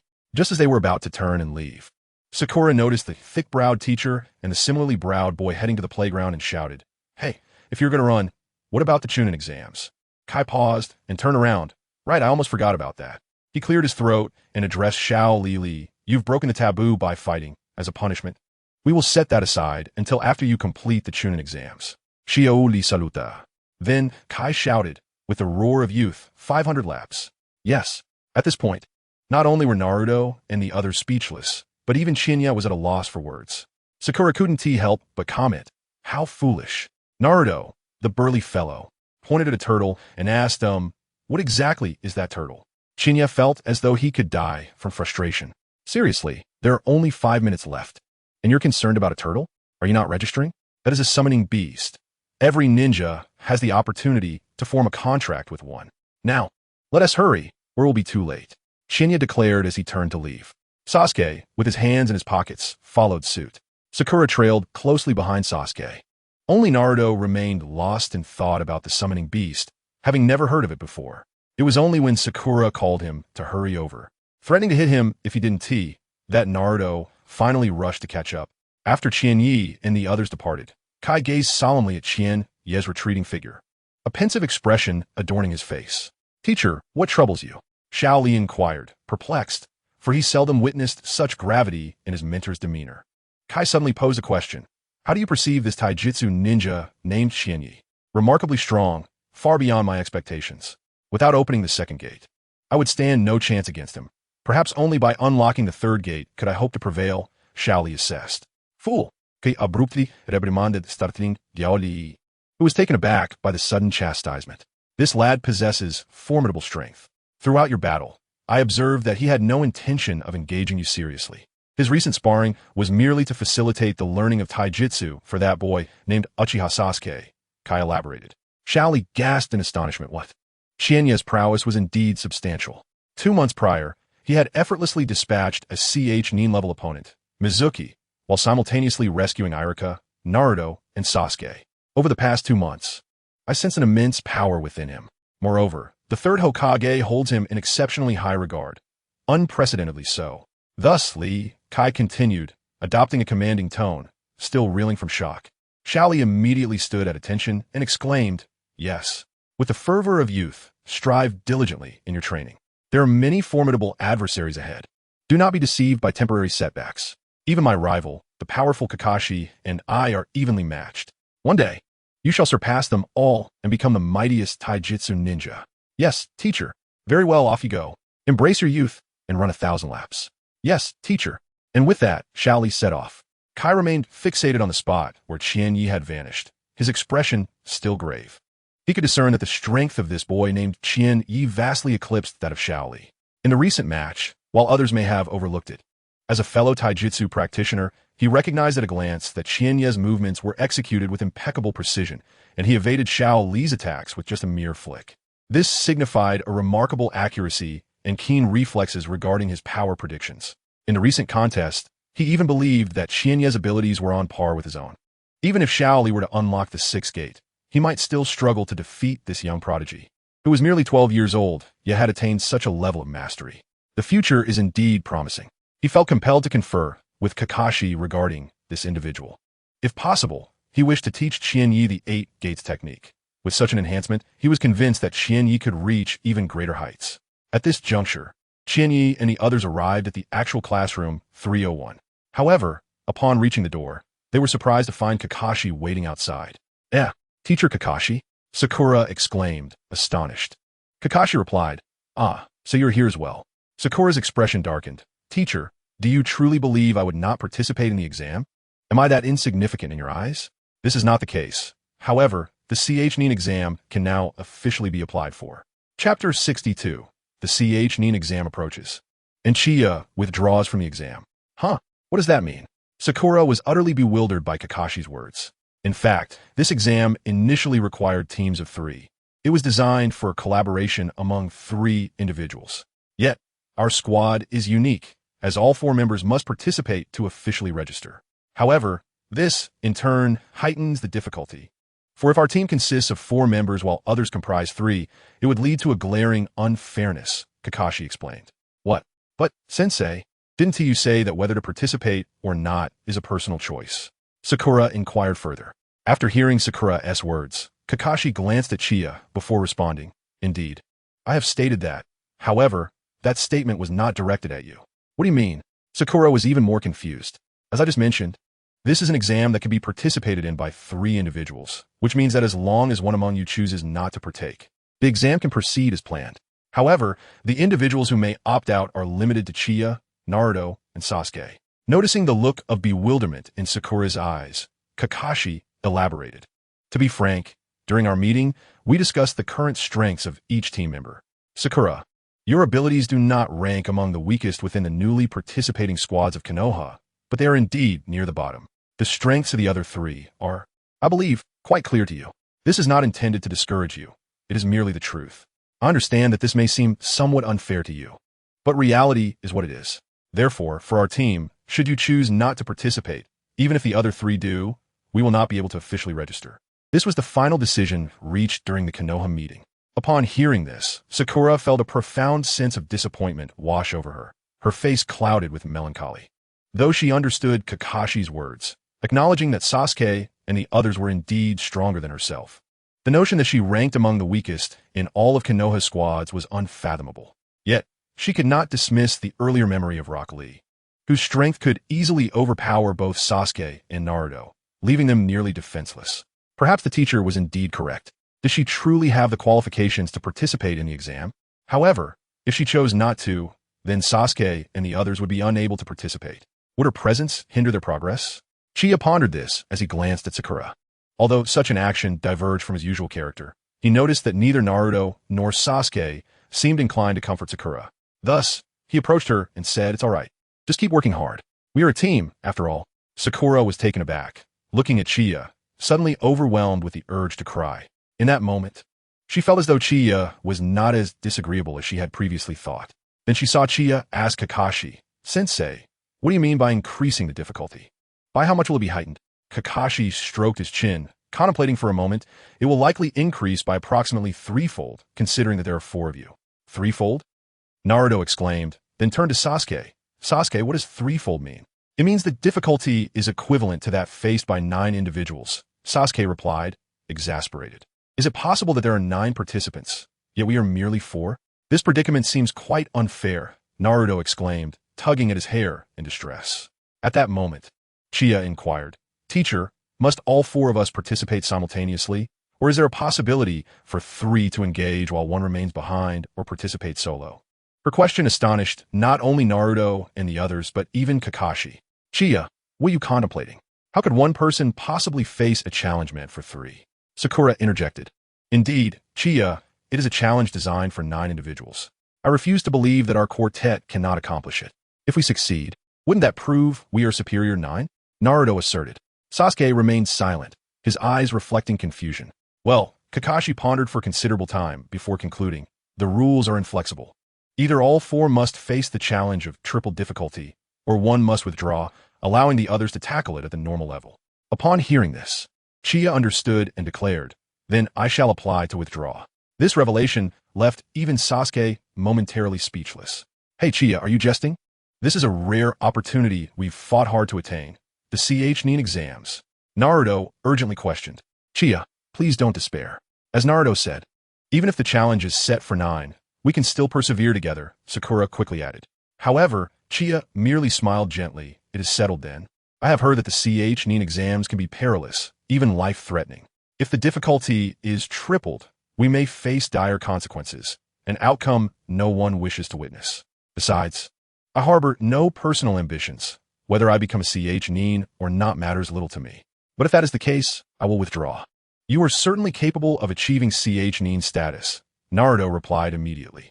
Sakura felt a twinge of guilt, thinking that if she were stronger, this predicament might have been avoided. Sasuke was moved by Chia's resolve, yet he could not consider withdrawing. He had his own compelling reasons to grow stronger. Turning to Naruto, Chia reminded him, Naruto, do not forget that your dream is to become Hokage. If you cannot even attain the rank of Chunin, how will you ever achieve Hokage? Naruto was rendered speechless. And Sakura, do not blame yourself. Just as fingers vary in length, each of us has our strengths. Your keen observation skills and healing abilities are invaluable, especially since these two lack them. Should they sustain injuries, you can tend to them. So, please, do not be hard on yourself. Of course, Sasuke, I am uncertain of your thoughts, but you too have your aspirations, do you not? Chia said with a smile. Furthermore, there will be other opportunities. This is not a one-time affair. Thus, with a smile, Chia encouraged, keep pushing forward. I believe in you all. After noticing the somber expressions on everyone's faces, he felt powerless, as he too had obligations to fulfill. He then turned to Kakashi and bowed deeply. Teacher, I apologize for disappointing you.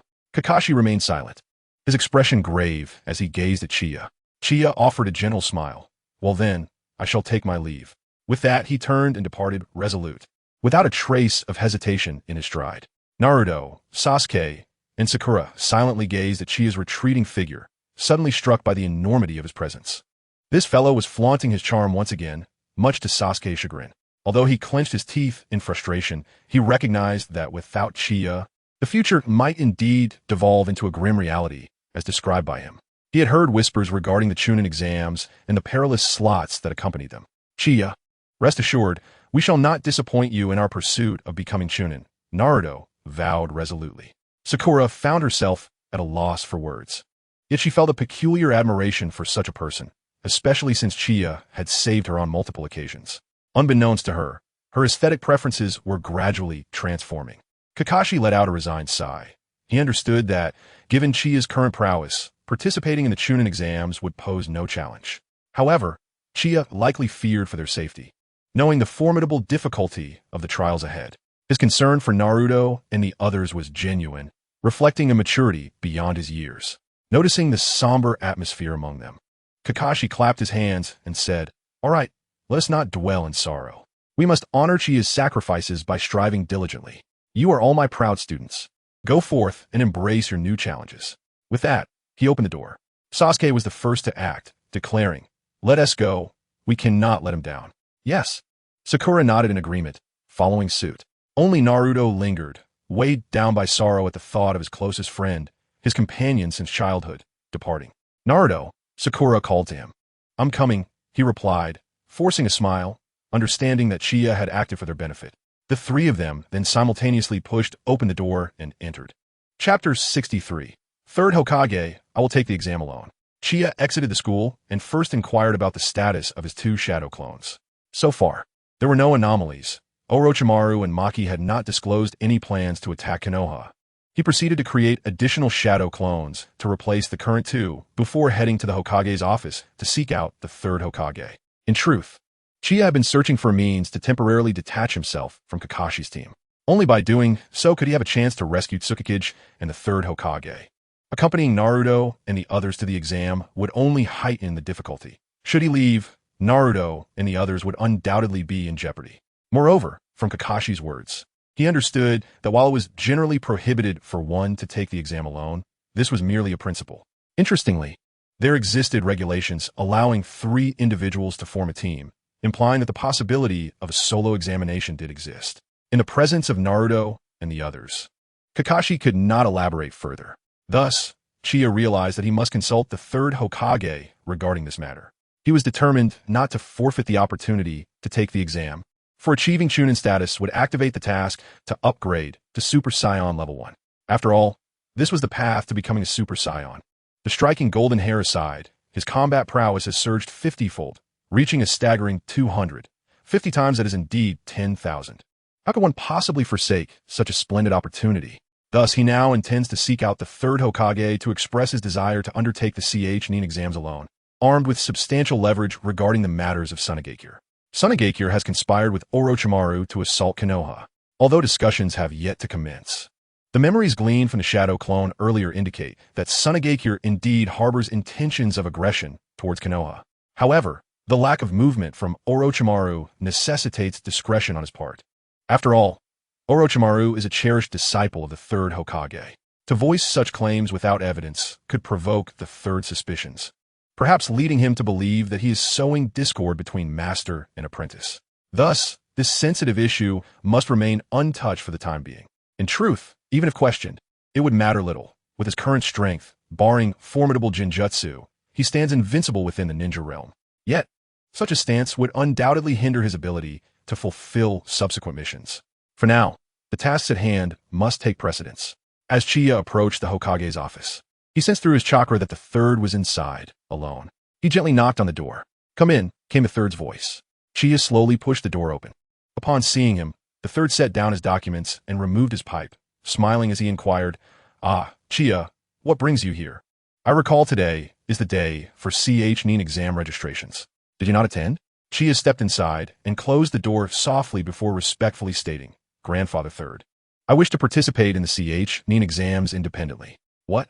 The third looked somewhat taken aback, yet Qianye could discern a glimmer of surprise and pride in his eyes. What could this mean? Qianye was puzzled. Then, the third chuckled warmly. "I see, I understand now. Yes, Grandfather Third, I believe you are reluctant for Naruto and his companions to face danger, hence your inclination towards self-sacrifice." Qianye remained silent, merely nodding in agreement. Indeed, during our earlier meeting, we had deliberated this matter. In principle, the exams were to consist of teams of 3. However, Kakashi pointed out that their team comprised 4 members, and it would be unfair for the one left out. Consequently, we revised the rules to allow 4 participants, provided they were from the original team, disallowing makeshift groupings, while also increasing the difficulty to ensure fairness for other teams. Thus, the challenge for a 4-member team was elevated to 3-fold. Additionally, Kakashi's team was permitted to compete in groups of 3. Subsequently, Kakashi approached me with a pertinent inquiry. What if one of his team desired to compete solo? To be candid, I had not contemplated this scenario at that moment. Yet the will of fire inspires us to consider the welfare of our comrades. Thus, I privately agreed with him that if Naruto or Sasuke wished to participate in the exam alone, it would be strictly prohibited and Kakashi would firmly intervene. However, in your case, we collectively deemed it worth a try. What? Qianye was taken aback, realizing now why Kakashi had said so little earlier. He had been waiting for this moment. Goodness, I have been outmaneuvered. He, the third Hokage, chuckled, taking a puff of smoke before continuing. Kakashi reports to me about your progress almost weekly. He believes that your current prowess is entirely sufficient to attain the rank of Chunin, or even Jonin. Not long ago, he even suggested your induction into the Umbu. Induction into the Umbu? Qianye was once again astounded. Joining the Umbu would mean a complete departure from Naruto and the others. Yet, it still belonged to Konoha, and the Umbu had its own time for personal activities. This arrangement seemed quite favorable for him. He could pursue his own endeavors while fulfilling missions, achieving a perfect balance. Indeed, the third nodded, inhaling another puff of smoke. However, I declined the proposal, not because I doubt Kakashi's judgment. After all, He joined the Umbu at the tender age of 6, and his discernment is undoubtedly sound. My refusal stemmed solely from the fact that the minimum requirement for joining the Umbu is the rank of Chunin.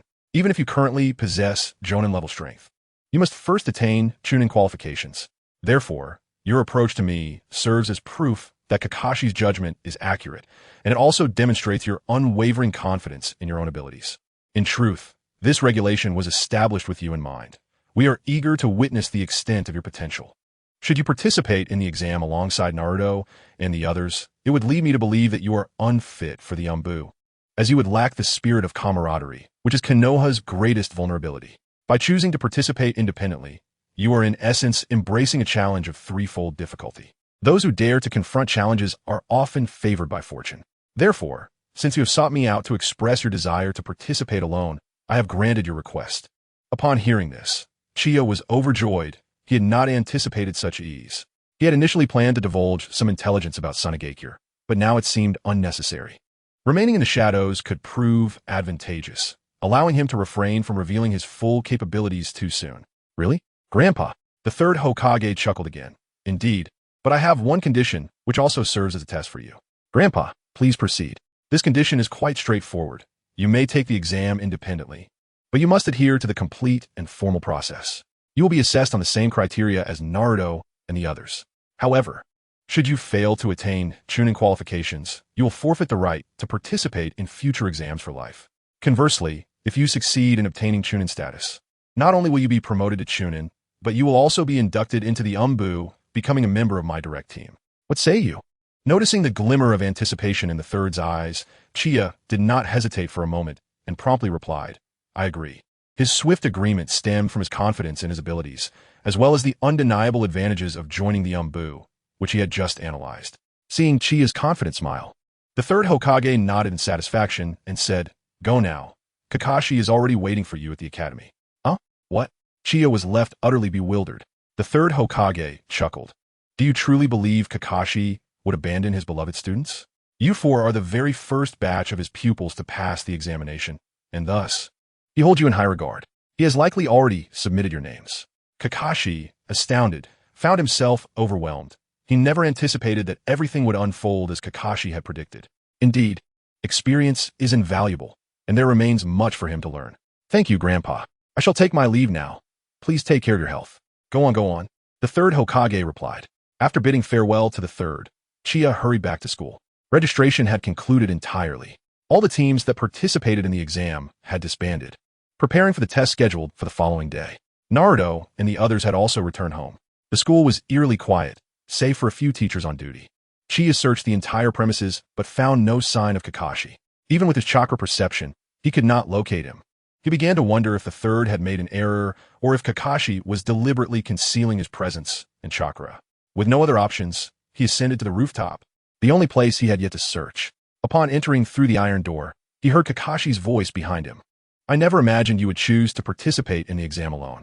Startled, Uchiha turned around to see Kakashi leaning against the wall, holding a book titled Intimate Paradise. A smile gracing his face. Feeling slightly embarrassed, Uchiha scratched his head and replied, I cannot put my teammates in danger, as we are a team. Indeed, Kakashi nodded, stowing the book in his ninja gear bag and retrieving a card from his pocket. We were correct about you. This is the registration card. I've already signed you up. Be here tomorrow at 9 sharp for the exam. Understood, Sensei. Chapter 64. The CH9 exams commence. Round 1. Written test. On his way home, Uchiha felt a sense of unease regarding the unfolding events.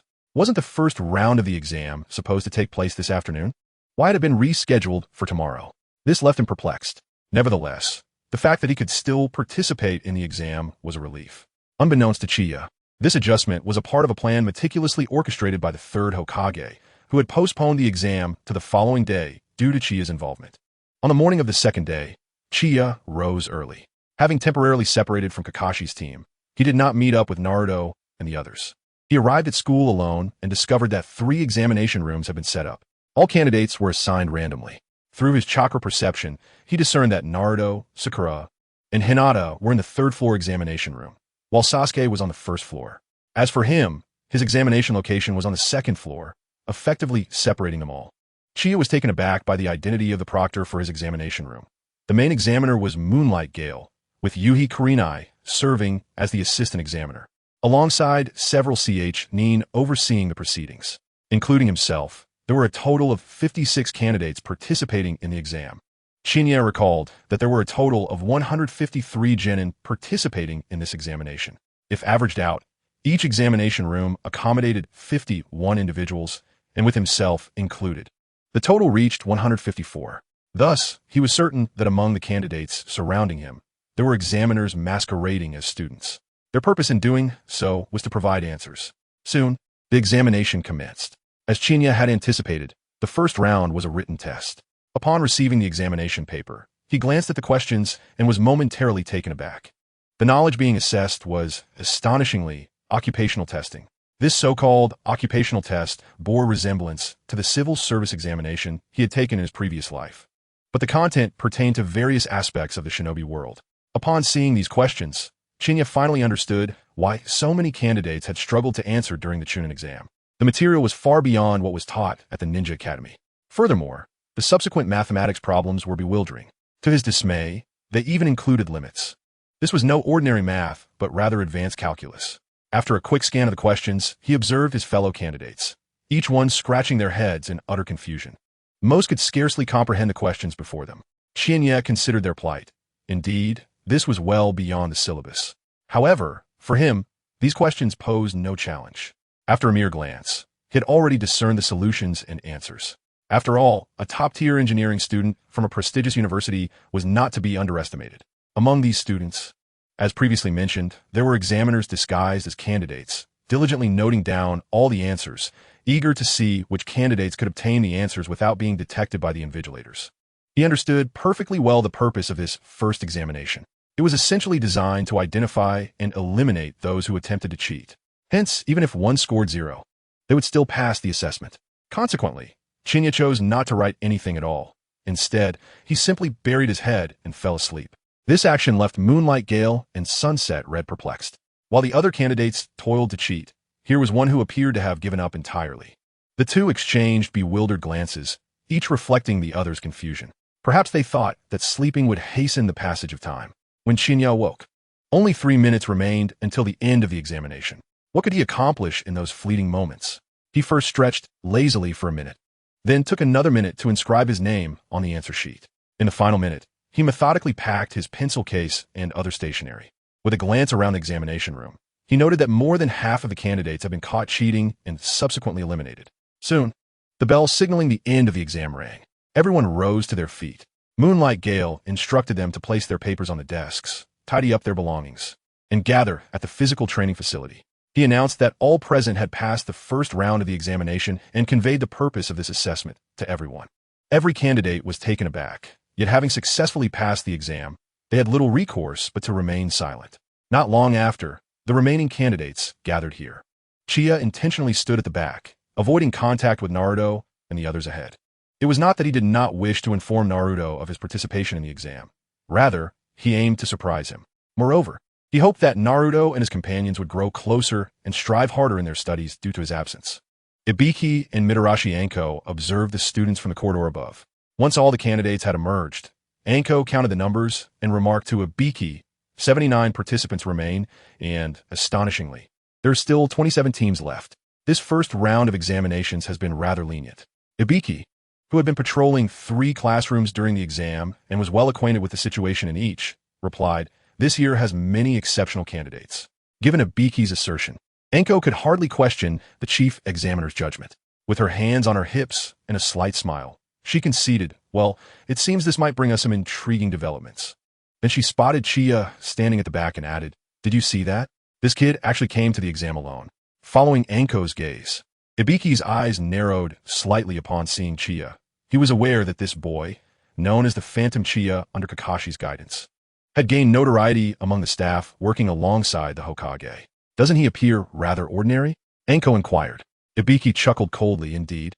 "Yet he seems more mature than all the other candidates here. Not a fade, but genuine maturity. However, despite the expectations placed upon him by Lord Hokage and Kakashi, we cannot afford to be lenient." Anko remarked, "The second exam presents significant challenges for an individual.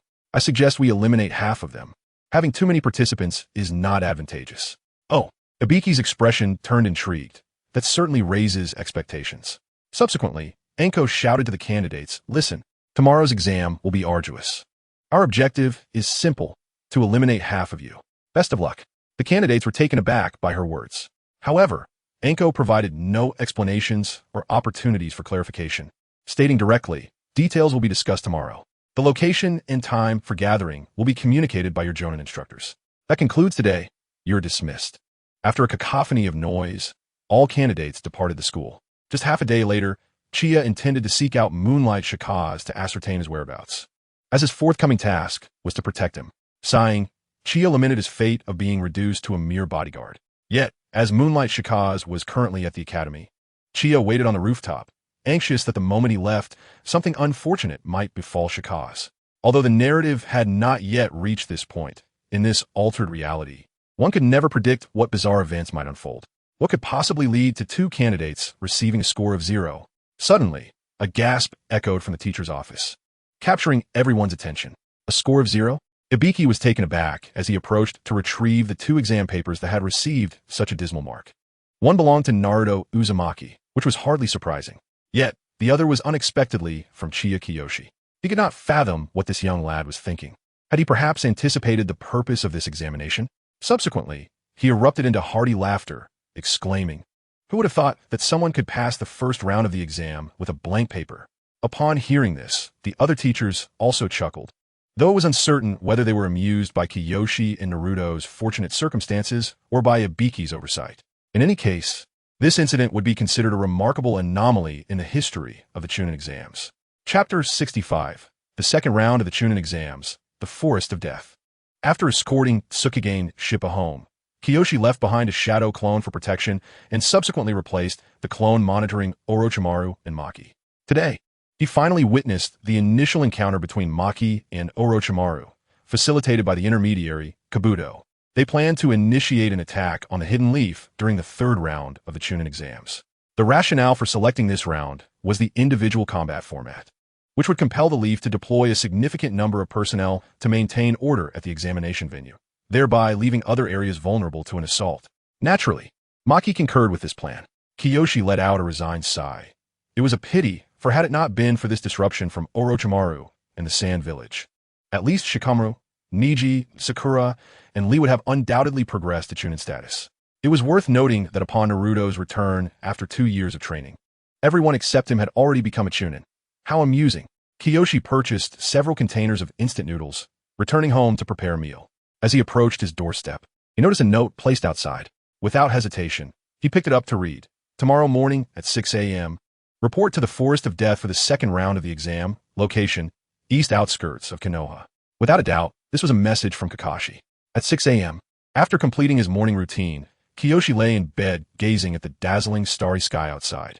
Perhaps it was the quiet of the night that stirred his longing for home. He suddenly thought of his parents and sister, wondering how they were faring. Surely, they must be grieving his abrupt departure. Lost in thought, he drifted off to sleep. The following morning, awoken by the urgency in his mind, he hurriedly prepared and set off for the Forest of Death. Upon arriving, he was astonished to find that the others had already gathered. Kiyoshi was taken aback by their enthusiasm, including Naruto, Sasuke, and Sakura, who stood at the forefront. Naruto, notorious for his love of sleep, had astonishingly arrived half an hour early. It seemed that his sudden absence had profoundly affected him. Nevertheless, since they were to take the exam together, Kiyoshi would undoubtedly lend a hand to Naruto during the imminent assault by the Sound Village. The candidates, upon witnessing the dense forest surrounded by a rusted iron gate, were struck with awe. The gate was secured by corroded chains, and a wooden sign read "No entry." Even as candidates from Konoha, they were astounded by the breathtaking scenery before them. During their first year at the Ninja Academy, they were firmly cautioned that this was an area to be strictly avoided due to the peril it posed to their lives. Its relative seclusion rendered it uninteresting even to Naruto, who found little joy in visiting a place that could not compare to the exhilaration of painting the Hokage rock. As the clock struck 6, Akamichi R.D. strolled over to the assembled candidates with his hands tucked into his pockets, announcing, "Welcome to the venue for the second exam. Training Ground 44, also known as the Forest of Death." His words once again left the candidates in awe. Chiya discerned that their instructor had never mentioned this term, and neither had Kakashi brought up the Forest of Death in his discussions with Naruto and the others. It was unlikely that Kakashi would exhibit such favoritism, implying that the note he received the previous night was not penned by Kakashi. But if not him, then who? Could it possibly have been the third Hokage? That seemed implausible. The old man was far too busy to concern himself with Chia's matters. In truth, the note was written by Irika, a fact Chia would only learn much later. At that moment, Chia noticed a cardboard box stealthily shifting towards Naruto's rear. It was obvious that the mischievous trio was up to their antics. Having matured, Naruto was now quite perceptive and quickly detected the moving box. He was left speechless, noting the absurdity of the box adorned with rock patterns. He recognized the culprits immediately but feigned ignorance, taking a few steps forward. The other candidates were left bewildered, utterly perplexed by the unfolding scene, and simply watched in silence. Then, they witnessed Naruto darting back and forth, the conspicuous cardboard box trailing closely behind him. After an undetermined number of laps, Naruto grew weary, abruptly halting and turning around. The box, startled, came to an abrupt stop. Noticing this, Naruto pointed at the box and exclaimed, "Hey Konohamaru, what are you doing here?" To which, the box responded with a voice exuding Konohamaru's characteristic confidence. "You truly are the man I've set my sights on." All present were left speechless. Was this not painfully obvious? Then, before the eyes of all, the cardboard box erupted in a dazzling flash of light, exploding with a thunderous sound. The crowd was momentarily stunned by the immense blast, engulfed in thick smoke. The three mischief makers emerged from the haze, coughing incessantly. That was an excessive amount of explosives. Konohamaru managed between coughs, as he noticed Naruto's embarrassed expression directed at him. Mo Huang was the first to rise, striking what she believed to be an alluring pose while exclaiming, "Behold the charm of adulthood." The esteemed female ninja of the senior group, Mo Huang. Following suit was Udon, who struck his own pose and declared, "The one who adores factorization the most, Udon." Finally, Konohamaru, brimming with confidence, proclaimed, "The strongest genius ninja in the village, Konohamaru." The trio introduced themselves in unison. "The Konohamaru Corps has arrived to pay their respects." The three spoke in unison. The crowd fell silent once more, feeling as though their worldview was about to be distorted. It was rather awkward. Naruto, seemingly unfazed, inquired, "So, what brings you here?" "We're about to participate in the Chunin selection exams, so you should head back." "We don't have time to play," Konohamaru retorted immediately. "Indeed, we are here for an interview," Moegi added. "Exactly," Udon nodded in agreement. "An interview?" Naruto questioned, perplexed. Not just him, but the others shared a similar sense of curiosity. Konohamaru, with confidence and seriousness, gazed at Naruto and began to explain. "We have been assigned to cover a special report on the Chunin selection exams for the Ninja Academy's annual news.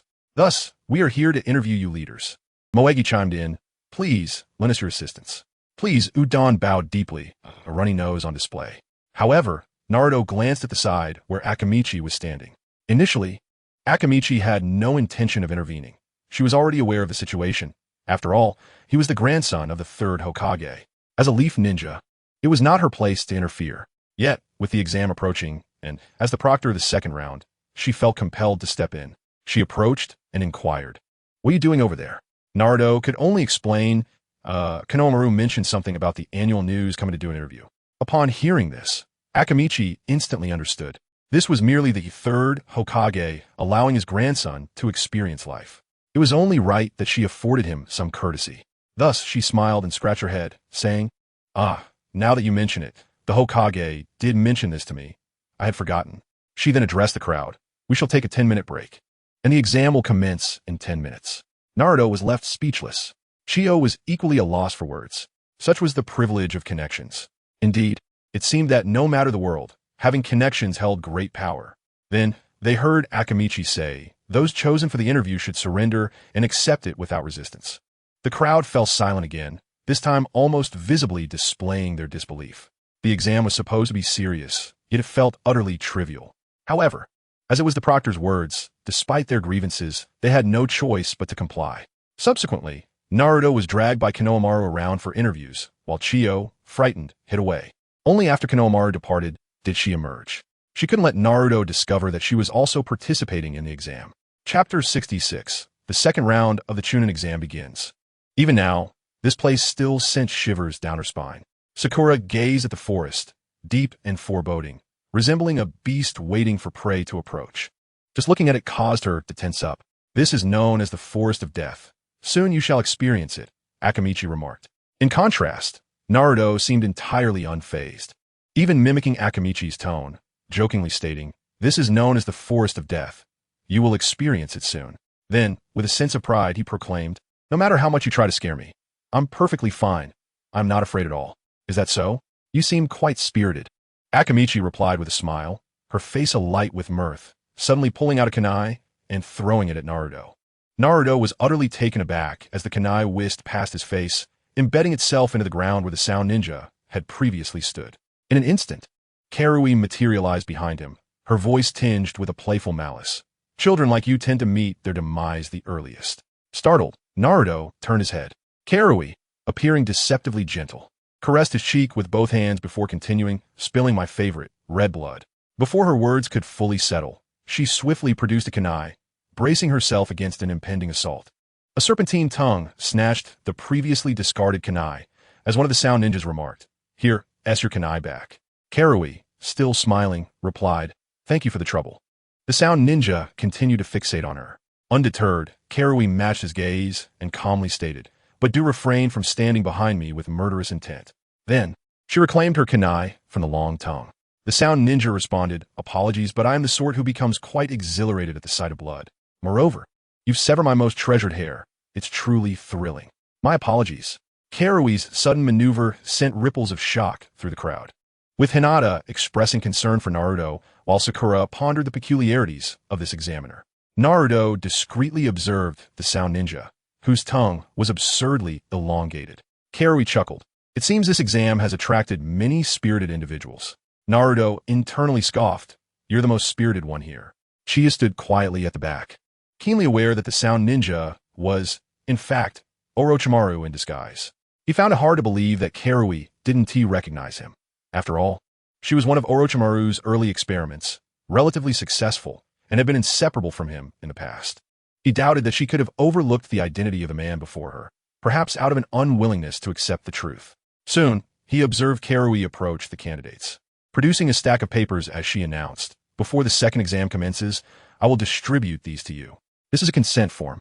Anyone wishing to participate in the examination must sign it here." "Why?" Naruto inquired. "Because there may be casualties, and I must obtain prior consent. Otherwise, it becomes my responsibility." Karui replied with a smile. This smile, that laughter, sent a shiver down everyone's spine. "Will there be deaths?" "This is merely an exam," they thought, incredulous. Yet, they quickly realized that as ninjas, they must be prepared for the specter of death at any moment. Seeing that everyone had regained their composure, Karui continued, "Now, let me explain the content of the second exam. In simple terms, you are to embark on an extreme wilderness survival challenge." As she spoke, she handed the consent form to Naruto, who took one and passed it on to the next person, continuing this process until it reached Chie. Once everyone had received the consent form, Karui elaborated, "First, I will explain according to the terrain layout of this training ground. The 44 training ground is a circular area enclosed by 44 locked entrances. It features rivers and forests, with a tower situated at its center. The radius of the area spans 10 kilometers, meaning the distance from the tower to the gates is approximately 10 kilometers. Within this confined space, a certain wilderness survival project will be conducted, specifically a competition for scrolls where anything could transpire. The scrolls are categorized into the Book of Heaven and the Book of Earth."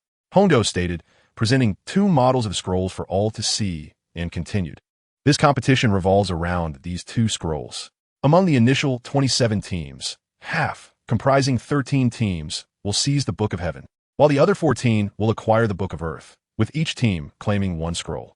At this moment, Sakura suddenly inquired, "Examiner, doesn't that mean 1 team is missing?" Hondo chuckled. "That is precisely what makes it intriguing. I assent it?" Sakura was momentarily taken aback. This implies that in an elimination format, at least 14 teams would be disqualified, meaning only half of the participants would genuinely earn the right to proceed. This realization dawned on most others as well, and a wave of inexplicable pressure surged within them. The rules are straightforward, even amidst the struggle for possession. As long as 3 individuals possess both the scrolls of heaven and earth and arrive at the tower's center together, they will be deemed qualified. Hondo elaborated. Indeed, her words amplified the weight of anxiety among the candidates. No wonder there was talk of potential fatalities. If there were to be a struggle for the scrolls, conflicts would inevitably arise, resulting in casualties. None of them wished to perish, nor did they desire disqualification. However, you have merely 120 hours, allowing you a full 5 days of contention, Hondo added. 5 days? Ino exclaimed. What about food? Dingtai queried, looking as if he had seen a ghost. Self-sufficiency. The wilderness is a natural treasure trove, with ample provisions, Hondo replied. Yet, Yakushi Kabuto interjected, surveying the other candidates before continuing, here, there are man-eating beasts and venomous insects and plants in abundance. What? How could this be? Dingtai despaired, contemplating withdrawing from the challenge. Fool! That's precisely the essence of wilderness survival, Ino retorted. Niji began interpreting the rules. With 13 teams and 39 individuals, it is impossible for all to qualify.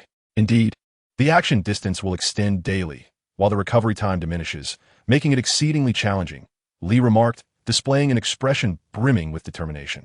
Sasuke followed with his analysis. Surrounded by enemies, we cannot afford to let our guard down, not even to enjoy a decent night's sleep. Hondo then remarked, in this scroll competition, there will be injuries, and some will inevitably succumb to the harshness of the wilderness survival project. At that moment, Shikamaru raised his hand and asked, can one withdraw midway? According to the rules, withdrawal is strictly prohibited. Thus, for these 5 days, you shall endure in the forest, Hondo replied. Shikamaru sighed in resignation. So it's true? What a hassle. It was evidently directed at him. Hondo continued, next are the conditions for elimination.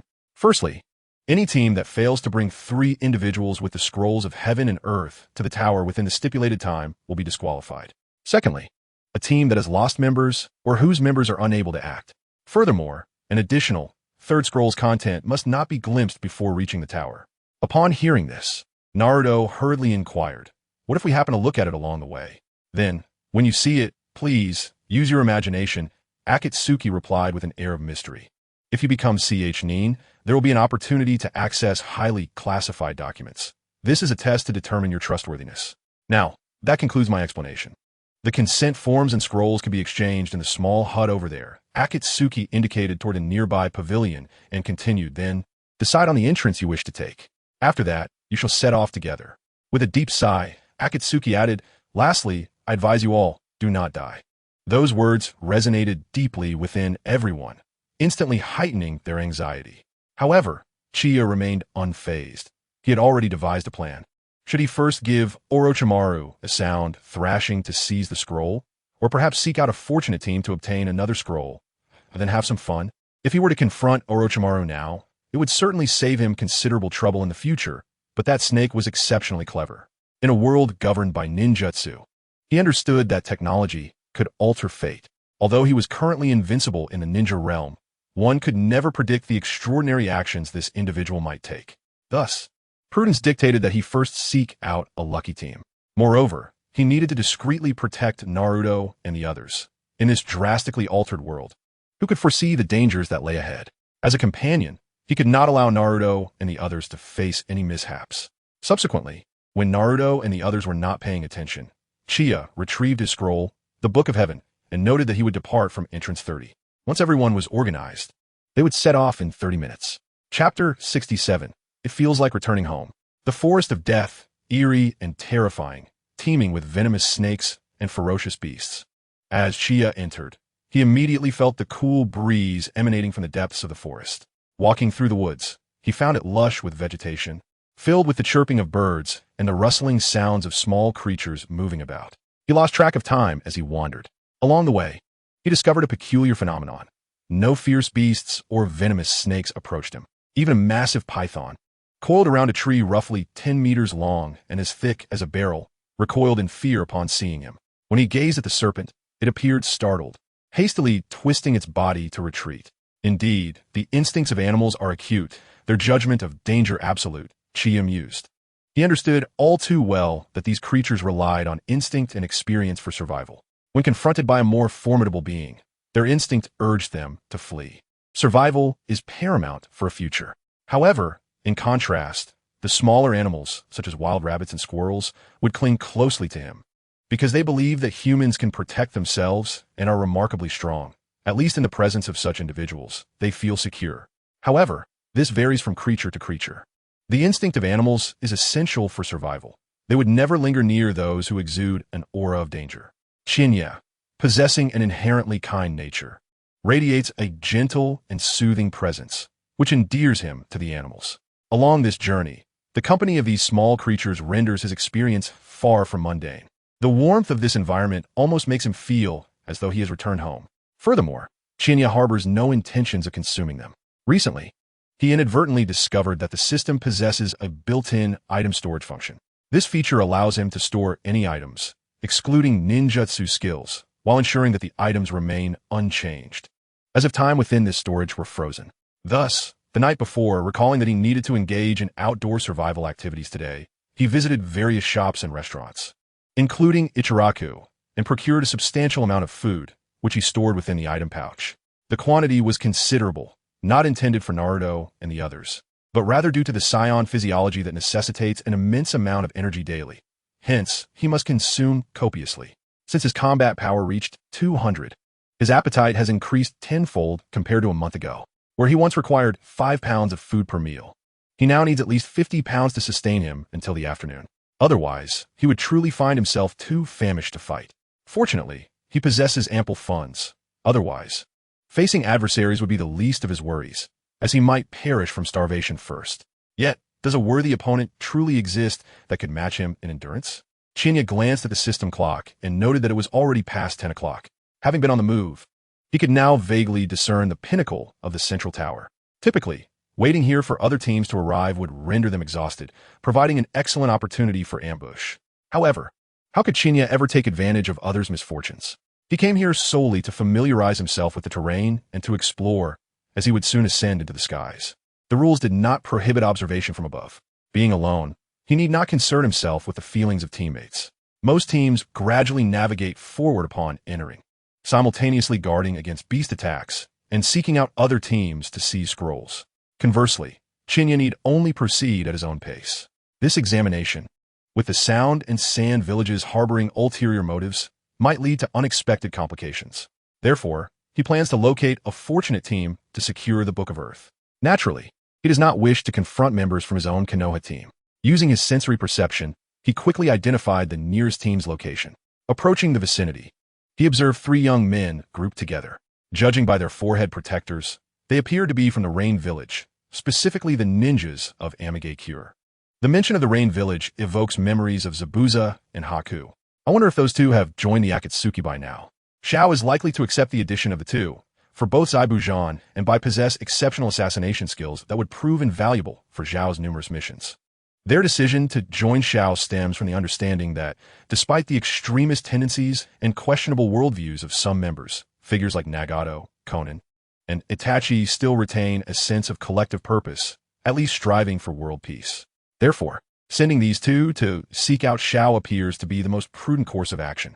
However, upon reflection, it occurs to him that the genin participating in this Chunin exam hail from Sunagakure, Amigakure, Kusagakure, Takigakure, and Otogakure. Among them, Orochimaru and his 2 subordinates have disguised themselves as grass ninjas. It is presumed that the 6 grass ninjas who came to participate have either been slain or never arrived at all, their identities for the exam being entirely fabricated. The mere thought sends a chill down Chia's spine. Orochimaru's plan to attack Konohagakure, dubbed the plan for the destruction of Konoha, aims to eliminate his former mentor, the 3rd Hokage. The motives of the villages involved, aside from Takigakure, clearly point towards an assault on Konoha. It is no wonder that the 5 great ninja villages, Kumogakure, Iwagakure, and Kirigakure, have opted not to participate. They may have been forewarned or have their own systems of ninja promotion, or perhaps their relationships are strained. Yet, this is not the time for such musings. Since they are not from Konoha, he is free to act. However, before proceeding, he must inquire about the nature of the scroll they possess. This, after all, presents a significant challenge in this examination. The 3-man team has no knowledge of who carries the scroll, necessitating the defeat of all 3 to ascertain its contents. With a stroke of luck, he might uncover the scroll upon vanquishing the first opponent, though it is improbable that the other 2 would afford him the opportunity to inspect it during battle.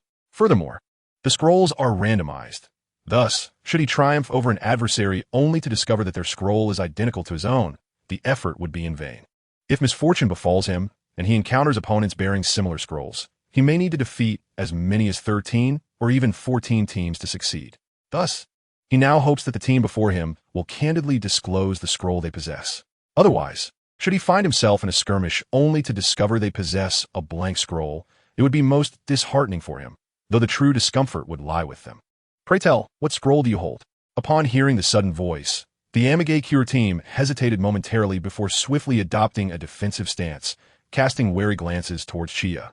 When they noticed a solitary figure standing before them, they were taken aback.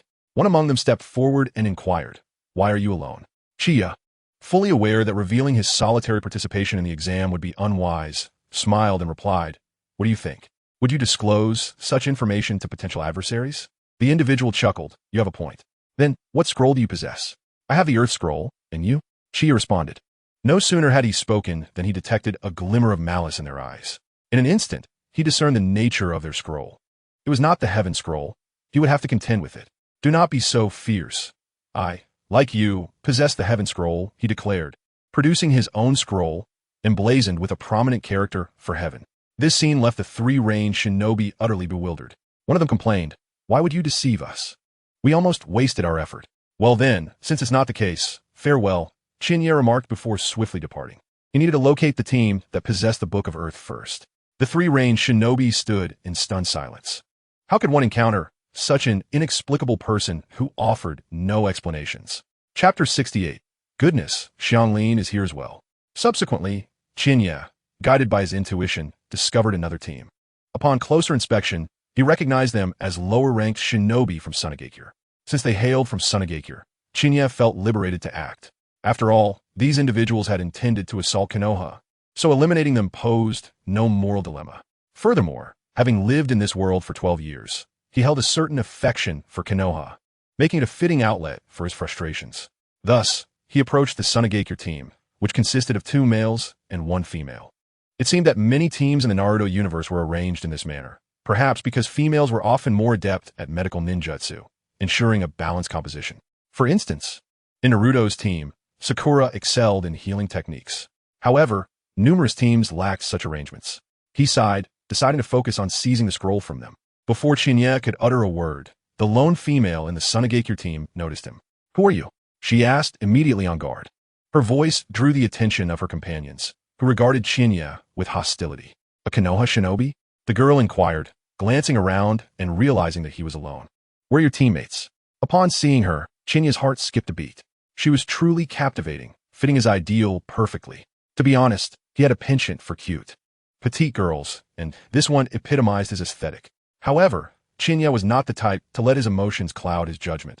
Although she was beautiful, she was still an enemy. In the face of adversaries, he remained resolute, for the battlefield demanded ruthlessness. Any mercy shown could result in his own demise. Yet, given the situation, Qianye had no choice but to inquire, "What scroll do you possess?" A male shinobi from Sunagakure stepped forward, his demeanor exceedingly rude. "What business is it of yours? Are you here to steal our scroll?" Qianye chuckled. "If I were not here to seize the scroll, what else could I be doing?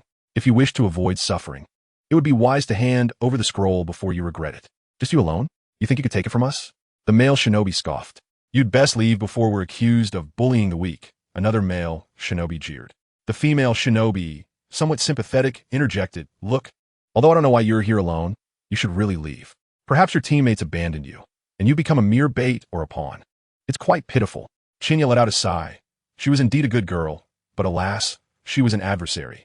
With that, he produced his scroll, the Book of Heaven. The moment it was revealed, the expressions of the 2 male ninjas shifted dramatically, becoming stern and grave. "It is the Book of Heaven. It seems we need not expend effort searching for other teams," one of the male ninjas declared.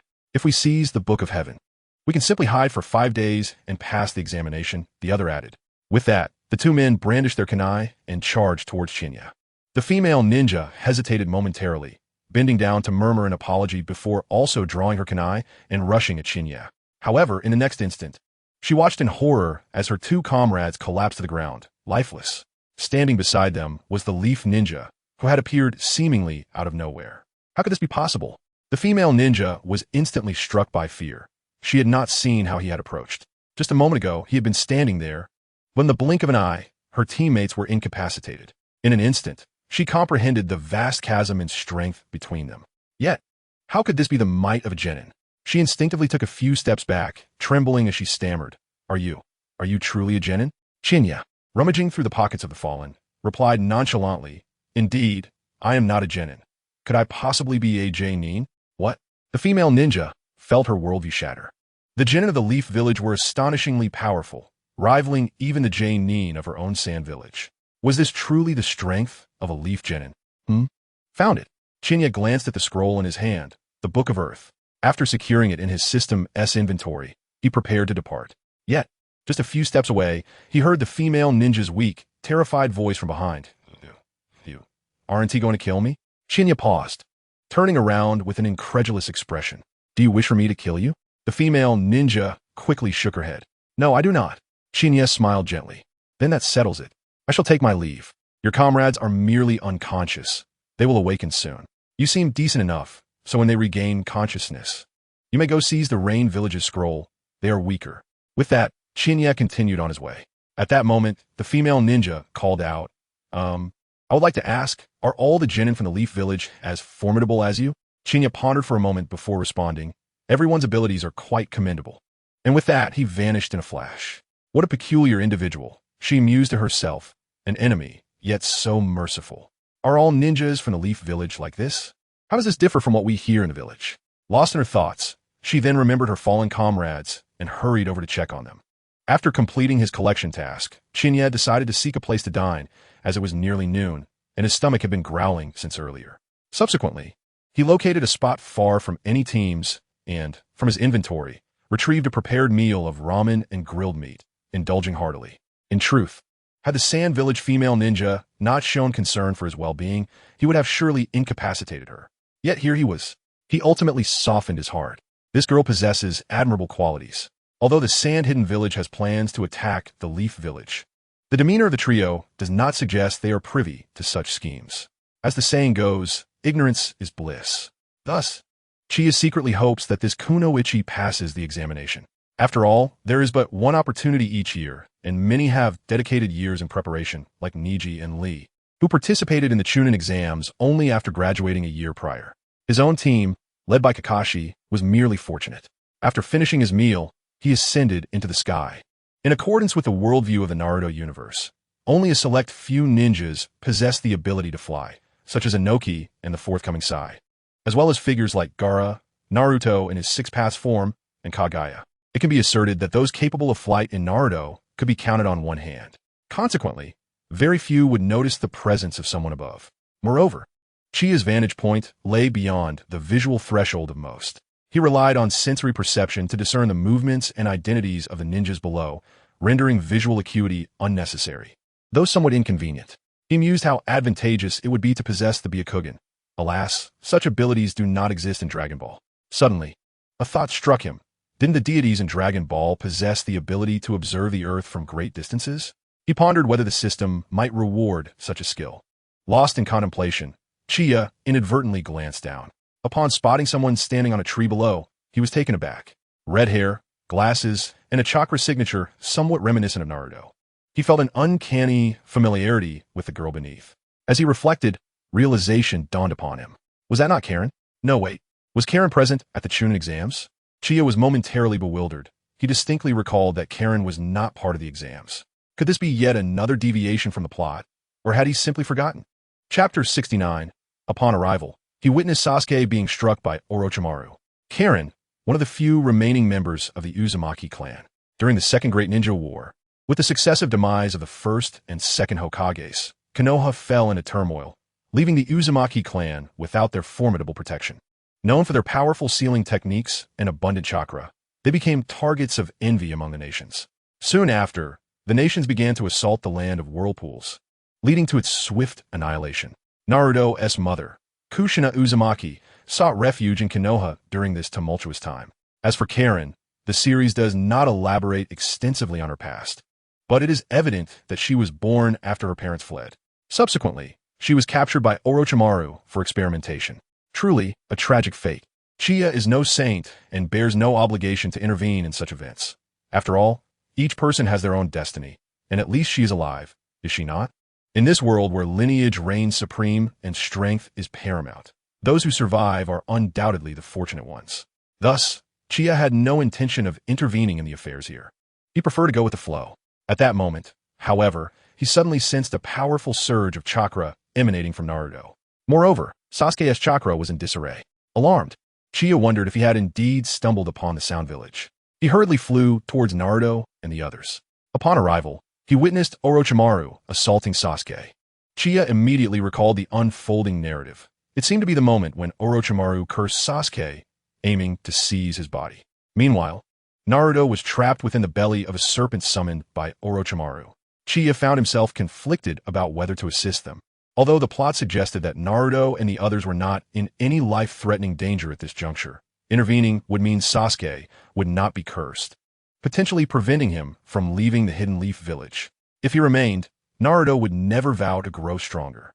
Yet, it appeared that Naruto's true transformation began only after his 2-year training period.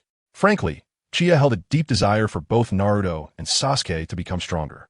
As he pondered this, he observed that Naruto had managed to escape the serpent's belly by utilizing his shadow clones, rushing toward Sasuke's location. He successfully thwarted Orochimaru's attack on Sasuke with a shuriken. The ensuing events mirrored the original storyline precisely. Sasuke intended to hand over the scroll to Orochimaru to ensure Naruto and Sakura's safety. After Sasuke tossed the scroll, Naruto heroically leaped from the air to snatch it away, landing a punch on Sasuke, chastising him for being weak. However, Qianye understood well that when faced with an adversary exponentially stronger, one could succumb to fear and despair, potentially losing consciousness. Sasuke, overwhelmed by Orochimaru's malevolent aura, had been rendered nearly devoid of rational thought and combat capability. Naruto charged at Orochimaru, but was struck by the serpent's tail, plummeting to the ground and shattering several branches thicker than himself. The sight was painful for Qianye. Had it been an ordinary ninja instead of Naruto, the outcome would have been dire. Subsequently, Naruto went into a frenzy, unleashing a flurry of strikes against the giant serpent at Orochimaru's feet. Yet, his efforts proved futile as Orochimaru unleashed a torrent of fire, sending him crashing into a tree.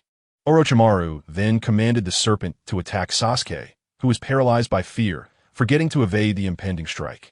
Just as the serpent was about to strike, Naruto unexpectedly positioned himself in front of the serpent's head, enduring a blow that nearly shattered every bone in his body. Struggling to rise, he nonetheless jested at Sasuke, questioning if he was injured, playfully calling him a coward.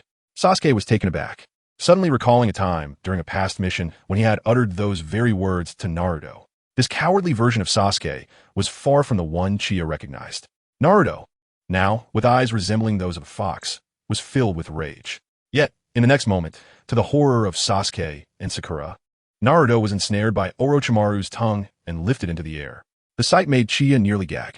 Observing at such close proximity was truly repulsive. I nearly expelled the meal I had just consumed.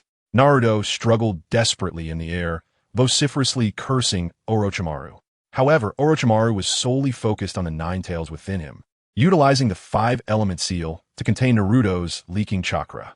In agony, Naruto let out a pained cry and swiftly lost consciousness.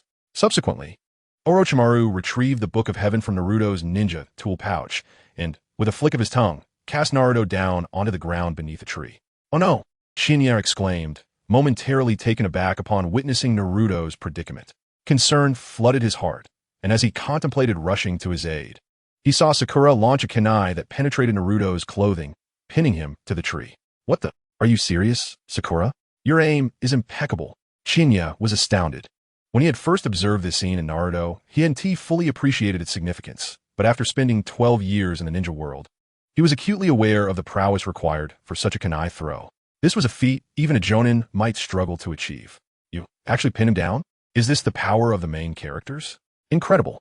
Seeing that Naruto was relatively unharmed, Qianye's heart eased. Then he heard Sakura berating Sasuke. What? Qianye was instantly dumbfounded. Wait, Sakura, you're scolding Sasuke? Since graduation, you've barely engaged in combat, merely spectating, and now you're criticizing him? Qianye was left speechless. Yet, it was precisely Sakura's scolding that reignited Sasuke's memory of the man he had vowed to exact vengeance upon, his brother, Itachi Uchiha. His gaze shifted to one of calm determination as he launched an attack on Orochimaru. However, from this point onward, the plot diverged. Qianye recalled that in the original narrative, Orochimaru had dismissed the summoned giant snake to engage Sasuke in hand-to-hand combat. Yet, here, Orochimaru did not release his summoned beast. Instead, he summoned 2 colossal pythons to assist him in battle. The fervor ignited within Sasuke was extinguished in an instant. He was no match for the three enormous serpents and Orochimaru combined. "Sasuke!" Sakura exclaimed in alarm. She witnessed Sasuke, ensnared by the terrifying figure before him, being bound in a manner akin to Naruto moments earlier, lifted into the air by a serpentine tongue. "Ha! Is this all the Uchiha clan is capable of? You pale in comparison to Itachi." Upon hearing those words, Sasuke, who was struggling in midair, felt a jolt of shock course through him. "You know Itachi? Who on earth are you?" "I am Orochimaru," he replied, producing the scroll he'd taken from Naruto's pouch. "If you wish to see me again, distinguish yourself in this exam." As he spoke, he set the book of heaven ablaze. Sakura, gasped in horror, "Know the scroll. Let me go." "How do you know Itachi?" Sasuke shouted in indignation. "Ha! If you wish to learn more, defeat the Sound Ninja Trio in this exam, then seek me out. By then, you shall find your answers," Orochimaru taunted, extending his neck and sinking his fangs into Sasuke's neck. "Ah!" Sasuke let out a heart-wrenching scream as Orochimaru's head departed, revealing a three-tomo curse mark on his neck. Sakura hurled several shuriken towards Orochimaru. In the fleeting moment that Orochimaru evaded the shuriken, he seized Sasuke and propelled him towards the ground. Witnessing this, Sakura hurriedly rushed to catch Sasuke. Seeing his face contorted in agony pierced her heart, prompting her to question Orochimaru. "What have you done to Sasuke?" Orochimaru, extending a finger in a shushing gesture, replied, "This is merely a parting gift. Sasuke will undoubtedly require my assistance, for he seeks the strength of vengeance, and I alone can bestow upon him that power." Chapter 70, Lee's Enigmatic Maneuver. Alas, poor Sasuke. One cannot help but wonder how Itachi would react upon learning that his beloved younger brother has been cursed by Orochimaru. Chia observed from above, shaking his head in dismay. With Orochimaru having departed, it appeared that Mitarashi Anko was making her way in the direction Orochimaru had taken. One could only speculate about her intentions. Did she truly believe she could confront Orochimaru with her meager skills? Had he not shown restraint, she would have surely met her demise. The wisest course of action would be to inform the third Hokage of this predicament. Perhaps, by doing so, one could avert the tragic fate of Orochimaru slaying the third. "Though I am present, Orochimaru shall not prevail." Suddenly, a blinding ray of sunlight pierced through Chia's eyes. He glanced towards the western sun, now resting at the horizon. How swiftly the afternoon had arrived. A glance at the system clock revealed it was already 5:19 p.m. Time truly flies. With this thought, his stomach began to grumble.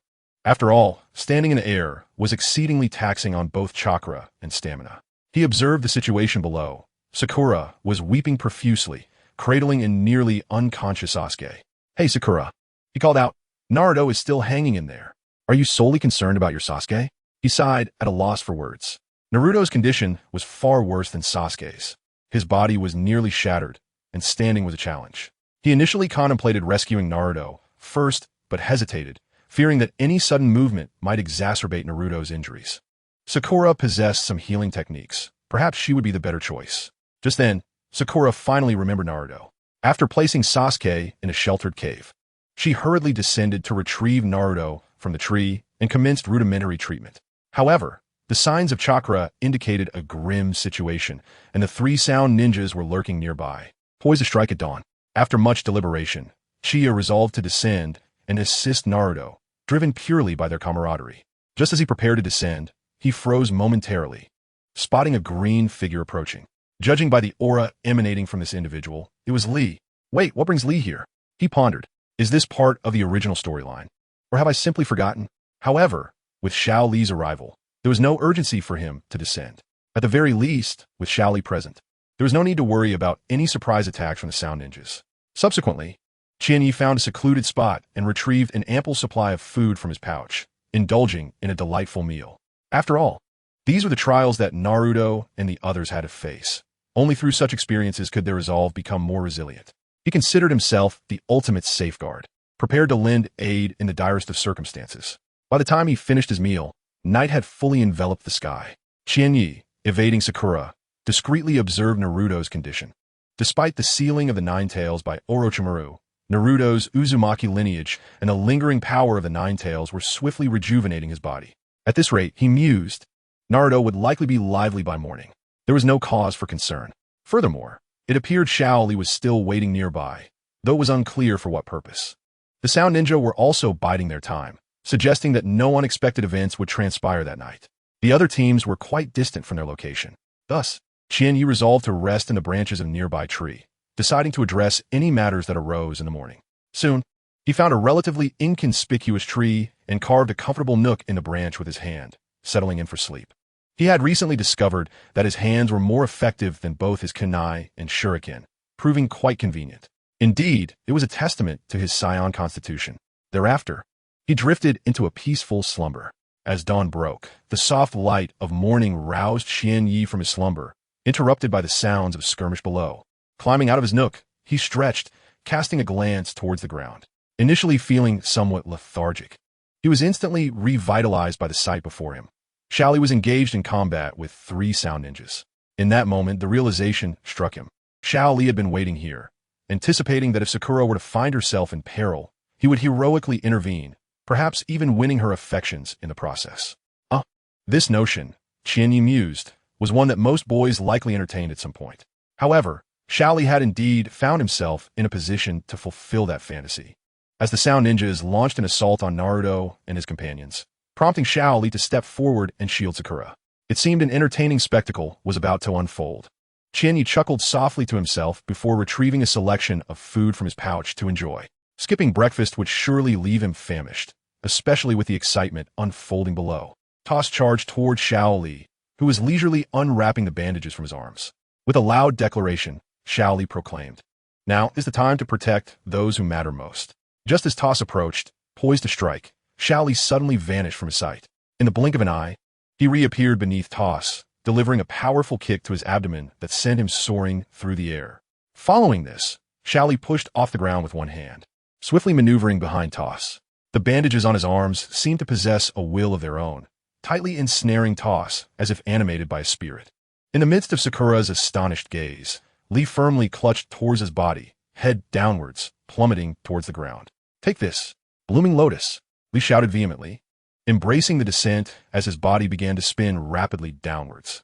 Yet, Lee was still too inexperienced, forgetting that Tors had 2 companions by his side.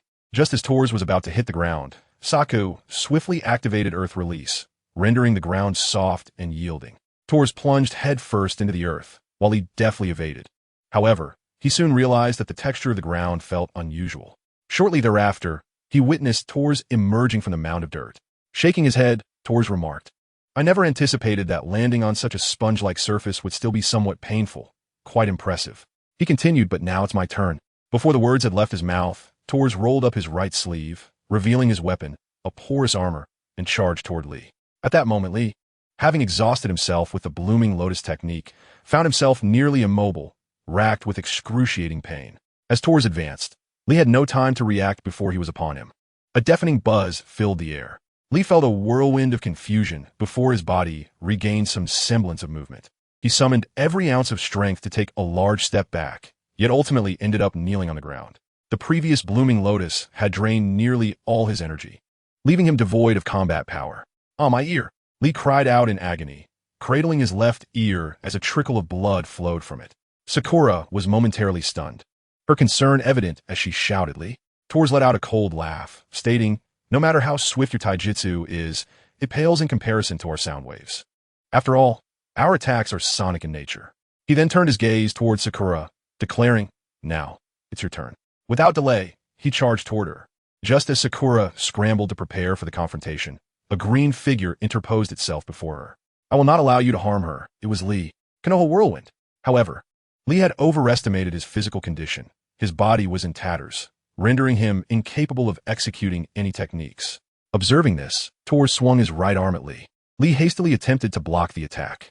Yet he was utterly unprepared for the sonic assault, as the piercing sounds assaulted his eardrums and bones. Lee's mind clouded. Consciousness started to fade, and he lost control of his body, collapsing to the ground. "Lee!" Sakura shouted desperately. Chapter 71. The Enemy's Might, a Sense of Despair and Helplessness. Just as Tors prepared to deliver a finishing blow to Lee, the long-silent Sakura finally sprang into action. She drew a kunai, hurling it repeatedly at Tors while shouting, "I will not let you succeed." However, Tors effortlessly deflected each kunai with the porous armor on his right arm. Sakura stood frozen in disbelief. Witnessing this, Chia felt a pang of frustration. "Lee, You're up against 3 opponents, and you choose to employ a technique that harms both yourself and your enemy? Isn't that just courting death? In Sakura, when Lee was fighting earlier, couldn't you have lent a hand? The comrades of the individual in question have not been idle, have they? Is it truly a matter of relying on one another? When you reprimanded Naruto, why were you so harsh? Moreover, as Chie turned her gaze toward the nearby thicket, she spotted 3 figures, Shikon, Ino, and Choji, who had been observing for a few minutes. While Chie understood their fear, she knew that if Naruto were present, he would undoubtedly rush to the aid of his comrades without hesitation. Thus, Naruto is the protagonist, while they remain mere supporting characters. To see one's companions in peril, yet still worry about one's own safety. Could this be the essence of the will of fire? Although the instinct to preserve one's life is inherent to humanity, there are times when one must take risks. In order to protect Sasuke and Naruto, Sakura realized she had no choice but to act independently. She hurled several shuriken toward Tors, but in an instant, Saku appeared before Tors, extending his hands and deflecting all of Sakura's shuriken with the openings in his palms. How could this be? Sakura found herself momentarily dumbfounded. The disparity in strength was overwhelming, leaving her at a loss. Just then, she cried out in pain as a powerful hand seized her hair. Jin Shuei, having approached from behind, taunted, "Your hair shines far more than mine. Instead of tending to your looks, you should focus on training." Following this, she delivered a swift kick to Sakura's abdomen, causing her to collapse to the ground, incapacitated. Jin Shuei then pressed her foot against Sakura's face, rubbing it vigorously. What a shame for such a beautiful face. She remarked to Saku, "Hey Saku, go and eliminate that fellow named Sasuke in front of this pitiful insect." "Understood," Saku replied, scratching his head as he moved toward the hollow in the tree. "I will not allow you to succeed," Sakura shouted, attempting to rise, only to be met with another kick from Jin Shuei. "Ah!" Sakura screamed, spitting blood. "Sakura," Lee gasped, yet he too found himself devoid of the strength to act. "All right, it's time to finish off Sasuke." Sokka laughed heartily as he continued toward the hollow. However, after taking only a few steps, Jin Shuei's pained cries echoed from behind. "Damn it! Let go of me, you insect! Release me at once!" To the astonishment of those present, they witnessed Sakura biting down with all her might on Jin Shuei's hand, refusing to relent. Jin Shuei, using her other hand, relentlessly struck Sakura's head while hurling insults. Blood streamed from Sakura's head, yet she persisted, knowing she had to do something. "No, I must save them." Ino, witnessing Sakura's dire situation, could no longer remain passive. Grabbing a kunai, she dashed from the thicket. "Hey, Ino!" Shikamaru exclaimed, feeling a shiver run down his spine as he scratched his head, lamenting, "Oh dear, this is troublesome." With no other option, Shikamaru pulled Choji along and rushed forward. "Oh, finally decided to show yourself." Tors and Saku suddenly turned their attention to the thicket from which Ino emerged, positioning themselves between her and Shikamaru and Choji. "What is happening?" In a moment of stunned silence, Ino was not alone. Shikamaru and Choji shared her astonishment. Teos burst into laughter, proclaiming, "We have known of your presence here for quite some time. This charade was merely an act to lure you out." A sinister smile crept across Sak's face. "You wretched insect, release her." The hammer relentlessly pounded Sakura's head. Gritting her teeth, Sakura clung to the hammer-wielding hand, her gaze drifting to the side.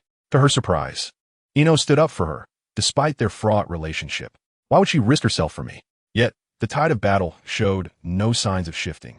It seemed as though fate was mocking them. TOS wasted no time with idle chatter and charged forward, offering Ino and the others no opportunity to regroup.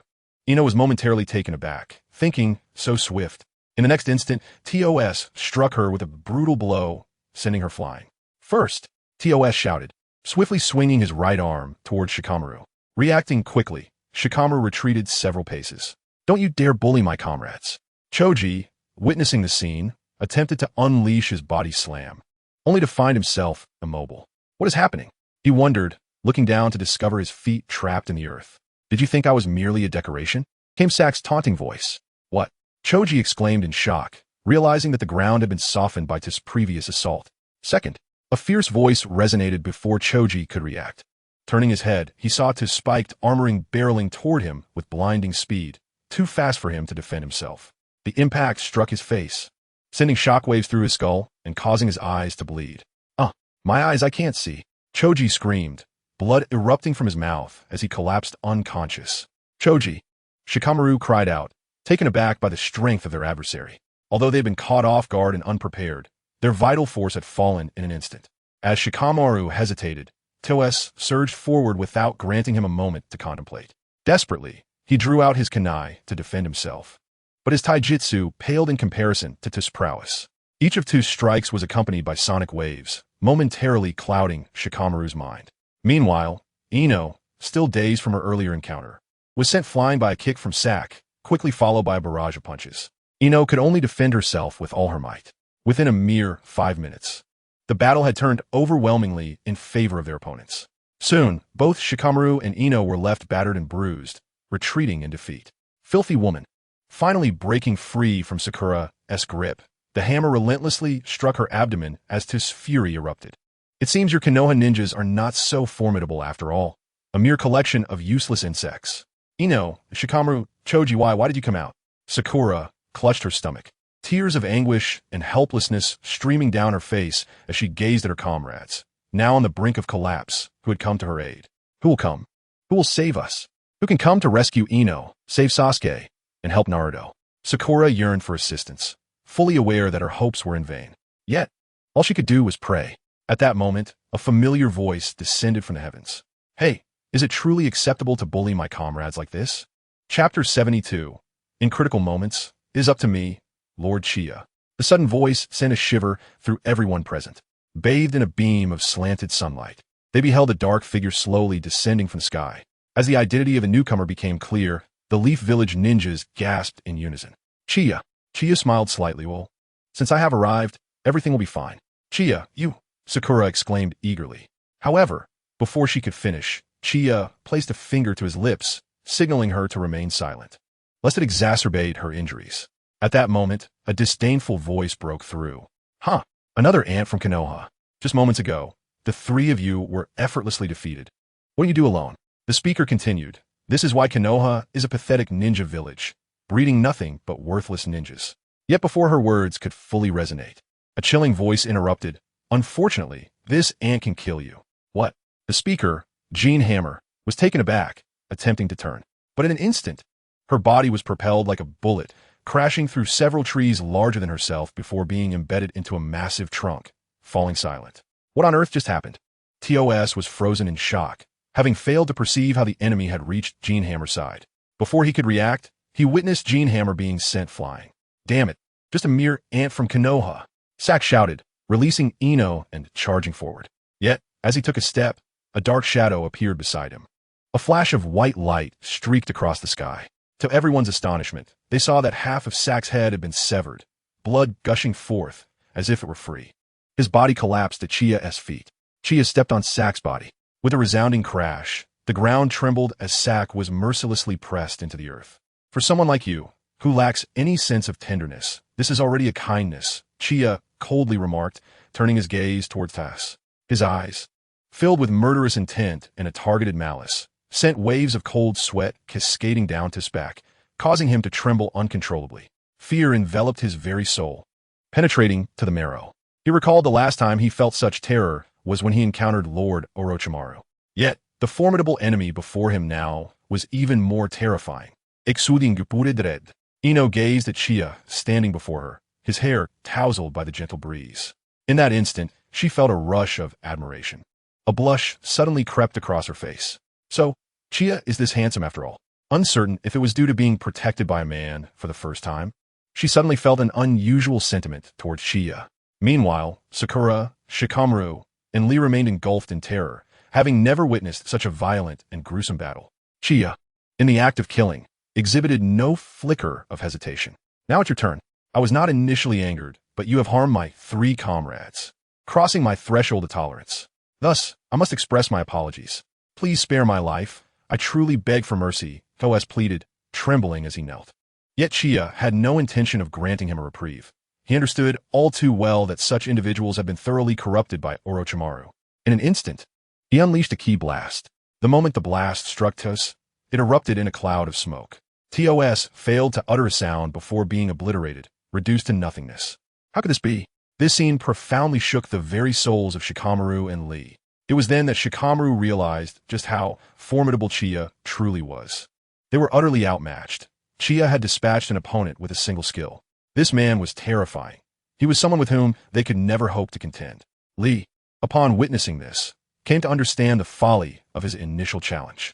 Chia possessed the power to end him at any moment, yet he remained indifferent to Lee's provocations. What immense magnanimity! In Lee's eyes, this represented the pinnacle of physical prowess, something even their teacher, Guy, could not achieve, yet Chia had done so effortlessly. Could it be that Chia was a ninja of both genius and diligence?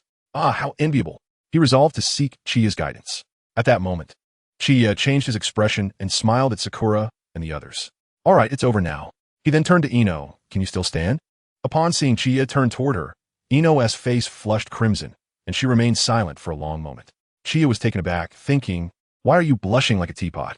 Is it so difficult to utter a word? Hey, I'm talking to you. Finally, Ino snapped back to reality, shyly nodding and softly responding. Chia was speechless. The narrative had been altered so dramatically that Ino's character had seemingly transformed. Earlier, when he saw TOS and Sack blocking Ino's path, he sensed something was amiss in the story. He had initially intended to observe, but upon witnessing the cruelty exhibited by TOS and his ilk, he could no longer restrain himself and decided to intervene, leading to the earlier confrontation. Even now, he struggled to comprehend how the plot had diverged so drastically from its original course. It had started off quite well. Was it truly his presence that caused this shift? Alas, there was no turning back now. He had already intervened and must now accompany Naruto and the others. Seeing Ino nod reassured him, and he approached Sakura. Sakura looked at Chia with a complex expression, confusion, uncertainty, and fear all mingled in her gaze. It was the first time she had witnessed such a ruthless side of Chia. Although she had a general understanding of Chia's strength, the recent events made her feel that her knowledge of him was woefully inadequate. Chia, noticing the concern in Sakura's eyes, reassured her, do not worry, I shall not harm my comrades. How is your injury? Can you still move? Sakura hesitated, intending to prop herself up to respond, but the agony coursing through her body rendered her immobile. Every part of her felt utterly unresponsive. It seems I cannot, she uttered, barely comprehending her own words. And as soon as they escaped her lips, her face flushed crimson. Chia, taken aback, thought to himself, goodness, is Ino like this too? What on earth is wrong with both of you? With a resigned sigh, he approached and gently lifted Sakura into his arms. This startled her immensely, sending her heart racing. Chia, what are you doing? She stammered. If I do not carry you, how will you manage to walk? He retorted, bemused by her fussiness. However, he couldn't help but notice how soft her body felt. Was this the essence of femininity? Reflecting on her recent ordeal, he felt a pang of sympathy for Sakura, recognizing the fragility of her form that had been so ruthlessly harmed. Had he known beforehand, he would have intervened sooner. Upon hearing Chia's words, Sakura's face grew even warmer, and she bit her lip, falling silent. As Chia passed by Lee, the latter suddenly called out to him. Chia, I never realized you were this formidable. Chia smiled softly in response, advising, in the future, refrain from employing such self-destructive tactics. You could have handled those three with your second gate alone. Why feel the need to show off in front of Sakura? He shook his head in disapproval. Lee, taken aback, felt a wave of shame wash over him.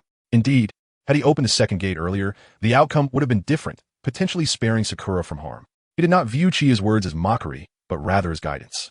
With sincerity, he expressed his gratitude. Thank you for your insight.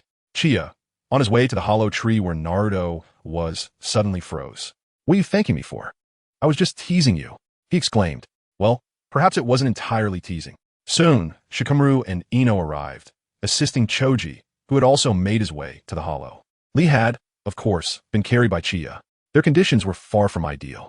Naruto, Sasuke, and Choji lay unconscious, while Lee and Sakura were nearly incapacitated. Ino had also sustained significant internal injuries during the battle and required rest. Only Chia and Shikamaru seemed relatively unscathed. Recognizing the gravity of the situation, Chia understood that he must become the linchpin for both teams. Moreover, he needed to summon Neji and Tenten for if any further incidents occurred. He worried he could not adequately care for all the injured. I believe we should unite to gather our comrades from Konoha and complete the exam together. Upon hearing this, all those who were conscious were taken aback. They had never considered such a bold notion. Upon reflection, it seems that there are no regulations prohibiting their alliance. Is this what it means to be Chia? Ino increasingly perceives Chia as extraordinarily handsome, not only formidable, but also astute. She finds herself questioning why she had ever been enamored with Sasuke.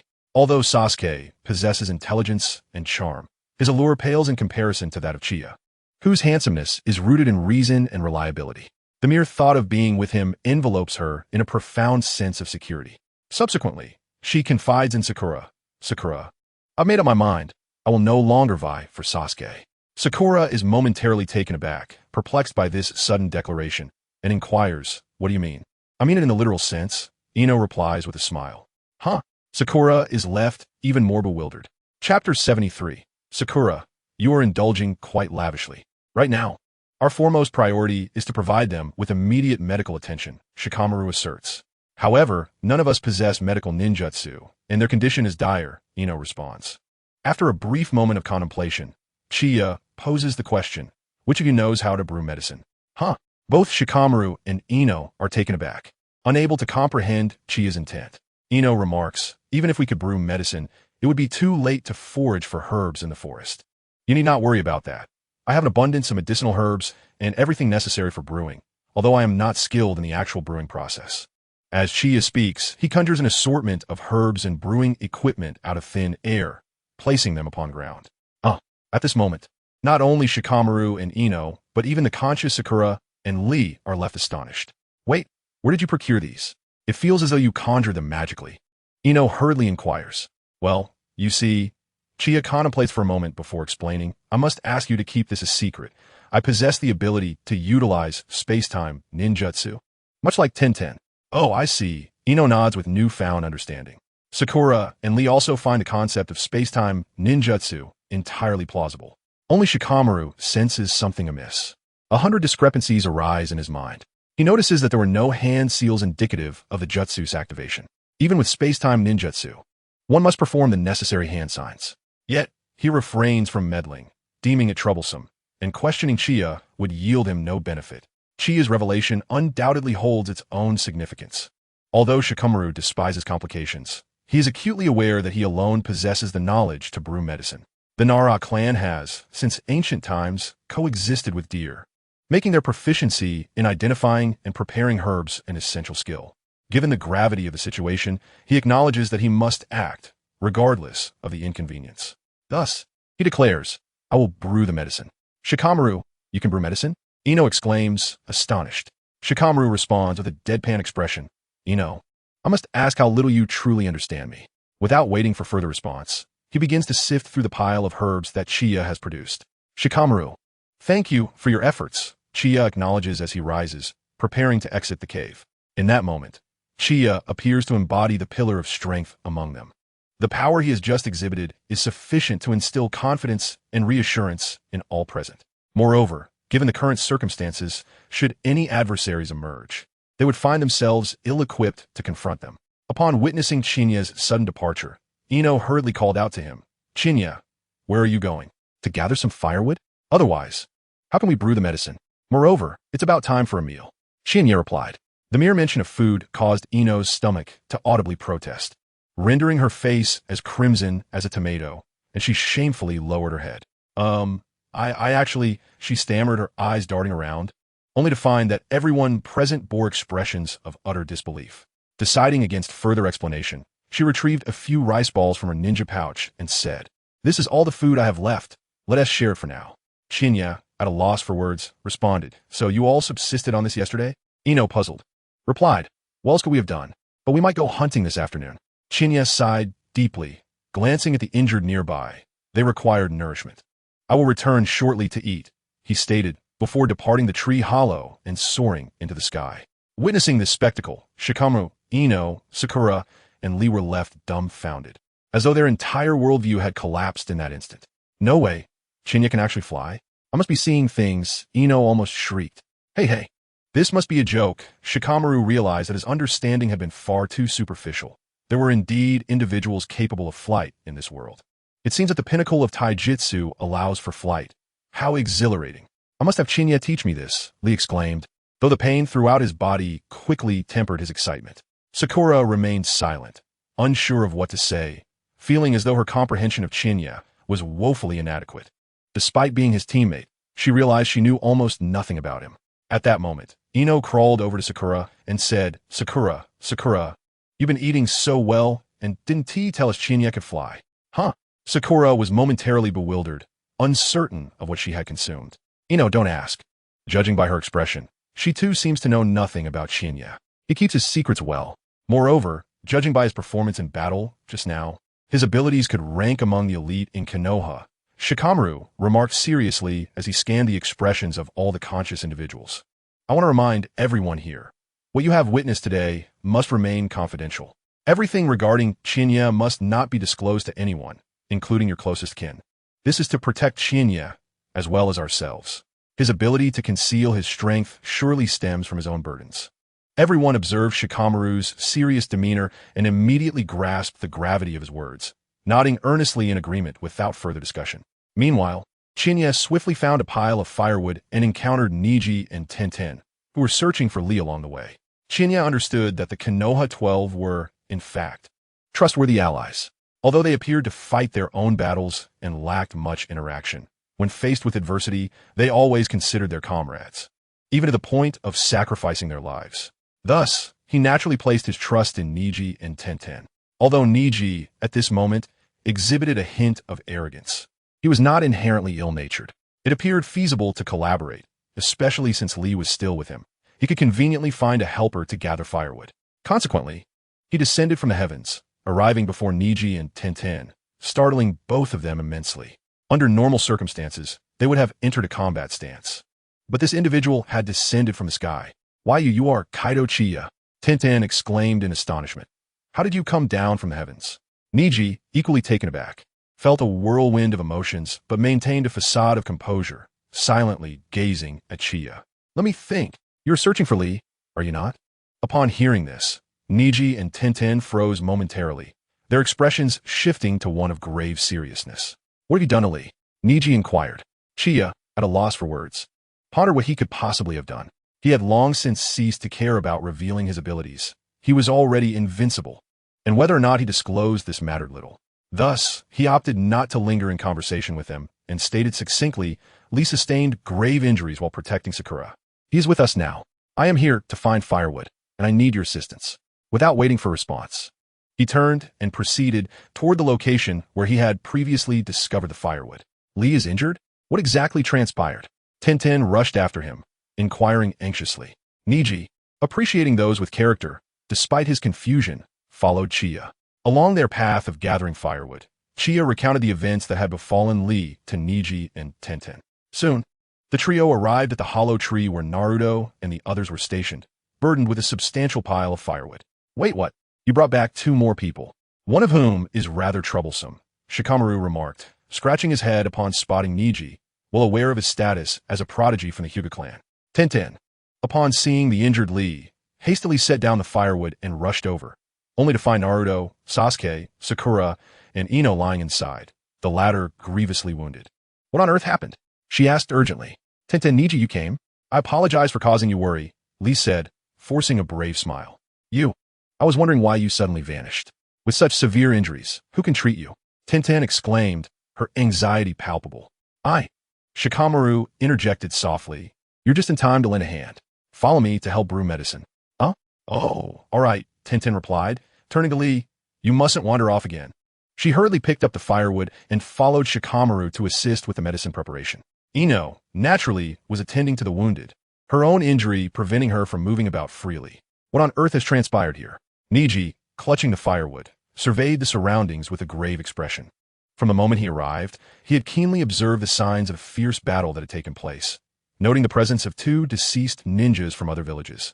Though they had been tended to, Chiya let out a resigned sigh. Come help with the cooking, and I shall slowly explain everything to you. Earlier, he had not finished his tale, merely discussing matters pertaining to Shaoli. As for the deaths occurring here, he had yet to elaborate before departing. With that, he conjured a vast array of poultry, fish, vegetables, and a large cloth, laying them before the crowd. What? The onlookers were once again astounded, confirming that this was not mere sleight of hand. He can fly. He can truly fly, exclaimed Tion. Did he just summon such a multitude of ingredients from thin air? You'll get used to it. This collection of medicinal herbs was also produced in the same manner. Shikamaru remarked while preparing a potion. Tion was momentarily struck dumb. This must be a space-time ninjutsu. I never imagined you possessed such a technique. Niji suddenly interjected. Indeed, Niji, your insight spares me the need to explain. Chia chuckled before inquiring, can you cook?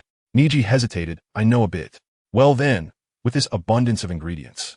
You handle the preparation while I seek out the others, Chia stated, continuing on his way. What do you mean? Niji was left bewildered. At that moment, Ino clarified. Chia wishes for our Konoha team to unite. Although the rules dictate that we compete against one another, they do not preclude us from forming alliances. Our Konoha teams comprise 4 groups, collectively a force to be reckoned with. Cooperate? Niji furrowed his brow. Dissatisfaction etched across his face. Why should we collaborate with you? And why should we heed your words? You need not listen. Yet there is no assurance that the Sand ninjas will refrain from forming alliances, nor will the other ninja villages. You are a wise individual. You comprehend my point. Mutual benefit is the optimal choice. As Chia spoke, he waved to the crowd and soared into the sky. How infuriating! Niji scowled, irked by the audacity of a mere newly graduated genin commanding him. He resolved to find an opportunity to confront him. Just as he contemplated this, Shikamaru's voice interrupted his thoughts. Niji, I advise you abandon that line of thinking. What? Niji's brows knitted tighter as he glanced at Shikamaru, who was brewing potions. I do not know how he has described the battles here, but I must inform you that those 3 individuals were nearly simultaneously dispatched by him alone. Furthermore, he kills without a flicker of hesitation. I trust you are well aware of Shaoli's capabilities. He was defeated. Shikamaru spoke slowly. Niji was taken aback, unable to respond before Shaoli added, Niji, do not engage in conflict with Chia. That guy is formidable, beyond imagination. And he can fly. Will I be able to soar like that? The notion of flight ignited a realization in Niji. This individual possesses the ability to fly. Throughout the annals of ninja history, few have held such a gift. This alone speaks volumes. Moreover, Niji was acutely aware of Shaoli's strength. Against the typical trio of genin, Shaoli could easily prevail. Yet, the 3 sound ninjas had effortlessly defeated Shaoli, nearly annihilating both Sasuke's and Shikamaru's teams in the process. The appearance of this individual was instantaneous, defeating, or rather, eliminating the opponent. A chilling thought ensued.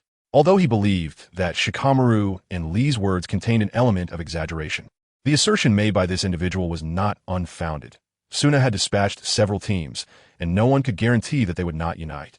If they did, the 3 of them would stand no chance, especially considering Lee's injury and his need for Shikamaru's healing, while he and Tintin were unable to assist. Given the current circumstances, it seemed that temporary collaboration was the only viable option. Thus, he ceased his protests and obediently began to handle the ingredients. Feeling somewhat revitalized, Ino also stepped forward to lend a hand. It crossed my mind that Chia seemed to have come prepared. Staring at the vast array of medicinal herbs and ingredients before him, he fell into contemplation. At that moment, Shikamaru appeared to recall something and inquired of Sakura. Haruno Sakura. I seem to remember your team consists of 3 members.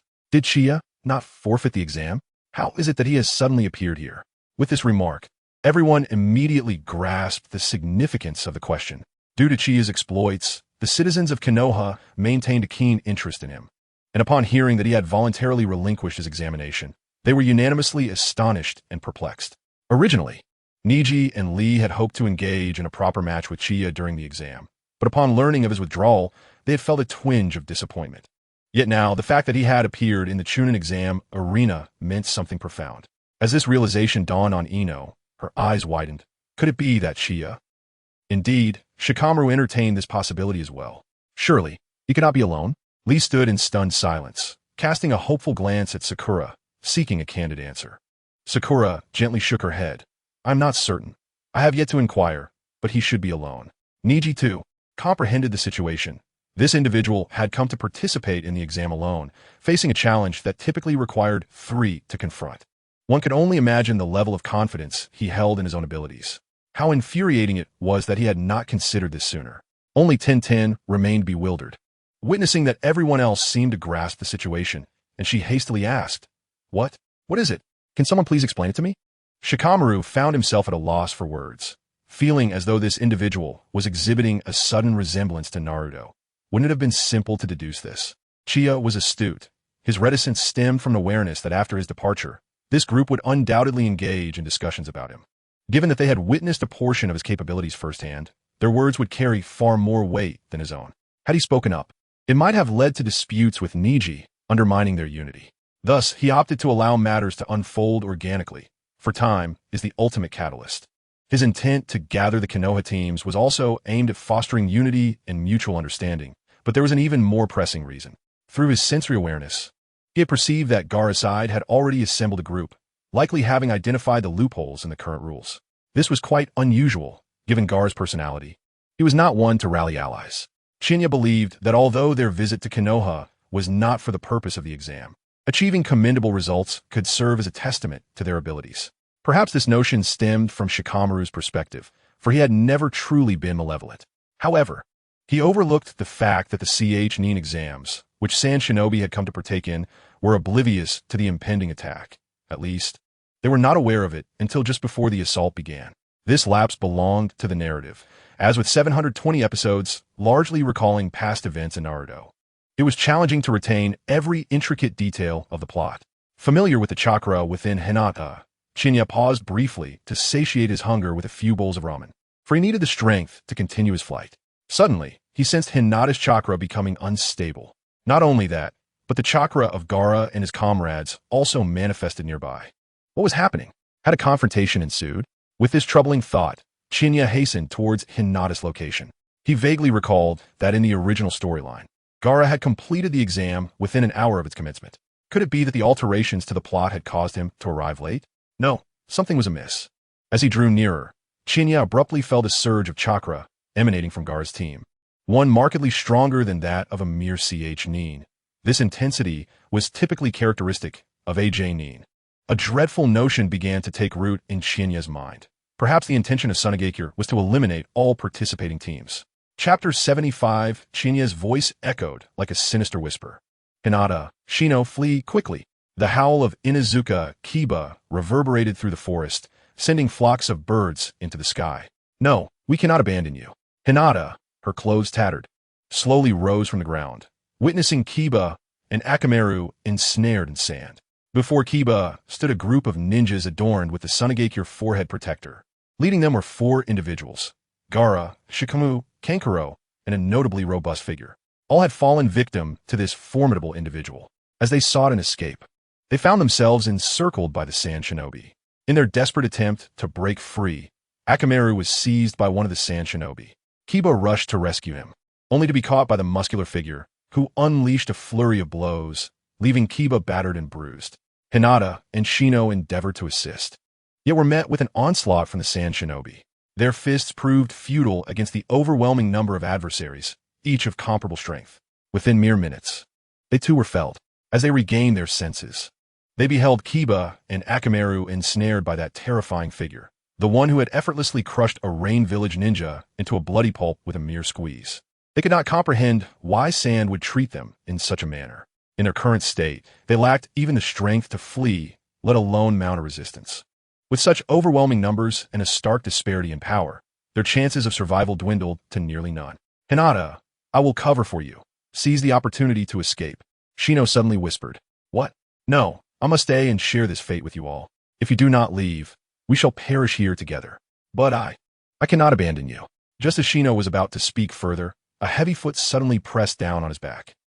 Shino gasped in pain, instinctively grabbing the foot, as a swarm of insects erupted from his sleeves, burrowing into the assailant's clothing. What? What are these? The man panicked and hurriedly fled, frantically swatting at his body.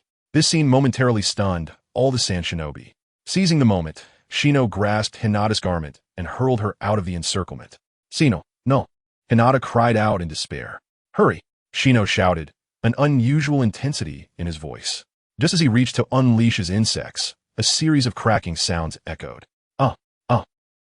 Shino collapsed to the ground, blood pouring down his arms. His limbs were broken. Before him stood the formidable Sand Shinobi from earlier. Shino! Hinata screamed. After being thrown from the encirclement, she landed and witnessed this brutal scene. She wanted to rush to save him, but the group of Sand Shinobi did not afford her the chance, charging directly toward her. Helpless, tears of anguish streamed down her face as she turned to flee into the depths of the forest. Yet, injured as she was, she could not outrun them. Within moments, they caught up to her, surrounding her once more. Inuzuka, Kiba, and Shino observed Hinata's petite figure encircled by the adversaries, their hearts racing in dread. Yet they were powerless to intervene, forced to watch as she fell victim to the mob. Realizing her escape was futile, Hinata resolved to fight back rather than succumb to despair. Activating her Byakugan, she assumed a combat stance, fending off the incoming attacks. However, it was merely a temporary shield. Soon, fatigue overcame her, and a kunai struck her shoulder. Hinata cried out, collapsing to her knees. The opponents showed no mercy, launching a simultaneous wind jutsu. Is this the end? Hinata lowered her head, and in that instant, a fleeting image of a familiar figure flickered in her mind, an exuberant child with yellow hair. She smiled, a blend of joy and sorrow. Naruto-kun, she whispered, it seems I shall see you once more. Just as her words faded, the onslaught of wind jutsu surged forth. Naruto-kun, I hope to see you again in the next life. Faced with the approaching attack, she resolved to make one final stand. She did not wish for Naruto to arrive in that world only to find her fallen. With that thought, she steadied her trembling body, rising to confront the oncoming gale of wind jutsu, once again forming the Bagua stance. Just as the wind struck her, suddenly, all the attacks dissipated. A soft voice whispered in her ear, I'm sorry, I'm late. Hinata paused, turning her head to see a dark figure swiftly dispatching all the sand shinobi before her. Naruto-kun, she gasped in astonishment. Qianye, at a loss for words, found herself caught between the affections of Naruto and Sasuke as she donned attire that bore no resemblance to Naruto's. Apologies for any disappointment. I am not Naruto. After vanquishing the last of the Sand Ninja, Qianye turned, a gentle smile gracing her features as she gazed upon Hinata. It was only then that Hinata recognized Qianye's true form, exclaiming, Qianye-kun, is that truly you? Ah, you finally recognize me, Qianye replied, scratching her head. Before inquiring, are your injuries severe? Hinata hastily shook her head, but a sudden thought struck her. Her comrades, Inuzuka Kiba and Shino, were still enduring torment. She immediately implored, Qianye, please, Qianye-kun, save my companions. They are on the brink of collapse. As she spoke, she knelt before Qianye. Seeing Hinata in such a posture, Qianye's expression shifted to one of seriousness. She helped Hinata to her feet and spoke slowly, do not worry. I shall not let any of them perish. With that, she turned toward the direction of Gaara. Be careful, Qianye, Hinata warned. We nie acknowledged. Qianye's arrival had captivated the attention of a formidable ninja. Gaara, Temari, and Kankuro also took notice, their expressions growing grave. Temari was momentarily taken aback. A jonin from Konoha? How could he be here? What did you say? This person is a jonin from Konoha? Kankuro exclaimed, astonished that the individual he had previously taunted was of such rank. At that moment, the strong sand ninja inquired, why is a jonin from Konoha here? Qianye responded coldly with a smirk. I am curious to know why a jonin from the sand is present. This is the territory of Konoha. My presence here is quite natural, but your appearance raises questions. Kai, run. They are too powerful. You cannot defeat him.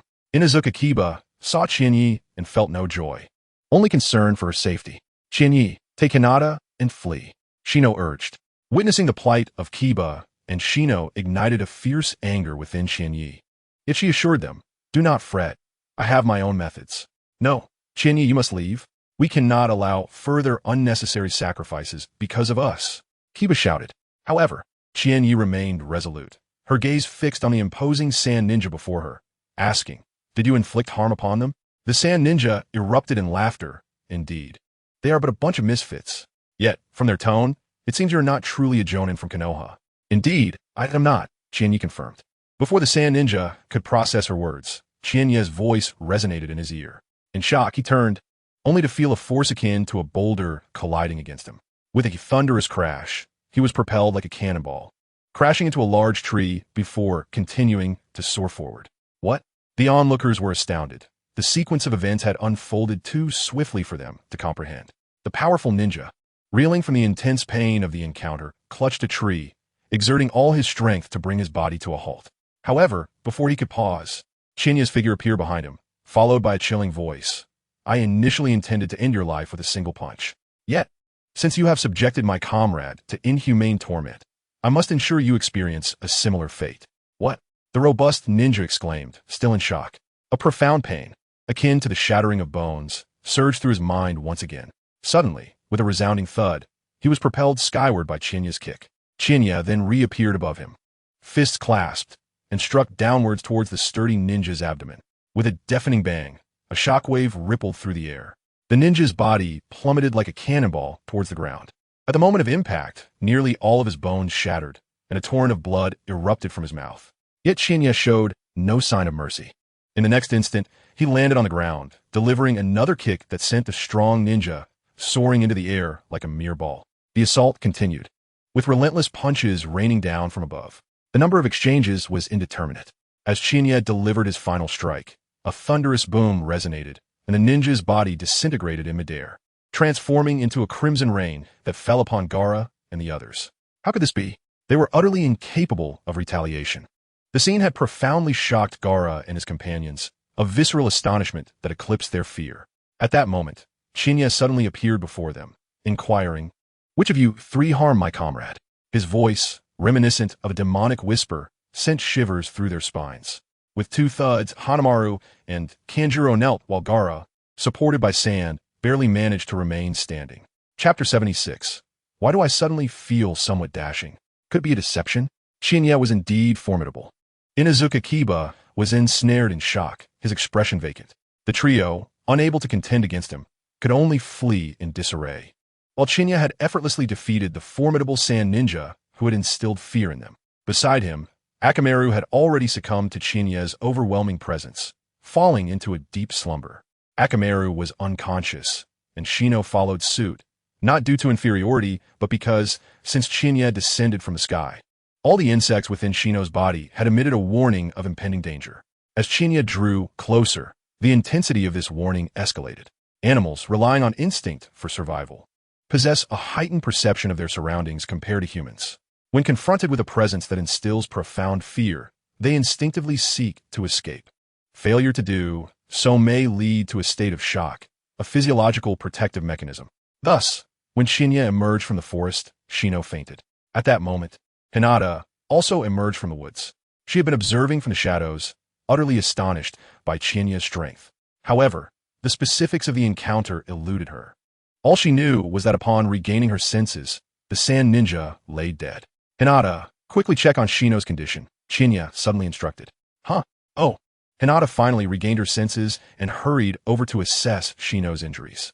As she reached Shino's side, she saw that he had already fainted and quickly exclaimed, "Ah, Shino, please wake up." Noticing Shino's lack of response, she turned to Chia and said, "Chia-kun, this is bad. Shino has fainted from excessive blood loss. If we do not provide timely treatment, he may be in grave danger." "I understand," Chia replied coldly, casting a stern gaze towards Gaara and the others. This deathly glare caused Kankuro to collapse to the ground in a faint. Chia was speechless, wondering how fragile one's mental fortitude could possibly be. He glanced at Temari. Despite being a girl, remained composed and unyielding. While he was lost in thought, Temari suddenly bowed her head to the ground, pleading, "I apologize. We were forced into this situation. We haven't harmed anyone on this journey. Even that boy from Konoha, Gaara only restrained him and did not kill him. Please, spare us." Chia regarded Temari quietly, then glanced at Gaara, who was already drenched in sweat, and thought to himself that he did not believe Gaara had not taken a life. Before he could voice his thoughts, he heard Kiba shout, "Chia, don't believe her. That boy with the gourd just killed several people. We all saw it. You can ask Hinata." Yes, we all witnessed it," Hinata quickly affirmed. "Oh." At this, a smirk crept onto Chia's lips, and his cold gaze, imbued with a piercing aura of death, rendered Gaara defenseless. Even the sand that had always protected him crumbled at this moment, causing him to fall to the ground. In that instant, Chia noticed Gaara's eyes rolling back in his head. "We have not harmed a single person from Konoha. Truly, please believe us. We only strike against those who wish to harm us." Temari continued to bow her head, blood streaming down her face. She understood that her only hope lay in her own words. "It seems you are not lying," Chia suddenly remarked, his voice causing all the remaining conscious individuals to pause. Taken aback by his unexpected declaration, "I can allow you to leave, but I have one condition," Chia continued. "No, Chia, we cannot let them go. If we do, Sunagakure will surely seek revenge." Kiba immediately objected. Chia turned his head, a faint smile gracing his lips. "If they dare to come after me, I shall obliterate the land of wind." Kiba was momentarily stunned. Could it be that Chia possessed the power to annihilate a nation? Was he not merely the underdog who stood alongside Naruto? Temari, however, understood that Chia's words were not mere bravado from the earlier battle. She recognized the terrifying strength he possessed capable of eliminating them all. While he may not be able to wipe out a nation, he could certainly handle Sunagakure, especially with several powerful shinobi from Konoha still in existence. Why you? Please speak. We will certainly agree, Temari stammered. You have agreed so readily without knowing the condition? Chia chuckled softly. At this moment, Temari truly felt an urge to curse. How could she possibly refuse? To decline meant certain death.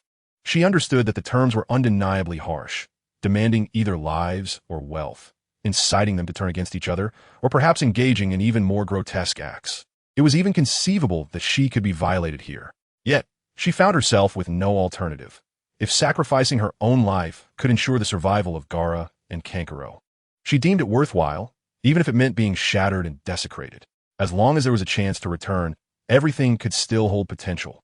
My conditions are quite straightforward, perhaps more so than you might expect, Chia declared. Firstly, you must refrain from harming the ninjas of Konoha. If you encounter anyone from Konoha in peril, you are to assist them to the best of your ability. Secondly, you should foster amicable relations with Konoha moving forward. And thirdly, which is of utmost importance, minimize the loss of life. Power is meant for protection, not for aggression.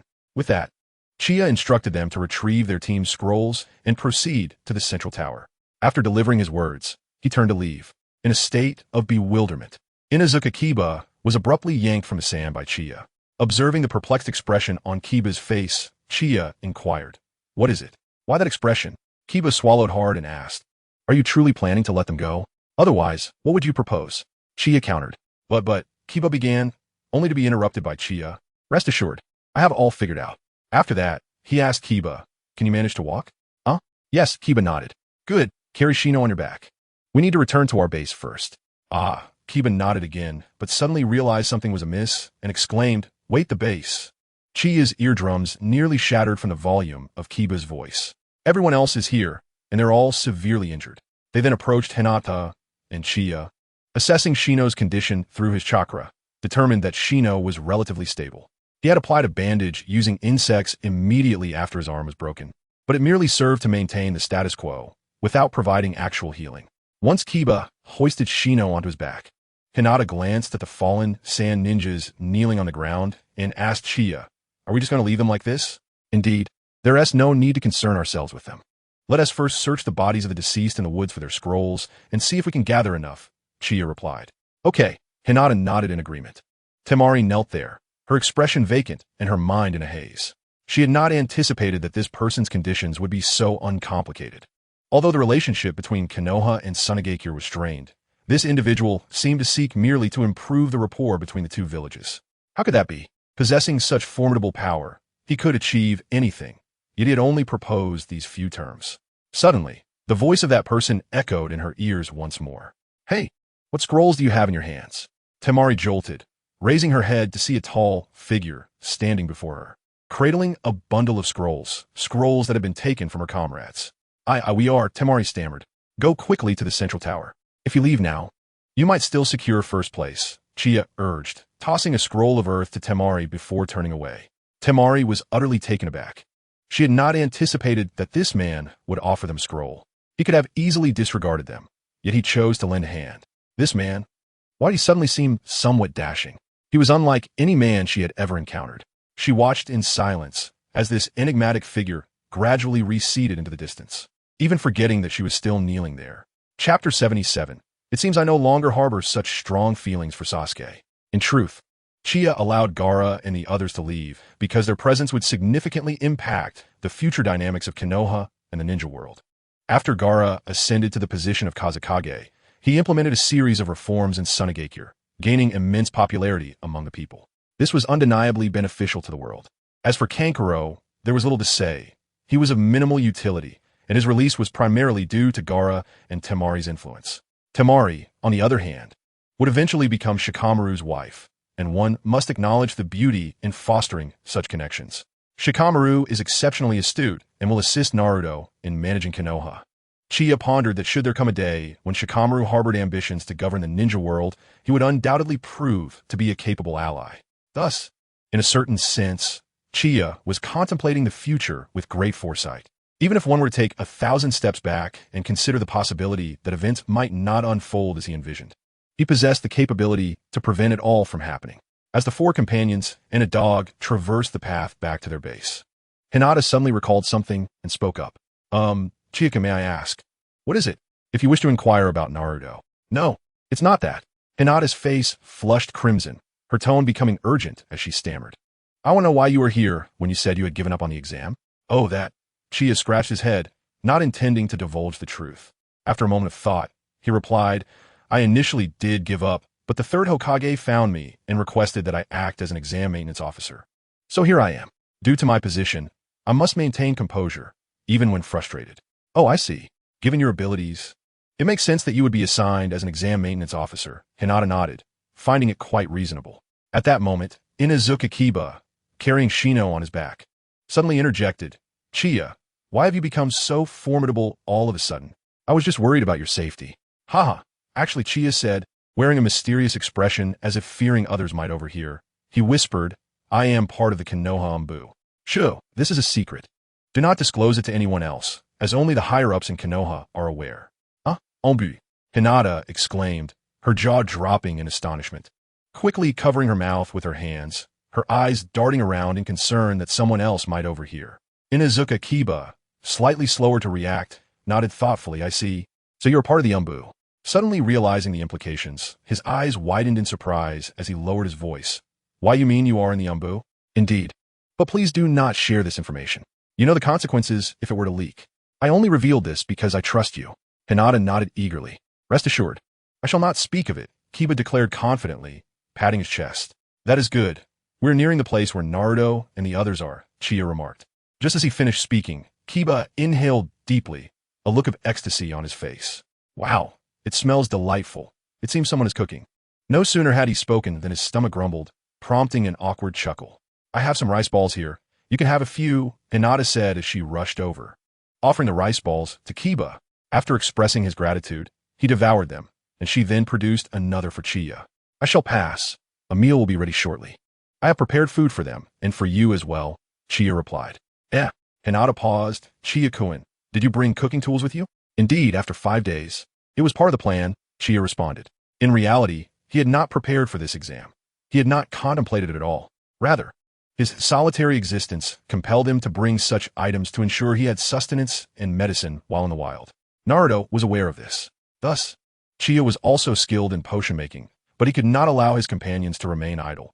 They needed to contribute in some manner. Additionally, one must always retain a degree of secrecy in both deeds and actions. Chika has returned. Ino, who was concocting potions, immediately became alert upon spotting figures emerging from the woods. When she recognized the silhouette of the foremost figure, she quickly realized it was Chika. Niji, stationed nearby as a lookout, had already seen Chika and his companions, but he chose to ignore them. His long-held biases against Hinata, the perceived weakness of the main branch heiress, played a role, as did his duty to observe his surroundings. Most importantly, his intense pride and self-esteem prevented him from facing Chika. Chika, you have returned, Ino shouted, waving her hand. Ah, I have returned, Chika smiled in response. Chika, come and eat. The meal will be ready soon, Sakura called out. Hey, Chika acknowledged. What is this? Hinata and Kiba, emerging from the woods, were taken aback by the sight before them, resembling an outdoor feast. Shikamaru and Ino appeared to be brewing something. Sakura was cooking, and Niji was on guard atop a tree. The gathering of members from 3 different teams astonished them. Chika-kun, why are there so many people here? Hinata inquired. That will be discussed later. Kiba quickly placed Shino in the hollow of the tree and let Shikamaru assess his condition. Chika instructed. Kiba's still dazed, snapped back to reality upon hearing Chia's words and hurried to Shikamaru's side, exclaiming, Shikamaru, please check on Shino. He is injured. Hearing Kiba's words, both Shikamaru and Ino momentarily froze before rushing over. Upon seeing Shino, they were both taken aback. Damn it, the injury is severe. Who did this? Ino exclaimed, her anger palpable. We encountered Tsunagakure and were ambushed. Fortunately, Chika arrived in time. Otherwise, the consequences would have been dire. Kiba explained as he gently laid Shino on the ground. Shikamaru, with a serious expression, began to assess Shino's injuries. Chika, what on earth happened? Sakura inquired, visibly upset. Chika sighed. As I suspected, Tsunagakure gathered its forces as soon as the exam commenced, with the intent to eliminate all other participants. However, How could mere genin inflict such severe wounds? Sakura pressed further. Chia, with a hint of exasperation, cast her a glance. Do you truly believe 3 individuals could contend with a dozen? Hinata interjected. In truth, there is 8 J-nin who infiltrated from Sunagakure, which is why we stood no chance and were utterly defenseless. How could a J-nin behave in such a manner? Sakura exclaimed in shock. Hey, have you lost your memory? Didn't you encounter them as well? Chia rubbed her forehead, opting not to engage Sakura further, deciding instead to assess Naruto and the other situation. You all carry on. I shall check on Naruto, she announced before stepping into the hollow of the tree. Huh, Naruto-kun. Hinata gasped, following Chia inside. Sakura pondered aloud. Could it be that Hinata has feelings for Naruto? Surely not. The heiress of the Hyuga clan would not fall for someone of humble means. I cannot pretend I did not hear that, she added. At that moment, Ino approached, continuing, love is a magnificent force, regardless of wealth or status. Love is equal, and everyone has the right to pursue it. Besides, isn't your beloved Sasuke the same? Sakura shot her a bemused glance, retorting, as if you were any different. Ino shook her head, gazing at Chia's retreating figure. I seem to have grown less fond of Sasuke. What? Sakura exclaimed in astonishment. Chapter 78. He lives to avenge Itachi. Chia and the others rested for half a day, during which Naruto, Sasuke, and Choji awakened. Upon seeing the multitude present, they were quite taken aback. After Sakura's explanation, they grasped the full situation. Are you saying Chia saved everyone here? Sasuke was momentarily stunned. Sakura nodded. Indeed. Had it not been for Chia, we all might have faced peril. But didn't Chia withdraw from the exam? How is she here? And where are the others? Naruto stood, stretching his limbs. With Shikamu's medicine and the power of the 9 tails, his injuries had nearly healed. She went to gather the scrolls for everyone and has been gone for about an hour. I heard it was authorized by Lord Hokage for her to act as a maintenance personnel during the exam. The specifics I am not privy to, Sakura explained. Then caution Naruto, Naruto, do not move about too much. Your injuries are not yet fully healed. Oh, it's fine, I'm all right now. I want to go check outside. He replied, bounding out. Hinata stood guard outside and failed to notice that Naruto had approached her side. Hinata, thank you. Had it not been for you all keeping watch, we might have been devoured by beasts. He exclaimed excitedly, patting her shoulder. Hinata froze, turning to see Naruto's face mere inches from hers. Her thoughts racing. It's so close. So very close. Instantly, her cheeks flushed crimson. Then she fainted. Hinata, what happened to you? Naruto hurriedly supported her, gently placing her on the ground. Observing Naruto's anxious demeanor, Kiba could only shake his head in resignation. Hinata truly fainted at the sight of Naruto. He was here caring for Shino, while Lee was being attended to by Tenten. Ino looked after Choji, and Niji and Shikamaru were stationed outside, on alert.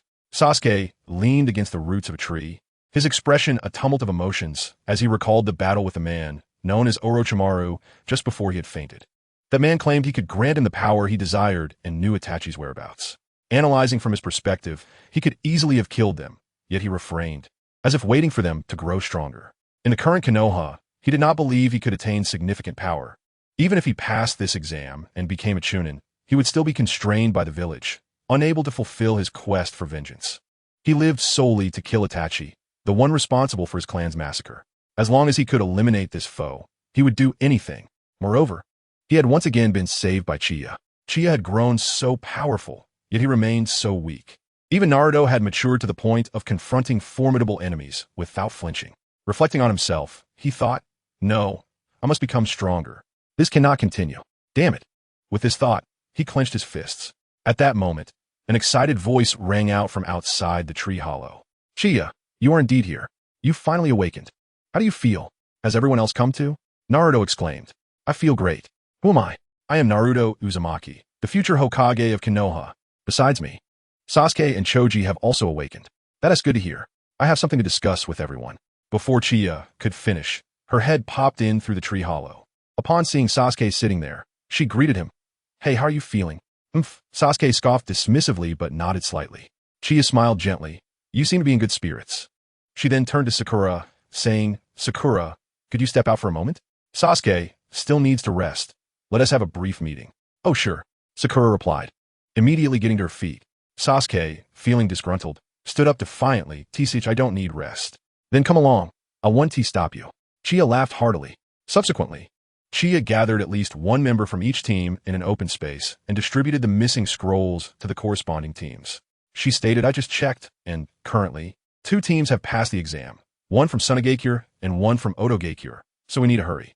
At that moment, Shikamaru analyzed. "We have a total of 4 teams with 8 scrolls. With 2 teams having passed, that gives us 4 scrolls, making a total of 12. However, based on the information at hand, several teams have encountered misfortunes. To be safe, I propose we set off immediately. We are approximately 6 kilometers from the central tower." "Yes, I was thinking the same," Naruto nodded. The others fell silent, thinking, what a ridiculous idea. "Among us, you are the one who seems the least rational." Then it's decided. Does anyone have any objections? Chia surveyed the group. Most shook their heads, except for Neji and Sasuke, who neither agreed nor disagreed. "All right, it's settled then. After lunch, we shall depart," Chia announced. The group nodded in agreement. While everyone busied themselves with cooking and brewing medicine, Tintin suddenly approached Neji and said, "Neji, have you noticed? You mean how Chia has unexpectedly become the focal point for everyone?" Neji replied succinctly. Tintin paused for a moment and nodded. "Yes. It feels as though everyone has begun to trust him." "And what about you?" Neji inquired. Tintin hesitated, reflecting before answering. "I can't shake the feeling that Chia possesses an inexplicable strength, a peculiar sense of security, as if being near him is remarkably safe. If I were to describe it precisely, it feels akin to being with Teacher Guy. Yes, that's the sensation." Neji was rendered speechless. "Could you refrain from mentioning him? Just the thought of him sends shivers down my spine." "Haha, my apologies." Tintin chuckled and returned to Lee's side. She noticed Lee and Naruto chatting and laughing. Yet Chia was nowhere to be seen. Confused, she asked, "Where has Chia gone?" "He said he would scout ahead to ensure there are no dangers," Lee replied. To her surprise, Tintin mused, "I didn't expect him to be this reliable. Was he like this in ninja school?" She glanced at Naruto and Sasuke. Sasuke merely cast a sidelong glance, but remained silent. Naruto, who fancied himself well acquainted with Chia, seized the opportunity to speak. "He wasn't like this in school at all. He didn't care about anything and often skipped classes with me." Tintin was taken aback. "You seem rather proud of that." "Of course, but he is genuinely a good person, often treating me to ramen and inviting me over for dinner. By the way, Chia's cooking is exceptional." Tintin and Lee were momentarily taken aback. "Wait, he can cook?" Tintin exclaimed in astonishment. "Indeed, and he does it remarkably well. He claims it's washout cuisine, whatever that is. I'll have him show you both sometime." Just then, Chia poked his head back into view from a tree hollow, his expression one of disbelief. "Hey, I just step away for a moment. And you're already selling me out?" "Hee, just speaking the truth." Naruto scratched his head. Chia then stated, "All right, enough chit-chat. There are no dangers ahead. Let us eat and then set off." "Hooray!" Naruto exclaimed, leaping into the air. Chapter 79. How dare you? After lunch, everyone set off simultaneously towards the central tower. Now, aside from Shino, the others had awakened and were able to walk normally. The journey was quite smooth. Covering the 6-kilometer distance would take about half an hour for ninjas. Chia had always felt that this 10-kilometer radius seemed rather small. The ninjas in the world of Naruto possessed physical capabilities that surpassed those of individuals in his original world by 5-fold. In his own world, a 10-kilometer trek at a normal pace would require approximately 2 hours, but in a jungle setting, it would conservatively estimate to take 4 hours at most. In the realm of Naruto, the ninjas traversed the forest with an ease akin to walking on solid ground, enhanced by their physical prowess. Having grown up without support, often going hungry, he frequently hunted in the woods of Konoha. This 10-kilometer stretch typically takes just over an hour to traverse. Even though the intensity of the exam necessitates a more challenging environment, the 10-kilometer testing radius feels rather limited. A 20-kilometer expanse would be more appropriate. This sentiment had been voiced by Chia prior to the examination, clearly indicating a lack of regard for ninjas as ordinary individuals in the world of Hokage. A multitude of participants advanced together, with Neji and Sasuke leading the way, while Chia and Naruto brought up the rear, and the others filled the space in between. "Chia, they say you can fly. Why don't you take to the skies?" Naruto suddenly inquired. "Wouldn't that be too ostentatious? Besides, if something unexpected occurred, I wouldn't be able to return promptly," Chia replied. "Then show me how you fly. I've never seen anyone soar through the air. By the way, how did you learn to fly? Can I learn it as well?" Naruto's voice quickly captured the attention of most of the group ahead. After all, who would be intrigued by the notion of flight? Given that battles among ninjas predominantly occur on the ground, anyone who could fly would possess a formidable advantage. As Naruto spoke, nearly everyone perked up their ears. Flight, To be honest, I must confess, I've never deceived you, Qianye said slowly, having anticipated that someone would pose this very question and already devising a response. Naruto replied, his face brimming with anticipation. I'm not quite sure how it happened. One day, I just woke up able to do it. Interestingly, I don't use chakra. It requires physical strength. So, when you ask if you can learn, I genuinely don't know. If I had the answer, do you think I wouldn't share with you? Allow me some time to ponder. If a method reveals itself, I shall teach you. The crowd remained uncertain whether Qianye spoke truthfully, but from his ambiguous words, it seemed he truly lacked the knowledge to instruct others in flight. After all, in this world, there are many phenomena that defy explanation, much like the bloodline limits. Some individuals possess two types of chakra, yet cannot merge them, illustrating a similar conundrum. Oh, Naruto responded, disappointment etched across his face. If you figure out, you must teach me. Rest assured, given our bond, how could I not teach you? Qianye chuckled. And me too. Don't forget to teach me as well. At that moment, Lee suddenly dashed from the front. No problem. As we are both taijutsu ninjas, perhaps my method will suit you better, Qianye replied with a smile. Qianye, you are truly a wonderful person. This is what youth is all about, Lee exclaimed, his eyes brimming with tears of gratitude. Previously, he had provoked Qianye, yet the latter remained unfazed and displayed such magnanimity, embodying the essence of youth. However, I must ask everyone to keep my ability to fly a secret for now. Please, I implore you, help me maintain this confidentiality, as it could attract unwanted attention and potential harm. Qianye adopted a pitiful expression as he spoke. Fear not, dear friends. No one shall speak of this. We are all steadfast companions of Konoha.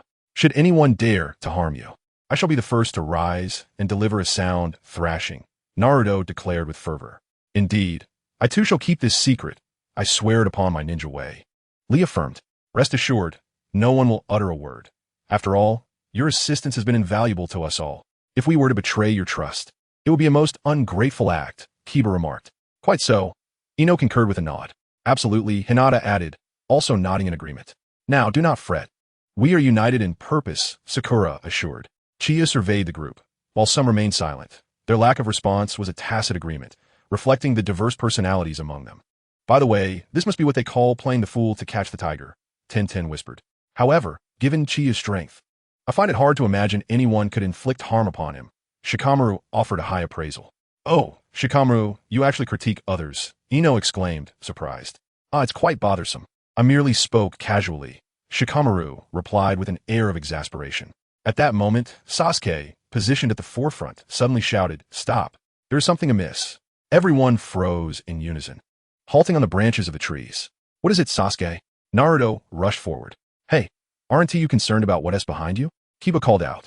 Oh, but I have you all, don't I? Naruto retorted. At that moment, all present realized that Naruto could indeed be quite unreliable at times. We've been going in circles, as if ensnared by Jinjutsu. I attempted to break it, but to no avail, Sasuke explained. Indeed, there are numerous traps ahead, laying in wait for us to walk into their snare, Neji stated, having activated his Byakugan to observe. What? Naruto exclaimed in alarm. I knew it. The tower seemed so close, yet no matter how we advance, we cannot reach it. As if it were moving, Sakura added. So what do we do now? Naruto inquired. Generally speaking, every ninjutsu has a caster and a source point. If we can identify one, we could dispel the illusion, Shikamaru suggested. Yes, Neji nodded. I am searching. Neji, I shall assist you, Hinata said as she rushed forward, activating her Byakugan to scan for suspicious figures nearby. Neji noticed Hinata at his side, his brow furrowing slightly in annoyance, but with so many present, he refrained from voicing his displeasure. Neji, Hinata, please inform us of the locations where the traps are set. Since we are already aware of their positions, we may be able to turn the tables on them, Shikamaru proposed. Very well, Neji replied, subsequently pointing out several locations to Shikamaru. Qianye lingered at the back, disinterested in intervening. These minor matters were best left to Shikamaru and the others. In truth, he had already discerned the issue at hand. Dispelling the illusion would be a simple matter of unleashing a burst of chakra. He was well aware of the trap's locations and could obliterate them at any moment. As for the three enemies lurking in the shadows, if his memory served him well, they were likely from the village hidden in rain, specifically ninja from Nagato's village. He had locked onto their positions from the very beginning. Eliminating them would be as effortless as taking a sip of water, yet he refrained from doing so. He understood that, like Neji and Sasuke, these two individuals proud and arrogant, would undoubtedly harbor resentment after receiving his assistance, their hearts simmering with frustration. Thus, he needed to allow them to vent their anger, otherwise, it would adversely affect the upcoming examination.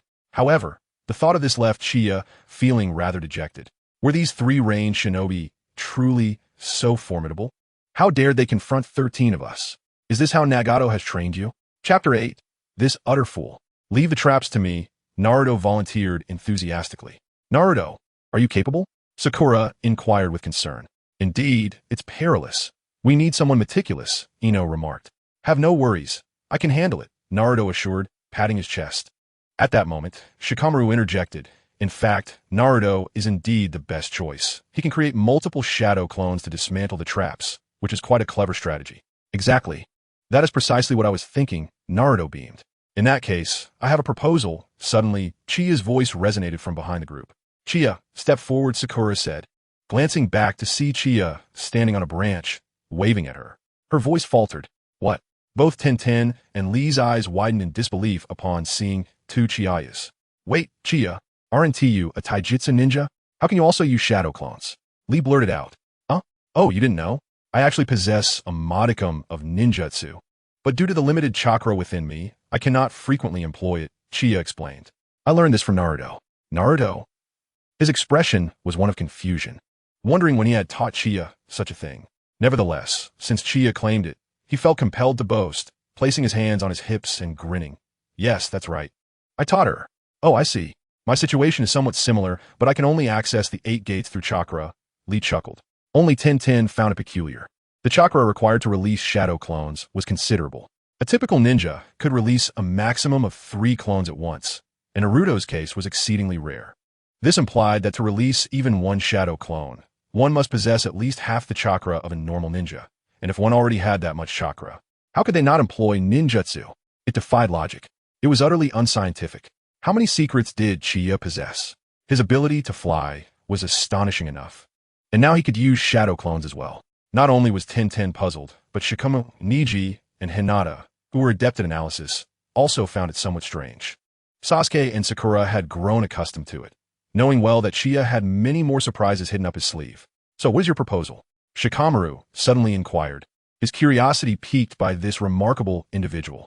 Before that, I would like to ask Neji and Hinata if they have located the enemy. Qianye turned his gaze towards them.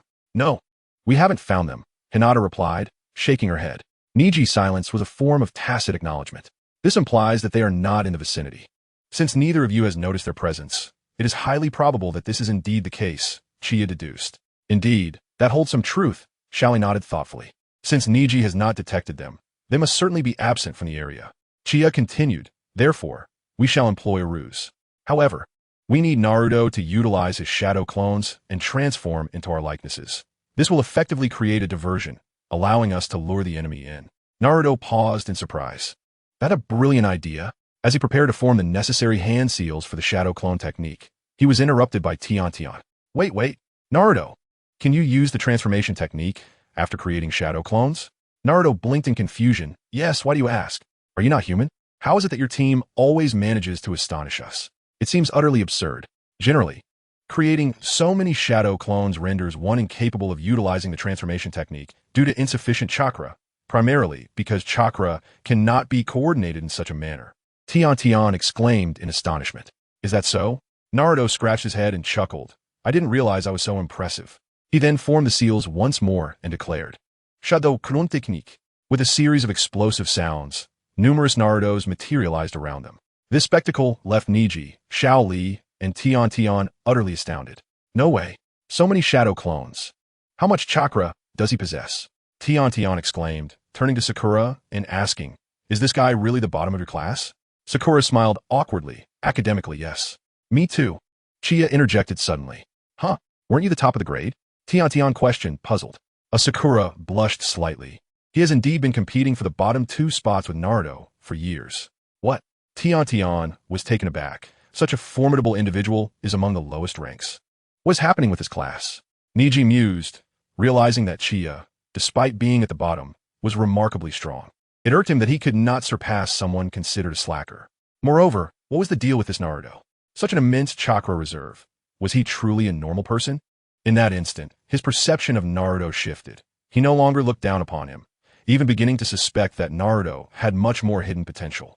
At that moment, Naruto exclaimed, "Sasuke is first, ha ha," and proceeded to transform. With a series of explosive sounds, all the shadow clones of Naruto morphed into the appearances of everyone present, then leapt down. Naruto, demonstrating his cleverness, did not recklessly charge into the traps. Instead, he sent a few shadow clones in first to struggle and call for help. Other clones attempted to rescue them, only to become ensnared by the traps themselves. The hidden observers above witnessed this scene and felt that this could not possibly be the real Naruto. Is Naruto truly this clever? Ino tilted her head, puzzled. It seems he's become quite astute, Inuzuka Kiba remarked. Naruto-kun, that's amazing, Hinata said shyly, her cheeks tinged with crimson. Suddenly, Tian asked, by the way, have you seen Naruto's real body? Huh. Upon hearing this, everyone hurriedly glanced around. And then a piercing scream nearly deafened Uchiha, Sasuke, and Neji. Keep your voice down, idiot, Sasuke exclaimed urgently.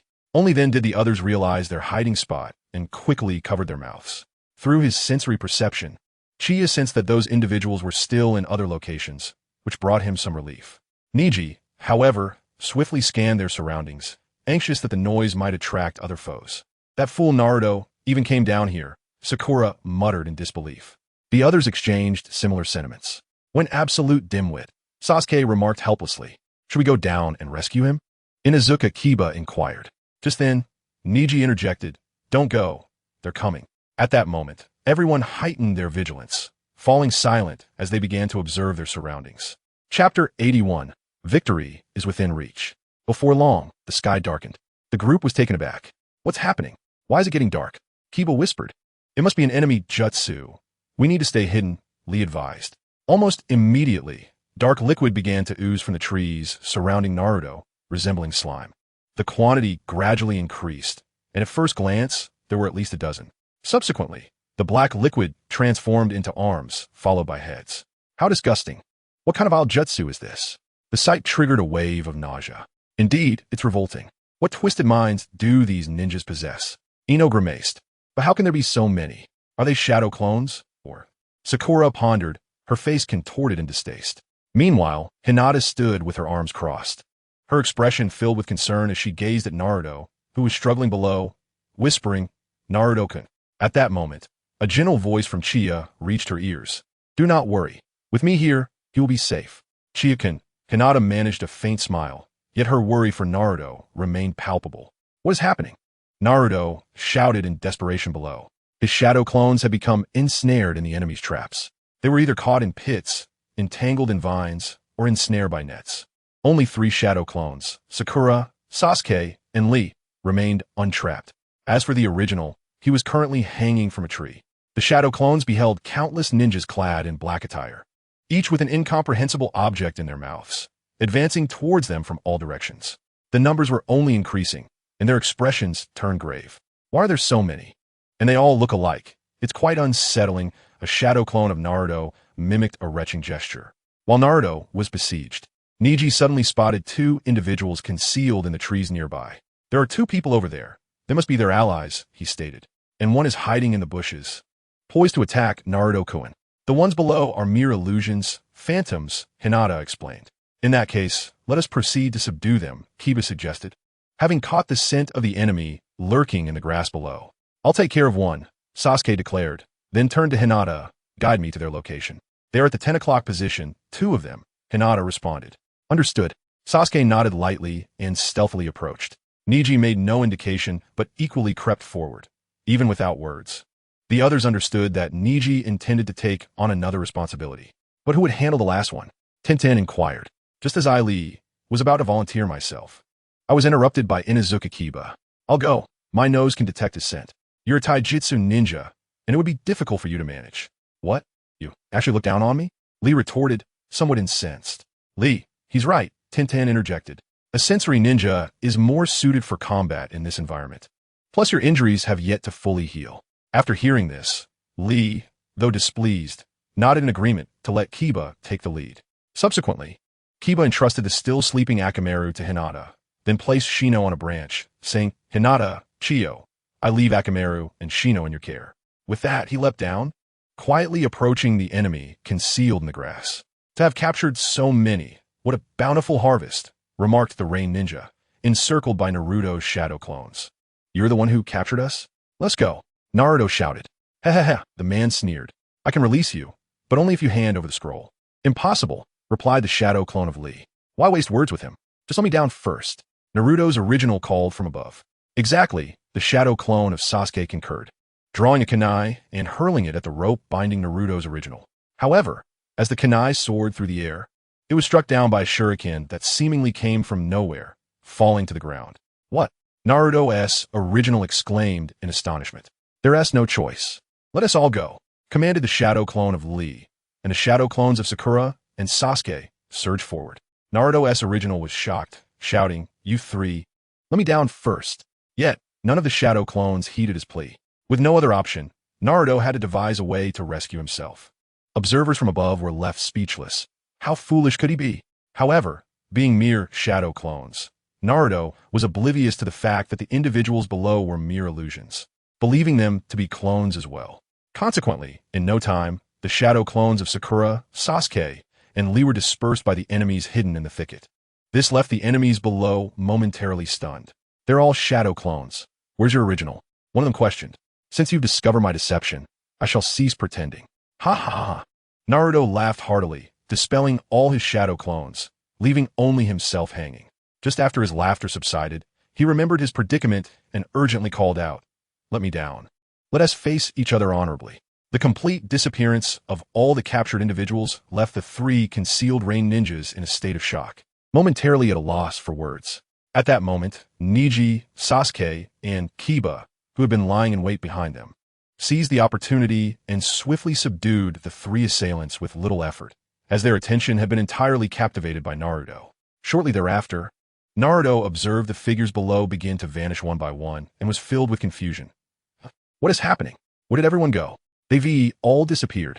At this moment, the crowd observed that the illusion had been dispelled, and they approached Naruto, gazing up at him as he hung suspended in midair.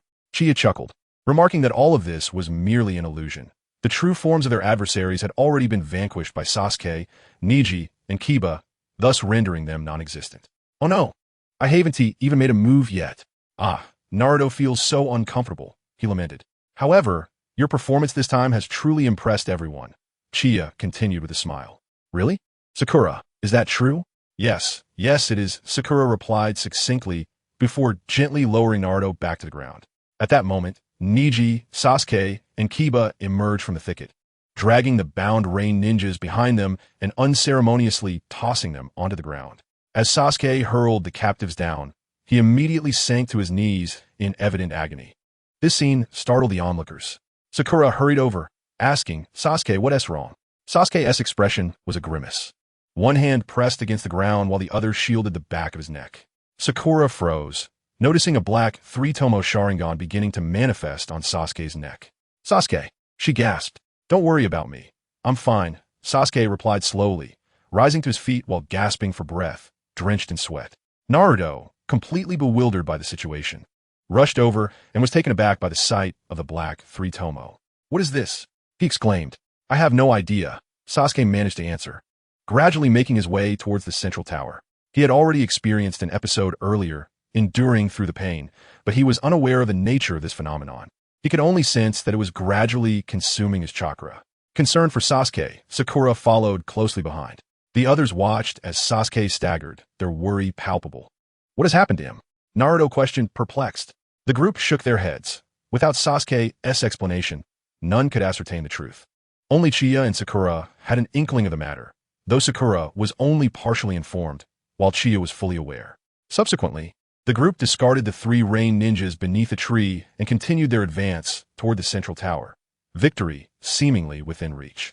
Just as they departed, the hidden figure of Kabuto emerged from the shadows, adjusting his glasses with a slight smirk. However, his presence had not escaped Uchiha's keen perception. He deemed it unnecessary to engage with this individual at present, as the narrative still required his involvement to unfold. Chapter 82. The conclusion of the second exam. With no further obstacles, the group swiftly arrived at the entrance of the central tower. It was only the third day of the exam, and they could almost declare it concluded. Naruto took the lead in pushing open the grand doors, revealing a spacious hall before them. Wow, it's so large, Naruto exclaimed. But where is everyone? Sakura wondered. Now that we're safe, we should locate our instructors to report in, Ino suggested. The others nodded in agreement, forming teams to search for their teachers. Chia approached Kiba and Hinata, but before he could speak, Hinata inquired, Chia-kun, is something the matter? I'm here to check on Shino and Akamaru, Chia replied. It is quite perplexing. Akamaru is unusually deep in slumber this time, impervious to calls, and Shino remains unresponsive as well. Although his arm has been temporarily stabilized, prompt treatment is essential. Otherwise, it may become irreparably damaged, Inuzuka Kiba remarked, scratching his head. That is indeed strange, Chia pondered, utterly baffled.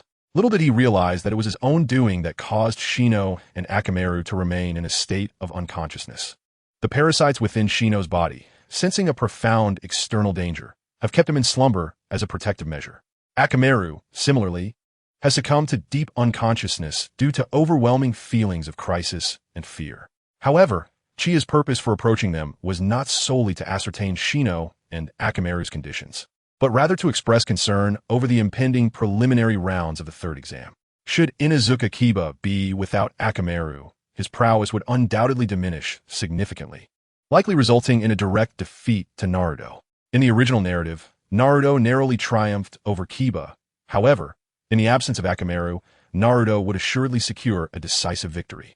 While the outcome may remain unchanged, the journey to that conclusion will be markedly different. Nevertheless, as long as Naruto emerges victorious, that is what matters.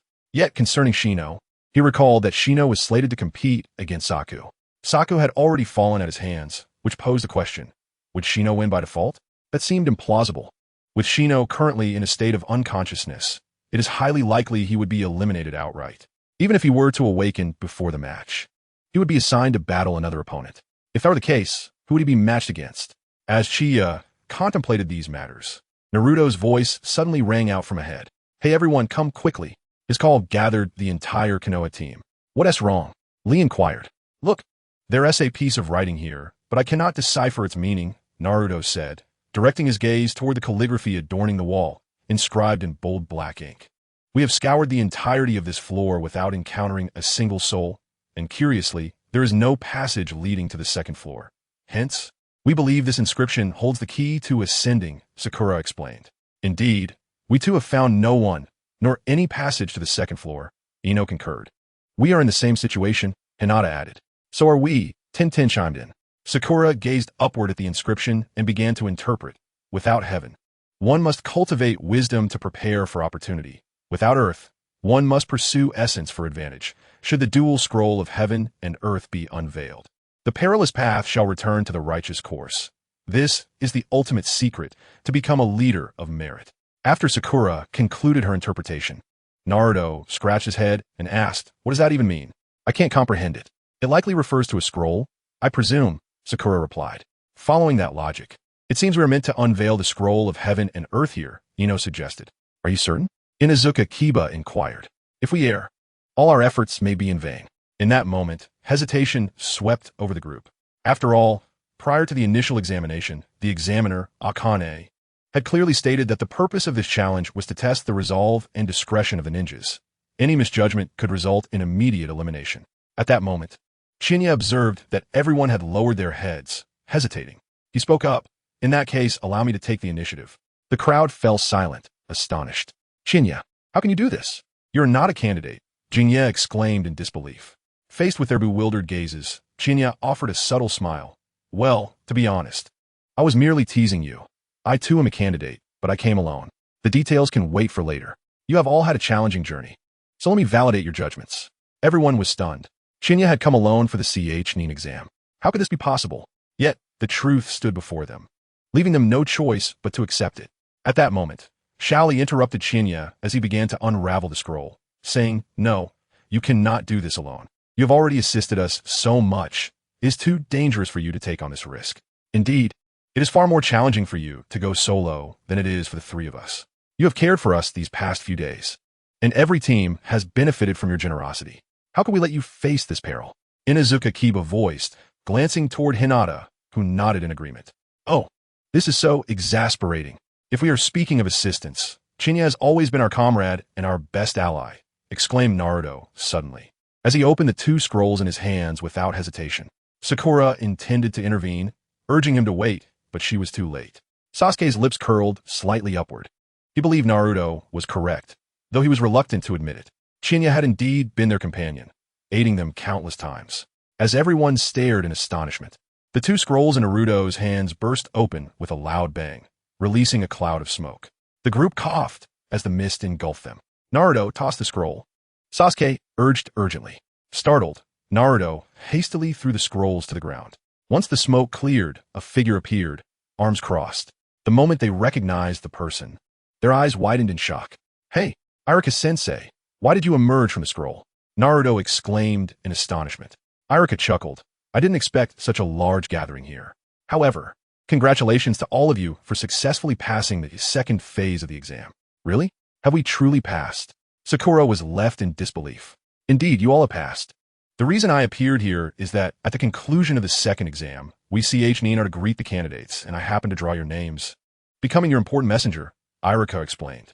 "Oh, I see," Naruto exclaimed, grinning broadly. "That's how it is." "Ha. He excitedly leaped toward Iruka, embracing him tightly. "Hey, Naruto, let me finish what I was saying," Iruka replied, somewhat exasperated. Naruto had always been this way, so affectionate. Upon hearing that they had all passed the assessment, the tension that had gripped everyone suddenly dissipated, and they collectively sighed in relief. Sasuke, Sakura, Dingya, and Inuzuka Kiba all settled onto the ground to rest. "However, I have a question," Dingya suddenly inquired, as Iruka was also considered a teacher for their cohort, albeit not the homeroom instructor, having taught other classes. "What is it?" Iruka asked. "Should we glance at the scroll during the examination? What consequences might ensue? Would you emerge in a similar fashion?" This question piqued Iruka's curiosity. Should that be the case, the mist within the scroll would overwhelm you, leading to your disqualification.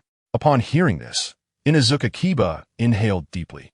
He had contemplated unveiling the scroll earlier, but was restrained by Hinata and Shino. Thankfully, he was spared from that predicament, a thought that sent a shiver down his spine. "Now, I shall elucidate the meaning of the characters inscribed upon it, as this forms part of my duty here," Iruka declared as he approached the wall adorned with the script. Chapter 83. The Lower Shinobi of Konoha. Is it truly so fearsome? This is the sage advice of the Hokage regarding the CH Nin exams, Iruka articulated slowly. Jehenin, Vistom. Naruto's eyes widened in confusion. Indeed, the term heaven refers to the human intellect, while earth signifies the physical form, Iruka continued. Without heaven, one lacks wisdom and preparation. Allow me to illustrate. He turned his gaze towards Naruto. For instance, if Naruto's weakness lies in intellect, he must endeavor to acquire diverse knowledge to accomplish his tasks. At this remark, Sakura, Ino, and Kiba exchanged amused glances. Naruto scoffed, dismissive of their laughter. "Yet, what the teacher said holds merit," Ino chimed in. "What is so funny?" "I'm not neglecting my studies," Naruto retorted, turning his head away. Iruka smiled and proceeded. "Next, without earth, one cannot pursue the essence of utility." He glanced at Sakura and Ino, stating, "If a girl's weakness is physical strength, then daily exercise is imperative." Sakura, feeling bashful, scratched her head and stuck out her tongue. Ino lowered her gaze, a hint of embarrassment coloring her cheeks. At that moment, Chie was beset by a whirlwind of thoughts, exclaiming inwardly, "It is you, Iruka-sensei. Your words are destined to transform Sakura into a powerhouse in the future. Furthermore, if one can harmonize both heaven and earth, no matter how perilous the task, one can traverse the righteous path, achieving success in safety," Iruka concluded. "But, what is the missing character?" Sakura inquired. "That denotes the character for CH Nin. The inscription on the scroll signifies that the survival exam of these past few days was designed to assess the candidate's fundamental abilities as CH Nin. However," Iruka turned his gaze towards Chie. "Chie, you have assisted them immensely." "Huh?" Chie was momentarily taken aback. While the Sunagakure did indeed pose challenges, you not only provided sustenance, but also cookware and a plethora of medical supplies. The Hokage is aware of your contributions. Thanks to you, the extent of injuries was significantly mitigated, a matter that the Hokage himself shall address shortly. Chie felt a twinge of helplessness, attributing their survival to his efforts. "Were it not for me, this motley crew would have perished.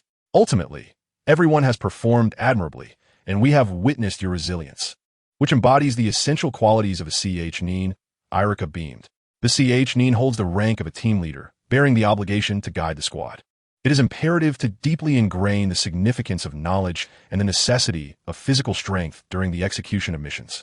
Everyone, let this lesson from the nin resonate within you. Do not forget it as you continue to challenge the next phase. This is the entirety of what I wish to convey. Having understood, Naruto respectfully bowed. Did this fellow truly comprehend? Ino couldn't help but twitch her mouth. It was difficult to say. Sakura chuckled softly. Following this, Irika instructed everyone to take a well-deserved rest until the examination concluded. There remained 2 days until the exam's end. During this period, all those who had passed the exam were resting here. Shino received effective treatment, yet due to his inability to participate in the forthcoming assessments, he regretfully withdrew from the examination under the guidance of Tsunade.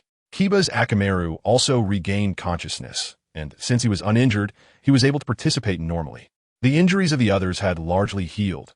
Although not entirely in peak condition, they were determined to seize this opportunity and participate.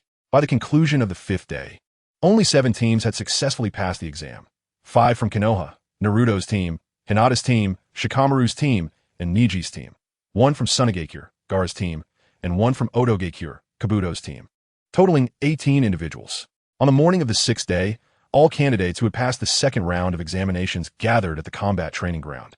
The Hokage stood on the platform, flanked by all the examiners, with the mentors of the Konoha teams positioned behind them. When Gaara, Temari, and Kankuro saw Uchiha standing in a team, they were momentarily taken aback. A singular thought coursed through their minds. Isn't this guy, a nin? How could he be here? With confusion, Kankuro promptly spoke. Hokage-sama, why is this nin standing with us? The Hokage, with a stoic expression, glanced at the Tsunade ninja. Kankuro. All the other instructors were equally astonished, unable to comprehend his meaning. Isn't he a nin from Konoha? Why is he participating in the exam with us? Kankuro pointed at Uchiha, who stood solitary on the far left of the group. Uchiha, with a slight glance, infused his eyes with displeasure. That single gaze caused Kankuro to break into a cold sweat, instantly dispelling his earlier bravado as he lowered his head and refrained from uttering another word. This scene left all present in astonishment, including Orochimaru, who stood behind the Hokage, disguised as a Konoha ninja. They could not fathom why this Tsunade ninja exhibited such fear toward Uchiha. Orochimaru quietly observed the solitary figure standing within the team. He recalled that this individual had captured one of his subordinates, Mizuki, a low-ranking ninja, and had previously investigated this little one, Chiya Kiyoshi, an inconspicuous orphan. He understood Konoha's approach to matters. Perhaps he had captured someone and sought a puppet, as orphans like him were often the easiest to select. Thus, although he had investigated Chiya, he had not paid him particular attention, for to him, the Sharingan was the true objective. However, it now appeared that he might have misjudged the situation. This little fellow is indeed participating in the nin exam alone, which surely indicates exceptional skills. Could it be that he rivals the likes of the legendary Minato Namikaze and Itachi Uchiha with their prowess? Even Kakashi at the tender age of 12 could easily conquer the nin exam on his own. Orochimaru must regard this genin seriously. Being permitted by the 3rd Hokage to participate solo signifies that he warrants close attention in the future. Upon witnessing the Sand Shinobi point towards Chiya, the 3rd Hokage comprehended everything. He had observed Chiya's actions during the examination and was astounded by the boy's ability to dispatch a Sand Jonin with such ease. At that moment, he had already resolved to promote Chiya to nin and induct him into the Umbu. However, the formalities must be observed. Thus, he took his pipe, smiled, and remarked, "He is not a Jonin of Konoha, but like all of you, a genin who graduated this year." What? Upon hearing this, Gaara, Temari, and Kankuro were utterly astonished. Disbelief etched across their faces. A genin possessing the capability to eliminate their Sand Jonin? Is a Konoha genin truly that formidable? Having witnessed this terrifying power firsthand, they, including Gaara, silently prayed that whatever occurred next, they would not find themselves opposing this individual, for the consequences would be dire. Before explaining the 3rd round of the exam, it is essential to clarify a matter. The 3rd Hokage began, stepping forward slowly. "We have a newcomer in Konoha who, with my permission, is participating in the nin exam alone. I trust you have all encountered him during the assessment. Guitche Qianye, an exceptionally talented child. The reason I mention him here is that he was originally part of a 4-member team, but for the sake of his companion's smooth participation, he chose to withdraw. This spirit is commendable and has touched me deeply. Thus, I permitted him to enter the exam solo. Despite the inherent dangers of this trial, the outcome has proven quite satisfactory. Chapter 84. One should always remain vigilant even in times of peace. The third Hokage's words represented profound recognition of Uchiha, leaving everyone present in a state of shock. The last individual to receive such high praise from the third Hokage was the fourth Hokage. And that was over a decade ago. Your student is quite impressive, Guy whispered to Kakashi. The others are not lacking either. Perhaps it is merely luck? Yet, despite the third Hokage's commendation, my students are still evolving. As long as my team remains intact, they cannot advance further. Guy declared proudly. For the next phase will hinge solely on strength. While I concede that this lad named Uchiha is indeed formidable, my students possess their own unique skills. However, clarity is often a double-edged sword, sometimes sweet, at other times harsh, Kakashi. After musing to himself, Guy cast a satisfied glance at Kakashi. In response, Kakashi turned bewildered and queried, "Did you say something?" Ah, Guy was momentarily taken aback, clutching his head in a silent scream of exasperation. My heavens. However, due to the presence of the third Hokage, he refrained from voicing it aloud. Then, with a clenched fist, he thought to himself, my opponent Kakashi is quite impressive. It's rather infuriating. Although Kakashi did not fully comprehend what Guy was saying, he could surmise the essence of his words. He cast a helpless glance at Uchiha, wishing fervently that Uchiha would go easy on the younger competitors in the upcoming exam. Only he truly understood Uchiha's formidable strength. Even the third Hokage had merely observed him through a crystal ball, lacking a concrete understanding of his abilities. Meanwhile, Guy had completely forgotten about Uchiha's recent battle with Lee. Being near Kakashi, his sole ambition was to surpass him. This encapsulates my sentiments. Now, before the third exam commences, I must remind you of something the third Hokage began, addressing the true purpose of this examination. The true purpose? The candidates were enveloped in confusion. Have you ever pondered why the allied nations are participating in this examination together? It is to foster camaraderie among the allied nations and elevate the standard of our shinobi. Misinterpreting its genuine significance would lead to complications. Essentially, this examination serves as a microcosm of the conflicts between allied nations. Most candidates remain perplexed. What does that mean? Tintin inquired, tilting her head. The third Hokage, lowering his pipe, elucidated. Historically, these allied nations were once neighboring territories embroiled in territorial disputes. To mitigate soldier casualties, they specifically selected this battleground, which is the origin of the CH selection exam. But why must we engage in such activities? Isn't this meant for selecting CH? Naruto asked, bewildered. Not only him, but almost all the Konoha candidates were similarly confused. Uchiha sighed in exasperation. This is the downside of living in such peace and stability. Observing the sand and rain villages nearby, he noted that their communities had not experienced the same stability as the land of fire and Konoha, which had been plagued by turmoil and warfare for years. In contrast, due to the harmony of the land of fire and the stability of Konoha, the shinobi lived in a secure environment, oblivious to any profound sense of crisis. Thus, it is natural that Konoha's shinobi do not comprehend this reality. This lack of understanding contributed to the devastation during Pain's invasion. Although some shinobi could react swiftly, the majority became mere spectators. As the saying goes, one must remain vigilant even in times of peace, a lesson that Konoha has yet to impart. Indeed, the third Hokage observed Naruto, took a puff from his pipe, and continued, "It is undeniable that this examination aims to select capable shinobi for the rank of CH Nin. However, on another level, it is also a battleground where these ninjas, bearing the dignity of their nations, risk their lives to fight. You must have experienced this sentiment profoundly during the second exam." Upon hearing this, all candidates fell silent, especially those from Konoha, whose faces revealed a trace of dejection.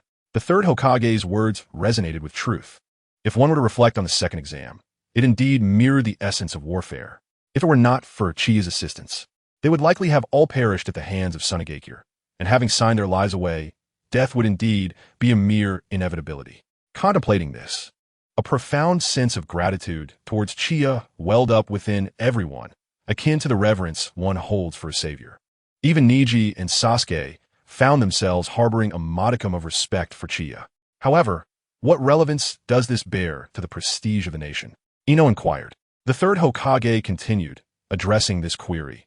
In the third phase of the exam, numerous esteemed guests, including the daime-s and renowned figures from various nations, will be invited to witness.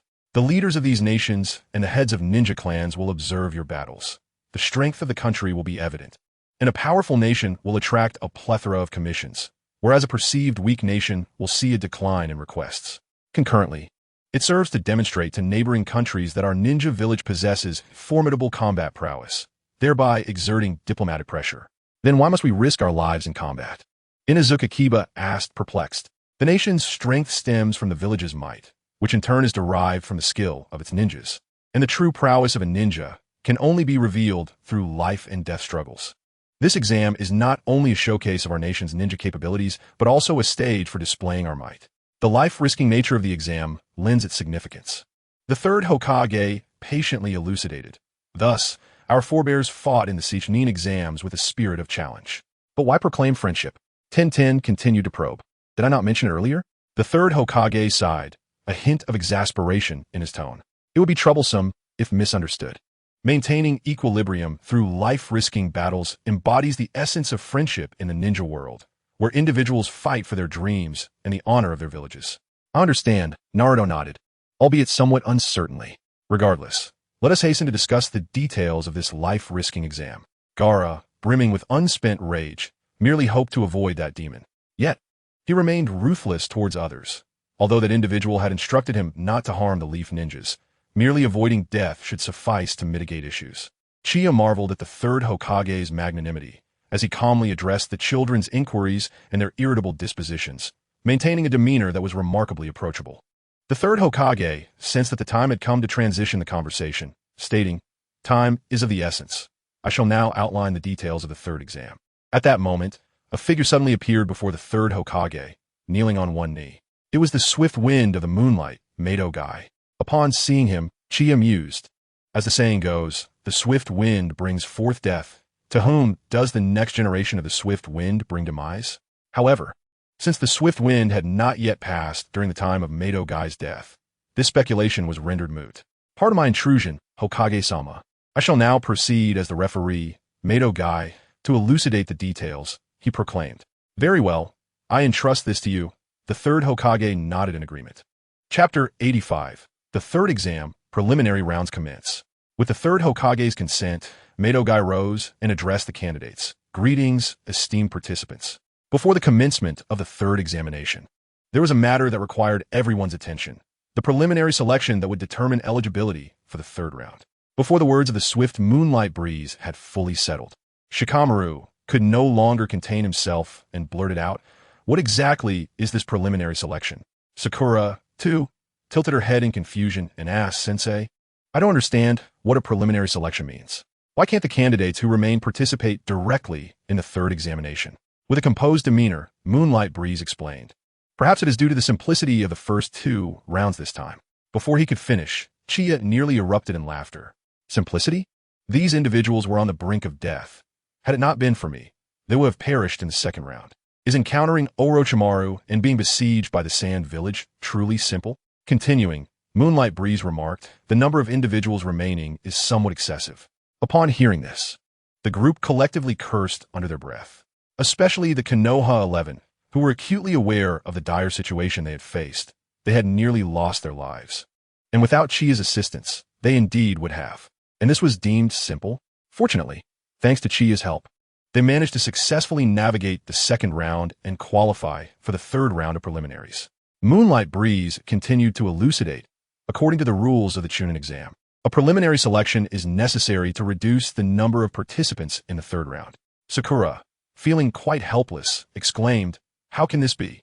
Moments ago, the Hokage had also mentioned that many guests would be attending to witness the third examination, hence the competition could not extend indefinitely as time was of the essence. Moonlight Breeze added, however, for those who are unwell. He suddenly coughed a few times. Ino paused, wondering if their teacher was all right.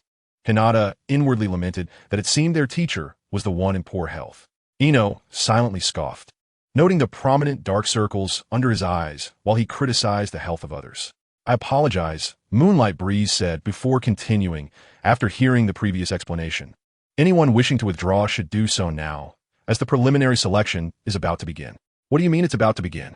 Kiba exclaimed in shock. We've barely made it through the second round. Can't we have a few days to rest? Ino's face was a picture of dismay. These last 3 days of examinations had truly exhausted her. Oh, what a hassle, Shikamaru sighed. I just want to eat, CHG said, patting his belly. At that moment, everyone was fully alert. No one wished to be eliminated. They had persevered to this point and did not want to give up. I forgot to mention, the next round will be individual battles, Moonlight Breeze added. Please make your decision and raise your hand if you wish to withdraw. Sasuke, disdainful, thought to himself, who would withdraw? Just then he felt a sharp pain from the cursed seal on his neck, causing his face to contort in agony. Sakura, standing behind Sasuke, was deeply concerned, knowing that this must be the work of that cursed mark. Sasuke clutched his neck, realizing that the intervals between the pains were becoming shorter. Unable to bear seeing Sasuke in pain, Sakura, after some contemplation, urged, Sasuke, you should withdraw from this preliminary selection. Your health is paramount.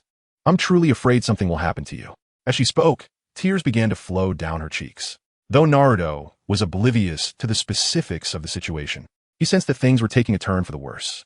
The situation was keenly observed by the third Hokage and Hondo. Indeed, the third Hokage remarked, he should be persuaded to forego the examination. But he is not the type to heed such advice, Hondo retorted. Kakashi interjected. After all, he hails from the Uchiha clan. What foolishness are you spouting? Hondo exclaimed, visibly irritated. Even if we were to force him, he would have to withdraw. Merely attempting to refine his chakra would provoke a reaction from that cursed seal, and trying to forcibly awaken his powers would be a forbidden technique that erodes the user's body. As she spoke, Hondo touched the cursed seal on her neck and turned her gaze to Sasuke. It is already remarkable that this child has persevered thus far. Most would have perished long ago.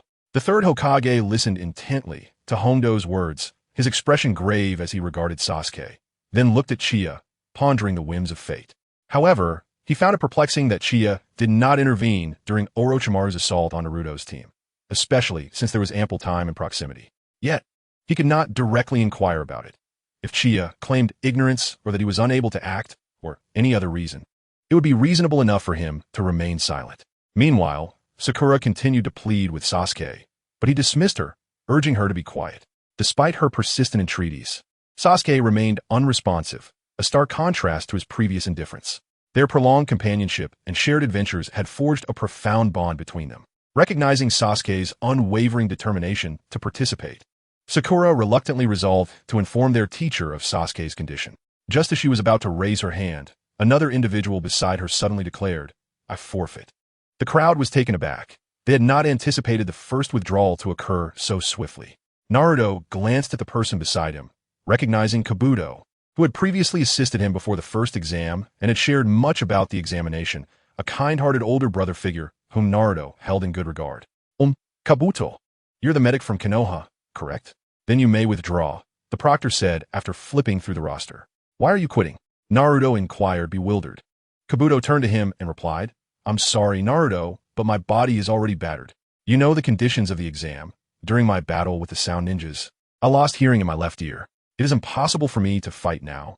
And as for risking my life, I've already. Hearing this, Naruto lowered his head, recognizing the inevitability of the situation. Chie quietly observed all of this unfold. When he mentioned the presence of sound ninjas, he was not referring to TS and the others, but rather to Kabuto and the two Konoha ninjas standing behind him. In reality, all three were affiliated with Orochimaru. Kabuto's withdrawal was a strategic maneuver to scout promising new recruits for Orochimaru during the CH exams, as many young ninjas from various villages had been captured by him for experimentation, often leading to their demise. The third Hokage, watching Kabuto's retreating figure, felt a twinge of confusion. I recall having seen this individual several times. The last time he also forfeited during the official selection matches. Was he truly contemplating? Hondo, Ibiki called out. Yes, she responded. Hondo quickly searched through the roster and remarked, Pharmacisto has failed the exam 6 times in a row, according to the records. The third Hokage was puzzled. The Chunin exams were not exceedingly difficult, making such repeated failures unlikely. He inquired, what about his background? It was revealed that during his school years, he was not an outstanding student with average grades, and it took him 3 attempts to finally pass his graduation exam. His subsequent missions included 3 level-ups and 14 level-ups, yet there were no particularly noteworthy combat experiences. Just as Hondo finished speaking, a thought struck him, and he continued. However, prior to his schooling, do you remember the boy we brought back from Kaiki Mountain? The third Hokage replied without hesitation. I recall. He was a young enemy combatant who survived the battlefield and was taken in by our medical unit's Jonin. Is he that child? Chie, disinterested in their conversation, realized that since his combat abilities had enhanced, his hearing had become remarkably acute, allowing him to eavesdrop on the discussions among the third Hokage and others. Not only that, but he could also overhear the conversation between Pharmacist Do and the Sound Ninja. How dull, he thought. When will Moonlight Qianye finally perish? I'm still waiting to rescue you, to complete the mission. Chapter 86. The Unbelievable Matching Mechanism. After Pharmacist Do departed, Moonlight Qianye granted the group a few moments to contemplate.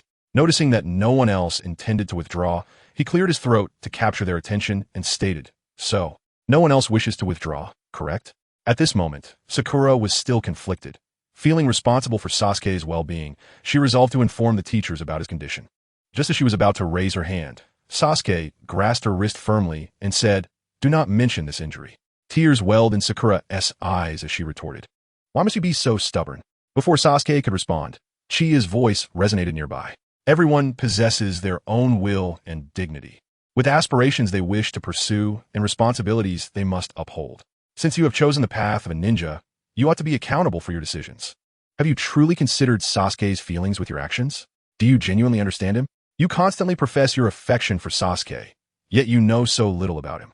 You are imposing your own desires upon him without understanding what he truly wants. Upon hearing these words, both Sasuke and Sakura were taken aback. They turned to see a faint, ethereal shadow lingering beside them. Sakura bowed her head, acknowledging the truth in Chia's words. She realized her past behavior was often self-centered, sometimes even more so than Naruto. In fact, Naruto seemed to understand Sasuke better than she did, while she remained almost entirely ignorant of his inner thoughts. Sasuke glanced at Chia, who stood to his far left, and saw him offer a slight smile.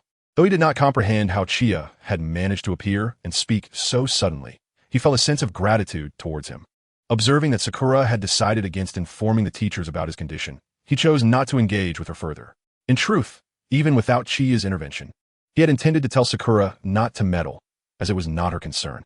However, with Chia taking on the role of the bad guy, he felt thankful for the support. Qianye was acutely aware that he was perhaps overstepping his bounds. However, if things continued this way, it would only leave Sakura feeling disheartened towards Sasuke. As comrades, any assistance he could provide would be worthwhile, especially since he had already played the role of the black-faced mediator on numerous occasions. Meanwhile, the third Hokage was still deliberating on Sasuke's situation. Due to the uncertainty surrounding Orochimaru's intentions, they resolved not to impede Sasuke's participation in the exam, opting instead to observe the circumstances for the time being. After a brief pause, Moonlight Breeze noted that no one had further inquiries and announced, "Then, the preliminary round shall commence. The upcoming segment will consist of one-on-one duels, reflecting the essence of real combat. There are currently 17 participants, which means one individual will inevitably be left without an opponent. A total of 8 matches will occur. So I urge everyone to maintain a rational perspective." As his words resonated, the majority of the candidates secretly hoped to be the one exempt from combat, as this would imply an automatic advancement to the third round. To be the chosen one, spared from the struggle, was indeed a stroke of fortune. Suddenly, Tintin raised her hand and inquired, "Teacher, may I pose a question? Are there only 9 individuals permitted to advance to the third round?" "Indeed, that is the current situation," Moonlight Breeze replied. "However, if there are 9 participants, will not one also be left without an opponent in the third round?" Ino interjected. "The third round will employ a random draw. Following the first round of matches, another draw will take place to ensure fairness," Moonlight Breeze elaborated. Once he perceived that no further questions arose, he continued, "The preliminary matches will adhere to the same principles as the formal ones, devoid of any rules, until one party is either deceased, incapacitated, or concedes. Therefore, if you wish to avoid demise, I advise you to concede swiftly. Nonetheless, should I determine that a victor has been established, I shall intervene to prevent unnecessary fatalities." As he spoke, he cast a glance at Akamichi CHG, who promptly understood and produced a remote control, pressing a button. Consequently, a stone slab above the candidates gradually parted. This screen will randomly display the names of the combatants, and the results of the draw will be announced shortly. Please bear with us, Moonlight Breeze concluded as the screen began to illuminate. At that moment, the candidates felt a surge of anxiety, each consumed by their own thoughts. The members of Team Gaara fervently hoped they would not be pitted against the formidable Qianye. They felt confident of victory against any other contender. Conversely, many others wished fervently for the chance to be exempt from combat altogether. Qianye, however, remained fixated on Moonlight Breeze, eager to discern when matters might take a turn. For the past 4 days, he had been deploying 2 shadow clones each afternoon to replace the previous ones tasked with surveillance. Since Orochimaru departed from the Leaf Village, one clone had been shadowing him from the darkness, currently monitoring Orochimaru from above through sensory means. The other clone was stationed at the Sand Village's Leaf residence, observing Maki. Soon, the battle roster materialized on the screen. The moment it appeared, emotions ran high. Some rejoiced, others despaired, while a few were on the verge of mental collapse. The matchups were as follows. 1. First round, Uchiha Sasuke vs Chikuto Armor 2. Second round, Kanjuro vs Qianye 3. Third round, Haruno Sakura vs Naka Ino 4. Fourth round, Temari vs Tenten 5. Fifth round, Uzumaki Naruto vs Inuzuka Kiba. In the sixth round, Hinata Hyuga faced Neji Hyuga. In the seventh round, Gaara confronted Rock Lee. In the eighth round, Choji Akimichi met with Ken Mizukami. Nara Shikamaru had a bye. Ah, what splendid luck, Shikamaru exhaled softly. I envy you for having a bye. Ino remarked. I happen to be in the last match. It seems I can grab a bite to eat, Choji said, patting his belly, having been ravenously hungry for quite some time, solely focused on food. As their voices faded, a frenzied scream erupted nearby. Damn it, why? This sound startled everyone present, and they turned toward its source. There, a member of the Sunagakure team, carrying a puppet, knelt on the ground, clutching his head and howling, his body trembling uncontrollably. Confusion spread among the crowd. What happened to that guy? Naruto asked, puzzled. Perhaps he drew Qianye and then fell into despair, Kiba suggested. By the way, I never expected to fight you. I absolutely will not lose, he declared. I too will surely defeat you, Naruto replied with a confident smile. Let's await the outcome. Kiba responded, equally brimming with confidence. Naruto-kun, do your best. Hinata silently cheered for Naruto in her heart. Kiba, you must also give it your all. As a teammate, Hinata naturally leaned toward Naruto, but felt the need to offer encouragement. However, she hadn't anticipated that she would face her brother Neji. She understood Neji's formidable strength, and the possibility of her defeat loomed large. Yet, upon seeing Naruto, her heart swelled with courage and strength. She must prove herself, demonstrating her growth and dedication to her training, no longer the delicate heiress she once was. Oh, I comprehend this person's feelings at this moment. Those who recognized Chia's strength surely wish to avoid him, Ino lamented. As for me, I certainly do not wish to face him. He is far too terrifying. Shikamaru shook his head. They had all witnessed Chia's ruthless side, mercilessly taking lives. Such an individual would be a splendid ally, but a harrowing adversary. Teacher, is it possible to rearrange the matchups? Temari understood the torment within Kankuro's heart at this moment. This outrageous matchmaking system, encountering such a fearsome opponent, left no chance of victory. Moreover, this individual had previously harmed the Leaf Village.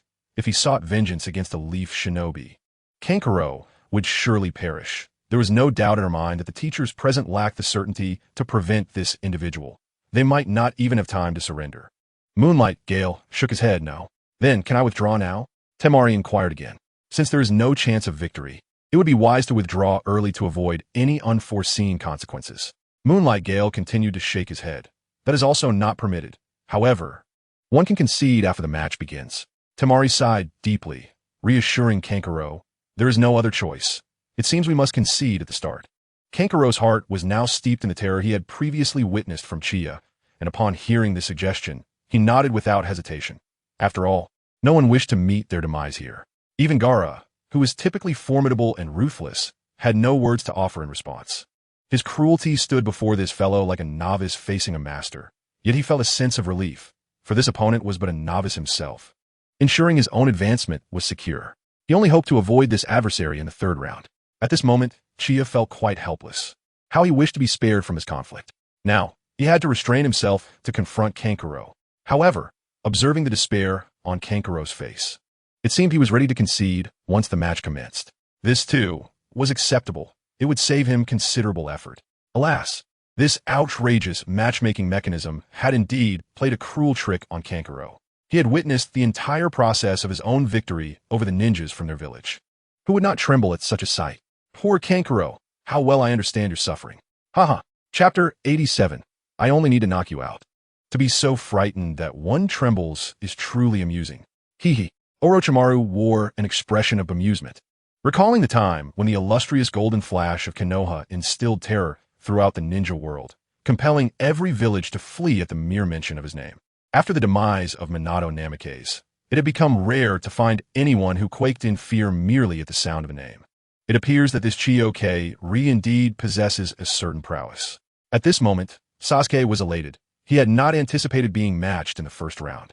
He feared that the longer this dragged on, the more unbearable the pain in his neck would become. Now, I asked the two participants of the first round to step forward, announced Tsukikide's ship. As Sasuke and Guitche Qianye took their positions opposite one another, Tsukikide's ship declared, "The contender for the first match are Guitche Qianye and Uchiha Sasuke. Is there any dissent?" "None," they replied in unison. Sakura, powerless in the moment, could only offer silent encouragement for Sasuke. Lee also cheered for him, having recognized Sasuke's strength.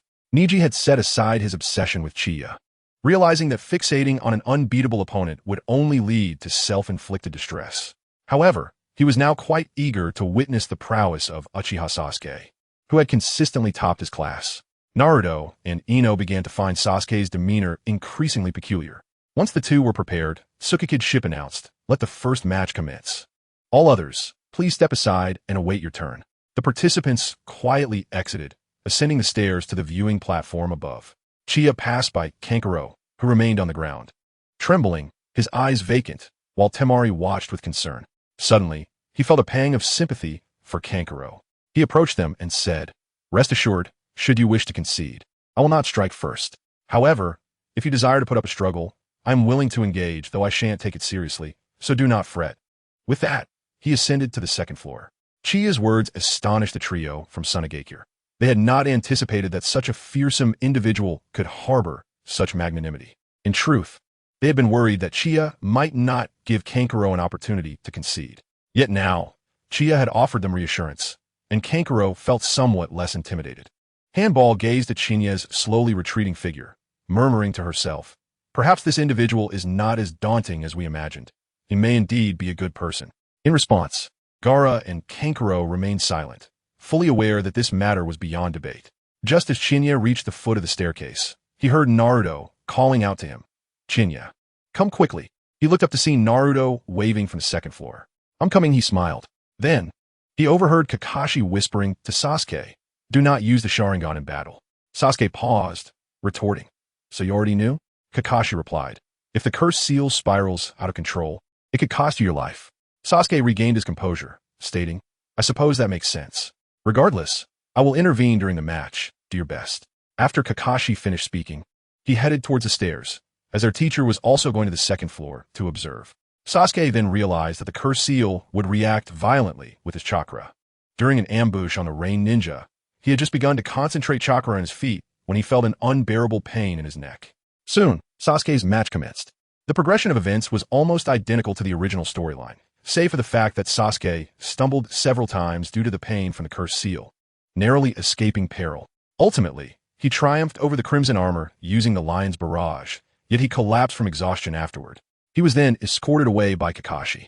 After Sasuke was taken away, Moonlight Gale promptly announced the participants for the second round. Chinya patted Naruto on the shoulder, saying, "Do not worry, everything will be fine." "Yeah." Naruto nodded. Chinya, with a hint of exasperation, remarked, "You don't even encourage me? You still need encouragement?" "That person is no match for you." Naruto suddenly chuckled. "True.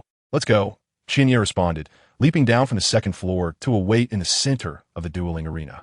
Suddenly, he heard Ino shout from above, "Chinya, go for it." He smiled and waved back at Ino, though he was puzzled as to why she was cheering for him. Shikamaru, standing nearby, wore a look of resignation. He doesn't need encouragement. No one could defeat him. Ino huffed lightly. "This is a gesture of goodwill. Do you understand?" "Huh?" Shikamaru replied, utterly confused, not grasping what Ino meant. It seemed a spectacle was about to unfold. It was uncertain how Chinya would fight. It's impossible for him to fight. That Sand Ninja is already prepared to forfeit, Tion declared. "Huh?" Lee was taken aback. "Look, he clearly does not wish to engage in battle." Tion pointed at Kankuro, who was moving slowly, seemingly devoid of spirit. Guy shook his head beside them.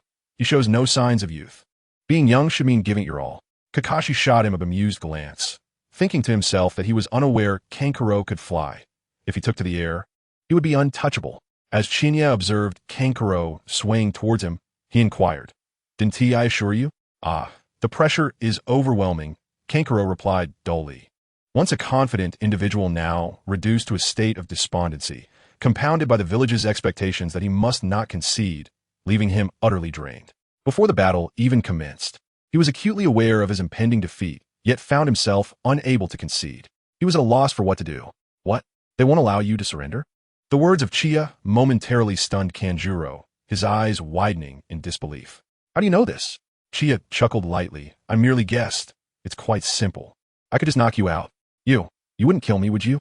Kanjuro asked, a hint of trepidation in his voice. Qianye, at a loss for words, replied, "Do I strike you as someone capable of such a thing?" "Then please be gentle," Kanjuro pleaded. "Rest assured, you won't feel a thing." Have you two finished your conversation?" The Moonlight Gale, who had been eavesdropping, finally interjected. "All right, let us begin," Qianye said, taking a step back. Kanjuro inhaled deeply, steeling himself, and retreated a step as well.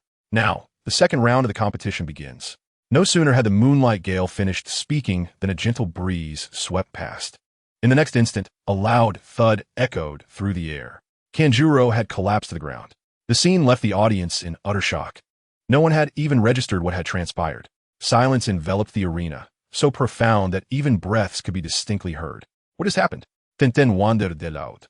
I don't know. He just fell over." Shaoli rubbed his eyes in disbelief, fearful that he had misperceived the event, for Qianye remained standing, unmoved. The third Hokage and the other instructors were equally bewildered, none having comprehended the events that had unfolded. It was only when Qianye remarked, "Teacher, you may announce the results." "Don't worry, he's merely unconscious," that the Moonlight Gale regained his composure. He approached Kanjuro to assess his condition and confirmed that he was indeed just fainted. Thus, he proclaimed, "In the second round of the competition, Guitche Qianye is the victor and earns the opportunity to advance." The announcement ignited a fervor among the crowd. Chapter 88. The preliminary rounds conclude, 7 advance. Who would have thought this young lad possessed such formidable strength? It was truly a delightful surprise. The third Hokage smiled silently, taking a gentle puff from his pipe. Is he not even going to put on a show? Tenten shined in exasperation. At least have a proper exchange. Ending it in a mere instant is rather anticlimactic. Oh, this is the allure of taijutsu. I must strive harder. Shaoli clenched his fists, setting Qianye as his new aspiration. How astonishing! Niji exclaimed, rendered speechless. Wow, Qianye is indeed quite impressive. No wonder he caught my eye, Ino thought to herself, a smile creeping upon her face. Thank goodness he didn't soar into the air to toy with his opponent. Otherwise, I would have been at a loss on how to handle it. Poor Kanjuro, Hanabi remarked as she rushed down to carry Kanjuro back to the resting area, relieved that he was not in any life-threatening danger. Oh, it seems I underestimated this lad. He is an exceptional specimen. I didn't even see his movements clearly. How'd he manage that? Orochimaru's eyes glinted with avarice, fixated on Qianye, already devising his next scheme. The thoughts of others varied, predominantly filled with shock. Although they were unaware of the exact circumstances, it was evident that Qianye was responsible. I, who had witnessed Qianye's formidable prowess, held this belief firmly and felt fortunate not to have been matched against him. Upon Qianye's return to the second floor, nearly every candidate gazed at him with trepidation. After all, it was disingenuous to claim one was unafraid in the presence of such extraordinary strength. Only Naruto stood apart, boldly approaching Qianye and excitedly patting him on the shoulder, exclaiming, "Qianye, you're incredible. I couldn't even see what happened. What did you do to make him faint so suddenly?" Qianye smiled slightly and replied, "I simply ran over and struck his neck with one palm to knock him out. After all, I didn't wish to cause harm." "Really? Is that true? Could you slow down next time?" "I didn't see anything. It was utterly pointless," Naruto complained. All right, I'll make sure to do so next time." This seemingly simple exchange left the crowd in astonishment. It had merely taken one palm strike, executed at an astonishing speed. The attentive listeners felt a chill run down their spines, drenched in cold sweat. Next came the third match, Sakura versus Ino. This bout revealed what a peculiar sisterly rivalry looked like. The girls fought fiercely, pulling hair, striking faces, and biting arms, showing no mercy against one another. However, one wondered why they did not tear each other's clothing. Qianye had anticipated a different outcome, expecting a deviation from the original narrative. Ultimately, both participants exhausted their stamina and chakra, resulting in a draw. Qianye was rather content with this outcome, for neither of the contenders was truly a match for their opponent. Even a random participant could easily overpower them. Observing the entire spectacle, Qianye could only conclude that they still needed practice. Their efforts resembled children playing house. Yet, they had given their all, and a draw was indeed the best result for both. The fourth round lacked intrigue. Why, one might ask? Tintin wielded ninja tools while Temari utilized a wind-based fan. Tintin was nearly countered at every turn, as her flying ninja tools were consistently dispersed by Temari's wind techniques. Consequently, she was compelled to engage in close combat. Temari's physical prowess was commendable, and the two fought almost evenly, though Temari managed to find opportunities to unleash her techniques. In the end, Tintin was defeated and Temari emerged victorious. Lee rushed over to encourage Tintin, telling her she had performed remarkably well. Guy also chimed in, stating that youth is defined by the continuous accumulation of failures, gaining experience, and striving diligently. Following this was the fifth round, Naruto versus Kiba. In truth, few held high hopes for Naruto, as he had often been the underdog. Qianye, too, had her doubts. Yet she had conveyed a powerful message through her actions. She was fearfully strong. However, Naruto had yet to be afforded an opportunity to showcase his abilities before the crowd, making this match his first chance to prove himself. In the end, the result, as Qianye had anticipated, was that without Akamaru, Ya's strength was diminished. The two fought for over 10 minutes, with Naruto emerging victorious. This fellow's chakra was astonishingly abundant, employing a strategy of overwhelming numbers to exhaust Ya's stamina and chakra. Naruto's performance astonished nearly everyone, who marveled at his newfound strength. The third Hokage also wore a smile of satisfaction. After the victory, Naruto rushed to Ya's side and extended his hand. Ya wiped the blood from the corner of his mouth and reciprocated the gesture. Naruto pulled him up, laughing. "I won." "You scoffed. That's only because I didn't have Akamaru. If I had him, I would have definitely beaten you." "Haha. Then let us have a rematch next time." "Sure." This battle also shifted Ya's perception of Naruto, the underdog. Naruto dashed to the second floor, beaming at Qianye. "I won. I always believed you could." Qianye smiled. "Oh, why didn't you cheer me on? Likewise, you didn't support me either." TCH. With that, the two erupted into laughter. Gaara observed Qianye and Naruto, feeling a stir within. For reasons unknown, he suddenly envied such camaraderie. He had no friends and was feared by everyone in the village. He couldn't help but wonder if he would find such companionship in Konoha. However, what moved Qianye most was the sixth match, the battle between Hinata and Neji. Given their close relationship, Qianye initially intended to caution Neji to hold back. Yet, he refrained, believing this was a pivotal moment for Hinata's self-transformation and awakening. Only through facing dire circumstances could she unlock her potential and deepen her feelings for Naruto. After careful consideration, he chose not to intervene, recognizing that this was a necessary experience for Hinata. Not wanting to witness the grim battle, Qianye excused himself, telling Naruto he was going to the restroom. He ended up missing 2 rounds. He also skipped Lee's match, deeming it unnecessary to watch. Only in his absence could Gaara unleash his full strength without reservations. This was also a trial Lee needed to endure. He could not interfere. The outcomes of these 2 matches were predictable.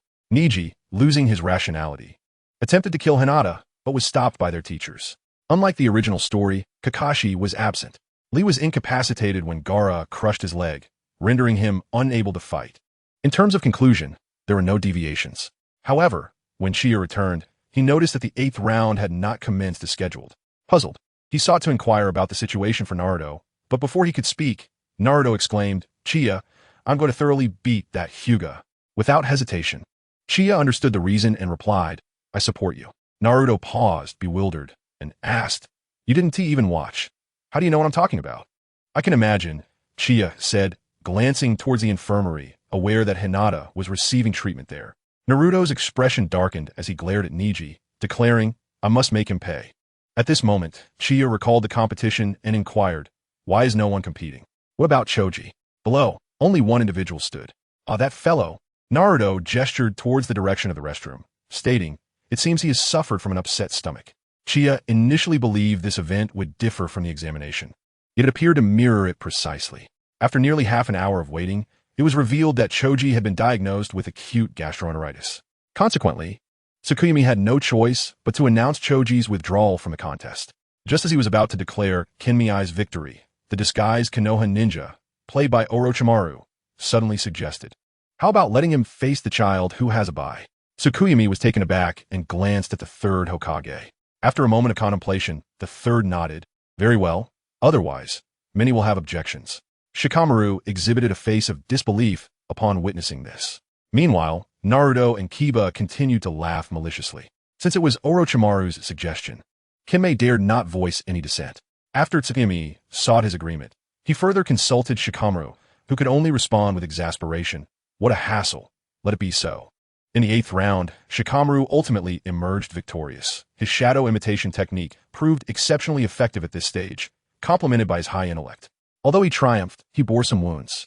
In the end, the preliminary rounds concluded, and 7 individuals, Sasuke, Uchiha, Temari, Naruto, Neji, Gaara, and Shikamaru, advanced to the next stage.